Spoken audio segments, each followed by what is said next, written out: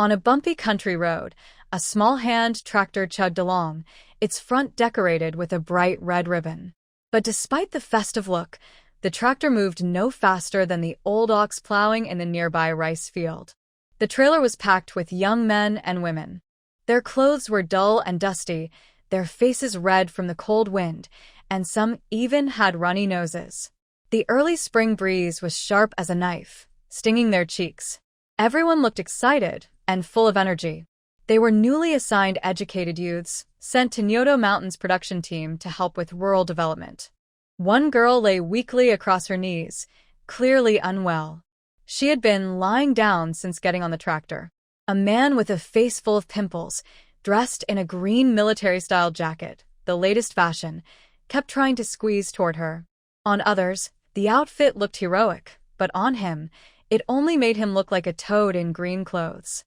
The toad kept pushing his way closer to the girl, squeezing past several people. The tractor was crowded, and it was hard not to bump into others. "Hey, what's wrong with you? Stop taking advantage of the girls." On the tractor, men and women sat separately. Girls inside, men outside. The man's behavior quickly drew the anger of the female youths. "What are you shouting for? She's my fiancée. Our parents already agreed. We'll get married in a couple of years." The man spoke loudly and confidently, still pushing his way in. When the others heard that they were engaged, they stopped interfering, though they couldn't help thinking how unfair life was. A toad really could end up with a swan. The girl, Fang Tang, had caught everyone's attention back at the station. Even a brief glance had left a deep impression. She was the very image of the ancient saying, a gentle smile and bright, lively eyes. The man finally squeezed next to her, sitting so close that he let her lean on his shoulder. His actions were overly intimate, making others frown. Even if they were engaged, such behavior in public was inappropriate. But since everyone had just met and didn't even know each other's names, no one said anything. "Fang Tang, lean on my shoulder, it's more comfortable." Fang Tang had just woken up when she heard a rough voice shouting in her ear. It sounded like that of her unpleasant husband. The man was holding her tightly, and she was so startled that she pushed him away with all her strength. Ouch! Caught off guard, the man fell off the tractor and rolled straight into the muddy field. Mud splashed everywhere as he flailed like a frog. The old ox slowly walked over and stepped right on him, making everyone gasp in shock, afraid he might actually get hurt. Fortunately, the farmer quickly pulled the ox back. The water in the field was deep, but Zhao Weijie wasn't hurt. He just ended up covered in mud, looking very embarrassed. The tractor driver parked and jumped down to help. Fang Tang finally came to her senses and understood her situation. She had returned to the year 1975, just after being sent to a rural village in Zhejiang province. Zhao Weijie had been sent there too, the same man she had just pushed into the field, the man who had mistreated her in her previous life. Fang Tang clenched her teeth, glaring with disgust at Zhao Weijie, who was being pulled out of the muddy water. This unpleasant man had used his father's position as a factory director to pressure her parents into agreeing to their marriage. No one had asked for her opinion. She had been treated like something to be traded. Her sister, brother, and parents had all gained benefits from the marriage. No one cared about her sacrifice, and no one was grateful. A month before the wedding, Zhao Weijie had driven after drinking and got into an accident that left him paralyzed. His personality became twisted, and he took out his anger on her. His parents didn't help her. Instead, they blamed her for bringing bad luck to their son. When she went home crying, her parents told her to be a good wife. Her kind and gentle sister told her to be patient, and her brothers said she was ungrateful. No one stood up for her. Everyone accused her of being selfish and ungrateful. But she thought, why should she be thankful when she had gained nothing? Unable to bear it any longer, Fang Tang bought 2 packets of poison, one for herself and one for Zhao Weijie. The next thing she knew, she had woken up again at 18. Since she had been given a second chance, she decided to live for herself. Family affection was a luxury she could no longer expect. She wanted to find a handsome, capable man with a strong sense of responsibility, someone who could protect her and stop Zhao Weijie from bothering her again. On her own, she might not be able to handle him. But where could she find such a man? Emotional need detected. System number 38, from victim to victor, is now activating. Do you agree to bind with the system? Do you agree to bind with the system? If no response is given within 10 seconds, the system will assume rejection, and this rebirth will fail. 10, 9, 8. A cold mechanical voice echoed in Fang Tang's ears. She didn't understand everything it said, but she caught the last part. Rebirth failure? Would she die again? No, she wanted to live. She agreed. The host has agreed to bind. The pitiful beauties come back system no. 38 foot has been successfully activated. Tasks will be released from time to time. Completing them will earn rewards, while failure will bring punishment. If you fail more than 3 times, your rebirth will end. What kind of tasks do I have to do? Are the rewards food? Fang Tang asked curiously. She had already accepted this strange thing called a system. After all, she had been reborn, so binding to a system didn't seem that strange, though the name was quite a mouthful. Your task is to win over the future leader, the chosen one of this world, and achieve the ultimate goal of an easy and successful life. Please don't get too focused on food. Fang Tang was not convinced. In the countryside, she had to do hard labor every day, and there was always a shortage of oil and meat. In her previous life, she had gone hungry for years. After marrying Zhao Weijie, there was finally meat on the table, but life with him was so miserable that even the best food lost its taste. Counting the years, she hadn't truly enjoyed a good meal in 7 or 8 years. No way. I'm not doing anything unless I get to eat meat. Fang Tang said boldly, even threatening, if I can't eat meat, life isn't worth living. I don't want to be reborn. When you successfully win over the leader, you'll get to eat meat, the system coaxed. I want it now. It's too early, the system replied awkwardly. This world was very traditional. Doing something like that right after meeting someone was far too difficult, especially since her relationship with the leader was currently at 0. How could that even work? It was too much to ask. Although Fang Tang had always been innocent, she was still a reborn woman who had been married before. She quickly realized what the mischievous system meant. That meat wasn't the kind she wanted to eat at all. You're awful. I meant real food, not that kind of thing. Fang Tang's face turned red as she argued with the system in her mind, her cheeks glowing like peach blossoms. You should have said so clearly. From now on, food will be given as random rewards, the system replied in its emotionless mechanical voice, then went silent no matter how many times she called it. Fang Tang was furious. It was clearly the system that had misunderstood her. She had been perfectly clear. Who would even think of that kind of thing? She wasn't even married yet.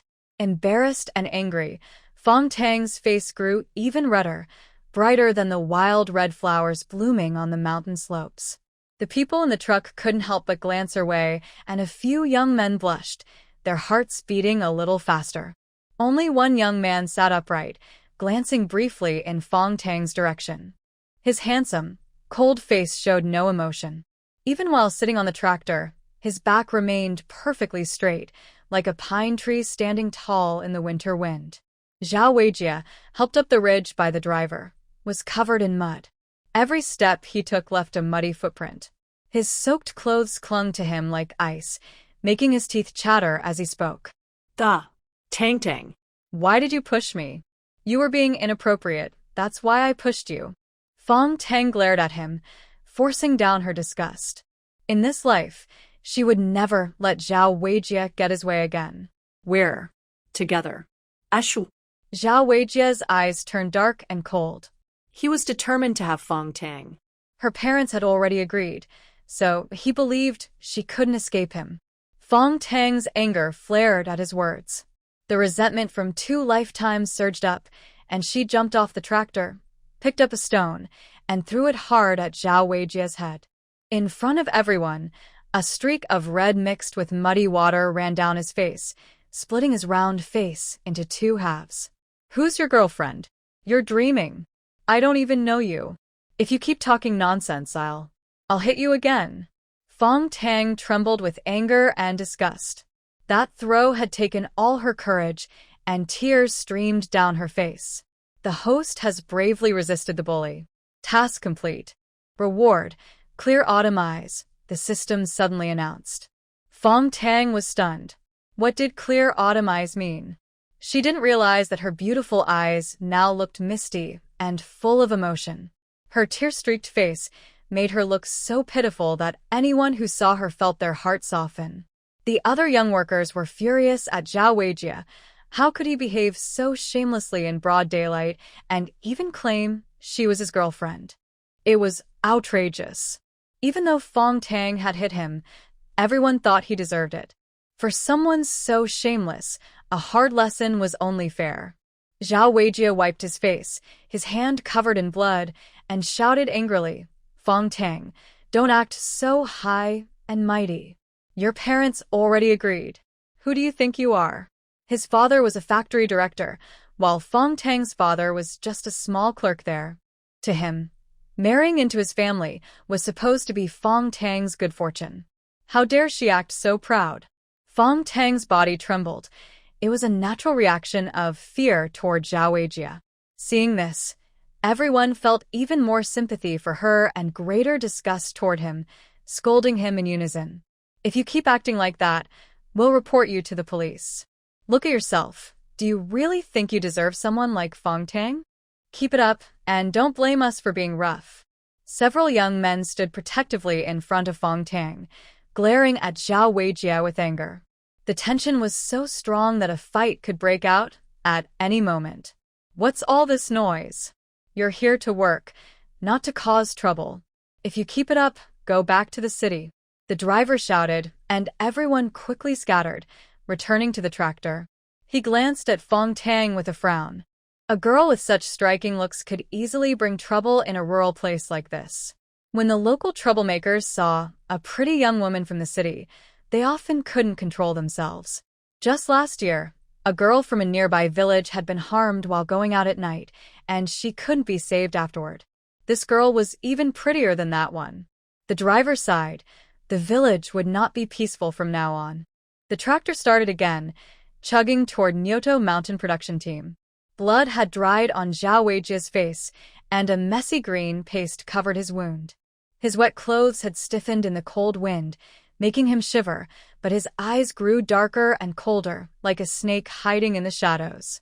Earlier, he had asked the driver to take him to the town clinic, but the driver ignored him. Instead, he had chewed up some wild grass and pressed it on the wound before moving on. Only now did Zhao Weijie realize that in this small mountain village, his father's position as a factory director meant nothing. No one cared who his father was. Fang Tang sat quietly, lost in thought. The strange system that had spoken to her earlier said that the person she needed to win over was also on this tractor, the most handsome and cold man among them. He hadn't looked at her once or said a single word, colder than ice in midwinter. He doesn't like me, Fang Tang thought, feeling uncertain. This task seemed so difficult. But she didn't want to fail. After finally getting a second chance at life, she wanted to enjoy it. If he already liked you, would you need to win him over? The system teased her, then added reassuringly, don't worry. With my help, you'll definitely succeed. Fang Tang felt a little more at ease. She secretly glanced at the cold-looking man, her face turning red. He was really handsome. The system said he was a man blessed with great fortune, powerful, loyal, and capable. Would someone like him ever like her? She was fairly pretty, but not the kind of girl elders liked. Zhao Weijie's mother often called her a troublemaker, and even her own mother disliked her, saying she looked frivolous and embarrassing. Fang Tang's expression dimmed. Her parents adored her older sister and younger brother. Her sister, Fong Lan, was graceful, well-mannered, and smart, always their pride. Her brother didn't do well in school, but as the only son, he was their treasure. She was the extra one, the unwanted child. She and her brother Fong Hua were twins.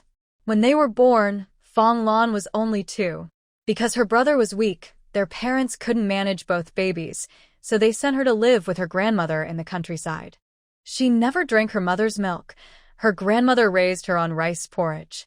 Her grandmother was the only one who truly loved her, but she passed away when Fang Tang was 15.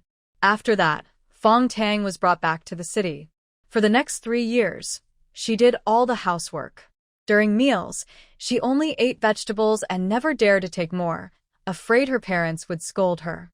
She thought that if she worked hard and tried to please them, they might show her a little love. But she was wrong. If someone doesn't love you, no amount of effort can change that. Love cannot be forced. Fang Tang smiled bitterly.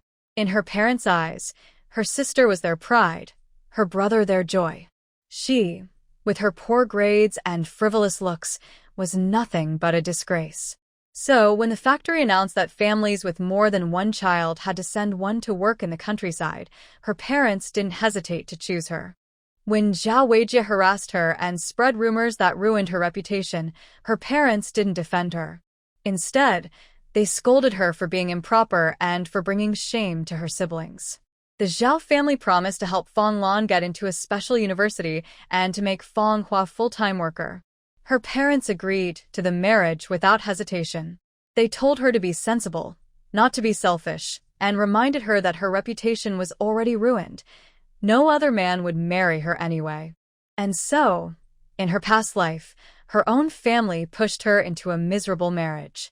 While she suffered, Fong Lan became a respected university student and married into a powerful family, admired by everyone. Fong Hua became a full-time worker and, with his good looks and sweet words, married a leader's daughter and lived a comfortable life. Everyone in the Fong family lived well, respected and admired, except for her, the unlucky one. No one knew that the family's good life had been built on her sacrifice. People only praised Fong Lan for being smart and hardworking, praised Fong Hua for being charming and capable, and praised her parents for raising such fine children. Fang Tang clenched her teeth, her eyes filled with hatred. In this life, no one would rise by stepping on her again. She wanted to see whether her dear sister and brother could still live so well without her sacrifice. Sang Emo frowned slightly. He had noticed Fang Tang secretly glancing at him earlier. This girl had been acting suspiciously the whole way, clearly up to something. He needed to stay alert. He had worked hard to be transferred here and couldn't afford any mistakes. Zhe Province was a peaceful water town in the south, and the countryside here was much better than the rough northwest farm he used to work at. It felt like paradise in comparison. Besides, there was someone important here he needed to look after. He had no interest in anyone else and didn't want trouble. He just wanted to get through this safely and return to the city. Fang Tang couldn't help glancing at him again. He looked so familiar, as if she had seen him somewhere before, but she couldn't remember where.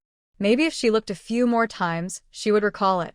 But just as she looked over, Sang Emo turned his head and glared at her fiercely, his eyes sharp as a wolf's.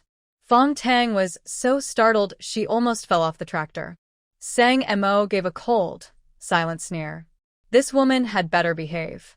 If she tried anything again, he wouldn't be gentle. He never held back. Frightened, Fang Tang lowered her head, her heart pounding. His eyes were terrifying, like he could kill with a look. She really didn't feel confident about winning this man over. He clearly wasn't easy to deal with. Would he actually hit her? Don't worry, Fang Tang, the system's voice suddenly spoke, making her jump. With my help, nothing is impossible. Fang Tang sighed softly. This mission was too difficult, but it also stirred her determination. She had already died once. There was no need to care about pride anymore. If she had to, she could just grow a thicker skin. We've arrived at Nyoto Mountain Village. The tractor stopped under a big camphor tree at the village entrance. A stern-looking man stood there with his hands behind his back, his sharp gaze full of authority. The driver jumped down and spoke a few words to him. The man's face darkened, and he glanced at Fang Tang with a look that was hard to read. Fang Tang felt nervous and lowered her head, standing quietly. In her previous life, this uncle had never treated her kindly and always gave her the hardest work. Later, She learned it was because he thought she looked too carefree and wanted to reform her through labor. Line up. Time for roll call. The uncle held a notebook and called their names one by one. This time, there were 12 educated youths in total, 8 men and 4 women. When Fang Tang heard the name Sangmo, she looked up. What a nice name, she thought. She didn't dare to look for long, quickly lowering her head again, afraid of being glared at. The uncle's surname was Huang. He was the production team leader and would be their direct supervisor. After roll call, he led them to their assigned housing in the village. At the foot of the mountain behind the village stood 3 mud brick houses.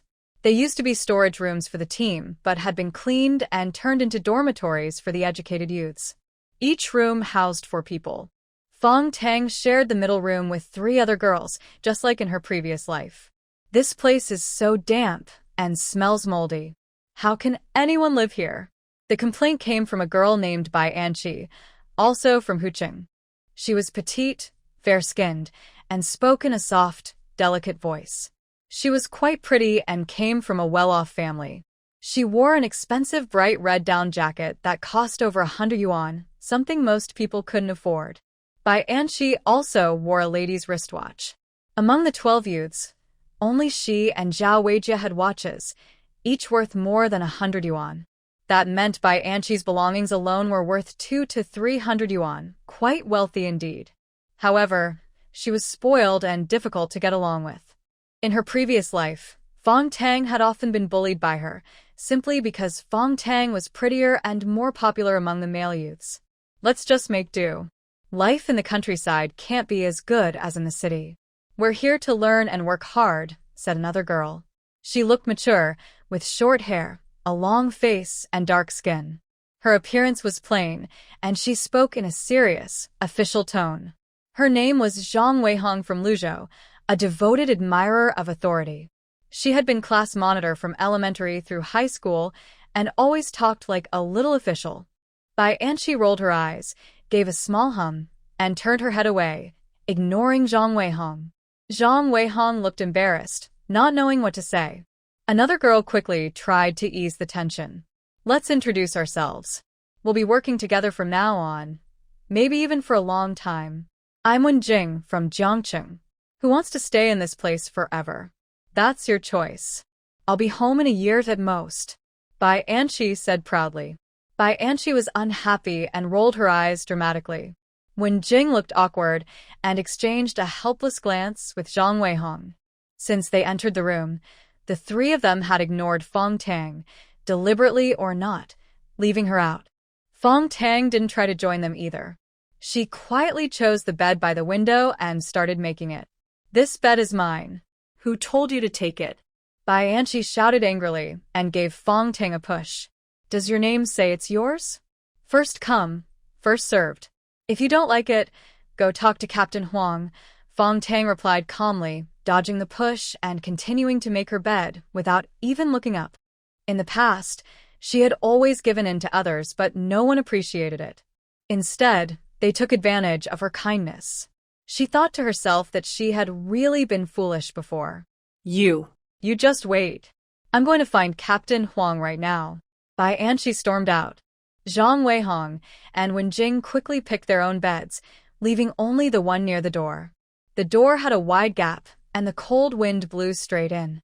When Bai Anqi came back, the others had already finished making their beds. Only the one by the door was left. She froze, her eyes turning red with frustration. Why wouldn't anyone give her a better bed? Everyone here was so mean, she thought. Even Captain Huang didn't help her. She wanted to go home. The more she thought about it, the sadder she became. She sat on the bed and started crying loudly, which drew the attention of the young men in the next room. When they heard what had happened, they tried to comfort her, but she only cried harder. You can take my bed, Zhang Weijie said, offering her the one farther from the wind. The young men praised Zhang Weijie for being generous. She forced a smile, moved her bedding to the bed by the door, and soon felt the cold wind seeping through, chilling her to the bone. She regretted it, but she couldn't take her words back. She told herself that showing kindness might help her stand out among the others and maybe earn her a chance to be recommended for the workers, peasants, and soldiers' university. When Jing secretly sneered, she thought Zhao Weijie was foolish. Trying to impress Captain Huang was pointless.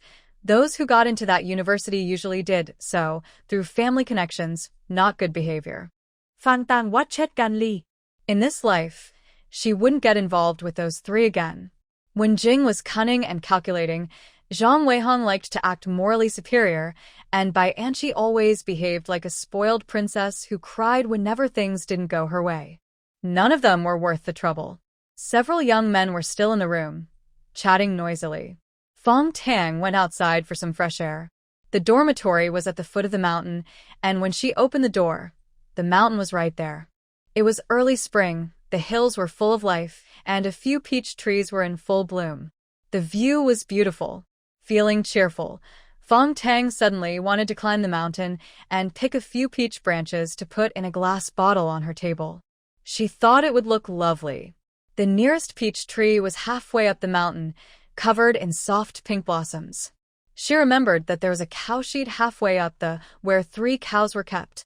Besides the tractor, these cows were the most valuable property of the nutrition brigade. 2 elderly men lived in the cow shed, one gentle and refined, the other bold and straightforward. Their identities were mysterious, and only Captain Huang knew their background. They took care of the cows and kept to themselves, never talking to the villagers or even the nearby educated youths. They lived quietly behind closed doors. Fang Tang wasn't sure if those 2 mysterious old men were still there. With Sang Mo and the system appearing in this life, maybe other things had changed too. When she reached the halfway point, she saw the familiar cowshed. She didn't want to disturb the 2 old men. She only wanted to pick some peach blossoms. Main task: fall down and let the boss help you up. If not completed within 3 minutes, it will be considered a failure. The system's voice startled Fang Tang. 3 minutes. She definitely couldn't make it back down the mountain in time. What should she do? Sang Mo was coming down the mountain with a basket full of grass when he saw that annoying woman again. She was looking at him with that same strange expression, as if she had just spotted something delicious.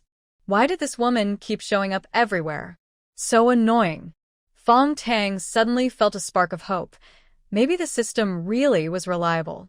This system is the best of its batch. Of course it's reliable. The mechanical voice said proudly. Thanks, Samba. Fang Tang had given the system the nickname Samba. It sounded friendly.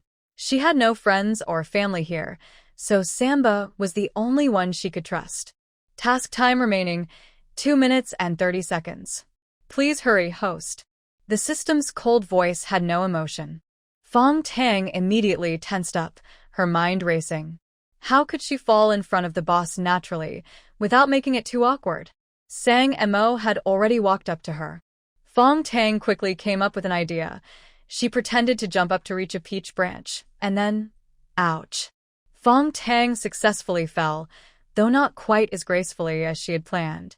She had wanted to fall in a delicate and pretty way, but instead landed face first on the ground, scraping her knees on a stone. The pain brought tears to her eyes. Sang Mo remained unmoved and tried to walk past her. Please help me up, I can't stand. Fang Tang quickly grabbed his pant leg. The system had just reminded her that she had only 1 minute left.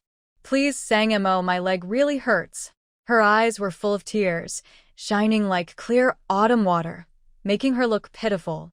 But Sang Mo coldly pulled at his pants, trying to shake her off, clearly not planning to help. Hey, why don't you help the girl? I'll do it. Before the loud voice finished speaking, Sang Mo decisively grabbed Fang Tang's hand and pulled her up. She almost fell again but managed to steady herself by holding onto his arm. Thank you. Fang Tang thanked him repeatedly. Her knee really hurt, her skin was delicate, and even a small bump would bruise. Now it was surely swollen and blue, but at least the task was done. Task complete. Reward: smooth, fair skin. Bonus: 1 chance to wait for opportunity. The system's voice sounded in her mind. Fang Tang blinked and looked at her hand. It did seem fairer and softer. She rolled up her pant leg and saw a large bruise with tiny spots of blood. Her pale leg looked as smooth as spring lotus root, drawing attention. Sang Mo's eyes darkened. He didn't think much of her. Such a delicate girl wasn't suited for village life and could easily attract trouble. Someone like Zhao Weijie was nothing compared to what could happen. He had gone to a northwest farm at 15 and had seen too much darkness. Many pretty girls had met bad ends. With Fang Tang's looks, she was bound to face danger someday. You're quite hurt, girl. Come inside and sit down. I'll get some herbs for you. The old man who had called Sang Mo Black Egg came over warmly. After all, this was the first time Sang Mo had shown interest in a girl, and such a lovely one at that. The old man was thrilled. Maybe he wouldn't have to worry about Sang Mo staying single anymore. The old man was tall, his face sallow, eyes sunken, wearing a faded Zhongshan suit that hung loosely on him, giving him a lonely look. But his presence was strong. Clearly, he wasn't an ordinary person. Thank you, uncle. Fang Tang didn't hold back. Her knee really hurt, and she couldn't even stand properly. Limping toward the cowshed, the old man scolded, Haydn, help her out. Can't you see she's hurt? Sang Mo clenched his teeth and glared at him, but the old man wasn't afraid at all, staring back even more fiercely. With no choice, Sang Mo picked up a stick from the ground and handed it to Fang Tang, signaling her to hold on to it. Holding the stick, Fang Tang was half dragged along like someone leading a cow. The feeling wasn't great. At least the reward was nice, but what did waiting by the tree for a rabbit really mean? Should she actually go find a tree and wait? Wait a moment. I want to pick some peach blossoms, Fang Tang said shyly, her face red, afraid he'd think she was being troublesome. Sang Mo gave her a cold glance, then looked at the old man searching for herbs. With a sigh, he led her to the peach tree, clearly impatient. Women were always troublesome. Just as they reached the tree, before Fang Tang could figure out how to wait for a rabbit, a gray blur shot out like lightning and crashed straight into the tree trunk. A plump rabbit fell to the ground at her feet. It had hit the tree so hard it was knocked out cold. For a moment, Sang Mo's usually calm face cracked with surprise. In his 22 years, he had never seen a rabbit run into a tree like that. Maybe the old saying was true after all.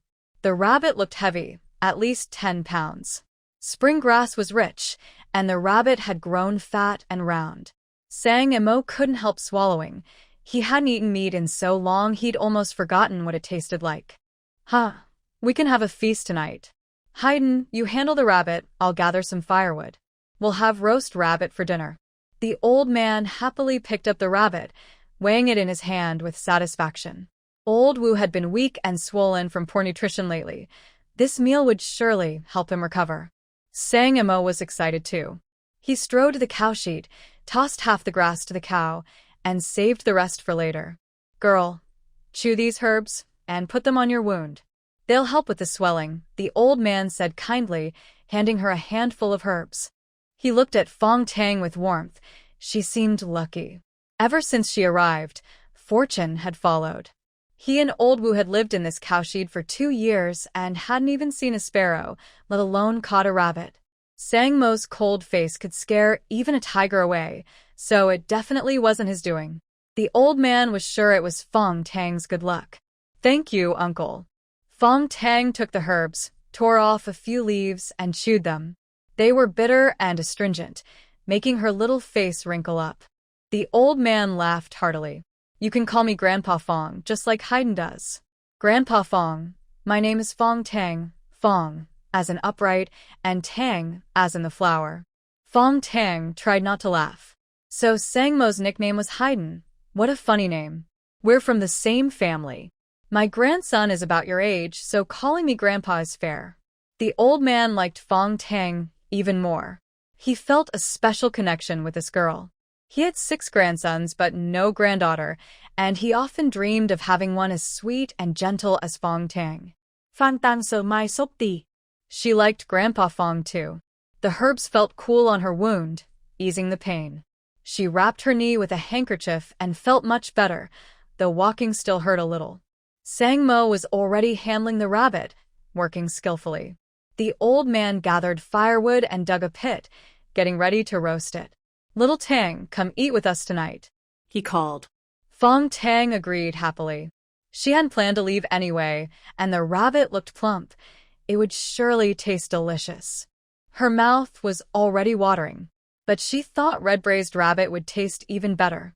"Grandpa Fong, red braised rabbit is really tasty, and it goes well with rice," she suggested. The old man's stomach growled. Just hearing that made him hungry.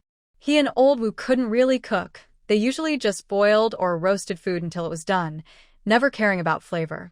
"You can cook?" he asked hopefully. He hadn't had a proper meal in a long time and missed good food terribly.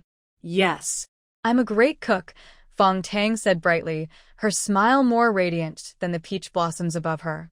She looked so lovely that when Sang Mo glanced up, he caught her smile and paused for a moment. Then he carried the cleaned rabbit to the kitchen to chop it up. He wanted to try red braised rabbit too. "Then you can cook it," the old man said decisively, covering the pit again. With red braised rabbit on the menu, who would want plain roasted meat? Sang Mo chopped the rabbit into pieces. Next to the thatched hut was a simple kitchen with a stove and a pot, but only salt for seasoning, no soy sauce, vinegar, cooking wine, oil, or garlic. Fong Tang felt a pang of sadness. She wondered how the old man had managed these past 2 years. "I'll go find some seasonings," she said. Sang Mo coldly threw out a few words and walked out the door. Fong Tang called after him, "Get some wild too." Sang Mo didn't look back, but his tone was much gentler than before. "Congratulations, host. The boss's favorability toward you is now 1. Keep it up." Fong Tang's mouth twitched. She felt that the boss's favorability was probably for the rabbit, not for her. "How much favorability means success?" she asked curiously. 100. Fong Tang felt a chill in her heart. It was only 1 now. How long would it take to reach 100?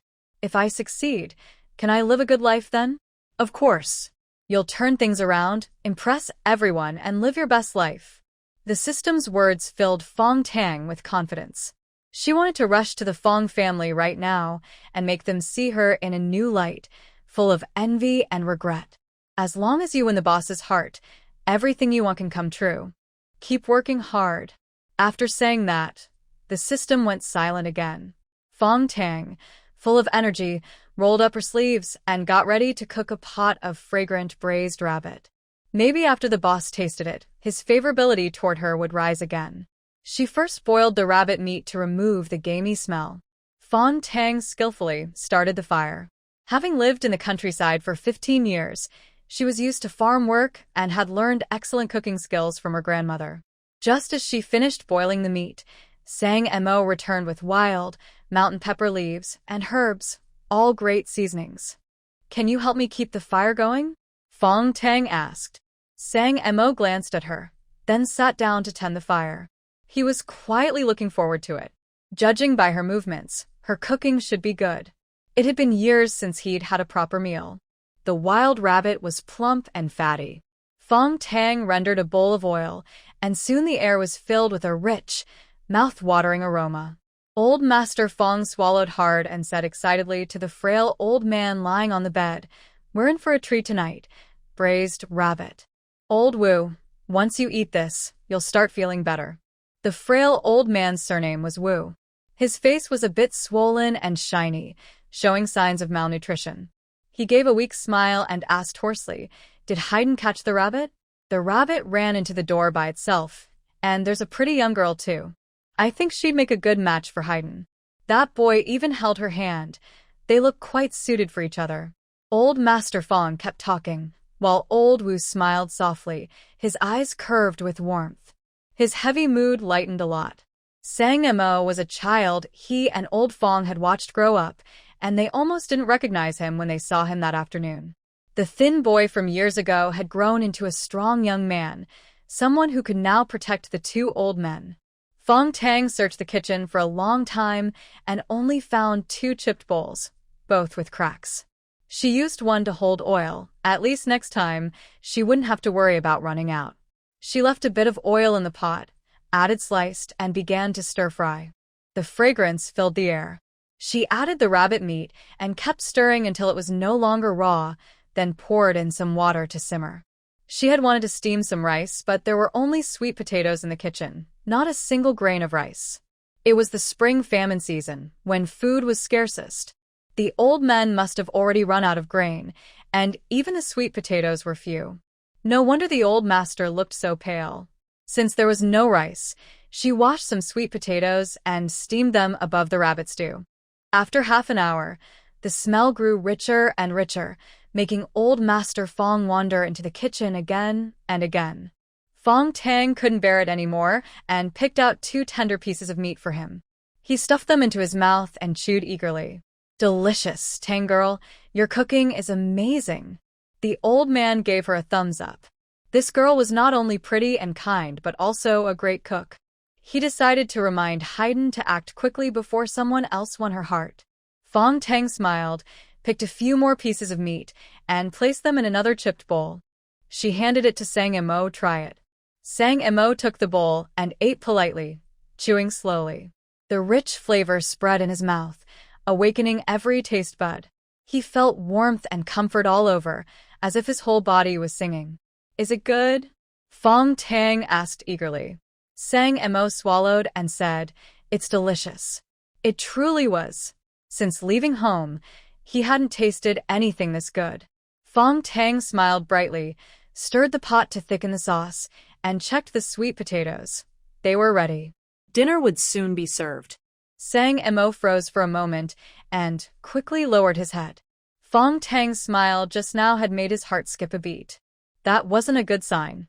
It must have been because of the meat, rabbit meat, not Fang Tang's. He should be thankful to the rabbit. After silently repeating rabbit 3 times, Sang Mo calmed down. His face returned to its usual cold look. Once the fire was out, he went outside to carve a few pairs of chopsticks and picked some large leaves that could be washed and used as bowls. The simple cowshed didn't even have a proper table, only a small wobbly one placed in Old Wu's room. There were no stools, so they sat on the bed to eat. "Tang girl, don't be shy, eat." Old Master Fong called out loudly. As soon as he finished speaking, he quickly picked up a piece of meat and chewed it with satisfaction. Sang Mo served a bowl of tender meat for Old Wu, whose teeth were too weak to chew bones. "Grandpa Wu, have some soup first to warm your stomach," Fang Tang said gently. Old Wu's body was swollen and weak. Eating too much meat at once wouldn't be good for him. She hoped the system would give her more tasks soon so she could earn more rewards. That way, the 2 old men could get better nutrition. Seeing them like this made her heart ache. She really wanted to help them. "Yes, Old Wu, drink the soup." "It's very fresh," Old Master Fong said, picking up a piece of liver and putting it in Old Wu's bowl. "This liver is tender and full of nutrients. You should have it." Old Wu smiled and nodded, his voice slightly choked. "Old Fong, you eat too." "Hey Dan, Tang girl, all of you, eat." He took a sip of the soup. The warm, spicy broth slid down his throat and into his stomach, spreading a comforting heat. His stomach, empty and cold for too long, finally felt alive again. He hadn't expected to eat meat today. Maybe this old body of his could hold on a little longer after all. "It's delicious, really fresh," he said. After finishing the soup and the liver, Old Wu even ate a few pieces of meat. His face looked a bit healthier, though his stomach illness meant he couldn't eat much. Leaning against the pillow, he smiled as he watched the others eat. "If only we had some rice," Old Master Fong sighed. "I'd make porridge for you. It's good for the stomach." He felt sorry for his old friend. Even the meat in his mouth no longer tasted good. Old Wu's body was too weak, and his stomach couldn't handle coarse food. But fine grains were the hardest to get. The production team was poor and couldn't spare any. After eating sweet potatoes for several days, Old Wu's stomach had started to burn, and he even vomited water. The pain was so bad, he could barely walk. Within days, his body had swollen up. Old Fong worried that his old friend might not last much longer. Fortunately, Haydn arrived, and with Tang, the lucky girl, Old Master Fong felt that life would surely get better. He and Old Wu would both make it back to the city alive. "I'm feeling much better now," Tomorrow I can help you herd the cattle, old Wu said casually, not wanting his old friend to worry. Herd what cattle? You should stay home and rest. I can handle it alone. Old Master Fong glared at him. He still felt uneasy. Last time, old Wu had fainted while herding cattle on the hillside and rolled down. He was unconscious for over an hour before someone found him. Luckily, nothing serious happened. Sang Mo said coldly, I can cut the grass for the cattle. Grandpa Wu, please rest and recover. He was also thinking about how to get some rice. Grandpa Wu's body was too weak. Meat wasn't enough to nourish him. Rice porridge would be better. If he could get some eggs, that would be even better. Once he got to know the villagers better, he could buy some with money and food coupons. Fang Tang quietly made a note of it. She would also find a way to get rice, not to please anyone but because she truly wanted to help the two old men. Both Grandpa Wu and Grandpa Fong needed better nutrition. She hoped they could return to the city safely and live out their later years in good health. They didn't deserve such a hard life. In her previous life, she had only stayed in the countryside for a year. Zhao Weijie had managed to get a job placement, and she went back to the city with that man. The two old men had stayed behind in the village, and years of poor nutrition had left them in terrible health. Even after returning to the city, they were bedridden for a long time. Tang, you should eat more meat. You did the most today, said old Master Fong kindly, placing a big piece of meat on the leaf in front of her. The girl ate too little. Then he glared at Sang Mo, who was eating silently. That boy's cold face must have scared Tang. When he was little, he used to smile all the time. How did he grow up to be so stiff and unlikable? Sang Mo, confused by the glare, looked back at him but said nothing. He kept eating, choosing the pieces with more bones and leaving the tender meat for the elders. I'm full, Fong Tang said after eating a few pieces of meat and a small sweet potato. The two old men didn't have much food, and she didn't want to take more. Grandpa Fong, Grandpa Wu, I'll go back to the dorm now, she said. The sky outside was getting dark. Wait a bit. Haydn will walk you back. Don't wander around alone, girl. The village isn't very safe. Old Master Fong turned his head and shouted at Sang Mo from now on, take good care of Tang, understand? After a long pause, Sang Mo finally replied with a helpless okay. Pretty women were always trouble, and Fong Tang was the biggest kind of trouble. He didn't want to get involved. But since the old man had spoken, he couldn't refuse. He just hoped this woman would be sensible enough to stay away from him. Fong Tang wanted to refuse, but when she thought about her favorability and closeness levels, she stayed quiet. Spending more time with the main character should help raise those, right? Current favorability, 3. Closeness, 1. Congratulations, host. Keep it up. The system's cold voice said. Why are the numbers different? Fong Tang asked, confused. Closeness requires physical contact. You only held hands once. Keep trying, host. Fang Tang sai sop ti. Raising closeness was much harder than favorability. Just holding hands had already left her with a sore knee. She hoped the next task would be easier. Sang Mo had a great appetite. He ate 6 sweet potatoes with soup and plenty of meat, leaving half the pot for tomorrow. I've already cut the grass for tonight. I'll handle tomorrow's too, he said coldly as he stood up.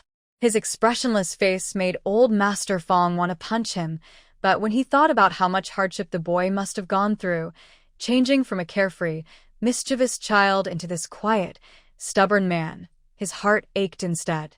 I'm still strong, the old man said. You've got plenty of work with the other young people. Focus on your own tasks. Don't come here too often, it might not look good. It's fine. Things have eased up. Everyone's too busy with their own problems, Sang Mo replied casually. He had asked around about the situation outside. Grandpa Fong and Grandpa Wu would probably be able to return soon. But he still didn't know what had happened to his own grandfather, or where he was being held. No one could tell him. After cleaning the table, Sang Mo lit a fire in the house. The thatched hut was drafty, and the nights were freezing. Without a fire, even young people couldn't stand the cold. Don't save the firewood. Keep the fire strong, he said. I know, stop nagging. Go on now. Old Master Fong barked roughly, his tone awkward. The child they once took care of was now the one taking care of them. The feeling was warm but also a little painful. The old man walked them out. Fang Tang still wanted to pick some peach blossoms. She jumped a few times but couldn't reach them. Sang Mo pulled a branch down for her, looking rather annoyed, as if wondering why she was wasting time on something so pointless. "Thank you," Fang Tang said with a sweet smile. She picked a few of the brightest blossoms. With the old man backing her up, she felt braver and even dared to give orders to the serious man. "Sang Mo, can you get that branch too? That one looks nice. Isn't this enough?" Sang Mo didn't move, his eyes cold. Fang Tang shrank back a little and said softly, "Only 3 branches. That's not enough. Can't you just help her?" "If you don't, I will," the old man said angrily, walking over. This grumpy young man was too harsh. If he didn't help bring them closer, the girl would be taken by someone else sooner or later. The branch full of peach blossoms was soon lowered in front of Fang Tang, the very one she had pointed at. Sang Mo looked impatient, but Fang Tang wasn't as scared anymore. She pointed to another branch, and since the old man was there, Sang Mo had no choice but to do as she asked. After picking 6 branches of peach blossoms, Fang Tang smiled happily, showing her small white teeth. Her eyes curved like crescents, and her smile was even prettier than the flowers in her hands, brightening the dim night around her. Sang Mo clenched his teeth. If this woman dared to boss him around again, he wouldn't be so polite next time. "That's enough, thank you," Fang Tang said quickly, knowing when to stop. She waved to the old man. "Goodbye, Grandpa Fong." "Goodbye. Take care on the way," the old man said kindly, waving as he watched them go down the mountain before heading back inside. Sang Mo walked quickly ahead, while Fang Tang's knee still hurt, so she couldn't keep up. Soon there was a big distance between them. The sky was getting darker, and strange sounds came from the woods now and then. She couldn't help calling out, "Sang Mo, slow down. My knee hurts." Why was he walking so fast? Was he in a hurry to be reborn? She thought to herself. She wondered if this man had ever married in his past life.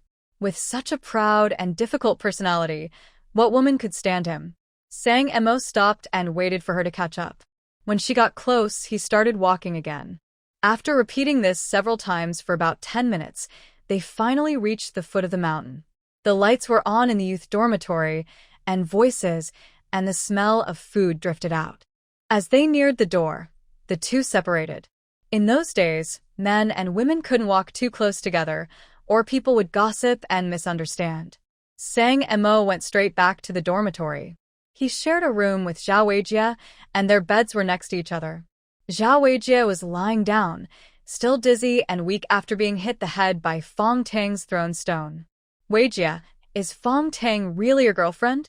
The one asking was Zhang Jianxi, also from Huqing. He was short and thin, barely over 1.6 meters tall, so frail that even a woman could beat him. But he talked more than anyone else and loved gossip, which made him rather annoying. "Of course. Her parents already agreed," Zhao Weijie said proudly. "I don't think Fang Tang's happy about it. Otherwise, why would she hit you on the head?" Another young man said. He disliked Zhao Weijie's shameless attitude and felt sorry for Fang Tang for being bothered by him. "Yeah," Fang Tang said, "she doesn't even know you." Several other young men were in the dorm too, visiting from the next room. They all liked Fang Tang and looked down on Zhao Weijie, mocking him one after another. Zhao Weijie's face grew darker and his dizziness worsened. He clenched his teeth in anger. Fang Tang didn't appreciate his kindness at all. He decided to write home and ask his mother to warn Fang Tang's parents. Fang Tang always listened to them. He thought he would marry her no matter what, and once he got tired of her, he'd leave her.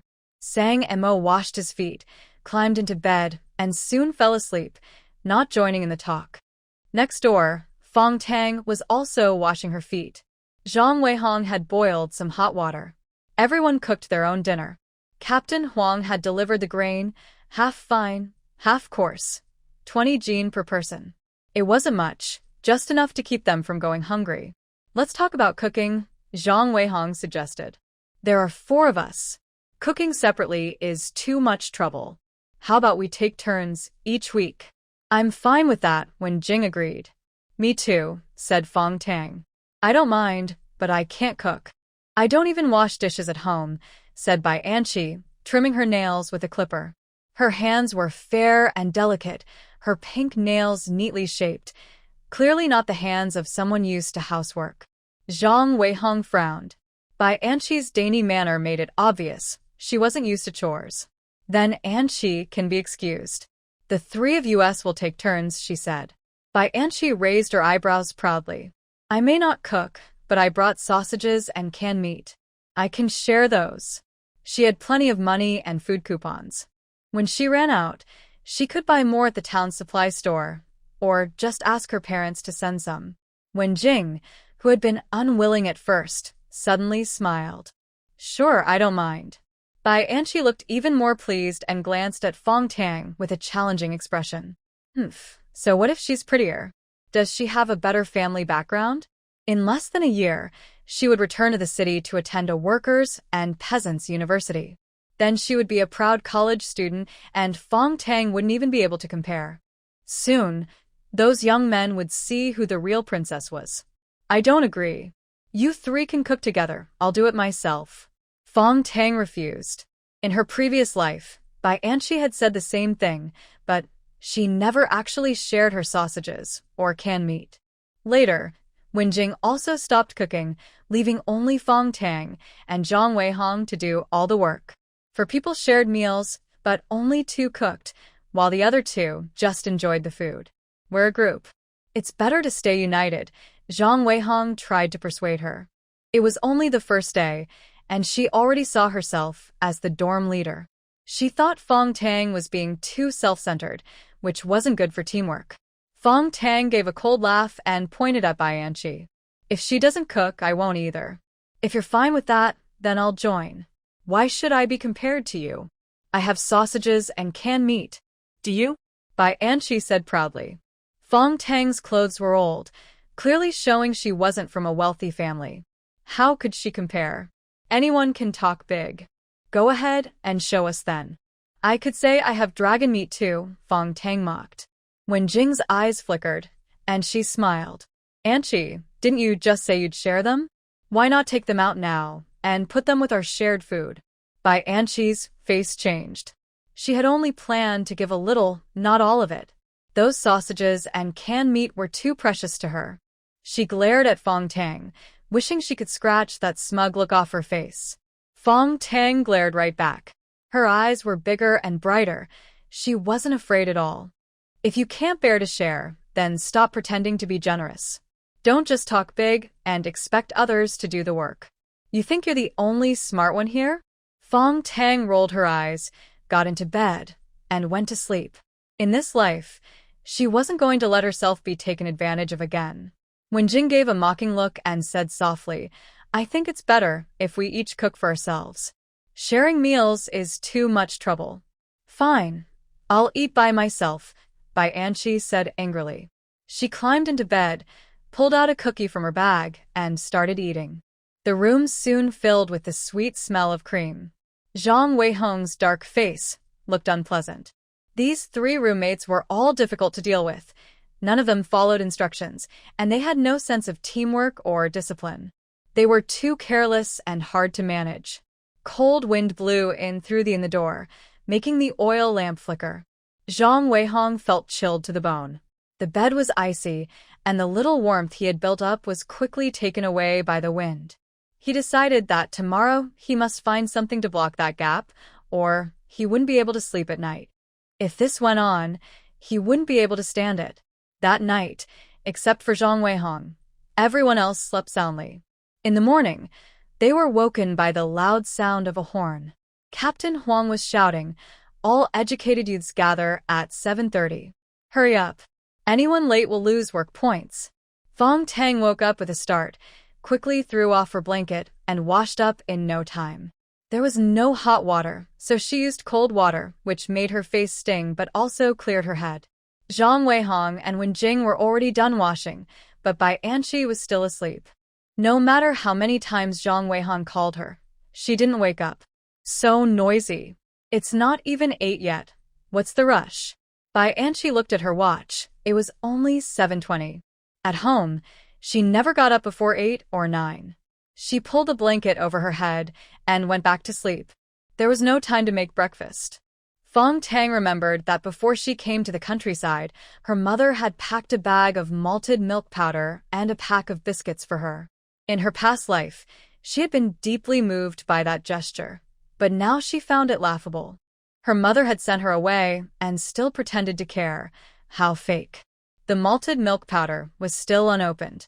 Fang Tang thought about making a cup, but decided to save it for the 2 elderly men instead. They needed it more. She ate a few biscuits and drank a cup of hot water, feeling warmth spread through her body. Outside, Captain Huang's loud voice echoed again. Fang Tang rinsed her mouth and ran out. 10 educated youths stood in a line, but Zhao Weijie and Bai Anqi were missing. Report. Zhao Weijie hurt his head. He's asking for leave. Zhang, Jianxi shouted. Captain Huang's face darkened. His legs and arms are fine. Why ask for leave over a small injury? Stop being so delicate. Go get him up. If he doesn't come, it'll count as skipping work. Zhang, Jianxi went to call him. Soon, Zhao Weijie came out with a gloomy face. The green paste on his head had been washed off, the wound had scabbed over, and it was still a bit swollen, making him look even worse. What about Bai Anqi? Captain Huang's face darkened.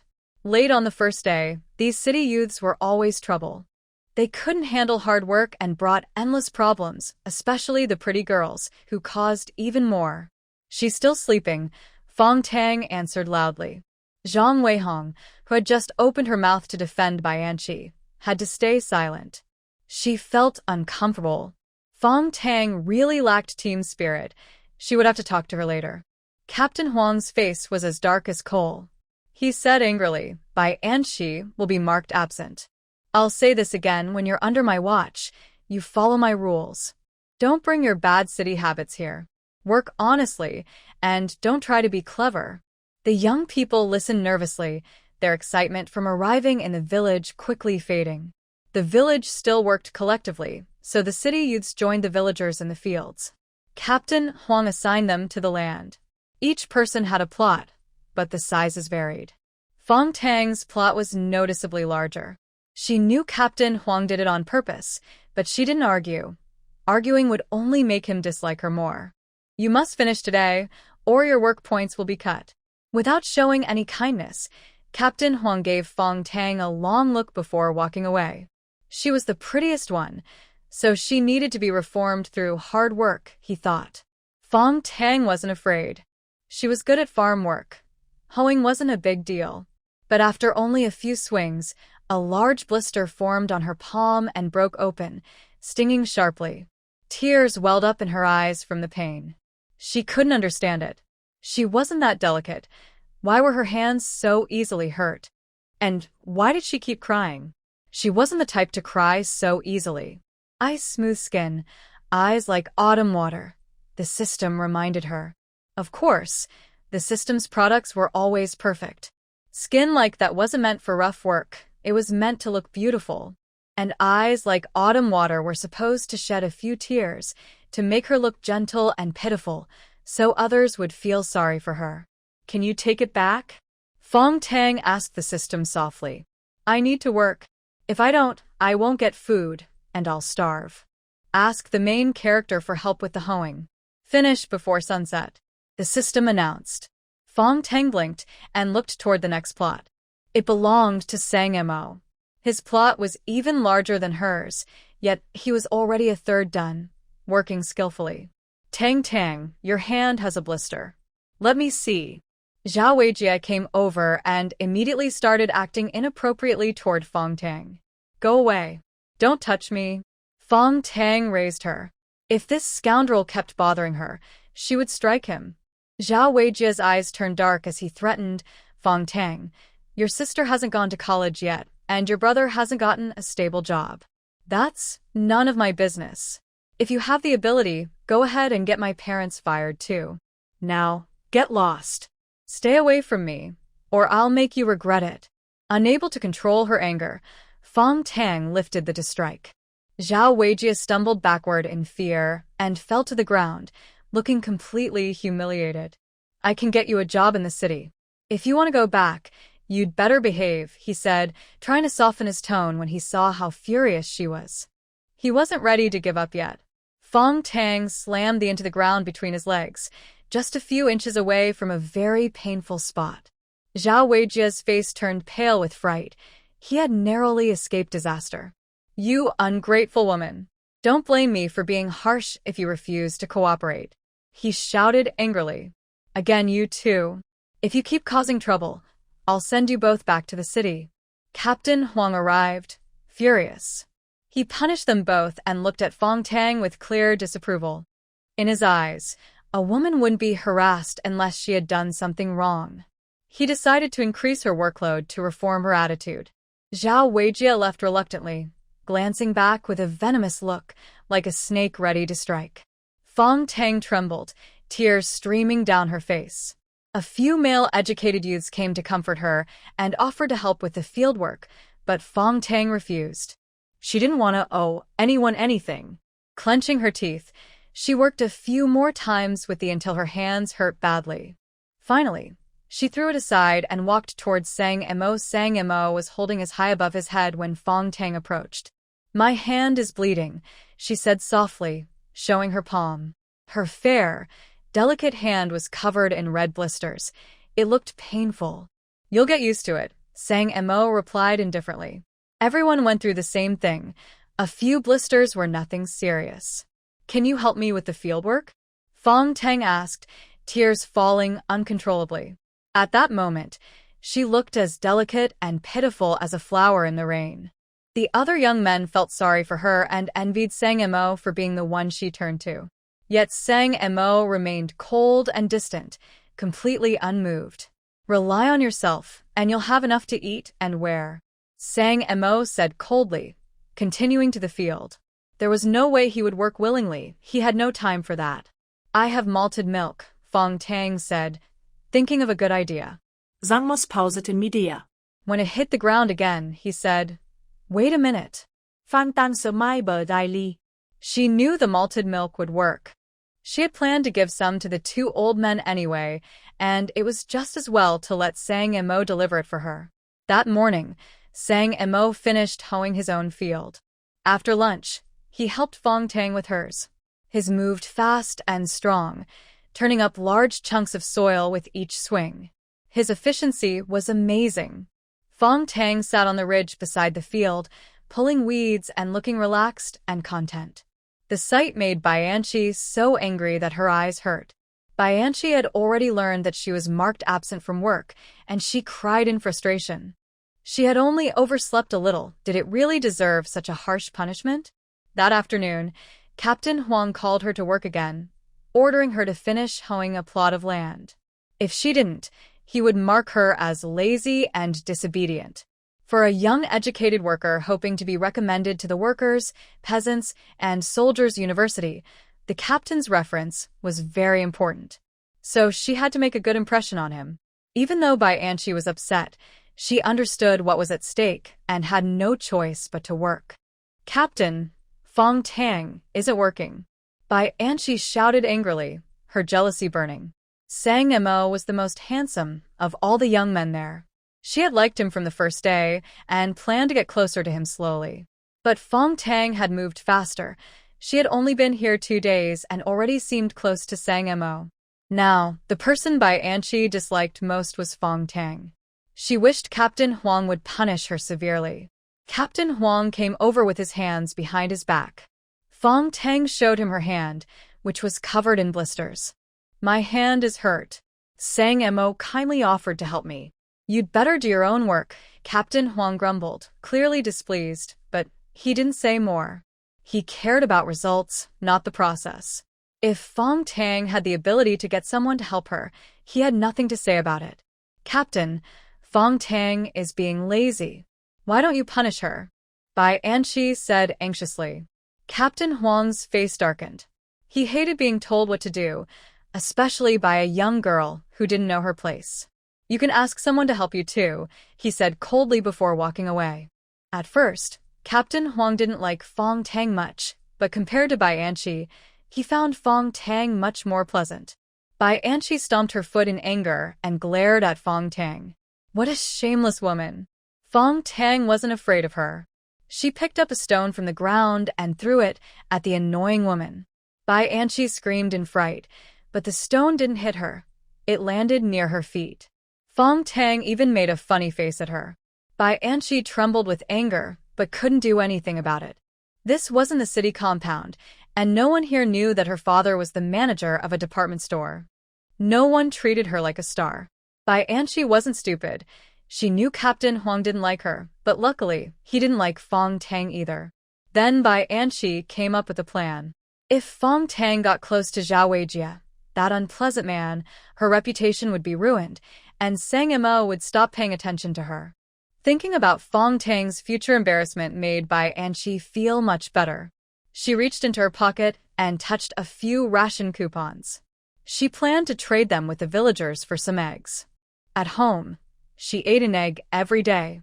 But in this place, there was almost nothing to eat, not even enough rice. She didn't want to eat sweet potatoes. After all, her father was a department store manager, and her family had plenty of coupons, even industrial ones. The villagers valued those highly. After working with them for only a short while, Bai Anqi was already out of breath. She found a strong male educated youth and promised him a pound of grain coupons if he helped her. He agreed happily. By sunset, her field was done. Bai Anqi took out a stack of coupons, counted out a pound's worth for the young man, and put the rest back in her pocket. The other educated youths looked on with envy. Those coupons could be exchanged for a lot of food, enough to keep from going hungry. Bai Anqi walked away proudly, giving Fang Tang a challenging look before leaving. Fang Tang just rolled her eyes, too lazy to respond. Sang Mo came over. The field he had worked on was neatly turned, the soil soft and even. It looked beautiful. Thanks. I'll go get some malted milk, Fang Tang said, standing up and brushing the dirt off her clothes. She smiled sweetly at Sang Mo's sweat glistened on Sang Mo's forehead. He had just finished working on 2 plots of land. Because of the heat, he wore only a thin navy shirt with a few small holes. It was old, but it looked good on him. His strong build made the shirt fit tightly, and his presence felt warm and full of energy. Fang Tang's face turned red, and she took a small step back. Sang Mo smelled clean, even after sweating. She kindly reminded him, "The wind's picking up, put on your jacket so you don't catch a cold." Sang Mo responded, but didn't put on any clothes. He was strong and healthy, and even in the middle of winter, he never caught a cold. The fieldwork task is complete. Reward, graceful hands, plus several fabric coupons, the system suddenly announced. Fang Tang froze for a moment and looked at her hands. The blisters were still there, but her fingers seemed longer and her skin looked fairer and smoother, like the delicate hands described in novels. Her hands had truly become that beautiful.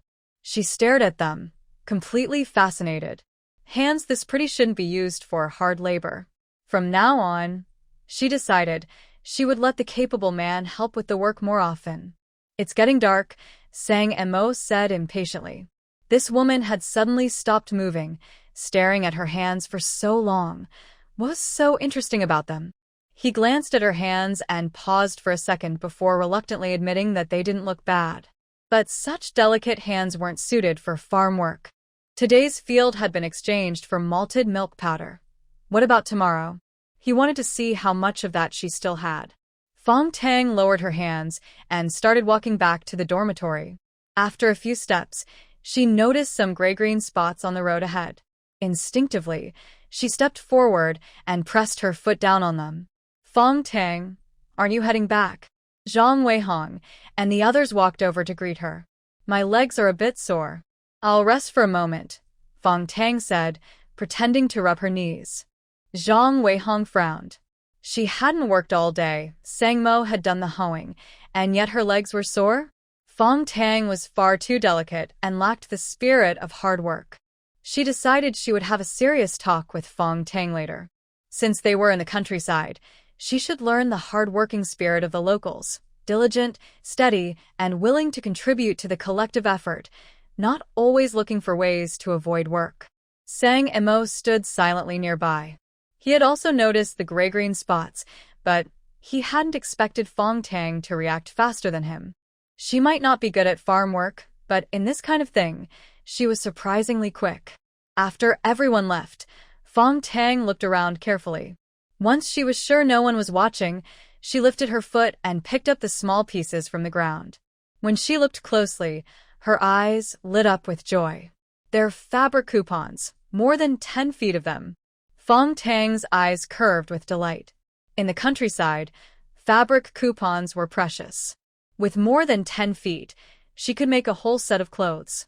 Many people would want them, and she could trade them with the 2 old men for rice and eggs. Sang Emo looked surprised. The rabbit that had tried to harm itself last time, and now these fabric coupons that suddenly appeared, both happened when this woman was around. He didn't think it was his own luck. In the past few years, he hadn't even found a single coin. Could this troublesome woman really be someone who brings good fortune? He needed to make sure. If it was true, he would stay close to her every day. Whoever was around could share in the luck, and he might get some benefits too. Just as Sang Emo was about to suggest splitting things evenly, Fang Tang pushed all the fabric coupons into his hands. Take these and trade them with the villagers for some rice and eggs. Grandpa Fong and Grandpa Wu need better nutrition. Sang Emo froze, looking surprised. He said calmly, "You found them first. Half is enough for me. I'm giving them to Grandpa Fong and Grandpa Wu. You don't need to be polite with me." As soon as Fang Tang finished speaking, she thought of a good idea. She held out her hand, showing painful blisters, and said pitifully, "How about you help me with more chores from now on? Next time I find something good, I'll share it with you." With her system, she wasn't worried about not finding good things. Sang Mo's eyes flickered as he asked, "Do you often find things?" "Yes, I'm very lucky. So, what do you think?" Fang Tang said it with a straight face, though in truth, she had never found even a single coin in her life. Sang Emo agreed. It was just as he thought. This troublesome woman really did bring good fortune. He couldn't help but look forward to the next lucky find. "Then we're partners now. Let's shake on it." Fang Tang sờ mai bờ đai ly. Sang Emo hesitated for a moment before quickly shaking her hand, barely for a second. Favorability, 10. Closeness, 5. Keep it up, host. The system's mechanical voice sounded cheerful, filled with a proud, motherly tone. Fang Tang smiled even more. It had only been one day, and the numbers had risen so much. At this rate, she could reach her goal within half a year. The higher the numbers, the harder it gets to increase them. "Please don't get overconfident," the system reminded coldly. Fang Tang immediately calmed down, her smile fading. She quietly followed behind Sang Emo. Soon, they reached the dormitory, where many young workers were cooking. Smoke curled up from the stoves, and the smell of rice filled the air. "Wait for me a moment." Fang Tang went back to the dorm to get some malted milk powder. Before she even opened the door, she heard Bianchi shouting, "I clearly put it in my pocket. I even checked it while working. It was still there when we finished. How could it be gone now? Maybe you dropped it on the way. Why don't you go look for it?" Zhao Weijie suggested. "I already looked. It's not there," Bianchi said, almost in tears. It was a 15-foot fabric coupon, enough to trade for many eggs. She only had a few of those, and if she lost one, it was gone for good. It would take a long time for her mother to send more. "Fang Tang, did you see a fabric coupon on the road?" Zhao Weijie asked. "A fabric coupon?" No. "Who lost it?" Fang Tang ziplit can ly. At first, she had felt a little guilty, not knowing who had dropped it. But now, she didn't feel guilty at all. In fact, she felt quite pleased. "It was mine. Did you pick it up?" Bianchi glared at her angrily. She had a strong feeling Fang Tang had taken it. Fang Tang rolled her eyes and said mockingly, "Which eye of yours saw me pick it up? Who knows if you even lost it? Maybe you're just making trouble for no reason. It must be you. Fang Tang, give me back my coupon." Bianchi shouted and rushed forward, trying to search Fang Tang's pockets. Fang Tang wasn't about to let her. She pushed her hard, and Bai Anqi fell to the ground, hitting her knee on a stool. The pain brought tears to her eyes, and she began to cry pitifully. You think this is your house, and everyone has to put up with you?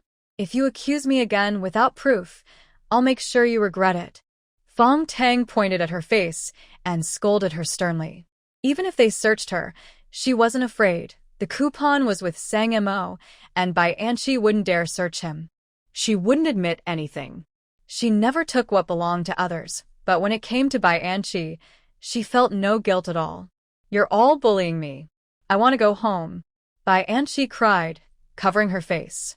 She sobbed so hard it sounded heartbreaking. Zhang Weijie and Wenjing tried to comfort her, but the more they spoke, the harder she cried. Fang Tang just sneered. What a drama queen. After finding the malted milk powder, Fang Tang left the dorm and went next door. Sang Mo's hair was still wet. He had just finished his shower. He always used cold water, no matter the season, and had done so for years. Fang Tang handed him the malted milk powder. Sang Mo took it without expression and didn't thank her. It was his payment for helping with the work, a fair exchange. Soon, he would take it to deliver to Grandpa Wu and the others. Zhao Weijie had just entered the room when he saw Fang Tang and Sang Mo standing close together. His face darkened immediately. That troublemaker, was she getting close to Sang Mo now? Fang Tang also saw him. Her body trembled instinctively. In her past life, Zhao Weijie had treated her terribly, and the fear she felt toward him was carved deep into her bones. It couldn't fade so easily. Sang Mo noticed it. This woman was clearly afraid of Zhao Weijie. I'm going home, Fang Tang said. She turned and hurried away. When she passed Zhao Weijie, she tried to keep her distance, but he suddenly reached out and grabbed her arm. Let go of me. Fang Tang struggled hard, but Zhao Weijie was strong. She couldn't break free, and his grip hurt so much that her arm would surely bruise.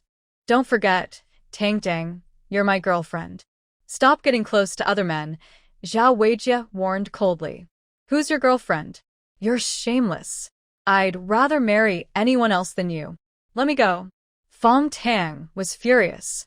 In her past life, Zhao Weijie had done the same thing, clinging to her and ruining her reputation. No one cared whether she agreed or not. They only said she was unfaithful, that she already had a boyfriend, but still talked to other men. Even her parents had blamed her. Seeing things start to repeat the same way, Fang Tang grew anxious and scared. Tears streamed down her face. Zhao Weijie felt a twisted sense of satisfaction. He thought she looked even prettier when she cried. Let her go. Sang Mo hadn't planned to interfere, but when he saw Fang Tang's tears, his body moved on its own.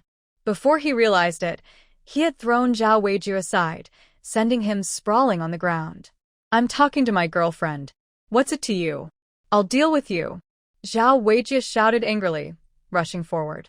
Sang Mo easily kicked him back down. Zhao Weijie fell again, clutching his side in pain, unable to get up. Zhao Weijie, listen to me. If you keep talking nonsense, I won't let you off. Fang Tang ran outside, grabbed a kitchen knife from a young man who was cooking, and rushed back. She held the knife to Zhao Weijie's neck. The blade was sharp, and a thin line of blood appeared where it touched his skin. The knife had just been sharpened. It was very sharp indeed. Fang Tang, let go of the knife. Let's talk nicely. Your parents agree, and my family will let your sister attend the Workers' and Peasants' University. Your younger brother has been promoted, and your father has been promoted too. Don't be ungrateful. Zhao Weijie deliberately revealed the benefits promised by his family to Fang's family. In fact, none of these promises had been fulfilled. They were just words. Only after Fang married into their family would they act. My parents agreed that you could marry my mother. Or you could marry my sister if you want. Pick whoever you like. Stop bothering me, or I swear we'll both be doomed. Fang Tang used more strength, and her bleeding increased. Her eyes filled with hatred. She really wanted to kill this beast. In her past life, she had already killed this scoundrel. If he kept bothering her, she might really kill him now. Tang Tang, don't be impulsive. Put the knife down first. Zhao Weijie finally panicked. Fang Tang's gaze was too terrifying, making him nervous. He's only 21 and doesn't want to die. Who told you to call me Tang Dang? Don't call me that. Fang Tang didn't loosen her grip on the knife. Instead, she pressed it further in. Zhao Weijie trembled with fear. A foul smell wafted out, and everyone looked toward his crotch, where a wet spot appeared on the ground. The tense atmosphere, which was about to explode, immediately relaxed because of this puddle of. Someone even laughed. Zhao Weijie felt ashamed, angry, and scared. He didn't expect that soft and gentle Fang Tang could be so ruthless when she was angry. If he had known, he wouldn't have played hard to get. He should have just slept with this woman at the factory. With his father being the factory director, sleeping with her wouldn't matter. The Fong family wouldn't dare to say a word. Fang Tang, let go of the knife first. Let's talk nicely. Don't do anything reckless. Zhang Weihong rushed over to persuade her after hearing the noise. When Jing and Bai Anqi looked pale with fear, standing far away, afraid of being accidentally hurt. Fang Tang bit her lip tightly, her eyes red. The veins on her fair hand bulged, and her body trembled. The face of Zhao Weijie in front of her had changed. He looked like the perverted man with a high-level spinal injury from her past life. Although he was lying in bed and couldn't move, this could think of countless ways to torment her, burning her with cigarette butts, pouring boiling water on her. It happened almost every day. He even threw her food into the trash and made her eat it. Back then, she was too weak to resist. Buying rat poison was her greatest act of courage. But now, she was no longer afraid. I'll kill you. I'll make you regret bullying me. Her memories from her past and present life became confused, and her mind was a little muddled. All she wanted was to kill Zhao Weijie. Don't, Fang Tang. I won't bother you anymore. Zhao Weijie was terrified, froze in place, begging softly. But the knife pressed harder, causing sharp pain that made tears fall. He closed his eyes, waiting for the end. The kitchen knife was snatched away and thrown on the ground by Sang Mo. He grabbed Fang Tang's wrist, applied a little force, then let go. The knife was taken away. Fang Tang, weak and trembling, leaned against Sang Mo, crying tears and snot, looking pitiful. Sang Mo instinctively wanted to push away when someone leaned in. He wasn't used to physical contact, especially with troublesome women. But seeing Fang Tang's sad face, his hand paused in midair for 3 seconds, then he turned, scratched his head, and lowered it. He told himself silently that because of the cloth ticket, he wouldn't be heartless.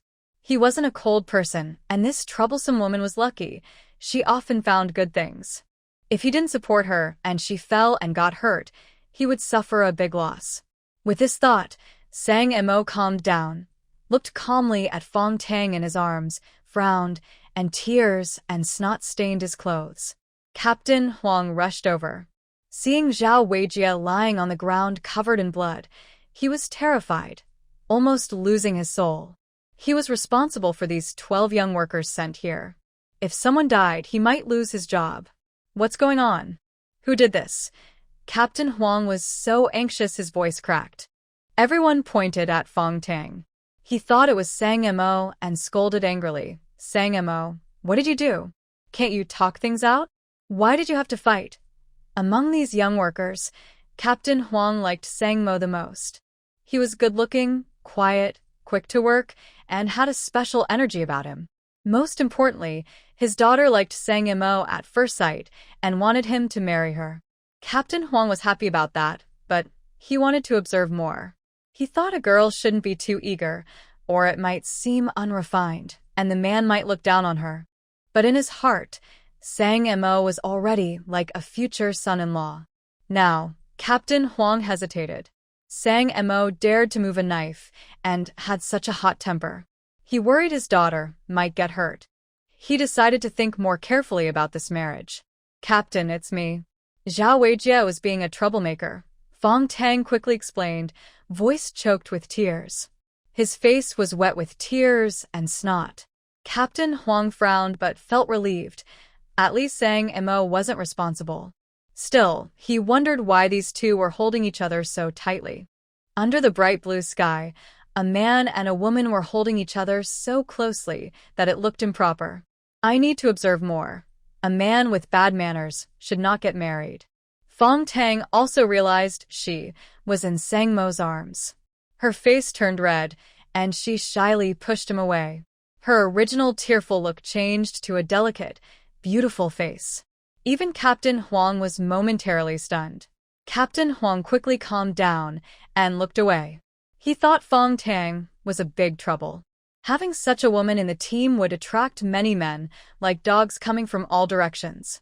The village would never be peaceful again. I am Fang Tang's boyfriend. I didn't do anything bad. Zhao Weijie still argued stubbornly. He hadn't even eaten the food, but he wasn't willing to give up easily. Shut up. If you keep talking nonsense, I will end things with you. Fang Tang was furious. She wanted to pick up the kitchen knife on the ground. The male youth who was cutting vegetables earlier quickly stepped forward and took it away. She had only cut part of the vegetables. Everyone be quiet. I don't care if you're a couple or not.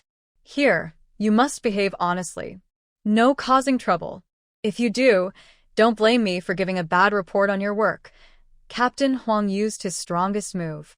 As the leader of the production team, he held the fate of the young workers in his hands. Whether they got jobs or recommended for other teams, they needed his approval and a stamp. Without his approval, they couldn't go anywhere and would be stuck in this mountain village forever. Zhao Weijie was also scared. He sulked and shut up, giving Fang Tang a cold look. Soon he planned to write a letter home. He thought, let that troublemaker wait for me. Captain Huang left angrily. Not long after, the village's barefoot doctor arrived. He treated Zhao Weijie as wound and applied medicine. Fang Tang's outburst surprised the young men. They didn't expect her to be so brave, even daring to fight. This incident spread through the village and reached the ears of some troublemakers. The rumors exaggerated the story a lot. Did you hear? The new girl, the most lively one, did something incredible. Last night, she cut the neck of a mischievous young man. The wound was so big, blood was everywhere. He almost lost his life. Really? I don't think she can even lift a knife. It's true. Old Zhong said so. He gave medicine to that young man, and Captain Huang told him to do it. Old Zhong's words are definitely true. TSK, that girl-educated youth doesn't even dare to step on ants. Her temper is quite fiery. It's good for a girl to be a bit fiery. Otherwise, she might be easily bullied. That girl-educated youth is so pretty. If she's not a little fierce, people might eat her up, bones and all. The women in the village had nothing to do, and soon they spread the story of Fang Tang's brave act throughout the entire team. Even the neighboring teams heard about it, knowing that a skilled and beautiful girl-educated youth from Myoto Mountain team didn't hesitate to cut her own throat. As a result, the troublemakers within 100 miles felt a bit discouraged. They just wanted to take advantage but didn't want to risk their lives. They decided to wait a bit longer. There are many beautiful girl-educated youths. The timid ones are easy to bully. They saw no need to provoke the big boss. Not only did the villagers change their attitude toward Fang Tang, but Bai Anqi and Wenjing also became much more obedient. Especially Bai Anqi, who no longer dared to boss Fang Tang around, fearing Fang Tang might cut her with a knife. Fang Tang also felt quite emotional. Indeed, kind people are often bullied. One shouldn't be too honest or easy to talk to. In the future, she would become harder to deal with. These days, she continued working as usual. Early spring was the busy farming season, plowing, fertilizing, sowing, and transplanting rice. Every day was full of work. The educated youths, all from the city, were exhausted from the heavy farm work, to the point that they couldn't straighten their backs. Today's task was transplanting rice. The water in the field was below the calves. Walking barefoot in the cold water was bone-chilling. Fang Tang felt very uncomfortable today. Her period had come, and she had back pain and leg aches. She didn't want to get into the water, fearing gynecological issues. Everyone else had gone into the water, even Bai Anqi. Only Fang Tang stood on the edge of the field, looking pale and sickly. Sang Mo glanced at her, but didn't ask anything. He was ready to help her plant the rice seedlings. The coupons they exchanged for 10 jin of rice and 10 eggs. Grandpa Wu drank rice porridge every day and a cup of malted milk. The swelling went down, and he could get out of bed and walk. Grandpa Fong's health also improved a lot. Fang Tang, why aren't you going into the field? Captain Huang came over, angry and shouting. Bianchi looked over and snorted softly. She had gone to complain to Captain Huang. Why wasn't Fang Tang going into the field? She, the daughter of the department store manager, had already gone in. Of course, Bianchi was even angrier about Sang Mo's special treatment of Fang Tang. Most of the work these days was done by Sang Mo. She went to ask Sang Mo for help, but he ignored her. The difference in treatment made Bianchi furious. Captain, I have a cold. Achoo! Fang Tang sneezed loudly, her nose red, eyes a bit red too, her face pale, and lips lacking color. Captain Huang frowned tightly. It seemed he had called upon a revered deity. Captain, I won't delay the work. Sang Mo can help me. Achoo! Fang Tang forcefully rubbed her nose. She really did have a cold now. She was craving a hot bowl of brown sugar water, but brown sugar was too rare. Probably the whole village couldn't find 2 jin of it. Captain Huang glanced at the man silently working without replying. For these days, Sang Mo had been doing Fang Tang's work. They weren't in a relationship, yet he ate all the seedlings in the field. At night, he told his wife to quickly find a match for their little girl. Stop thinking about Sang Mo. This man wasn't suitable for his daughter. Take care of yourself if you're well. We don't keep idlers in the countryside. Captain Huang glared irritably and walked away with his hands behind his back. These two were willing to fight, and he couldn't say much. But honestly, he couldn't stand Fang Tang's delicate appearance. What could such a woman do if she married into a family? She looked pretty, but can beauty fill the stomach? She couldn't even handle a dung bucket, and she wouldn't do any farm work. No matter how beautiful she was, once the lights were out, she was the same as anyone else. If his son wasn't already married, he definitely wouldn't marry someone like Fang Tang. She'd be too delicate as a decoration. Goodbye, Captain. Fang Tang's voice was sweet, her smile even sweeter, and she waved her hand. Captain Huang paused, looked at her with disdain, and then strode off. He really had a thick skin. Even when he was scolding her, he couldn't tell that Fang Tang didn't seem very bright. Bianchi was angrily planting rice seedlings. She wondered what was so good about that Fang Tang. Why even Captain Huang was so captivated by her. Clearly, she was lazy and didn't do any work, yet Captain Huang didn't scold her. She just worked a little slower, and Captain Huang publicly scolded her harshly, saying mean things, not caring that she was a girl. Fang Tang knew Bianchi was the one who reported her, but she wasn't afraid. Captain Huang was strict but honest. He wouldn't scheme behind her back or take advantage of young women like her. He was a very upright person. Sang Mo, are there leeches in the water? Fang Tang tried to start a conversation, but Sang Mo ignored her. She kept talking, knowing that chatting often could improve her favorability score, according to the system. Annoyed, Sang Mo coldly replied, "You'll find out once you go into the water. There is no way there aren't any. She already has 2 on her foot. This woman is so annoying. No, the water is too cold. Women shouldn't touch cold water. It will make you sick. Fang Tang doesn't want to go into the water now. At this time, leeches are everywhere in the water, and once they bite, they won't let go. It's really scary." Sang Mo glared at her coldly and kept planting rice. He worked very quickly and soon left everyone behind, planting rice at the front. His rows were straight and neat, like soldiers on guard. Very beautiful. Ah! There's a bug. Bianchi's scream startled a few sparrows. She jumped and splashed around in the water, splattering mud everywhere. The people nearby got splashed too. Sang Mo finished a row and went back to plant more, not far from Bianchi, and he also got splashed, with a few mud spots on his face. Today's task: wipe the mud off the boss's face within 3 minutes. The system, which had been pretending to be dead for days, issued a new task. Fang Tang, playing with wild grass in the water, immediately tensed up. 3 minutes. She had to be quick. She took out a handkerchief, waved to signal Song and Mo to come over. Song Mo's mouth twitched. He didn't know what Fang Tang was up to this time, but he still walked over. Let me tell you something. Come closer. Fang Tang looked mysterious, which made Song and Mo a little curious. He moved closer, and a faint, pleasant smell wafted into his nose. It was nice, but he couldn't tell what it was.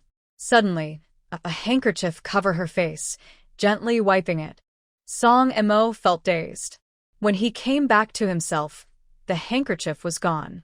You have a lot of mud on your face. I wiped it for you. No need to thank me, Fang Tang said with a smile.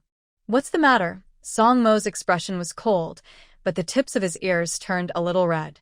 This woman was so annoying, always touching and fussing. So irritating.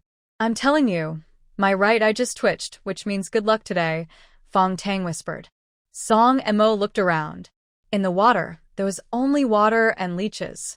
The edges of the field were overgrown with wild grass, with plenty of mallow and shepherd's purse, but they were bitter and tough to cook, only good for pig feed. Below the field was a river, empty and with hardly any fish. He really didn't understand what good things Fang Tang could find in such a place. Good luck to you, Sang and Mo spoke insincerely, saying he would continue planting rice. After finishing these tasks, he still had to go up the mountain to cut grass for the cattle. In the evening, he needed to study and read books. Grandpa Wu assigned him homework, which he had to complete. He wished there were 48 hours in a day so he wouldn't waste time chatting. Fang Tang sniffed and smirked, thinking she would soon surprise Sang and Mo. Task completed.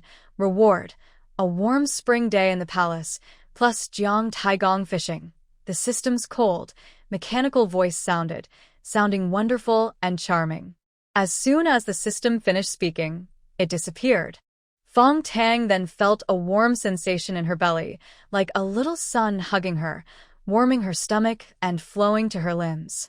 Her cold hands and feet quickly warmed up, her back and legs no longer ached, and she felt an indescribable comfort all over her body. Fang Tang's jet la di li. The reward was very generous. After so many periods, today she felt the best. But she wondered, what was this Jiang Taigong fishing about? She looked down at the river below.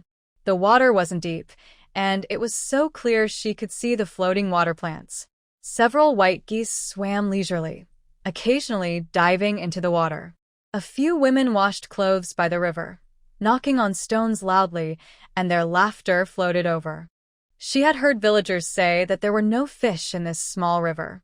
Some young people tried to fish here to improve their meals, but they couldn't even catch a tiny fish fry. The villagers also said that the fish in this river had become clever and hard to catch. Jiang Taigong fishing. Those willing to fish would take the bait. Fang Tang's eyes lit up. She picked a branch from a tree and tied a vine to it, then went to fish. If you're willing, you'll get a bite. With the system's help, she was sure she could catch something. What's Fang Tang doing? Is she trying to fish? Someone saw Fang Tang sitting by the water fishing.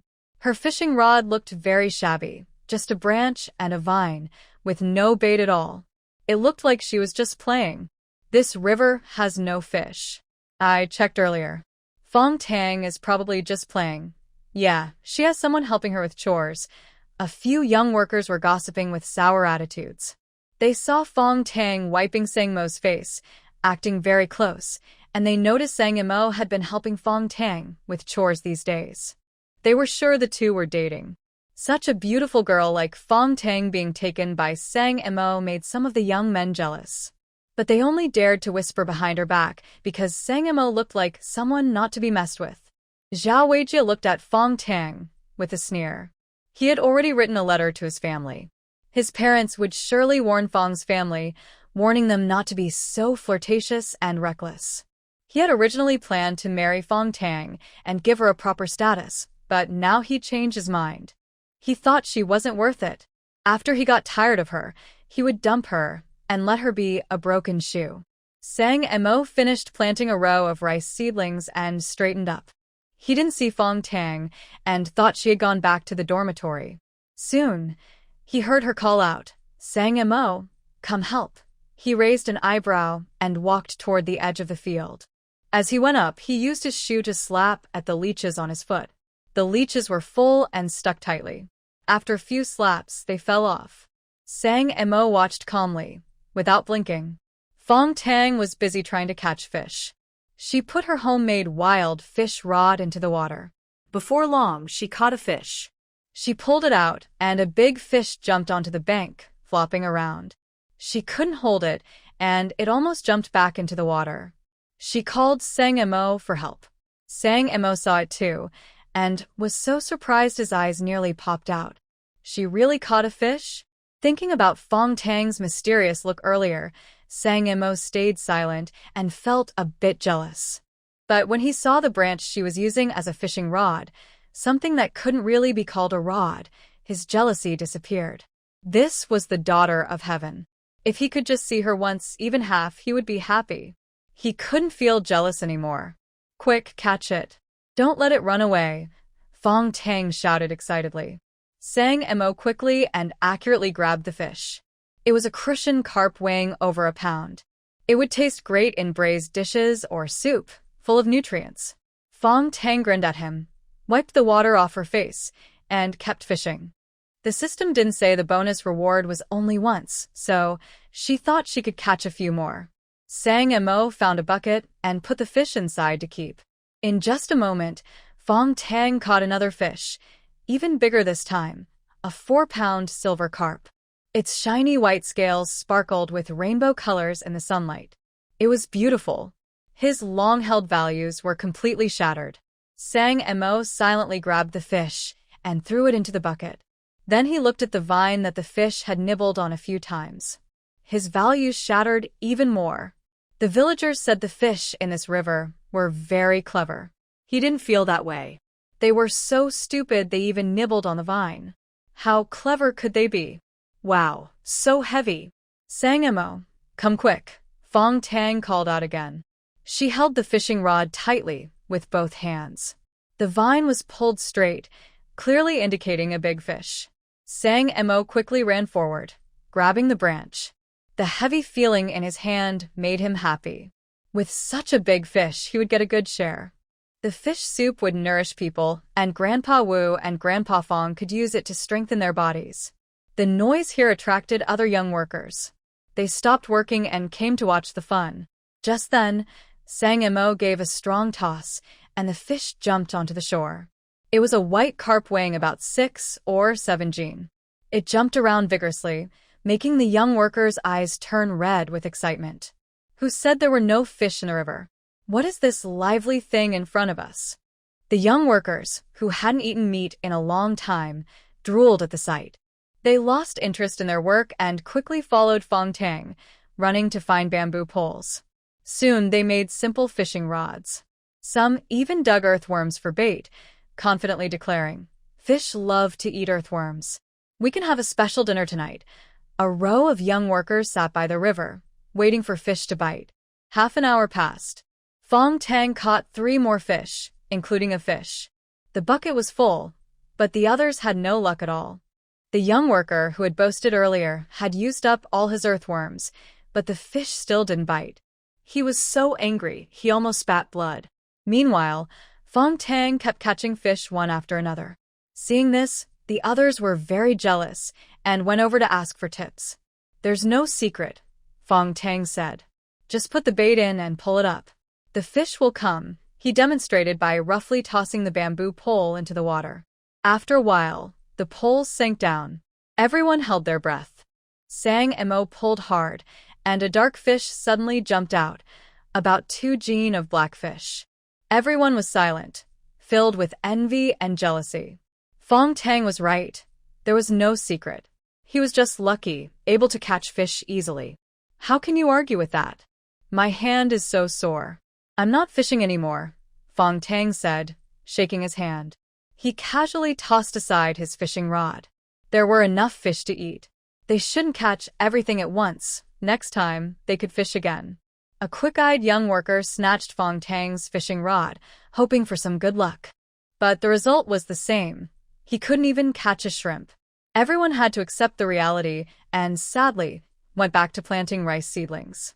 Captain Huang also came over. Seeing so many fish in the bucket, he stared wide-eyed. He had lived in the village for over 40 or 50 years, but this was the first time he saw so many fish in the river. "Did you catch these?" Captain Huang looked at Fang Tang suspiciously. It didn't seem like it.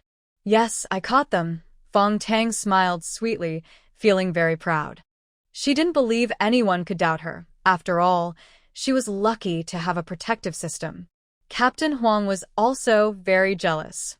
His eldest daughter was resting after childbirth and needed fish to help her recover. But now, catching fish was hard. There were many fat fish in this bucket, and he was drooling over them. "Get to work quickly, don't slack off," Captain Huang shouted and walked away with his hands behind his back, secretly glancing at the fish in the bucket. Sang Emo saw this and made a plan.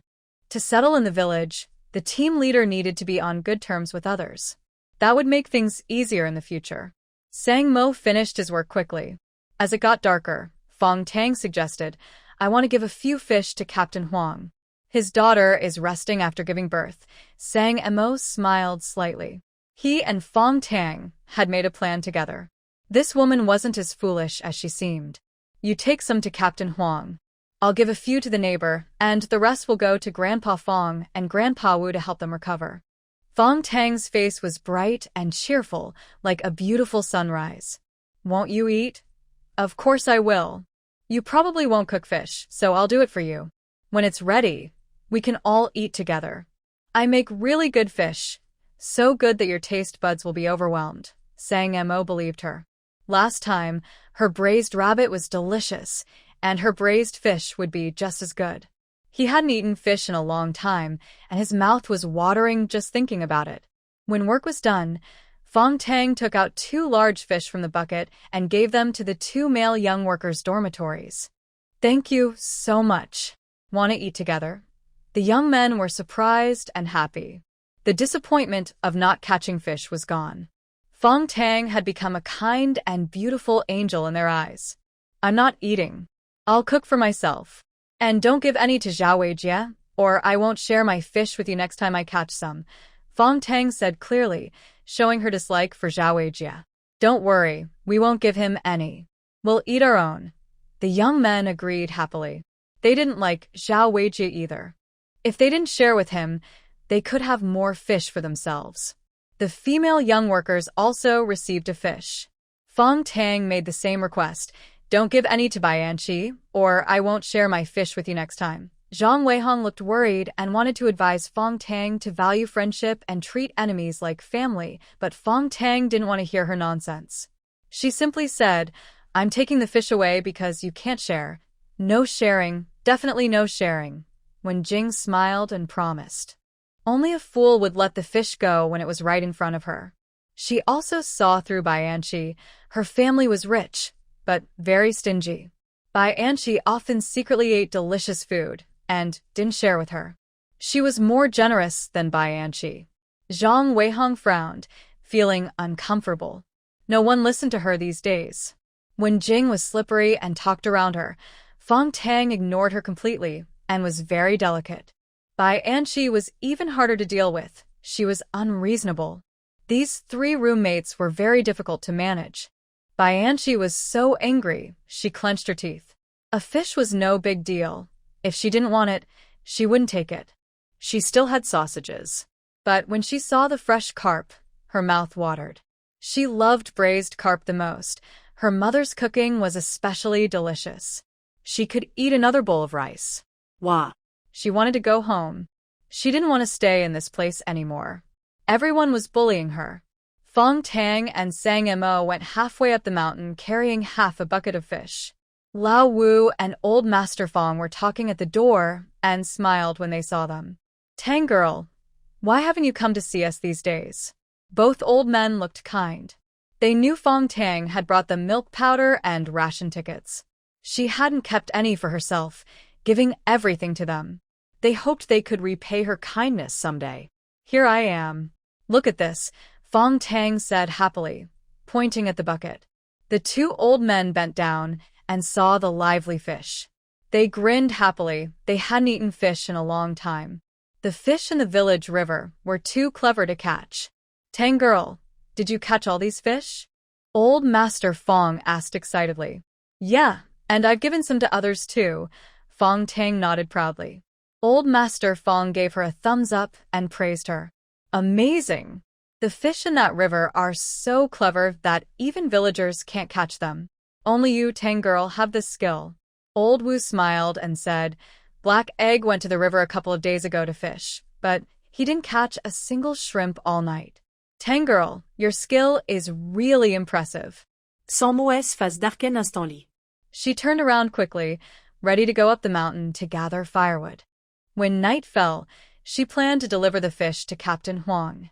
These two old men are really talkative. They always bring up small matters and discuss them. It's not that his fishing skills are poor, but there are too few fish in the river. In the past, he was the best at fishing on the farm. Seeing the lively fish in the bucket, Sang Mo felt a bit upset. He didn't want to admit that he couldn't compare to Fong Tang in fishing. But the facts are clear, and he can't deny them. I'll go gather firewood.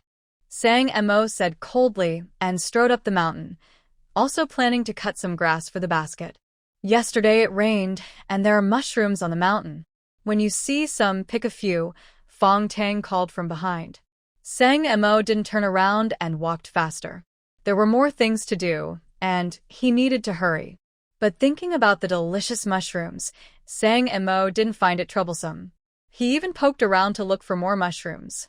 Soon, he found a bunch, plump and perfect for soup. Fong Tang took out the two fattest Christian carp from the bucket. Later, he would send one to Captain Huang. There was still one black fish, one Christian carp, and two big carp in the bucket, enough for several meals. Grandpa Fong, Grandpa Wu, do you prefer braised or steamed fish? Either is fine. Everything Tang girl makes taste good. The two old men are easy to talk to. Nowadays, being able to eat such fresh fish is a blessing. What more could they ask for? They truly feel lucky. Heaven sent Black Egg and Tang girl, and life has become sweet and happy. Fong Tang thought for a moment and said, let's steam the Christian fish and braise the carp. The head can be used to make soup. Today we'll have a full fish feast. All right, I'll go kill the fish. Old Mr. Fong took the initiative to kill the fish. Early spring is cold, and it's best for girls not to touch cold water. When he was at home, he never let his wife wash in cold water. Fong Tang went to the kitchen to prepare the seasonings. Old Wu came in quietly and asked, Tang girl, what's going on between you and Zhao Weijie? The story about Tang girl cutting someone with a knife has been spreading wildly in the commune. He and old Fong also heard about it. There are all kinds of rumors. Some say Zhao Weijie is a troublemaker, and Tang girl fought back. That explanation sounds somewhat believable. But some rumors are really annoying. They say Tang girl has a bad reputation, is involved with many men, and that Zhao Weijie was her boyfriend. When he found out she was cheating, he confronted her, and she ended up stabbing him. People also say Tang girl is just pretty and uses her looks to do whatever she wants, hooking up with several men to support her. During the day, he and old Fong were herding cattle on the hillside. They overheard two village women talking about foraging for wild vegetables. Old Fong wanted to confront them, but he was stopped. Because he and old Fong's identities are sensitive, they couldn't openly stand up. Doing so might cause trouble for Tangya. Also, they needed to find out more before taking action. The young troublemaker, Hey Dan, probably didn't know much, so it was better to ask Tangya directly. Fong Tang was chopping when she heard this. She put down the knife and lowered her head, saying, his father is the factory director. He promised to recommend my sister to college, help my brother get a permanent job, and promote my father. My parents agreed to the marriage, but I didn't. They never asked me. As she spoke, Fong Tang's voice choked with emotion. She felt wronged from two lives, with no one to tell her feelings. Her parents wouldn't listen, and her older sister and brother only cared about themselves. They never worried about her life or death. In front of the kind old Wu, Fong Tang's frustration burst out. Tears fell onto the chopping board as she sniffled, saying, I don't want to marry Zhao Weijie, but he keeps bothering me. My parents say I'm selfish and only care about myself, but I'm not a thing. I am a person. Don't cry anymore, Tanya. You're not wrong. They are, old Wu said softly, holding Fang Tang and gently patting her. The girl was always smiling, but she was suffering so much. From now on, he and old Fong would love her more. Zhao Weijie was spreading rumors outside, claiming she was his girlfriend. They didn't defend her or tell him to stop. Instead, they told her to behave herself and not delay her sister and brother's futures. Old Wu asked, "Why don't they love me? I am their real child, but they only love my sister and brother." Fang Tang cried loudly. She had doubted if she was really their child before. But she and Fong Hua were twins, and many people at the factory saw them born. They looked alike, though her features were brighter. They were all their children, so why was her treatment so different? Fang Tang couldn't understand. She really wanted to ask her parents directly. Tanya, people's hearts are often biased. Some parents favor one child more than others. Your parents favor your sister and brother. It must hurt you. Don't cry. From now on, treat me and Grandpa Fong as your real grandparents. We love you very much. Yes, I don't feel sad. If they don't like me, it's their loss. I won't love them anymore. Fang Tang nodded. Crying made her feel much better. She had already died once, so she wouldn't dream of false family love anymore. She planned to flatter the powerful figures, aim for the top of life, and make her family jealous and envious. She wouldn't give them a single penny of her benefits. But she didn't know that old Master Wu's words were not just comfort. They were serious. She also didn't realize she had clung to two very strong supporters. Old Master Fong leaned against the door, frowning and looking angry. If he were still in Shanghai, he would definitely go to the Fong family to scold those useless relatives. How could they not love such a good girl like Tang? They must be crazy. Old Master Wu came out and waved his hand at him. When they moved a little farther away, he spoke. I have an idea. I want to adopt Tang as my granddaughter. Can you be a witness for me? Wu said. Now he was alone, with no wife or children. His wife had passed away, and his relatives had cut ties with him. So, he decided to adopt Fang Tang as his granddaughter, and they would be family from now on. Why are you fighting with me? I've always wanted a granddaughter. Tang is from our family, so I want to adopt her. Old Master Fong said unhappily. Old Fong, I'm all alone now. Do you really want to compete with me? Wu sighed heavily, his shoulders drooping. His thin, frail body looked very lonely in the cold wind. Old Master Fong felt a soft spot in his heart and also felt guilty. Seeing Wu in such a bad state, how could he still be so mean? Forget it. I'll give you this chance, Fong said reluctantly. Wu immediately looked up, no longer looking pitiful. He grinned and said, Thanks, old Fong. You old fox, you tricked me again. Old Master Fong was furious, grinding his teeth. How could he not remember? Wu was more cunning than a fox. He was very clever and experienced. They had known each other for decades, and he had been tricked many times. Still, he never learned his lesson. You have 6 grandchildren. Why fight with me, an old man who's about to die? Wu rolled his eyes and hurried into the house. He needed to find a gift for the meeting. Adopting a granddaughter was a big deal, and he couldn't take it lightly. Old Master Fong followed him inside. He saw Wu rummaging through an old drawer but couldn't find anything decent, only a Parker pen. Sigh, our family is so poor. Old Mr. Wu sighed with emotion. He couldn't give away this pen because it was a gift from someone special, his prison friend. They were locked in the same jail and shared a deep bond. Before his friend went to the execution ground, he gave him this pen. This pen accompanied him through many years of military service. Whenever he felt discouraged, he would think of the person who gave him the pen. It never shook his faith. The pen was his idol and his motivation to keep moving forward. Look at you being so stingy, giving this away, said old Mr. Fong with disdain. He was quite wealthy and much richer than old Mr. Wu. He rummaged through his drawer and pulled out a red cloth bag, proudly handing it to old Mr. Wu. Here, take this. Old Mr. Wu opened the bag and was surprised to see 3 shiny old coins inside. He smiled and said, "You old guy, you still hide good stuff." "Of course. Just look at what I used to do. No matter when, I always kept some savings," said old Mr. Fong proudly. When he first joined the army, he was a squad leader responsible for feeding dozens of soldiers. Even when they were very poor, he still kept some supplies to prevent his brothers from going hungry. The 2 old men looked at each other and smiled. Even in difficult times, they never felt hopeless or sad. They believed the future would be bright and things would get better. Sang Mo carried a bundle of firewood and a basket of grass back home. The grass had a bunch of fresh mushrooms. The kitchen was filled with a tempting aroma because Fang Tang was cooking braised fish. There was still some oil left from the last rabbit stew, so Fang Tang made braised fish. The smell was so tempting that she was drooling herself.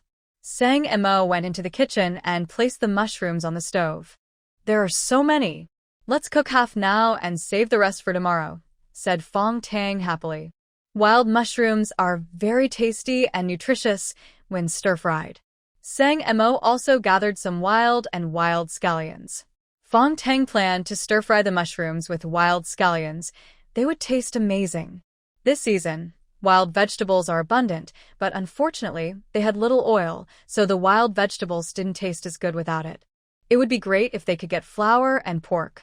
They could make vegetable and pork dumplings. They would be so delicious they might just melt in your mouth. They could also make wontons, which are also very tasty. "Dinner is ready," called Fang Tang. She steamed some sweet potatoes. The rice was reserved for the 2 old men to help them regain strength. With fish and mushrooms, even eating sweet potatoes was a delight. Several large bowls of food were placed on the table. Sang Mo bought a few bowls from the villagers. The chopsticks were handmade. There was a big bowl of fish head soup, a bowl of mushroom stir-fry with wild scallions, a bowl of braised fish, and a bowl of steamed Crucian carp, filling the table. "Smells so good. Tang girl, you eat first. The meat around the fish eyes is the tenderest. It's good for young ladies to try," old Master Fong said as he picked a piece of meat near the fish eyes and put it into Fang Tang's bowl. "Are you waiting for Sang Mo?" Fang Tang asked. Sang Mo was out delivering fish to Captain Huang's house and hadn't returned yet. "It's okay. You're busy cooking, eat first." "Hey, Dan will be back soon," old Master Fong said, not touching his chopsticks, letting Fang Tang eat first because he was worried she might be hungry. "I'm not hungry. I'll wait a bit longer," Fang Tang replied, not touching her chopsticks either. She wanted to build good feelings, so she couldn't eat first. The 3 of them sat waiting. The delicious smell wafted up, making their mouths water. They were so hungry that their stomachs pressed against their backs. Old Master Fong secretly swallowed a few times, muttering about Sang Mo's slow pace in delivering the fish. Suddenly, footsteps were heard outside. Sang Mo returned, pushing open the door, and a cold wind blew in. "Finally here." "Hurry up," old Master Fong shouted. "You can start eating first," Sang Mo said. He took out a few eggs from his pocket. Captain Huang's wife had forcefully given them to him. They were just taken from the chicken coop and still warm. There were 4 eggs in total. Eggs from Aunt Huang. Sang Mo placed the eggs into a jar. There was no cupboard in old Master Fong's place. When he had free time, he planned to cut some wood and make furniture. Even if they lived in a simple house, it should look like a home. After placing the eggs and covering the jar, he went to wash his hands before sitting down to eat. Old Master Wu handed Fang Tang another piece of fish-eye meat, having let old Fong go first earlier, so Sang Mo wouldn't fall behind. Looking at the 2 tender pieces of meat in her bowl, Fang Tang's eyes welled with tears, and her nose turned red. Tears shimmered in her eyes. "What's wrong, girl?" old Master Fong asked anxiously. Fang Tang shook her head, choking on her words. "When I was little, my grandma always told me to eat fish eyes, saying it could improve my eyesight. After I moved to the city, I never ate them again. At home, she didn't dare eat even the fish tail. Fish was rare in the city, and they couldn't eat it more than once a month. Fish rarely appeared on the dining table. only during festivals. Mother would first give her son the fish belly meat, then give Fong Lan the fish eyes. But if she tried to take a bite of fish meat, her mother's cold glare would shoot over, and she would say, "Girls should eat vegetables. Tang Tang, you should eat more." She didn't dare to take any more. She wasn't allowed to eat fish, meat, or eggs at home. She had to wait for her older sister and younger brother. But back in her hometown, she was also the beloved granddaughter. Thinking of her kind grandmother, Fang Tang's eyes filled with tears. She missed her grandmother. Old Master Fong was about to get angry again. When he returned to the city, he planned to teach those ungrateful grandchildren a lesson. "In our family, the fish eyes are yours. Our Tang Tang has such beautiful eyes. Eating fish is good for you. Here, I'll give you the eyes of this Christian carp." Old Master Fong picked out the 2 eyes of the Christian carp and placed them in Fong Tang's bowl. "That's enough. I just miss Grandma. I feel better now." Fong Tang smiled through her tears. She also took some fish meat for the 2 old men. After hesitating, she even gave a big piece to Sang Mo. Sang Mo looked at her, took the piece of meat, and ate it. Fong Tang smiled happily, her eyelashes still glistening with tears. Sang Mo looked a bit annoyed, but he also smiled and cried at the same time, like a child. He was a bit surprised. Fong Tang wasn't a spoiled child, so he thought her personality was because she was loved and protected. "Congratulations, host. The male lead's affection for you has increased to 15, and the intimacy level is 8. Keep it up." The system suddenly appeared. Fong Tang smiled even more happily. It was true that getting close helped increase affection. From now on, she would be more shameless and try to gain more favor from Sang Mo every day. The big table of dishes was finished. The braised fish with sweet potato sauce was especially delicious. Old Master Fong and Sang Mo had the best appetite. The last bits of food were all eaten by them, leaving the bowls cleaner than a dog licking. Burp. Tong Tong's cooking is so good, even better than a restaurant, Old Master Fong said contentedly, patting his full stomach. These days were the most comfortable he had felt in years. Old Master Wu didn't eat much, but still enjoyed a lot. He was from the south and loved fish. Today was his most satisfying meal. Sang Mo cleaned up the dishes and wiped the table, preparing to wash the dishes. Old Master Wu said, "Hey Dan, sit down. I have something to announce. Well, I am now all alone and wish to adopt Miss Tang as my granddaughter. Miss Tang, would you be willing?" Old Mr. Wu looked at Fong Tang with a pleading expression. Fong Tang was stunned. She didn't expect the old man to bring up this matter. She knew both old men had important backgrounds. Was she overreaching? I am not smart, not good at studying, and not good at working," she mumbled, feeling unworthy. Old Mr. Wu looked like a very educated person. She, a poor student who always ranked last, didn't seem qualified to be his granddaughter. Sang Mo's eyes flickered with amusement. This woman still has some self-awareness. Old Mr. Wu smiled kindly. "That shows we are destined to meet. It's a coincidence. I'm not smart either. I don't do well in school, often rank last in exams, and I'm clumsy when working. I can't even tell grass from weeds. None of us should look down on each other." Exactly. Old Wu takes a whole day just to plant a few seedlings, and he's slow when working. Cows are faster than him. Old Mr. Fong said with disdain. In the past 2 years, he mostly did the work of herding cattle with Old Wu. Fong Tang was half convinced. "Grandpa Wu, you seem like a scholar. How could you be a poor student?" She thought Old Mr. Wu looked like a university professor, very cultured. "I'm just pretending. Scholars are popular, but I don't have much knowledge inside," Old Mr. Wu said sincerely. "That's right. He's just a pretty but useless ornament. Nothing special," Old Mr. Fong added teasingly, taking the chance to belittle his old friend. Fong Tang believed him, thinking she had found a kindred spirit. She comforted herself. "It's okay. Even if we're not good at studying, we're pretty. At least we can be embroidery pillows. Some people do poorly in school and are ugly. They can't even be embroidery pillows." Sang Mo's lips twitched.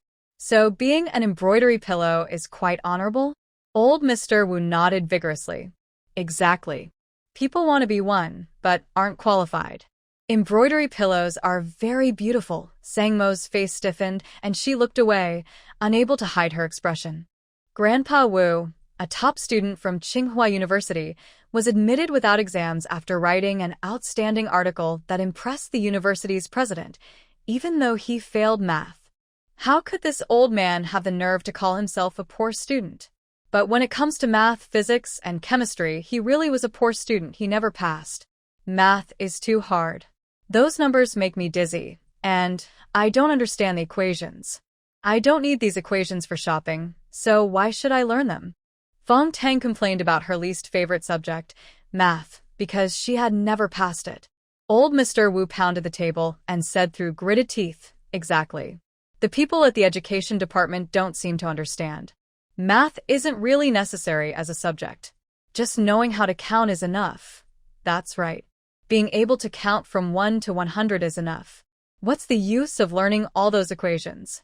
It's a waste of time. Yes, a waste of youth. The old man and the young girl found a way to get along peacefully by belittling math, and their relationship grew closer. Nearby, Sang Mo couldn't stand it anymore. He cleared his throat and asked, "Are you still recognizing relatives?" "Yes, I do.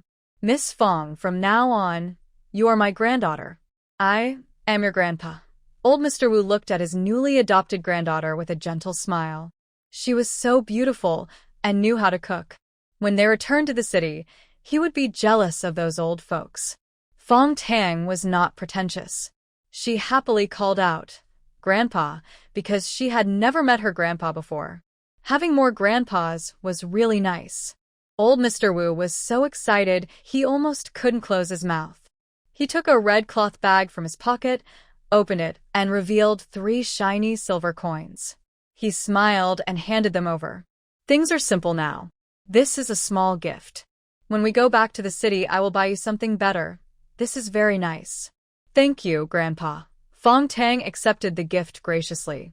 Since she had acknowledged her relatives, she now had more reason to help the 2 old men. Old Mr. Wu smiled so broadly that his mouth almost disappeared. Seeing this, old Mr. Fong was jealous and couldn't help but say, "Miss Fong, if you want, I can be your grandpa too. I'm better than old Wu." As soon as he finished, old Mr. Wu kicked him hard. He was still standing there, openly trying to take his granddaughter. How unreasonable. Fang Tang felt warm inside. The 2 old men were just comforting her by adopting her as their granddaughter. Otherwise, with their status, they could easily have daughters sent to them just by saying the word. She was just a small commoner girl. What right did she have? "Grandpa Fong, you've always been my grandpa. As long as you don't mind, I'll stick to you every day," Fang Tang teased playfully. "Haha, I don't mind. I'd love that. It's a deal." Old Master Fong laughed loudly. He now had a gentle, soft-hearted granddaughter. In the future, if he returned to the city, he would introduce her to his old friends, and they would envy him. In the simple thatched hut, there was laughter and joy. The warm atmosphere was rare and precious. The oil lamp flickered, casting light on Sangmo's sharp, defined face. The flickering light made his face seem softer and warmer. After sitting for a while, Fang Tang said goodbye and went back to her dormitory. Sangmo accompanied her. He took a burning branch from the stove and held it like a torch. The mountain path was uneven and dark, making it easy to trip. They walked one behind the other, Fang Tang in front, Sang Mo behind. The firelight was dim, but they could see the path faintly. Neither spoke, walking silently. When they reached the foot of the mountain, the torch went out. "Good night, Sang Mo," Fang Tang said with a smile into the darkness.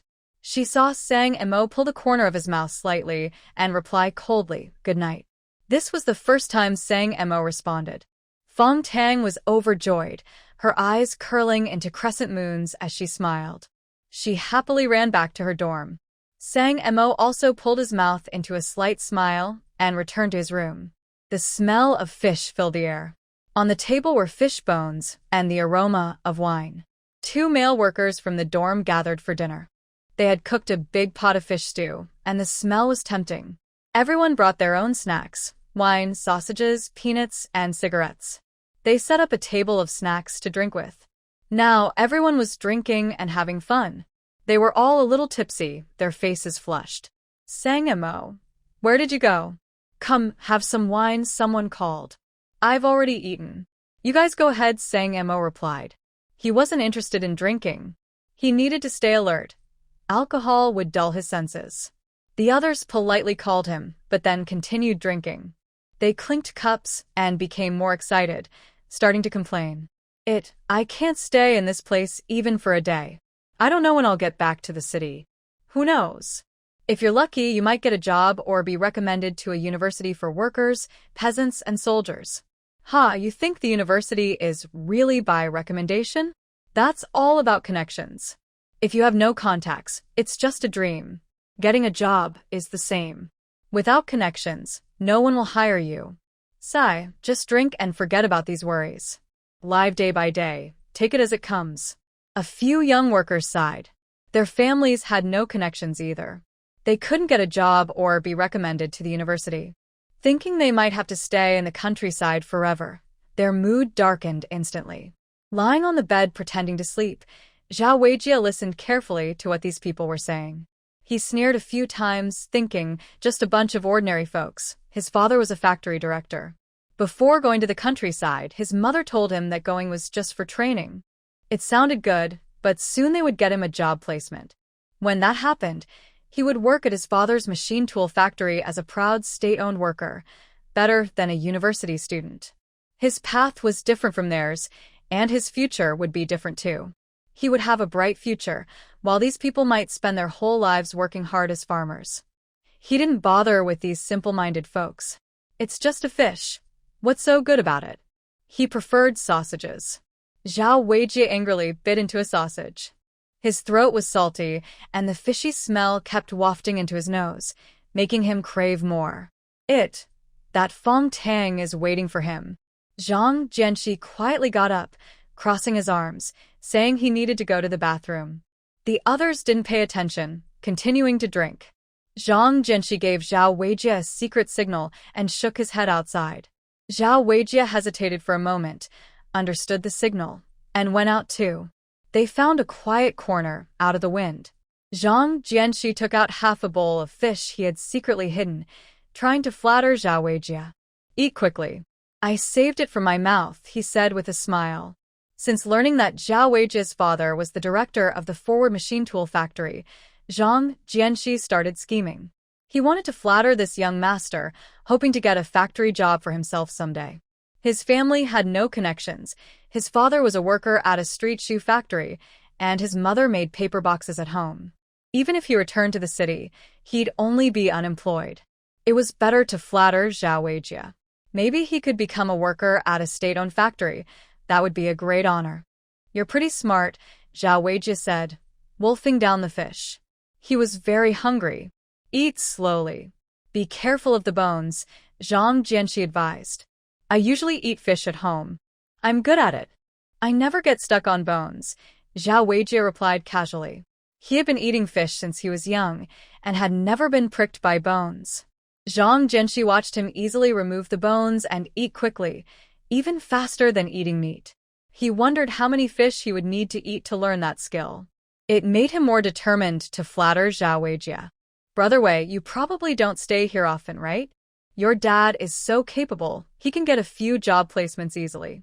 When you go back to the city, don't forget your brothers here. Zhang Jianjian swallowed saliva while trying to get closer to Zhao Weijie. This fish smells so good, he said. I didn't eat much earlier. I gave the rest to Zhao Weijie across the province. Don't worry, I won't forget you, Zhao Weijie said. But his eyes showed disdain. He saw through Zhang Jianjian's tricks right away. Since his father became the factory director, everyone around him had the same idea, just wanting to get benefits. Just a bowl of fish and you want a job quota? Let's see how this kid performs. If he treats me well, maybe I can give him a quota. His family prepared two. One for Fang Tang. That shameless woman doesn't care about face. I won't give her a quota. I'll keep it to win people's hearts. Zhang Jianjian thought Zhao Weijie agreed happily and smiled more flatteringly. His small body bent like a bow, unable to straighten. Suddenly, a cough came from the darkness. Zhao Weijie was so scared he forgot to spit out the thorn. It got stuck, and he tried to scratch his throat hard. The more he scratched, the deeper it went. It hurt so much that tears and snot flowed out. Song Mo's lips curled slightly. He quietly went back to his dorm to sleep. Vinegar. Vinegar can soften the thorn. Zhang Jianjian took vinegar. Zhao Weijie desperately poured it into his mouth. The sourness made him grit his teeth. After drinking a whole bottle, he felt like a sour toad. Luckily, the thorn came out. Water. Water. Zhao Weijie, so sour he couldn't speak clearly, wanted to rinse his mouth. Zhang Jianjian eagerly poured a cup of hot water. Before warning him it was hot, Zhao Weijie drank it all. The scald made him scream like a pig, startling all the young workers. "Why is the vinegar gone?" "I had a full bottle when I was cooking fish," the young worker named Li Ren said. "He was good at cooking, and he made the fish tonight." Someone stole it to choke himself, someone sneered. Everyone looked at Zhang Jianjian with displeasure. Just now, he had gone out, claiming to go to the bathroom, but it turned out he was feeding fish to Zhao Weijie. This kid is using their fish to curry favor. What a clever plan. The young female worker was also alarmed and came out to check. Fang Tang understood the situation and said with disgust, "I already said before not to let Zhao Weijie eat. Since you, Zhang Jianjian, are close to him, if I fish again, you're not allowed to eat either. Fang Tang, we are a team. There's no need to be against each other. Your idea is wrong. We should be united and friendly, with a spirit of collectivism," Zhang Jianjian said grandly. Zhang Weihong kept nodding, agreeing that this was true. Fang Tang was indeed narrow-minded. Fang Tang sneered and mocked, "The fish I caught, I can give to whoever I want. Zhao Weijie, that toad, is tarnishing my reputation and even acting indecently towards me. Why should I give my things to this troublemaker?" Zhang Jianxi, if you really want to unite and be friendly with Zhao Weijie, go dip your hands in the river yourself. Using my fish to show off your cleverness, I think it's just a small misunderstanding. There's no need to make things so tense. Fang Tang, your words are too harsh. Zhang Jianxi's smile faded. He didn't expect Fang Tang to be so sharp-tongued. A small misunderstanding? Zhang Jianxi, you're like boiling water that doesn't hurt yourself. Just wait until one day a widow in the village bullies you. Let's see if you can still smile and say it's a misunderstanding. Fang Tang showed no mercy. She saw Zhang Jianxi as a two-faced person who would do anything to please Zhao Weijie. In her past life, she had often heard rumors that she and Zhao Weijie were a couple. Maybe widows wouldn't be interested in Zhang Jianxi. He's too weak. The young workers burst into laughter and even made some dirty jokes. Zhang Weihong and the others blushed and went back to their dorms. Fang Tang didn't care. She wasn't that thin-skinned. Zhang Jianxi was laughed at, his face turning purple. His small stature and short height, just over 160 centimeters and weighing less than 100 pounds, made him feel insecure. He had a pointed face and little strength, often scolded by Captain Huang while working on the farm. Since childhood, he had been ignored by the opposite. Even the girls at school paid no attention to him. Fang Tang was openly humiliating him. She was so vicious, no wonder Zhao Weijie was interested in her. Fang Tang snorted and closed the door to her room. She wanted everyone to know that anyone who was close to Zhao Weijie was her enemy. She and Zhao Weijie were enemies and couldn't coexist. In the countryside, Zhao Weijie's factory worker father wasn't well respected, but she had help from her system and often received good things. This time, Zhao Weijie wouldn't be able to live comfortably and happily anymore. "Did you guys give any fish to Bianchi?" she suddenly asked as she lay on the bed. Zhang Weihong looked guilty and changed her expression, stammering, No. Fang Tang, it's rare for us to live in the same dorm. There's a little misunderstanding between you and Anchi. You should clarify it properly. There's no need to." "Stop. I have no misunderstanding with Bianchi. I just clearly dislike her. I didn't give her fish. If I find out you two are lying, I will definitely not share with you anymore." Fang Tang rolled her eyes at Bianchi, who had a pale face. Actually, she guessed Bai Anqi had eaten the fish. This woman loved fish the most. As long as she begged, Zhang Weihong wouldn't refuse. If Bai Anqi bribed her with a sausage again, Wen Jing wouldn't oppose either. Your fish isn't special. I eat fish at home, every day. Why should I eat your broken fish? Fang Tang, I tell you, I like you even less. Bai Anqi was so angry she cursed loudly. Her father was a manager at a department store, and everyone admired her. What right did Fang Tang have to compare herself to her? She dared to dislike her, bah. She didn't care if Fang Tang liked her. Before you talk big, wipe the thorn off your mouth first, Fang Tang sneered. Bai Anqi panicked, reached up to wipe her mouth. Zhang Weihong and Wen Jing both changed their expressions, secretly cursing Bai Anqi for being stupid. Now she had offended Fang Tang. She wouldn't get to eat fish anymore. Why are you so obedient?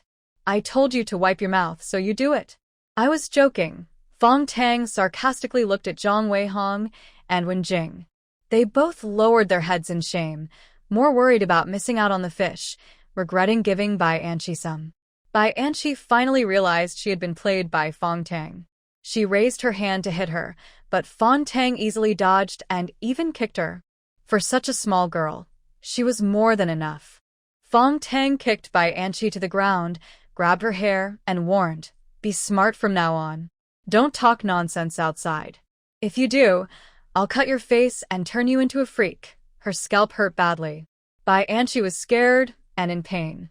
She felt Fang Tang was serious about cutting her face.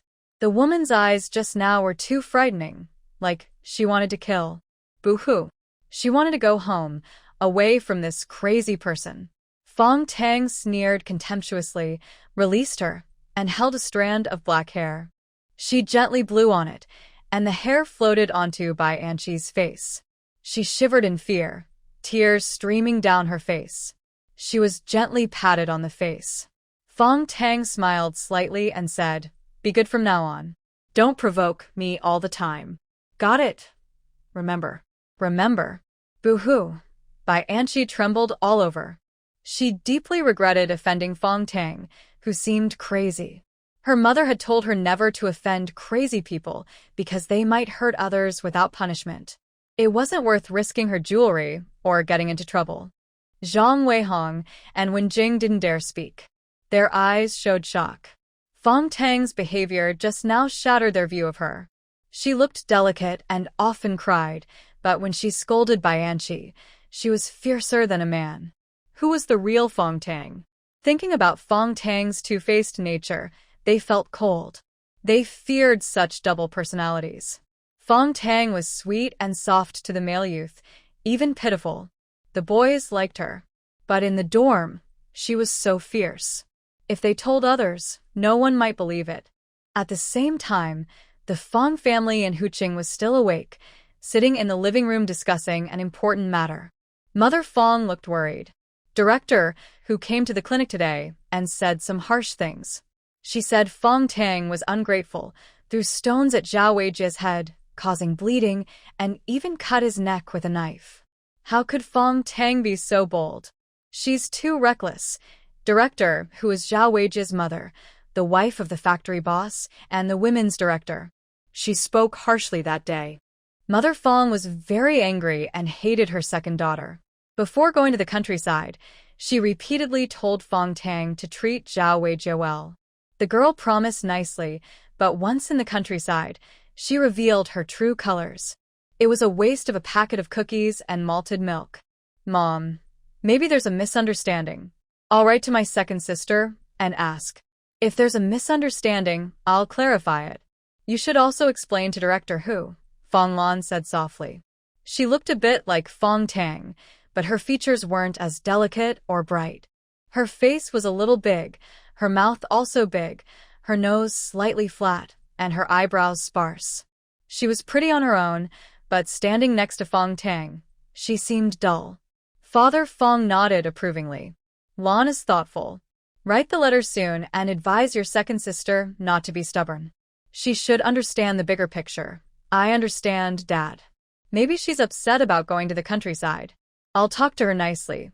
Fong Lan said wisely, showing she was caring and considerate. Mother Fong was angry. What's she upset about? If she doesn't go to the countryside, does that mean you and Huar should go instead? You can handle working in the countryside, but she has been living there for 15 years and is used to farm work. Going to the countryside is natural for her. With so many people going, why is she the one feeling wronged? Mother Fong has complicated feelings about her second daughter. When she was pregnant with twins, she was very tired. During the last 2 months before birth, she couldn't sleep well. Lying down was uncomfortable, and sitting was worse. She had heavy bleeding during delivery and almost lost her life. It was because this stubborn girl's head was tilted, blocking the birth canal. She took 7 or 8 hours to give birth, and her son almost died from lack of oxygen. Even worse, this girl was domineering even in the taking more nutrients than her brother, who was born weighing less than 4 pounds, like a tiny mouse. He was so pitiful and sickly, and it took a lot of effort to raise him. All of this was because of that girl. After she was born, Fang Tang was immediately taken back to her hometown and only returned to the city at age 15. During that time, she only saw her mother a few times, and her mother didn't remember much. She thought her second daughter was petty and superficial, with a look that didn't resemble her at all. She liked her even less. When she returned to the city, Fang Tang didn't do well in school. Her manners and behavior weren't graceful, and she couldn't compare to her older sister Fong Lan. She was only slightly prettier, but her mother saw her looks as a flaw. Her charming, flirtatious expression and seductive manner made her seem like she was trying to attract men, which her mother didn't see as good. Fong Lan was more elegant and proper.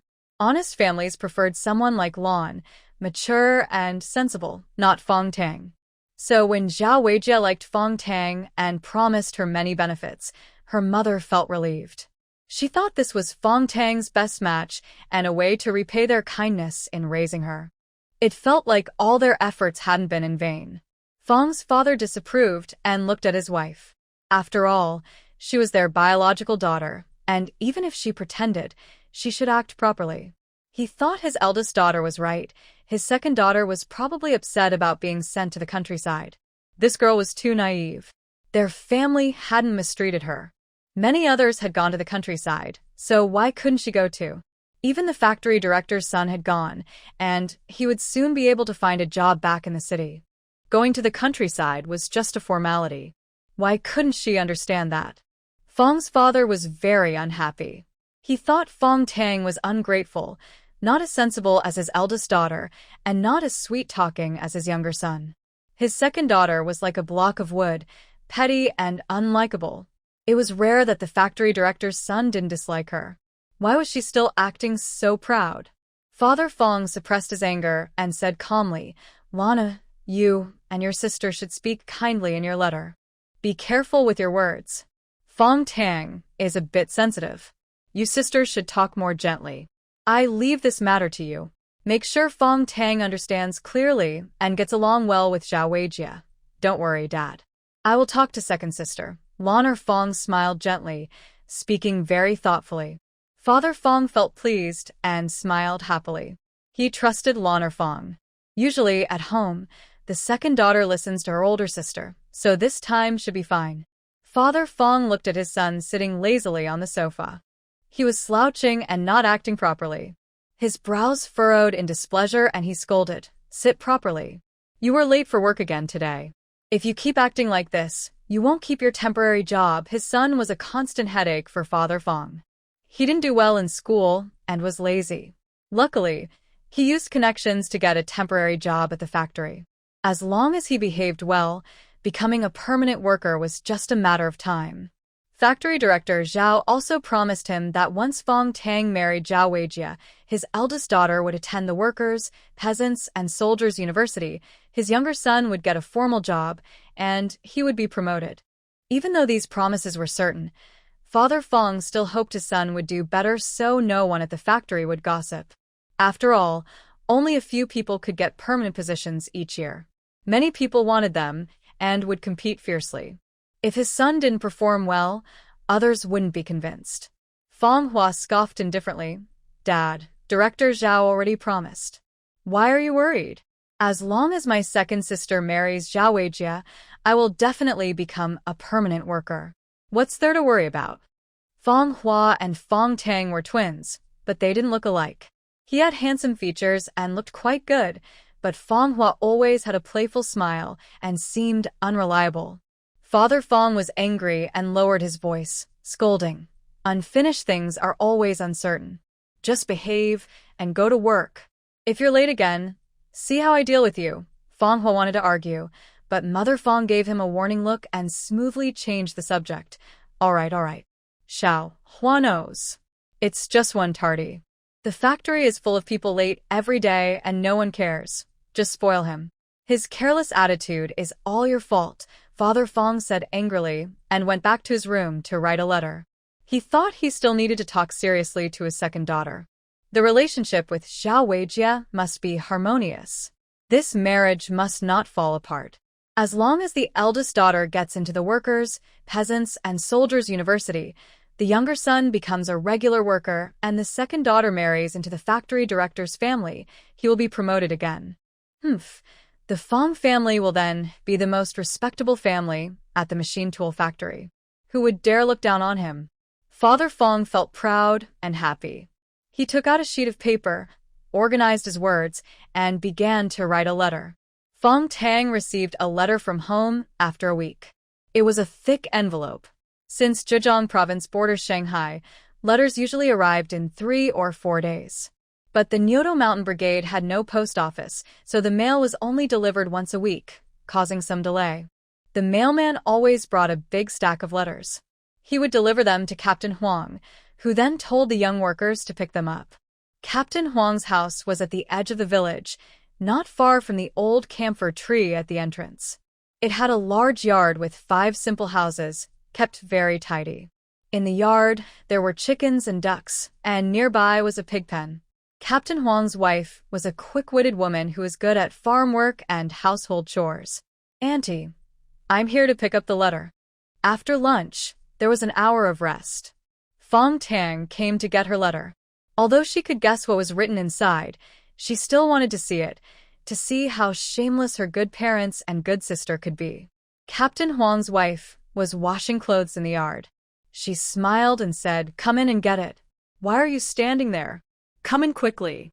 She also called out to the house, "Old Huang, Fang Tang is here to pick up her letter. You bring it out." Seeing Fang Tang standing at the gate, looking shy, Captain Huang's wife smiled. She wiped her wet hands on her apron and pulled her inside. "Don't be shy, just like at home. Your Uncle Huang has a dark face, but he's not a bad person. Don't be afraid of him. Captain Huang is a good person." Fang Tang nodded sincerely. Captain Huang was truly an honest and upright man. He didn't tolerate nonsense, and although he was strict, he never did anything sneaky. The young workers were lucky to be under his care. Captain Huang's wife was surprised for a moment. She looked at Fang Tang and saw she was sincere, which made her impression of her even better. She smiled and said, "You have good judgment. My old Huang really is a good man. Old Huang, this girl says you're a good person." Captain Huang, who was holding the letter, was also surprised. His dark face was as usual, but his eyes softened a little. He handed over the letter and said gruffly, "Take it." "Thank you, Captain." Fang Tang took the letter, smiled softly, and was about to leave. "Captain, Annie, I'm leaving now." "Sit for a while longer," Captain Huang's wife said warmly. She remembered those 2 crucian carp. Her eldest daughter had just had a baby, a chubby little boy. Her in-laws were very happy, but there wasn't enough milk. The little grandson was hungry every day, and formula was too expensive. No family could afford it. Those 2 crucian carp worked very well. They cooked them twice, and the broth turned as white as milk. After eating, her daughter's milk came in quickly. The little grandson stopped crying, ate until full, then slept. When he woke up, he ate again just like a little pig. "I'm leaving now. I have work this afternoon." "Goodbye, Auntie." Fang Tang didn't stay. She was just being polite. She couldn't really stay, and there was no point in doing so. She wasn't close to the captain's wife. "Come visit often in the future." The captain's wife warmly held Fang Tang's hand and saw her off to the gate. Only after Fang Tang walked away did she go back into the yard and scold Captain Huang. "That young girl is nice. Don't always keep that stern face. You're scaring her. With such a small courage, you shouldn't come to the countryside." "I don't care what you think." Captain Huang snorted irritably, crossed his arms, and went inside to listen to the radio. He muttered to himself, questioning why his face was so dark. His wife always said nonsense. He remembered that he used to be a famous handsome young man in the area. But Fang Tang was indeed kind-hearted. Forget it, he thought. Give her fewer chores in the future. Let her do more work for Bai Anqi, who is spoiled and delicate every day. She needed to be toughened up and reformed. Fang Tang didn't know that her future farm work would soon be handed over to Bai Anqi. She had already returned to her dormitory, sitting on her bed and opening her letters. There were two, one page from her father and 2 pages from Fong Lan. First, she looked at her self-righteous father's letter. As expected, he scolded her, saying she lacked judgment, didn't understand the big picture, and was selfish and narrow-minded. He said she was upset over such a small matter as going to the countryside, showing no sense of the bigger picture. The entire page was full of nonsense. He didn't ask if she was coping well in the countryside, if she was healthy, or if life was hard. Fang Tang silently sneered. Nothing was surprising about her father. If he suddenly started caring, that would be strange. Then she opened Fong Lan's letter. Her handwriting was neat. She started with a few greetings, saying she was suffering in the countryside and wished she could take her place. Fang Tang felt nothing. She found it disgusting. She is the best older sister, who is very good at acting. She speaks more nicely than she sings. Whether at home or outside, Fong Lan always plays the gentle and kind older sister. She is also very successful, wise, and considerate. Fong Lan has become a role model for young women at the machine tool factory. When parents teach their daughters, they often compare them to Fong Lan, hoping their daughters learn from her excellence and not from her poor grades. "Tang, I feel sad that you're suffering in the countryside. I can't eat or sleep well. I worry every day about whether you can handle it. It's all because of my weak health. If only I were healthier, I would have gone to the countryside myself. Tang, your marriage with Zhao Weijie is already arranged. As daughters, we have to listen to our parents. They won't harm us. Although Zhao Weijie looks average, he comes from a good family.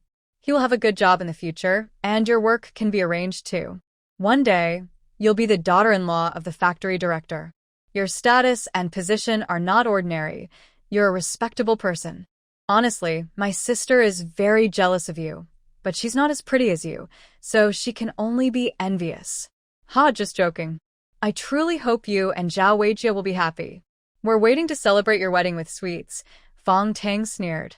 She thought Fong Lan was very thick-skinned. How could she pretend to be so close as sisters when she clearly disliked her? They had been pretending for 3 years. Her patience was impressive, and she was very scheming. If she was so jealous, why didn't she marry Zhao Weijie herself? It was because she knew what kind of person Zhao Weijie was. That's why she refused to marry him, not because she didn't want to. Fong Lan and Zhao Weijie were about the same age. They had grown up in the same factory, almost childhood sweethearts. She knew Zhao Weijie's character well, so she was afraid to marry him but instead pushed her into a trap. Fang Tang's heart beat faster. She thought of a good way to get revenge on Fong Lan. Since Fong Lan was so jealous of her, she would help her. Haha, she was a really good sister. Fang Tang suddenly felt energized. She was thinking hard about how to make Zhao Weijie and Fong Lan get together.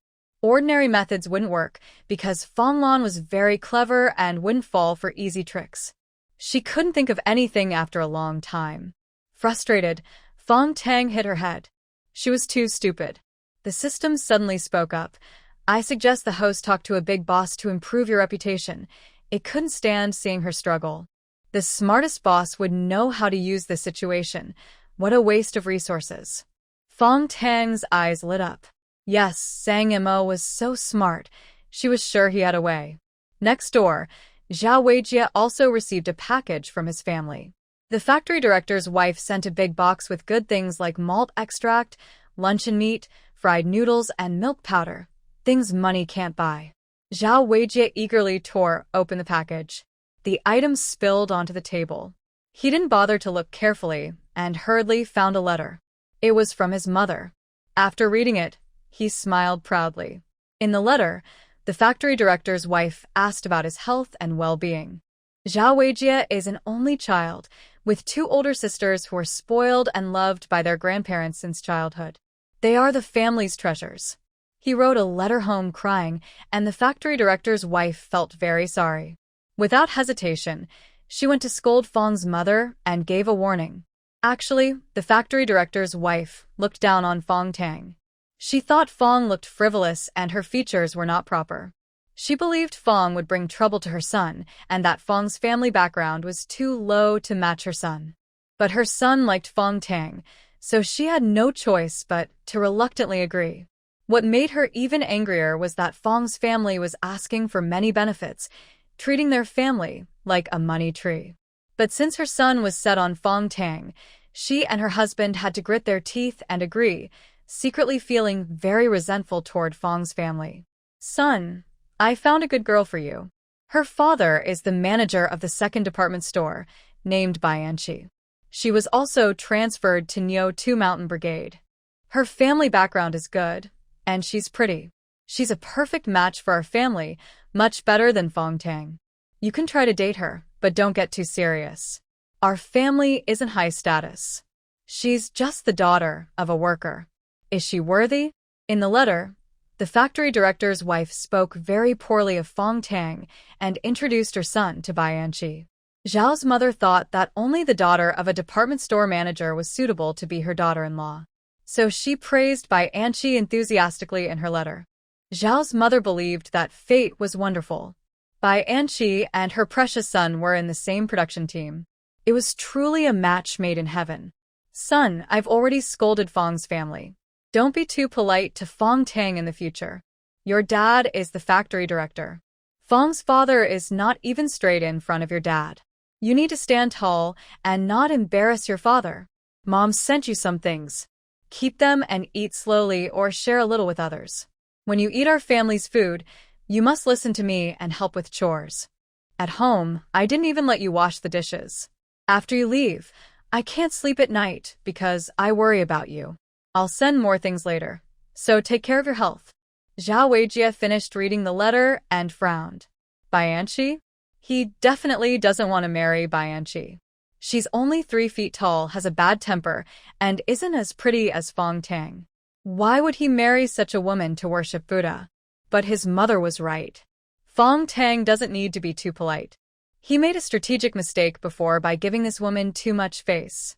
"Brother Wei, your family sent so many things." Zhang Jianxi's eyes lit up. These are all things he's dreamed of. His family also wrote, but they didn't send a single food coupon and even pretended to be poor, saying their family was about to run out of food. After reading the letter, he felt even more annoyed and didn't want to reply. Zhao Weijie casually hummed, then changed his mind. He picked up a box of luncheon meat and threw it to Zhang Jianxi like charity. "Here, for you." Zhang Jianxi hugged the luncheon meat tightly, constantly swallowing saliva. Such a big box of luncheon meat, saving it could last several meals. Zhao Weijie looked at him with disdain. A poor guy who barely eats enough. His mother once said that such people are easiest to buy off. Some things he couldn't do himself, so Zhang Jianxi was perfect. His luncheon meat wasn't given for free. Other educated youths also received things from home, clothes, food, and food coupons. Only Fang Tang, Zhang Jianxi, and Sang Mo didn't get anything. Fang Tang and Zhang Jianxi had letters, but Sang Mo had no letter at all. That day, the youth team was very happy. Everyone was sorting through the packages from home and reading their letters over and over. Their homesickness eased a bit. The most generous were Zhao Weijie and Bianchi. Their packages were the biggest. Bianchi showed off in her dorm. The manager of the department store sent a lot: milk powder, luncheon meat, sausages, beef jerky, and a bag of white rabbit candies. all luxury items. I love eating white rabbit candies the most, but my mom doesn't let me eat too much, saying it's bad for my teeth.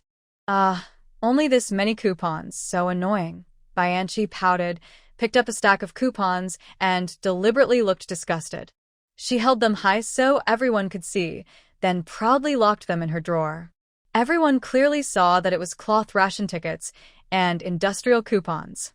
These were the most valued tickets in the countryside. Cloth tickets could be used to get fabric, and industrial coupons could buy sewing machines, radios, watches, and other items. In Zhejiang province, it was popular to buy 3 sewing machines, a bicycle, a watch, and a radio when getting married. All these items required industrial coupons. On the black market, industrial coupons were very expensive and still in high demand. The tickets in Bianchi's hands were more useful than money in the countryside. They could be exchanged directly for grain and eggs. Her family was truly wealthy, and Zhang Weijie and Wen Jing were very jealous. Fang Tang glanced at the ground. Just now, when Bianchi was taking things, a piece of paper fell down. It was facing up, and she could see it clearly because she had good eyesight. It was a letter from Bianchi's mother to her daughter. Although reading someone else's letter is usually considered rude, since it fell into her hands, Fang Tang didn't feel guilty and read it openly.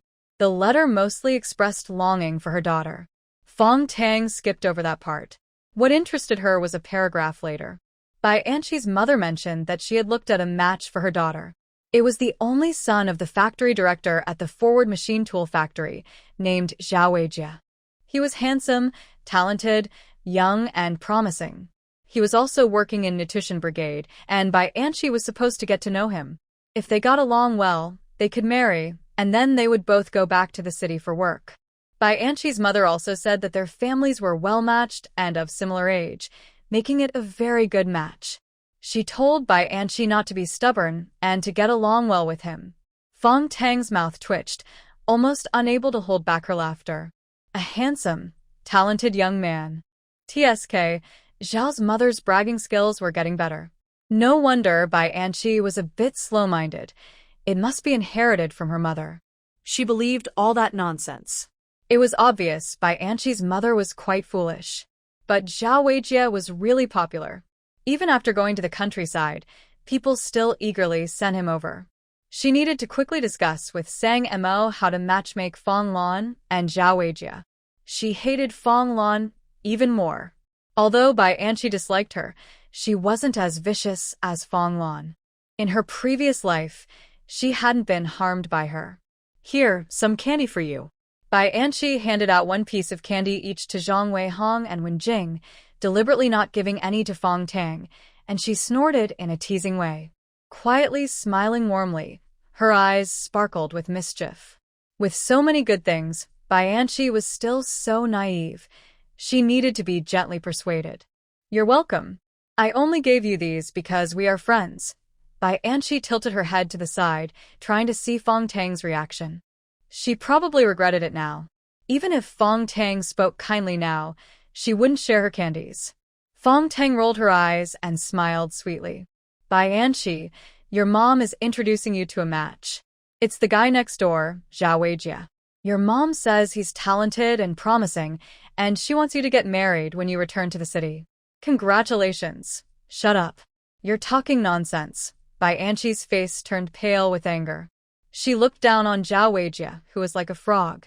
She liked someone like Sang Mo, but Sang Mo was always with that mean girl Fang Tang. It made her so mad. Fang Tang pushed her lips forward and said, Your mom is the one talking nonsense. It's written in the letter. Look for yourself. Bianchi quickly grabbed the letter and read it quickly. When she reached the last part, she was so angry her lips trembled. Was her mom losing her mind? She actually introduced her to Zhao Weijie, that frog, and he's talented? Even a frog looks better than Zhao Weijie. I think you and Zhao Weijie are a good match.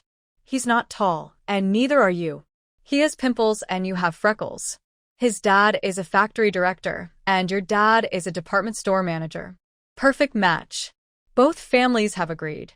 It's arranged by the parents.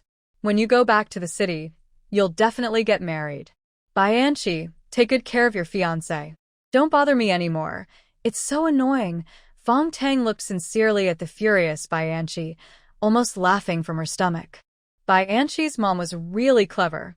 If this woman ever tried to disgust her again, she would just disgust her back with Zhao Weijie. Zhang Weihong and Wen Jing's eyes widened in shock. They looked at Bai Anqi and Zhao Weijie in disbelief. You peeked at my letter? You're so mean.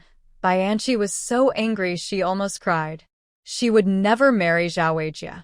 Just being associated with him made her feel sick. Fang Tang stood. I didn't peek. Your letter fell over here, and I read it openly. You're shameless. Oh, why are you crying? Such a happy event. You should be happy. No wonder you already handed out candies. Congratulations. Don't worry, I will help promote your good news. Fang Tang was not angry at all and kept smiling. Bai Anqi cried loudly, but Fang Tang smiled even more happily. Wen Jing and Zhang Weihong's candies suddenly lost their sweetness. It turned out to be Bai Anqi and Zhao Weijie's wedding candies. Should they eat them or not? Bai Anqi was both angry and upset. She couldn't argue with Fang Tang, so she pouted and cried loudly on the table. Her loud crying attracted the nearby young male workers, who came over to comfort her and asked what happened. Zhang Weihong and Wen Jing looked uncomfortable, unsure of what to say. Fang Tang smiled brightly and quickly said, Anqi is so happy. Her family has arranged a marriage for her. Her fiancé is also from our youth team. They said once he gets a job back in the city, they will get married. Don't say that. Fang Tang, shut up. Bai Anqi rushed over to cover Fang Tang's mouth, shouting sharply, That's not true. I'm not engaged. Fang Tang is talking nonsense. She still wanted to date Sang Mo and definitely didn't want to be tied to Zhao Weijie. Fang Tang dodged quickly and spoke faster. Your mom said so in her letter. You were just happy enough to eat wedding candies. Look, Wen Jing and Zhang Weihong are still eating yours. Congratulations, Bai Anqi. You're too excited, right? I understand. After all, you and Zhao Weijie do seem quite compatible. Your mom has good taste. The candies in Wen Jing and Zhang Weihong's mouths became hard to swallow. Their faces looked awkward. They wanted to explain a little for Bai Anqi, but since it was her parents who arranged the marriage, they had no right to say anything. It was better not to interfere. The young male workers looked at each other, still confused. How come it was Zhao Weijie again? Wasn't it a marriage arranged with Fang Tang? Fang Tang, shut up. If you keep talking nonsense, I'll beat you. Bai Anqi jumped up to hit her, but Fang Tang, being taller, easily grabbed her hand. She continued, Anqi, you're too excited. Calm down. Your mom also praised Zhao Weijie, handsome, talented, young, and promising. She said you two are a good match, and both sets of parents have agreed. They're just waiting for you to return to the city for the wedding. Such good news, of course you're excited.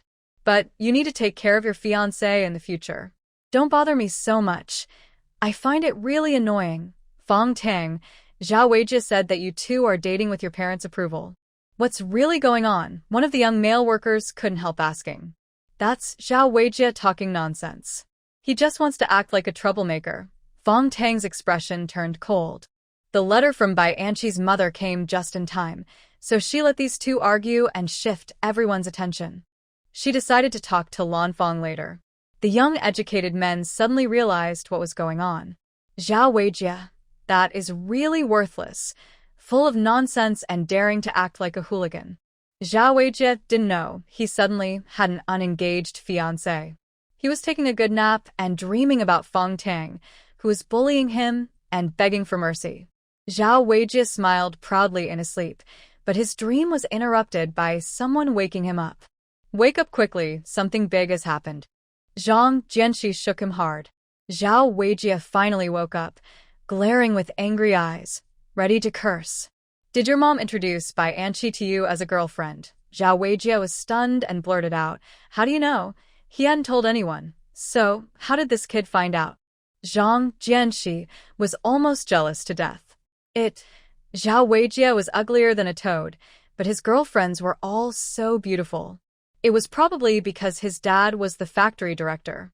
If his dad was the factory boss, he would be even more popular than Zhao Weijie. Everyone's talking about it.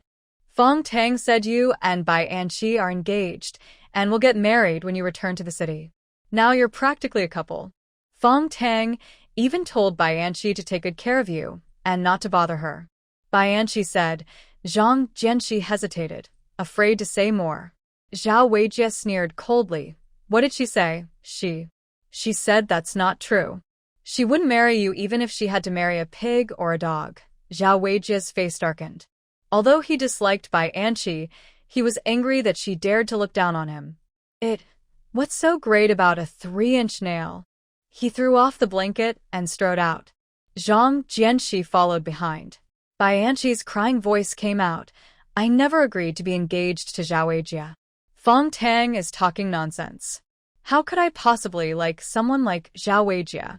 He's ugly as covered in pimples, like a toad.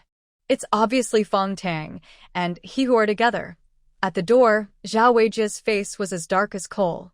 His pimples turned red with anger and shone with oil, making him look both ugly and disgusting. Zhao Weijie kicked the door open. Everyone inside was startled. When they turned to look at him, they all fell silent, afraid to speak. Bai Anqi, who do you think you are? I never liked you. It's your mom who flattered my mom and pushed you onto me. Humph, with your 3-inch nail face, I'd rather marry a stray cat than you. Zhao Weijie responded mercilessly. What's so special about the manager of a department store? His dad is the director of a state-owned factory. Shut your mouth. You only flatter my mother. You praised you as talented and promising in front of my mother. I spit on that, you're just a toad. How could you be a talented person? My mother was deceived by your mother and fell for it. Zhao Weijie, don't dream of eating swan meat with a toad. Stay away from me in the future. Even if I marry a pig or a dog, it would be 100 times better than marrying you. Zhao Weijie's face grew darker. He was not a patient person and had a twisted mind. White Anqi's words only made him angrier. Stinky woman, try saying that again. Suddenly, Zhao Weijie stepped forward and grabbed White Anqi's neck. His face twisted with anger, and his eyes shone with fury. His fierce expression stunned everyone, and they all stood there frozen. White Anqi was like a puppet, being lifted by her neck. Her face quickly turned pale and then bluish, as if she was about to lose her life. At this moment, everyone finally reacted. They rushed to pull Zhao Weijie away, but after trying for a while, they couldn't free her. White Anqi was about to faint from the pressure. Suddenly, there was a loud noise. Zhao Weijie rolled his eyes, swayed a few times, and then fell to the ground. Bright red blood flowed from his head. Zhao Weijie closed his eyes, his face very pale. His injury was worse than before. Fang Tang grabbed a brick she had just found outside and hit Zhao Weijie with it. She didn't want White Anqi to die, but if someone really died, she would be responsible. Cough, cough. White Anqi lay weakly on the ground, her neck bruised and purple, looking very scary.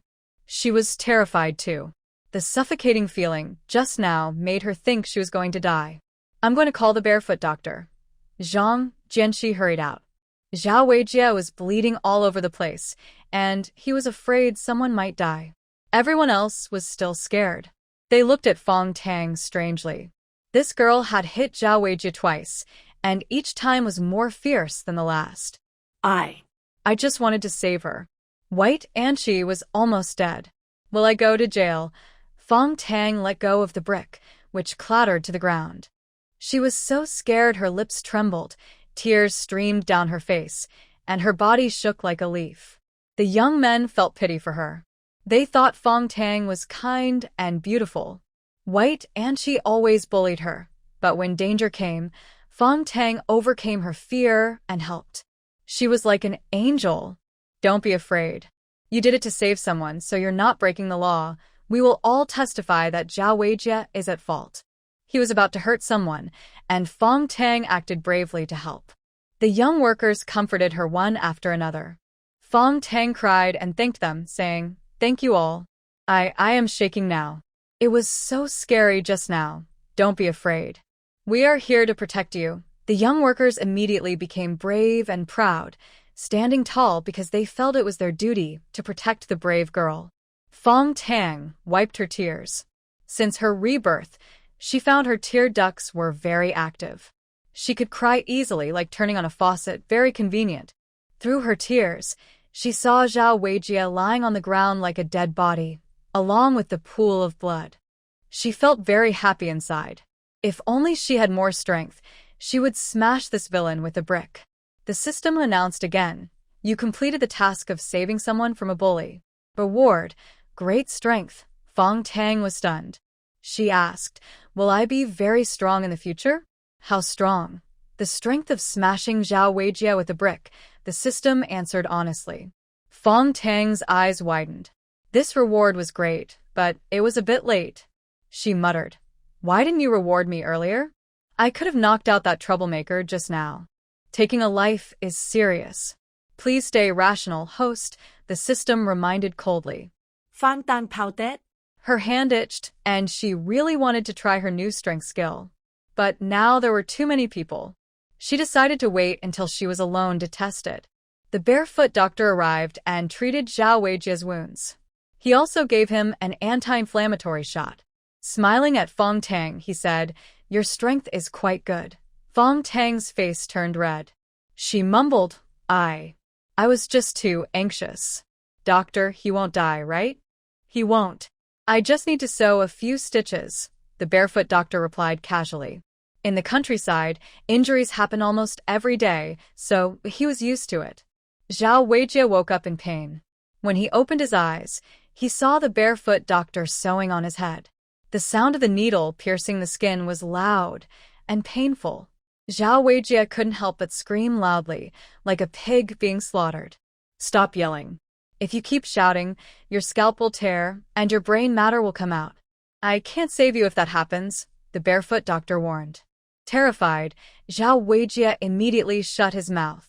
A total of 12 stitches were sewn, and although the wound was a bit serious, the barefoot doctor didn't think it was a big deal. He was reluctant to give too many anti-inflammatory injections and only gave Zhao Weijie one shot. He also applied some herbal medicine and told Zhao Weijie to come back in 3 days to change the dressing. Then he left quietly with his medical kit. Zhao Weijie looked at Fang Tang with a sneer. That scoundrel had hit him twice, and he needed to settle the score. Fang Tang wasn't afraid of him. She looked at him coldly. Now she was strong and capable. That better not come to bother her, or she wouldn't be polite. Scoundrel, if you dare to grab me again, I will tell my parents. Bianchi finally recovered and jumped up to curse Zhao Weijie loudly. But Zhao Weijie just glared at her. She immediately backed down, and her shouting softened. Zhao Weijie, with a bandage on his head and a pale face, returned to the dormitory. The others had already left. Zhang Weihong and Wen Jing were washing the floor. They were both terrified. They didn't know Zhao Weijie was like a mad dog, biting when he wanted. Such a person was too scary. They decided to stay away from him in the future. Don't think I will thank you. It's all your nonsense that made Zhao Weijie go crazy. It's your fault. Bianchi was angry and shouting. She didn't want to thank Fang Tang for saving her. It was clearly this scoundrel who caused all this trouble and almost got her killed. I don't need your thanks either. Blame your mother for choosing such a handsome son-in-law. Fang Tang veto confident. After this incident, the rumors about her and Zhao Weijie would probably decrease. In the countryside, there were no secrets. In a few days, everyone would know what happened today. People would start watching Bianchi and Zhao Weijie, and they would stop paying attention to her. They still had work to do in the afternoon. Zhao Weijie took leave because of his injury. Captain Huang didn't say much this time. He just pretended not to notice. Since no one was seriously hurt, he didn't want to bother with this mess. Today we're working on the mountain land. No slacking off, work hard. Captain Huang assigned tasks to the young workers. Since Zhejiang province had many mountains and few flatlands, the farmland wasn't enough to feed everyone. Captain Huang led the villagers to clear some land on the mountain to plant corn, sweet potatoes, and soybeans. They mixed these with rice to barely fill their stomachs. The young workers were assigned to one side of the mountain, while the villagers worked on another. Everyone started working. Fang Tang and Sang Mo were assigned together. Ever since they delivered cushion carp to Captain Huang's house, he always put them together when assigning tasks. Their land is on the hillside, a large piece. Fang Tang wants to try her strength, lifting the high and digging down. Then the flies out. It lands about 10 meters ahead. Fang Tang is left holding only the handle, staring blankly, not understanding what just happened. Zhang Montag sighed softly. This woman really doesn't know how to work. She probably only learned to cook during her 15 years in the countryside. Sit and rest while I do the hoeing, Sang Mo says, pushing the troublesome woman aside. The land isn't too big, and with the good meals these days, she feels full of strength. Fang Tang smiles sweetly, hops over to pick up reattaches it, and taps it on a stone to make it firm again. When no one is around, she secretly picks up a stone and squeezes it hard. But it doesn't break. Her hand gets cut. Fang Tang feels very disappointed. She's not a strong person. She can't even crush a stone. Be realistic, host. Crushing stones only happens in stories. Stop dreaming. The system's cold voice sounds, almost biting. This is the real world, not a story. If she could crush stones, she might as well fly to the sky. How strong am I really? Fang Tang wonders, feeling no different from before. Strength depends on the challenge. The system replies with a deep statement, then gives a task. Feed the boss water, complete within 3 minutes. Fang Tang's face turns as red as blood. She looks around nervously, afraid someone might hear the system's voice. Feeding water to Sang Mo. Isn't that too intimate? 2.5 minutes left, the system reminds coldly. Fang Tang is startled and quickly runs back with the Sang Mo swings the down, turning a big clump of dirt over. She just happens to see Sang Mo's side profile, a perfect side face like a Greek god. The afternoon sun shines on her, making the sweat on her face look especially charming. Stop daydreaming.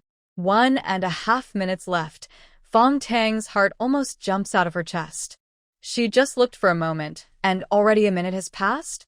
She finds a water cup, racking her brains to think of how to get the boss to accept her offering. But time is running out, and she's too lazy to think anymore. She runs over directly, smiling sweetly at Sang Mo, and says, "You've worked hard. Here's some water." Sang Mo was feeling thirsty and was about to put down his when Fang Tang stopped him. "Your hands are dirty. Let me help you drink." She poured a cup of water, stood on the so they were at the same height, and held the cup to his lips, silently thinking, "Please, just drink it." Sang Mo froze. A faint fragrance surrounded him. He had never been this close to a girl before, and the scent made his head spin a little. He wanted to refuse, after all. He could drink by himself, but the words wouldn't come out. "Why aren't you drinking? Hurry up so we can get back to work." Fang Tang grew anxious. She only had 30 seconds left, and she couldn't afford to fail another task. In her panic, she boldly tilted the cup toward his mouth and gently supported his chin with her other hand. Her soft touch startled him, and before he could react, he had already finished the whole cup of water. The others nearby stared at the scene, their eyes wide with surprise. In broad daylight, such closeness seemed improper, yet they couldn't help feeling a little jealous. Sang Mo kept a straight face and went back to work, though the tips of his ears were red and his heart was beating faster. After a while, he muttered, "I can drink water by myself." "I know," Fang Tang replied with a bright, sweet smile. Her curved eyes and cheerful expression made Sang Mo think again of her small hand on his chin. No wonder she wasn't good at farm work. Her hands were so soft and delicate. He sighed inwardly. "Fine, I'll just do more myself." Task complete. Help the leader drink water. Reward, graceful as silk, plus bonus, lucky pig's blessing. The system announced. Fang Tang Berlin kết. Graceful as silk. What does that even mean? Am I supposed to learn acrobatics now? And what's with the pig thing? Feeling a bit bored, she went up to pick some wild vegetables. Earlier, she had spotted a patch of fresh shepherd's purse. She planned to boil and stir-fry it later, It tasted amazing, though it used up a lot of oil. The little bit of oil they had left from the rabbit stew was almost gone. If only we had a big piece of pork fat, she thought. Fang Tang didn't realize that her appearance had changed. She now looked even gentler and more delicate, not in a frivolous way, but in a way that made people want to protect her. The male workers and villagers couldn't help glancing at her again and again, thinking she seemed to grow prettier by the day. A terrifying roar echoed, causing the ground to shake and the mountains to tremble. "There's an earthquake," a young worker from Sichuan province reacted quickly, panicking and dropping his to run away. The other workers were also frightened and fled in chaos. Sang Mo strode quickly toward Fang Tang, shouting, "Come down quickly." He guessed it was a wild beast. Fang Tang was at the top, and the beast would likely hurt her first.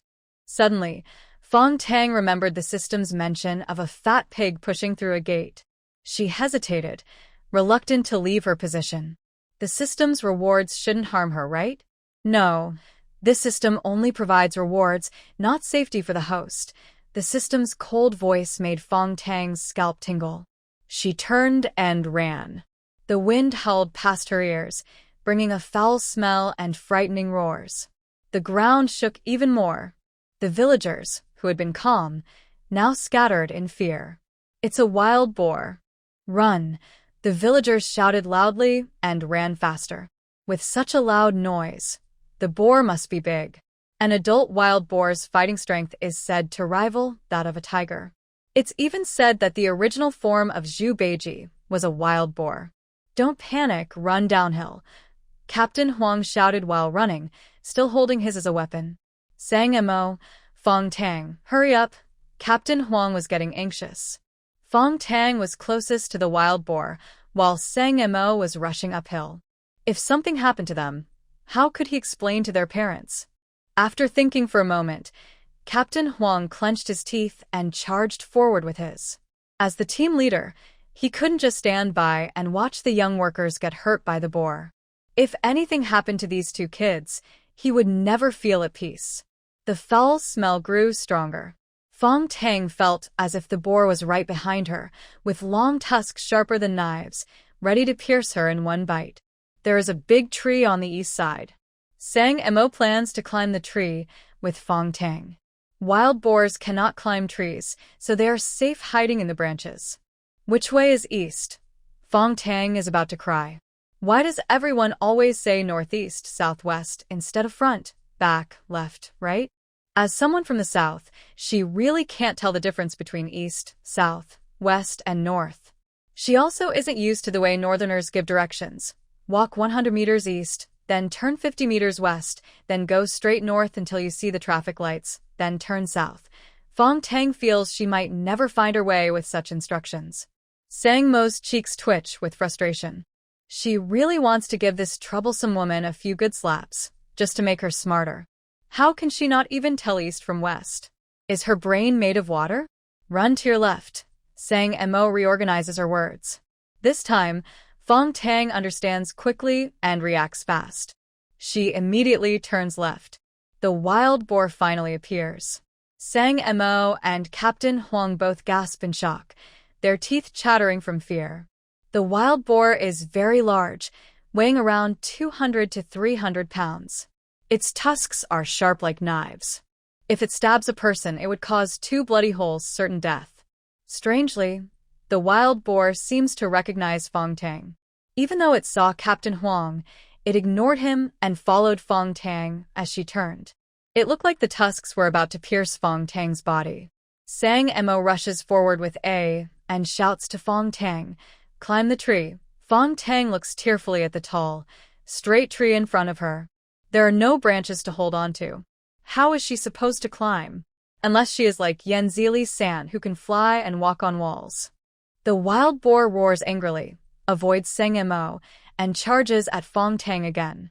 From a distance, Captain Huang also rushes over with A to help Sang Mo, but he's thinking, could this wild boar be the reincarnation of Zhao Weijie, trying to take Fang Tang home as his wife? "Don't come closer, pig brother. Don't eat me. I'm not tasty." Fang Tang is so scared, she starts crying. It's her first time facing a wild boar, and it's really ugly. Compared to Zhao Weijie, this wild boar looks quite handsome. The wild boar doesn't understand human speech and shows aggressive signs. Sang Mo hits it with her, but the boar's tough skin and thick fur don't even shed. Instead, it gets even more furious, its terrifying roars filling the hillside. Strength against strength, the system helplessly reminds her. If she doesn't speak up now, the host might really die. Fang Tang's heart started pounding. She understood what the system was saying. Could she really kill a wild boar? She made up her mind. Today, either she would die or the wild boar would. She was determined to fight. I'll fight you. Fang Tang grabbed the from Sangmo's hands, ready to face death bravely, and charged at the wild boar. You're crazy. Climb a tree quickly. Sang Mo was furious. This woman couldn't even dig dirt, and now she wanted to fight a wild boar? When he struck the ground with his, the boar only paused for a moment, unharmed. Fang Tang, rushing forward, was just giving the boar an easy meal. Fang Tang didn't look back. She was afraid that if she did, she would lose her courage. She pushed herself to keep going. After a while, she started to weaken. I'll beat you until you're a dumpling. Fang Tang and the wild boar stared at each other. Strangely, the boar stopped for just 3 seconds. Fang Tang used all her strength and swung her at the boar's head. A loud, painful squeal rang out. The villagers at the foot of the mountain, hearing the noise, covered their ears in fear. They thought someone was hurt but didn't dare go up the mountain to see. Fang Tang swung her down and closed her eyes. It was a critical moment. If she missed, she might not get another chance. She couldn't lift the again. Hot, thick blood splattered on her face and even got into her mouth, tasting foul and making her feel sick.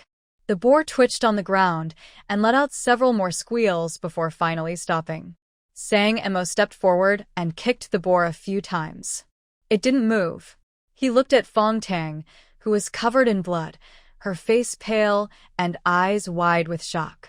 He realized he needed to see this troublesome woman differently. A woman who could kill a boar with one strike was definitely not delicate. Fang Tang probably had been pretending to be weak before, just to avoid work. Captain Huang also arrived and kicked the boar hard. The boar didn't move, but Captain Huang's foot almost broke. He patted Fang Tang's shoulder forcefully. She nearly lost her balance and almost fell. Good job. Well done. He used to judge people by their appearance, but now he saw that Fang Tang was brave. She dared to stand up to the wild boar, fought back, and even killed it with a. Her bravery deserved praise on the radio. Fang Tang opened her eyes. Her face was sticky with blood, and her mouth was also covered in it. She felt sick and gagged a few times. But when she saw the pile of the boar's body on the ground, like a small mountain, she was so happy she couldn't help but smile. She said excitedly, Sang Mo, we have meat to eat now. This wild boar weighs about 200 or 300 jin, enough for them to eat for a month. Soon, she plans to gather some shepherd's purse to make dumplings, but unfortunately, they have no flour. Later, she will trade some wild boar meat with villagers for flour. Sang Mo looked at her meaningfully, slightly smiling at the corner of her mouth, feeling quite happy. This woman is truly lucky. Usually, wild boars rarely come down from the mountain, but today, such a large one appeared suddenly, and it was only chasing Fang Tang. Clearly, she was the one who attracted it. Following Fang Tang definitely brings some benefits. Even if it means doing a bit of work, it's worth it. Fang Tang felt a little guilty. She wiped her face with her hand, smiled in a friendly way, and explained, I was just acting on instinct. Humans have great potential. When in danger, we can unleash unlimited strength. That's what I did just now. Really, I'm usually very weak. I can't even lift water. Sang Mo's expression was half smiling, and it was better not to explain, but her words made it obvious. She was hiding something. Sang Mo chose not to expose her, considering the wild boar. Fang Tang twitched her mouth, unsure if the boss believed her. Anyway, she had explained herself, and whether others believe it or not doesn't matter. The villagers and educated youths quietly came closer. Seeing Sang Mo and the others safe and sound, everyone relaxed. When they saw the huge creature on the ground, they were all stunned, then burst into joy. Wow, this wild boar must weigh around 300 jin, right? So much meat. Captain, can we have extra rations? Tonight, we can eat meat. Everyone was ecstatic. Whether villagers or educated youths, they all craved meat so much. Such a big wild boar meant each family could get a few jin of meat, adding a lot of food. Everyone thought Sang Mo and Captain Huang had killed it, never expecting Fang Tang to be the one. Captain, please don't tell them I was the one who killed it, okay? Fang Tang whispered, not wanting to be known as the heroic woman who hunted the wild boar, nor did she want her fame to spread. Let everyone think she's a delicate woman. That way, she can surprise them later. Captain Huang looked at Fang Tang, who was covered in blood and looked exhausted, and nodded slightly. He liked her more and more now. The old man was right, people shouldn't judge by appearances. Although Fang Tang looked delicate and fragile, she was tough when hunting wild boars. That strike she made earlier was even more powerful than Pigsy's hammer. He understood Fang Tang's feelings about not wanting others to know. As a young girl, if her reputation for fighting wild boars got out, she would be called a fierce woman, which sounded unpleasant. Men generally prefer gentle women, and no one wants to marry a fierce woman. However, Captain Huang thought Fang Tang was overthinking. Just now, Sang Mo had been watching clearly. Both of them were in a relationship, so there was no need to hide anything. Fang Tang sighed in relief. She didn't expect Captain Huang to think so much about complicated things. Actually, she just wanted to act like a delicate, weak woman. Stop arguing. Sang Mo killed the wild boar alone. I decide that half of the boar goes to Sang Mo. Do you have any objections? Captain Huang shouted loudly. He didn't want to take credit away from Fang Tang, so he shifted the blame to Sang Mo. After all, they were a couple and would be a family someday. Sang Mo raised an eyebrow, surprised that Captain Huang wasn't greedy.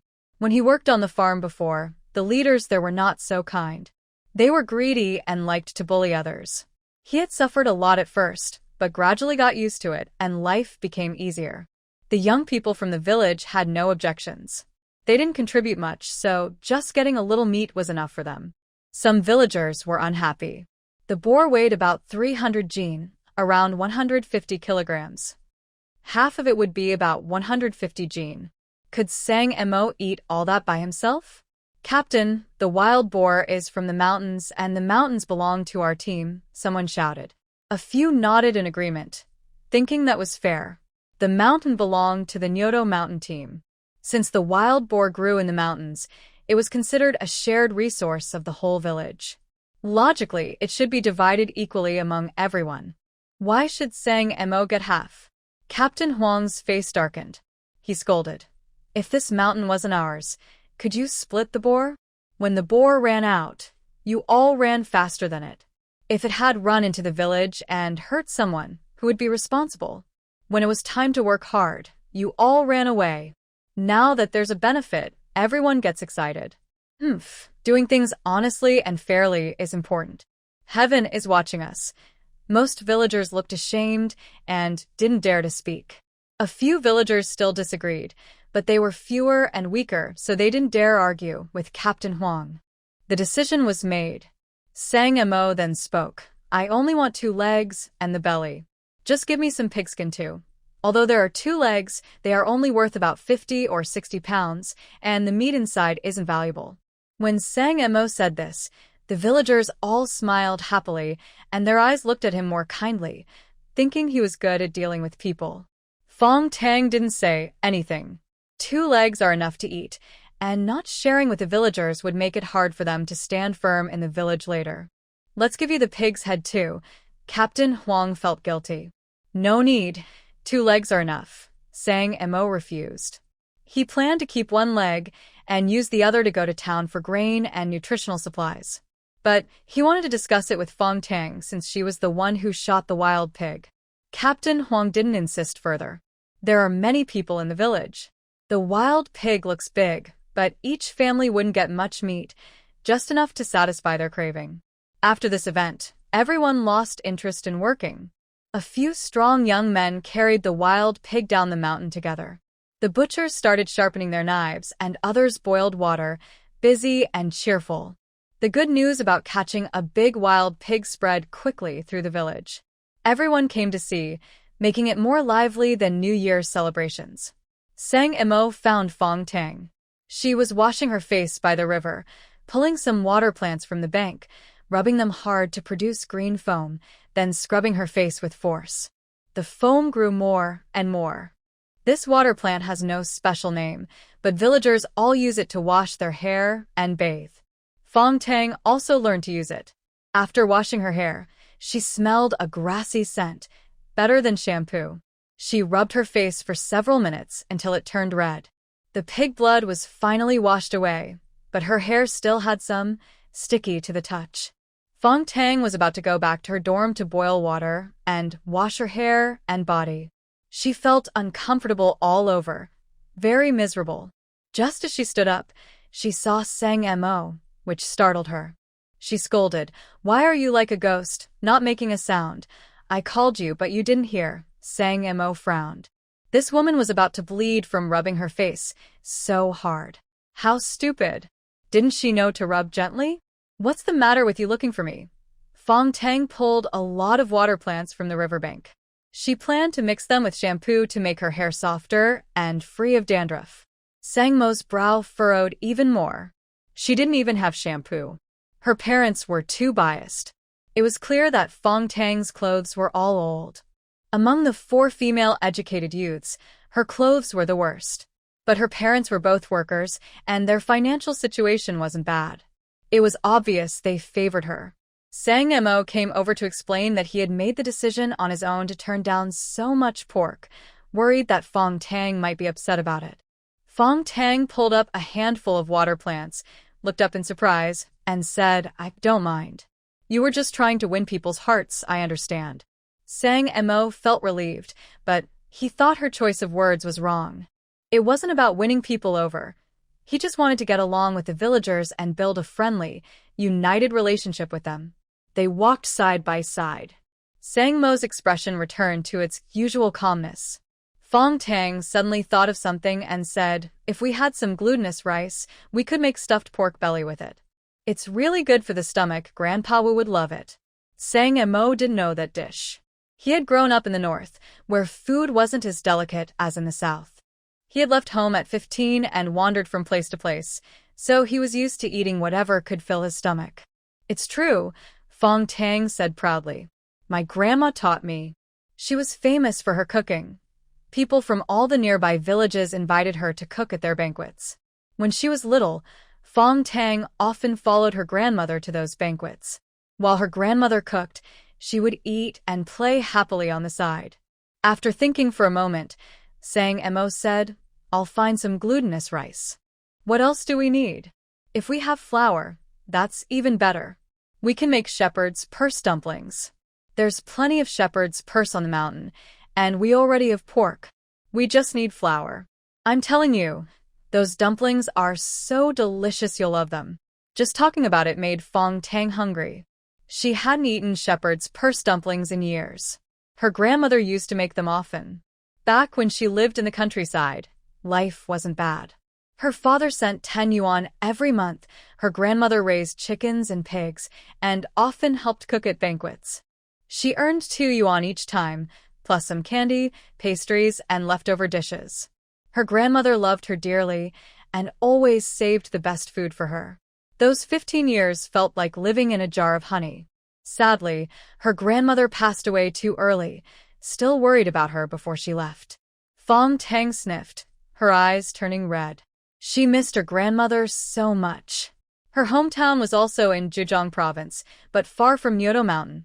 It took several hours by train.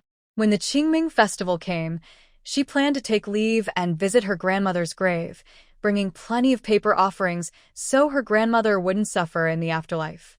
Sang Mo pretended not to notice her tears. Every time she mentioned her grandmother, she would cry. He thought her grandmother must have loved her very much. He has never seen his grandmother or his parents. When he was born, they were no longer alive. His grandfather raised him, and he was very kind to him. Whenever they went out to eat, his grandfather would bring back meat for him. But when he was 15, he parted ways with his grandfather. He doesn't know how the old man is now. He probably is still alive, right? Sang Mo felt a wave of sadness. He didn't dare think too much about it, afraid he might never see his grandfather again. If he didn't think about it, he still had a little hope which gave him the strength to keep going.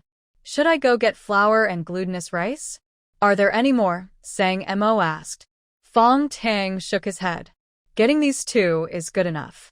Where will you get them? I'll trade meat with the villagers, Sang Mo explained his plan.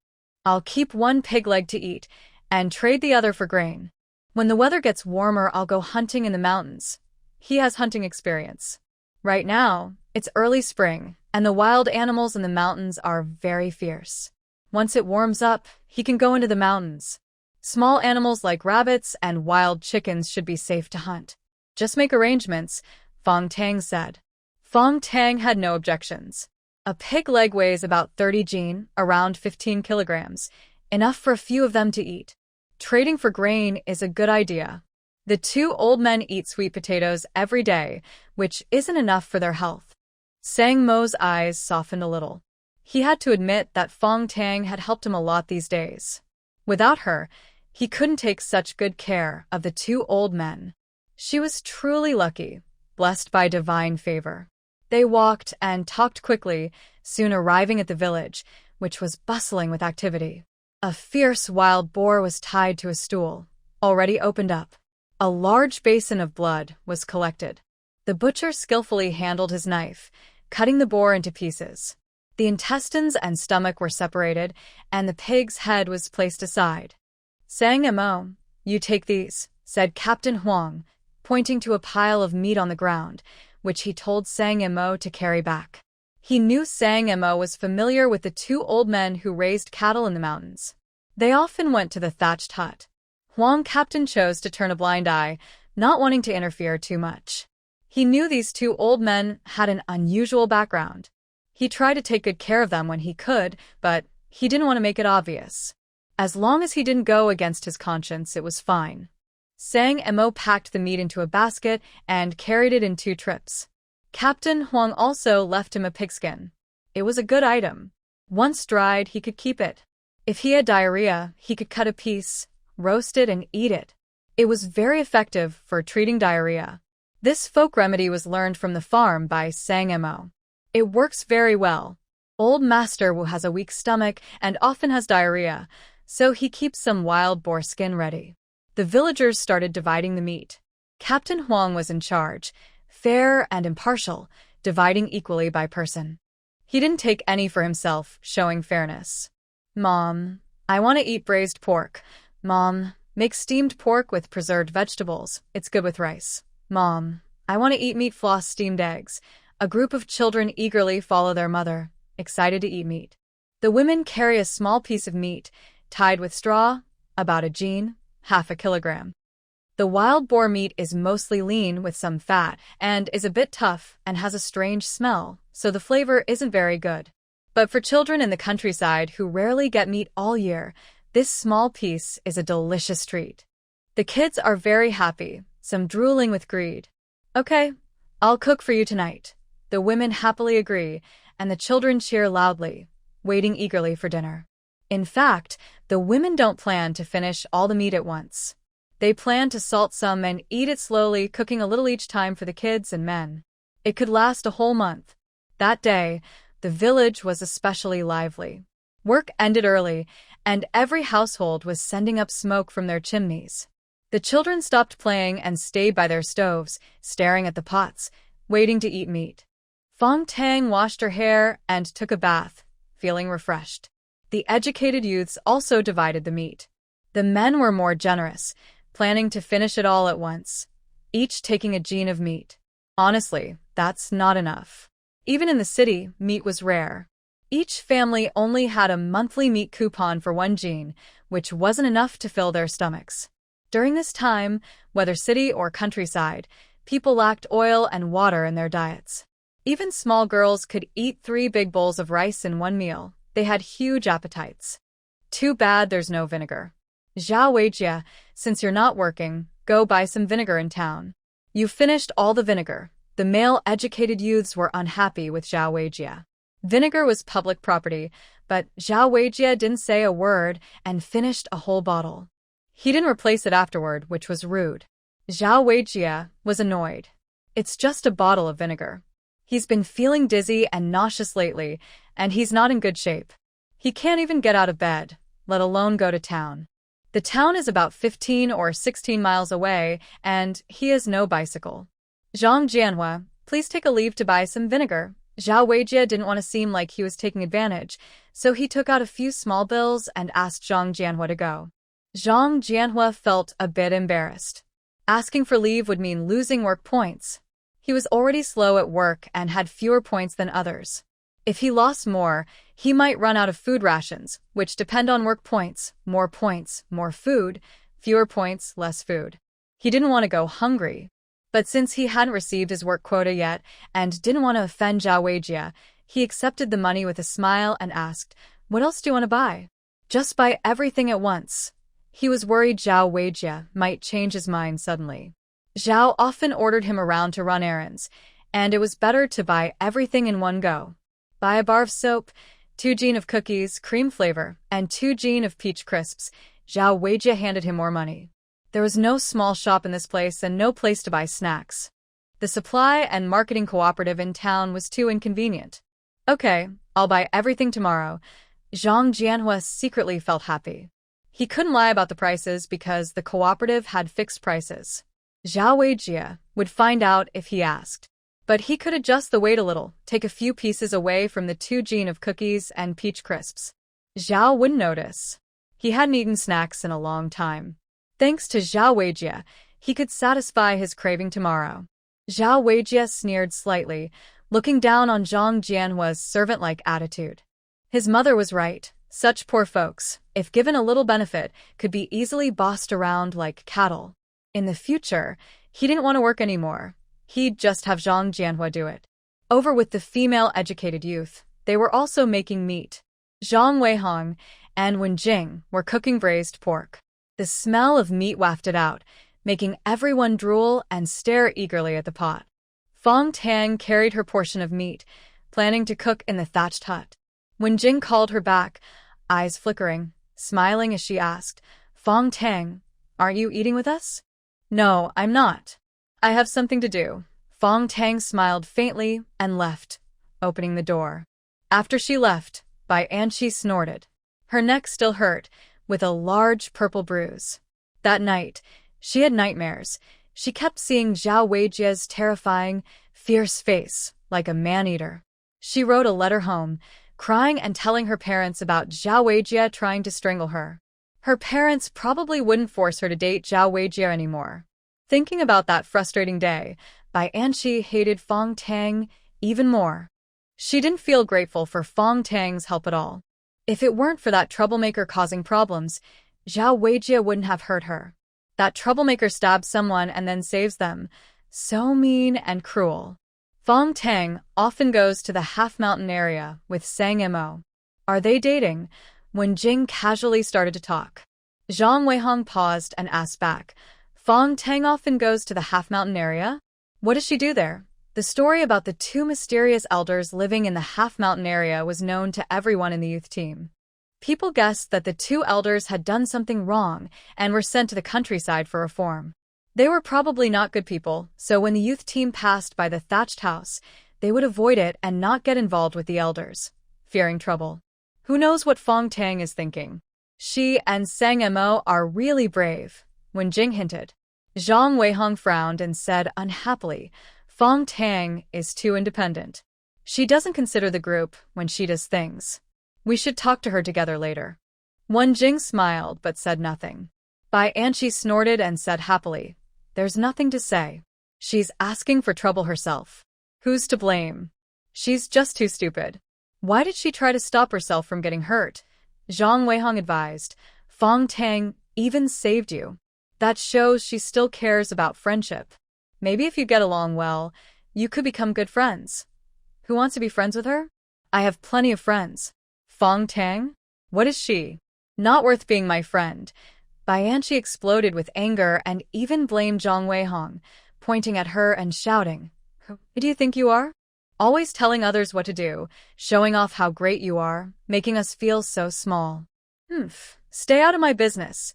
She really disliked people like Zhao Weijie, thinking she believed she was a leader, always scolding others. Bianchi now saw Zhao Weijie as the second most annoying person.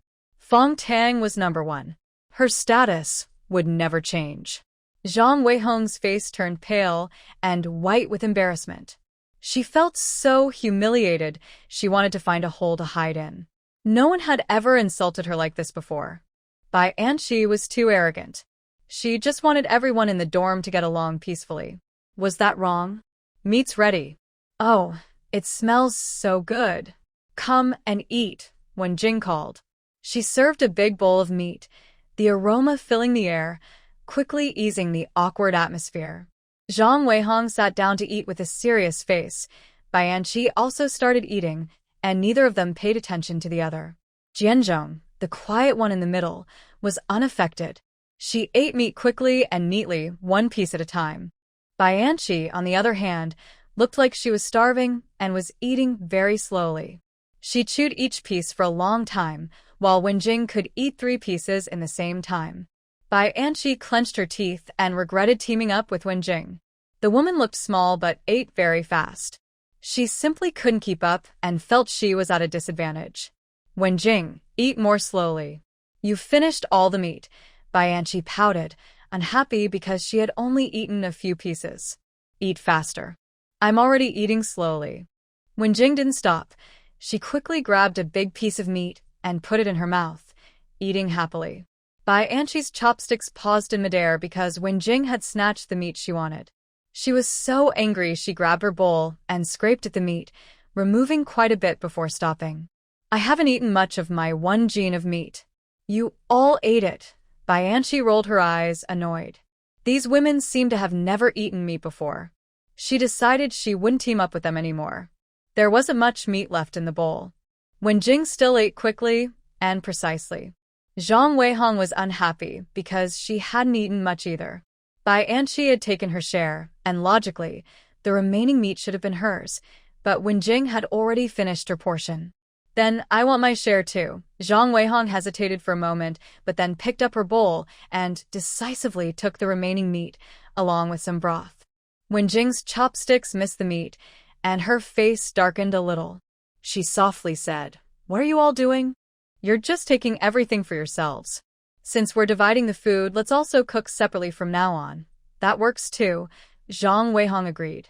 She didn't want to team up with Wenjing anymore, because she was too good at taking small advantages. During these days, she had lost a lot. Her rations were already short, and she hadn't eaten enough, mostly ending up in Wenjing's stomach. Wenjing sneered mockingly and said, "Fine. I can cook and my food tastes pretty good. I don't mind whether we team up or not." Zhao Weijie ate her meat silently.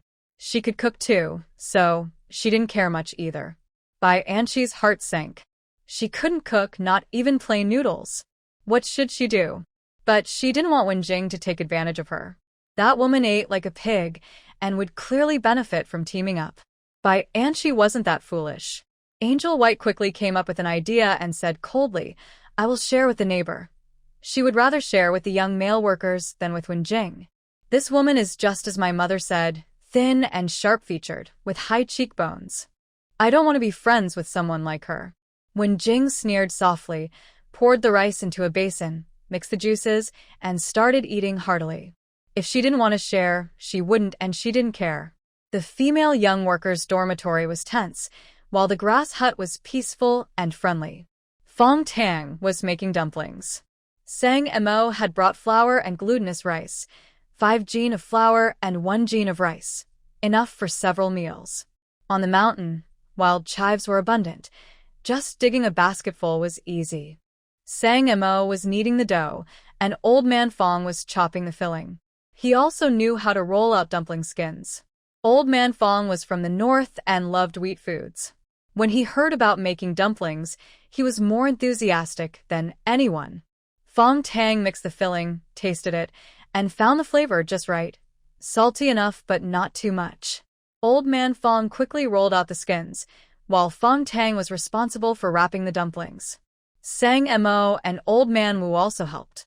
Although the dumplings were of various shapes, it didn't affect everyone's good mood.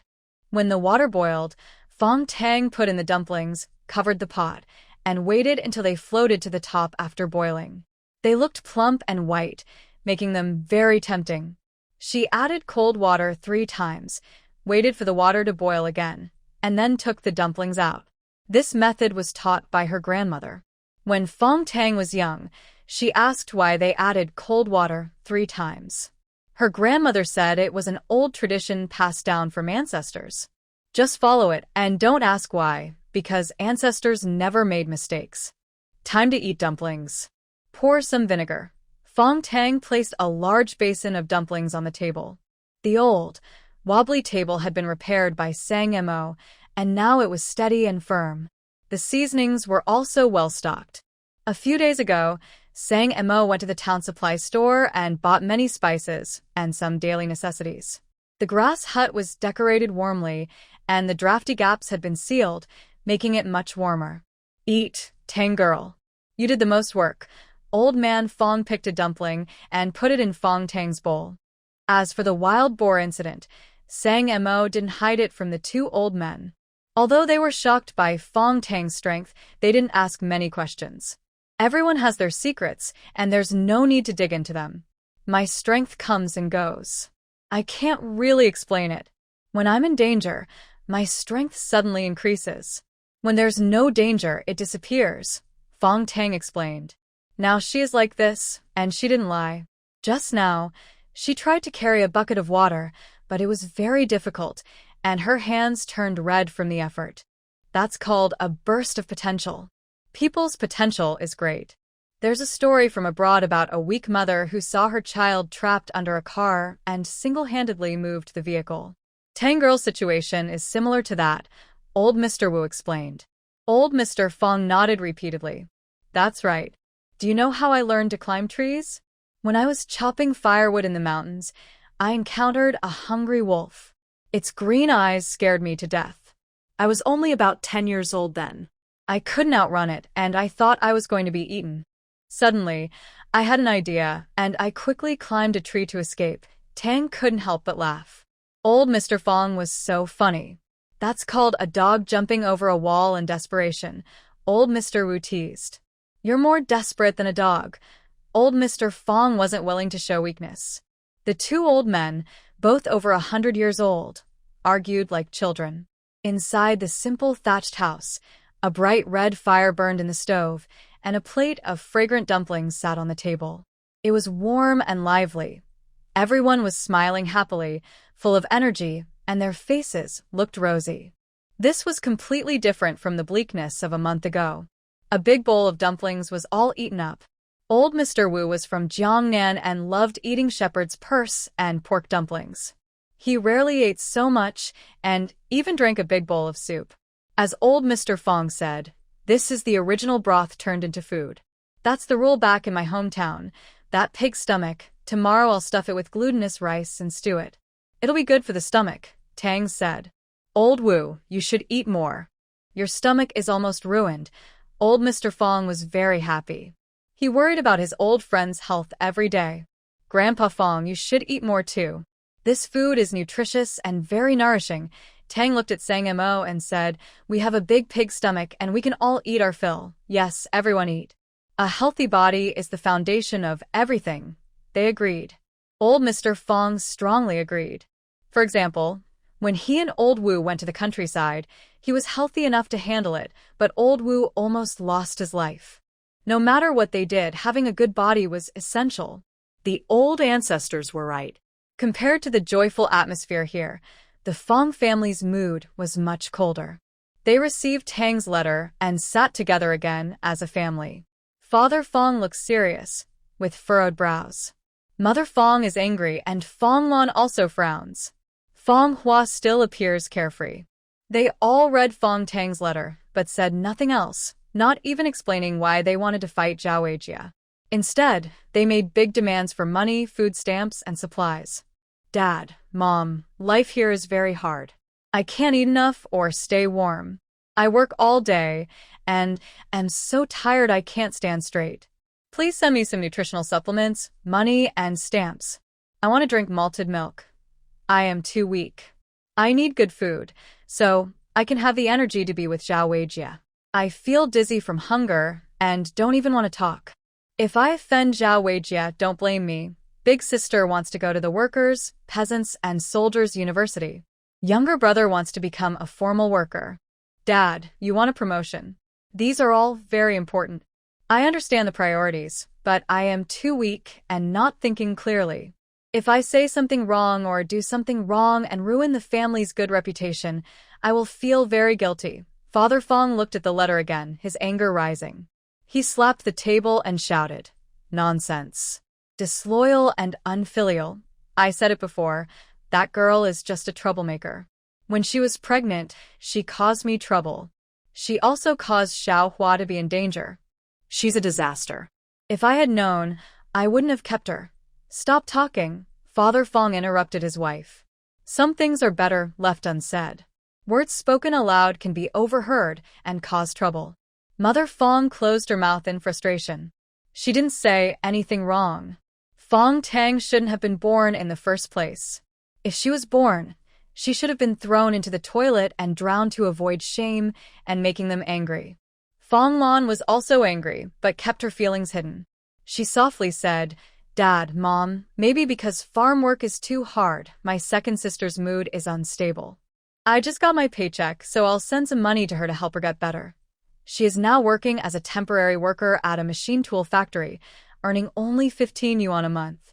She gives 5 yuan to the family for living expenses, keeps 10 yuan for herself to buy daily items and go out with friends. She doesn't want to spend the money, but for the future, she has to endure it. Maybe in a year, Zhao Weijie will be called back to the city for work, and Fang Tang will come back too. Once she returns, they will get married. The Zhao family promised that once they marry, she will be recommended to the workers, peasants, and soldiers' university. After enduring one more year, he will be a proud university student with a bright future. There's no need to argue with Fang Tang, this fool. Father Fong nodded in approval. His eldest daughter has always been sensible and caring. She has never caused him much worry. He then looked at his son and sternly said, "From now on, you must give 10 yuan of your monthly salary."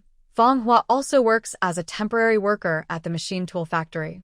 His salary is the same as Fong Lan's, but Fang Hua has never handed over any of his money. He spends it all freely. Why?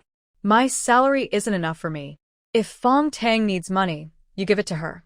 "Why should I?" Fang Hua jumped up and shouted angrily. "He only earns 15 yuan a month, which isn't enough. His mother secretly gives him extra money. Why should they use his money to support Fang Tang? If you don't give it, you can just move out and not eat at home." Father Fong's face darkened. Mother Fong kept giving him worried looks, but Fang Hua ignored her. He stubbornly stood his ground, which made Father Fong even angrier. He slapped him. The loud slap stunned everyone. The family was silent. Fang Hua was the family's treasure. He had never been hit before. Father Fong usually just scolded him verbally. This was the first time he had hit him. Fang Hua covered half his face, feeling the sting. He glared at Father Fong with anger. "Hey, why did you hit Xiao Hua? His face is swollen." Mother Fong was heartbroken and angry. She hated Fang Tang even more. It was all her fault for causing chaos in the family and making Fang Hua get hit. She thought Fang Tang shouldn't have been born in the first place. "It's all your fault for spoiling him. He's already 18 and still not mature." Lao Wang's second son, after starting work, hands over his salary and keeps nothing for himself. Look at him. Since he started working, has he ever handed over his salary? Father Fong's face was dark. He pointed at Fang Hua and scolded him angrily, full of rage. Fang Hua only earns 15 yuan a month. He has many friends and often goes out to socialize. How can he not carry money? It's embarrassing. Our family doesn't rely on that 15 yuan to eat. What are you doing? Mother Fong was unhappy with her husband. She had given birth to Fang Hua with all her effort. She was in poor health and had spent so much energy raising him. Why was her husband hitting her son? Hitting him hurt her too. It felt like her heart was being hurt. His friends are all troublemakers. How many are decent people? Shut up. I am the head of this family. Fang Hua, I repeat. From now on, you must give 10 yuan of your salary each month. If not, you can just move out and not live here. Father Fong was no longer indulgent with his son this time. He felt disappointed. His son was already 18 but still acted like a child, only interested in eating, drinking, and having fun, showing no concern for the family matters. He and his wife both worked, and although their conditions were decent, with 4 mouths to feed, relying only on their salaries was tight. He also knew that his wife often secretly gave money to their son, but he chose to pretend he didn't notice. Now, their second daughter was upset in the countryside. He could only give money to comfort her. At least for this year, he had to make her happy. The future of the whole family depended on this stubborn girl, and he couldn't afford any mistakes. Despite his efforts, his son didn't understand. He only cared about enjoying himself. It would be better if his son were as sensible as his older sister. Father Fong looked at his son, who was stubborn and proud, holding his head high. His anger grew even more. He slapped him again. This time, Fang Hua's cheeks finally looked even. What? What are you doing? Can't you speak nicely? He asked. Mother Fong lowered her voice, unhappy, and glared at her husband. But seeing his expression, she felt scared. Her husband had never been this angry before. Their son was indeed a bit unruly, but he was still young. Talking calmly should work. Why resort to violence? Zhao Hua, listen to your dad. From now on, your wages should be handed over. We rely on the factory director to help us. Your older sister is going to college. You should become a formal worker. Your dad might even get promoted. We can't offend the Zhao family now. You're not little anymore. You need to be more sensible, okay? Mother Fong patiently advised her son, secretly resenting Fang Tang. It was this unruly kid that caused trouble at home and made Zhao Hua get hit. I only have 5 yuan, and it's not enough for half a month, Fang Hua said softly, looking at his father with a sad expression. Father Fong's heart softened instantly. Seeing his son's swollen face, he felt guilty. He had been too harsh just now. But as the head of the family, he couldn't apologize openly. He kept his composure, though his face remained dark. Fang Hua, who was good at reading people, immediately saw that his father was no longer angry. He then said, You should at least give me 10 yuan. I can't always let friends pay for me. It would be too embarrassing. Mother Fong made a face at her husband and gave her son a subtle signal. Fang Hua softened his tone, acting like a spoiled child from when he was young. His father's expression became gentler. After holding his ground for a while, he finally said, Just 5 yuan. Spend it wisely and don't be wasteful. Got it? Thanks, Dad. Fang Hua smiled with a wide grin. His swollen face looked like a steamed bun, which was very uncomfortable to look at. Fang's father felt annoyed and regretted not controlling his temper earlier. Fang's father looked at his wife. Fang's mother snorted and didn't bother to reply. Now she regretted her actions. Why didn't she do something earlier? Little Hua, use this to put on your face. Keep it on for a while, she said. Fang's mother soaked a towel in cold water, wrung it out, and helped Fang Hua apply it to reduce the swelling. Fang Hua clenched his teeth and kept the cloth on. He hated Fang Tang. Although they were twins, they had never lived together since birth, so they didn't have much of a bond. He didn't feel grateful that Fang Tang went to the countryside for work. Fang Tang was originally from the countryside. Going to work there was normal, so he had no reason to be upset. He also caused him to lose 5 yuan each month. His mother was right. This woman was unlucky for him, always causing trouble. That night, Fang's father and mother lay in bed discussing. Fang's mother said angrily, We can't let that girl keep causing trouble. Whatever she wants, just give it to her. Can we still manage at home? Tomorrow, go buy some malt extract and get some ration tickets. Send them together, Fang's father said. Little Hua hasn't even had malt extract. Sending some ration tickets is enough. How much can a girl like her spend? Fong's mother was reluctant. The family hadn't been very well off in recent years and didn't have much savings. After Fang Tang went to the countryside, the family had fewer mouths to feed, and life was better. But now, this stubborn girl was eating even more than at home. Could they still get by?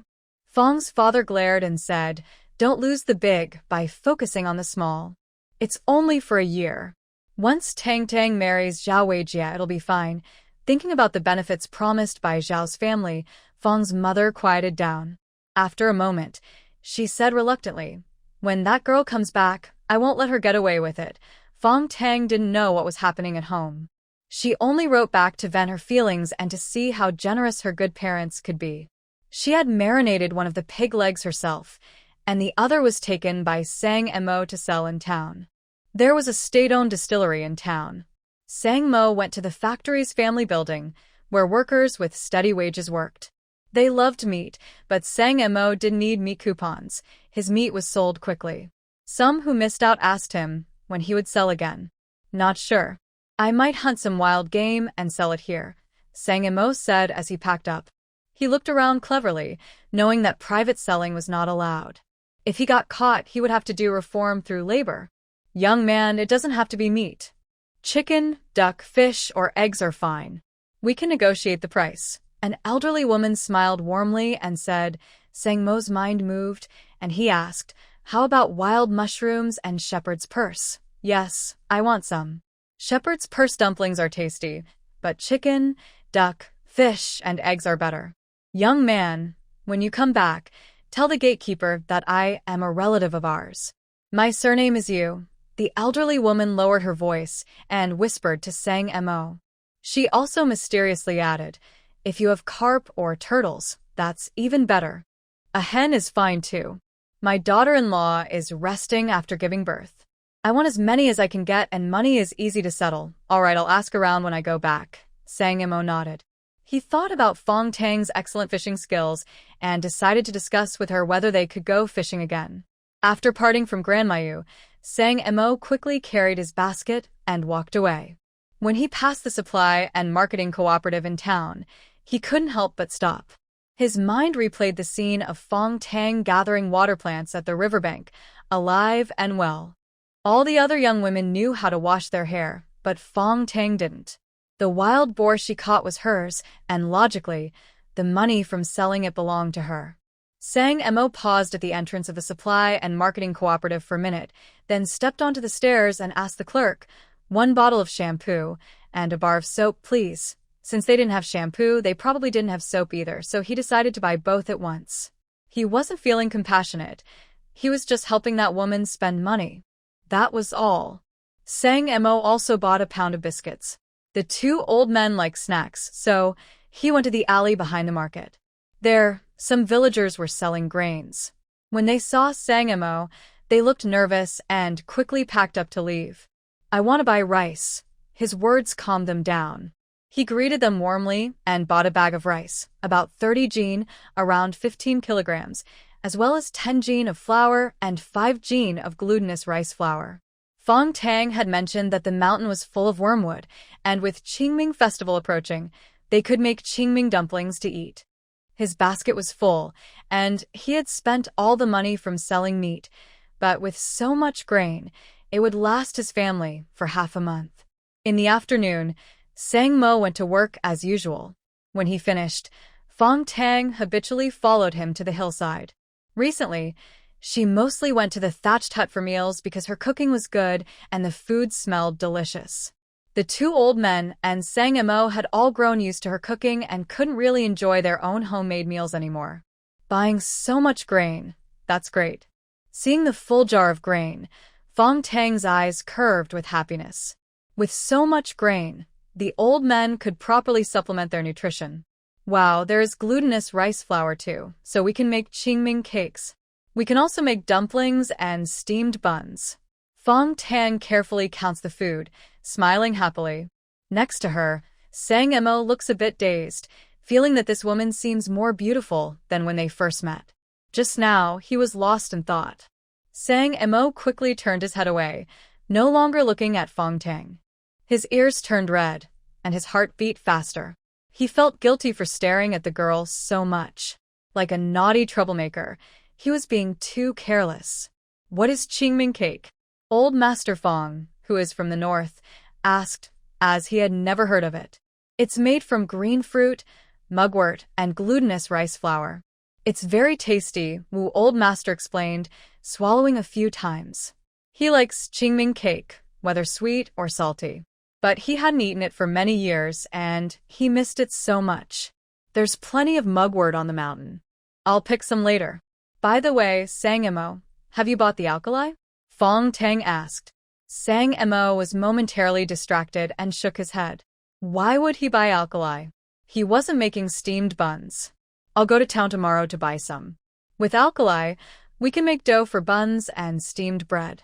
There's still a lot of meat at home, enough for a good while. Fong Tang planned efficiently, making everyone's mouth water. Meat buns, big steamed buns, and Qingming cakes all sound delicious. Life now is better than living like immortals. In the evening, Fong Tang cooked a big pot of plain white rice, without adding sweet potatoes. The rich aroma of rice made everyone's stomachs growl. It had been many years since they enjoyed such fragrant rice. So tempting. Just plain white rice. Without vegetables, I can eat 3 big bowls, Old Master Fong said, patting his stomach and smiling. Fong Tang cooked a large pot of potato stew and stir-fried a big bowl of greens. She also used the pork fat they saved last time to make a lot of oil. She was generous with the oil even when stir-frying vegetables, making everything smell wonderful. That meal was perfectly in line with the clean plate policy. Everyone finished everything, burping happily. Even the vegetable soup was mixed with rice and eaten. Burp. So delicious. Old Master Fong held his stomach, looking very satisfied. He even thought that staying out of the city wasn't so bad, as long as he could have meals like this every day. The 2 old men looked much healthier now, with more flesh on their faces. Their spirits and energy had improved. Wu Old Master's stomach problem hadn't acted up in a long time. Actually, they were just hungry, and their nutrition was lacking. Good people can get sick if they don't eat well. Come on, Old Wu, let's go gather some firewood and help with digestion. Old Master Fong picked up a basket and then helped Old Master Wu out the door. The 2 old men couldn't do heavy work, but they could handle lighter chores. Don't go too far, watch the road, and don't step on any snakes, Fong Tang warned. When the weather warms up, snakes come out of the mountains. A few days ago, while working on the hillside, she saw a 5-step snake with a sharp head and a red tongue. She was so scared her legs went weak. She was most afraid of soft, legless creatures like that. She had a natural fear that she couldn't overcome, even after living 2 lives. It's okay, we have a torch. Snakes are afraid of fire. Old Master Fong took a piece of firewood from the stove. The fire was bright, and the 2 old men left quickly. Only Fong Tang and Sang Mo were left inside. The atmosphere suddenly changed. It felt like something was starting to grow, but she couldn't quite explain it. A strange, unclear feeling quietly growing. I'll go wash the dishes, Fong Tang said, her face hot. She didn't dare look at Sang Mo. She didn't know why, but she just couldn't look at him. She quickly tidied up the dishes. The fire was still burning on the stove, and the water in the pot was hot, perfect for washing. Sang Mo looked hesitant and troubled inside. He was thinking about how to give Fong Tang the shampoo and soap. He considered asking the 2 old men to pass them on, but he was afraid they would laugh at him. Old Master Fong often joked about Fong Tang being his daughter-in-law, so he didn't want to give the old man a reason to tease him. But if he just handed them over directly, he felt a little embarrassed. He didn't think about it for long. Sang Mo made up his mind and calmed down. A gentleman should be honest and straightforward. Why think so much? He and Fong Tang were just good comrades in the revolution. Strictly speaking, the money for the shampoo and soap belonged to Fong Tang. He was just running errands. Thinking this way, Sang Mo felt more at ease. He calmly went back into the house, took out the shampoo and soap, and handed them to Fong Tang. Fong Tang, who was washing dishes, paused and looked up at him. She blinked. Was he giving her something? Could it be that the boss liked her? Her heart beat faster, and her face blushed beautifully. She looked shyly at the shampoo and soap, feeling a sweet warmth inside. At first, she approached Sang Mo to complete a task, but over time she started to like him. After all, Sang Mo was so handsome and capable. Even though he was cold and quiet, he always helped her with what she asked. Men like this, who are capable and always take real action, are especially charming to women. This man also happens to be very good-looking, which makes Fang Tang unable to resist feeling excited. However, she hides her feelings well. Currently, Sang Mo's intimacy level with her is only 18, which clearly isn't enough to be considered romantic interest. At most, they're just partners in finding food. Fang Tang quickly calms down. The system hasn't notified her of an increase in intimacy, so Sang Mo's good feelings toward her are still at the same level. She shouldn't get her hopes up. Did you give this to me? Fang Tang tilts her head, playfully smiling and confidently asking. The wild boar was caught by you, and the meat is yours. I was just helping with errands. Next time, don't pick wild grass to wash your hair. Sang Mo's expression is cold and professional, like a bucket of cold water poured over Fang Tang. It turns out she was overthinking. Sang Mo has no such feelings.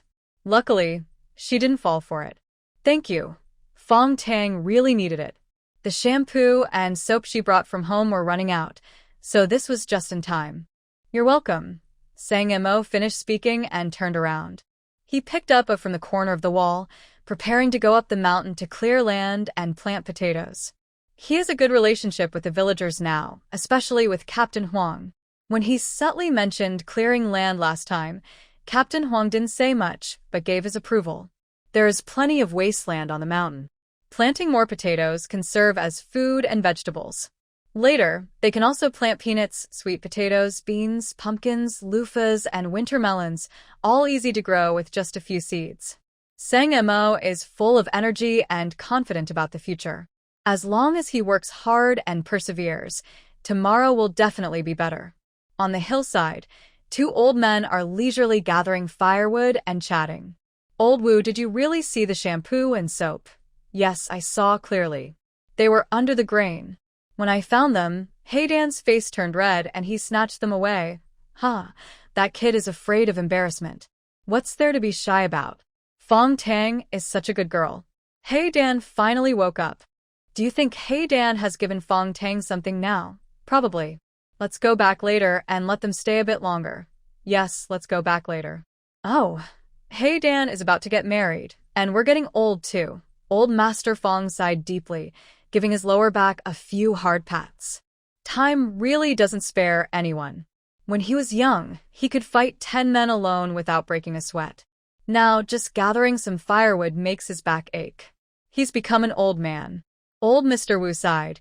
It's a pity that our conditions are so simple now. We can't give Heidan and Tangya a proper wedding. Tangya might feel a bit wronged. It's okay. Tangya doesn't care much about money. When we go back to the city later, we'll make it up to her. We'll hold a big feast and celebrate for 3 days and nights, old Mr. Fong said confidently. The two old men looked forward to a bright future. They even decided on names for Fang Tang and Sang Mo's future children, one boy and one girl, thinking about it happily. Feeling it was about time, the two old men carried a basket full of firewood back home. But the house was empty. Sang Mo and Fang Tang were not there. The stove was cleaned spotless, and water was boiling inside, steaming gently. The old men exchanged a smile, thinking the young couple had gone out on a date. They put down the firewood and poured hot water to soak their feet. Since the young people were busy with love, they decided not to interfere and prepared to go to bed. Fang Tang carried shampoo and soap back to her dormitory, walking very lightly. Just now, the system told her that Sang Mo's favorability towards her had increased to 38, and intimacy to 30. The progress was quick, probably thanks to the shampoo and soap Sang Mo gave her. It seemed giving gifts was the fastest way to increase favorability. She needed to find a way to get Sang Mo to give her more presents. But how should she ask? Suddenly, Fang Tang had an idea. She was now considered a friend of Sang Mo, so giving a birthday gift to a friend was appropriate. First, she needed to find out Sang Mo's birthday without raising suspicion. She couldn't be too obvious. She also needed Sang Mo to know her birthday, so she could ask for a gift. A little back and forth could help develop feelings over time. Feeling satisfied with her plan, Fang Tang was in a very good mood. She quickly descended the mountain. The dormitory for the youth was still lit up, shining like a tiny bean in the darkness, looking small and helpless. As she approached the dorm, a cold wind blew. Fang Tang shrank her neck. This late spring cold was really chilly. After Qingming, it would warm up again. Suddenly, a figure blocked her way, Zhao Weijie. Under the faint moonlight, Zhao Weijie's face, covered with pimples, looked grim and frightening. Fang Tang instinctively shivered. Her fear of this was deeply ingrained. Fang Tang frowned and turned away, but Zhao Weijie stopped her. The man smiled slyly, his eyes shining with a wicked light, and taunted, "What are you pretending to be so proud for?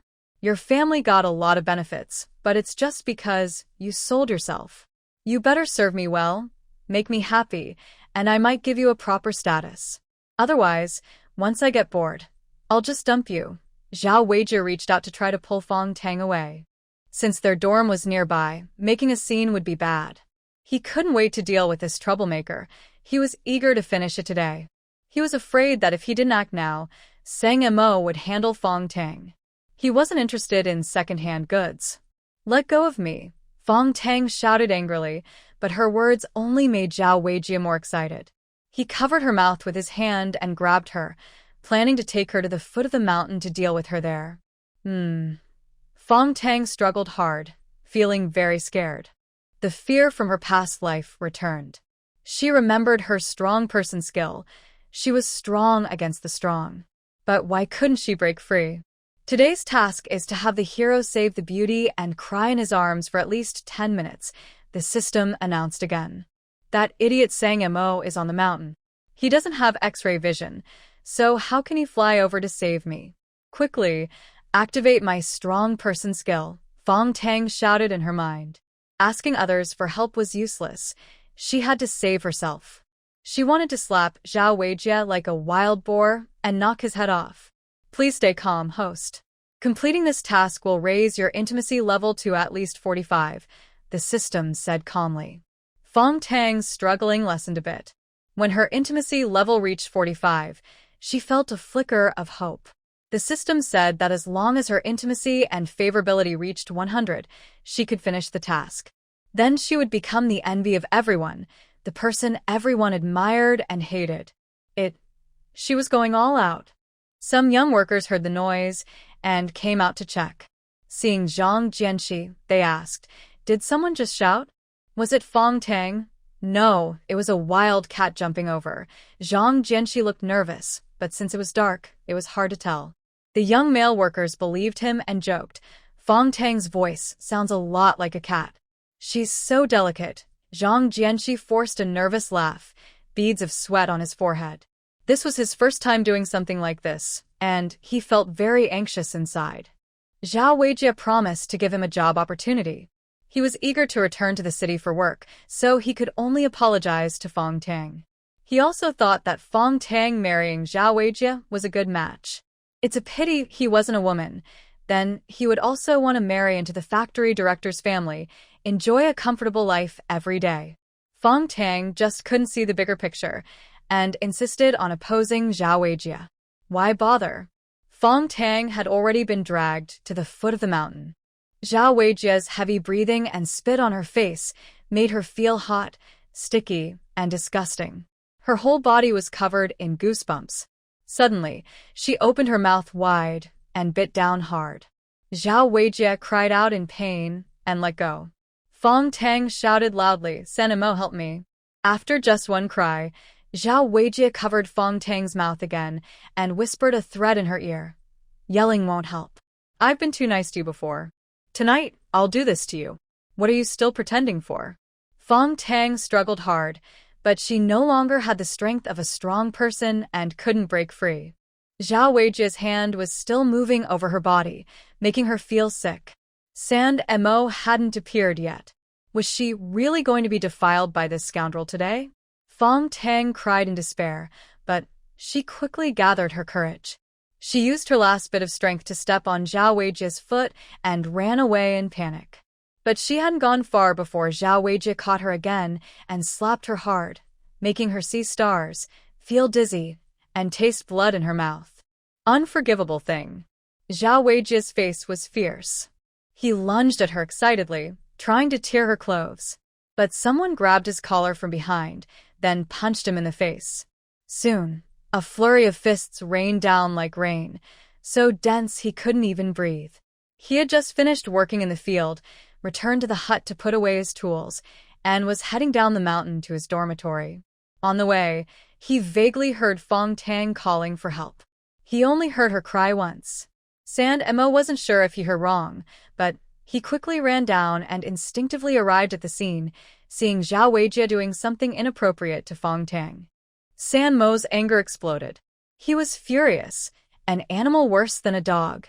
Zhao Weijie was caught off guard. He was like a punching bag being beaten and kicked by San Mo. Every strike was deadly. Several of Zhao Weijie's teeth were knocked out, and there was a pool of blood, his blood.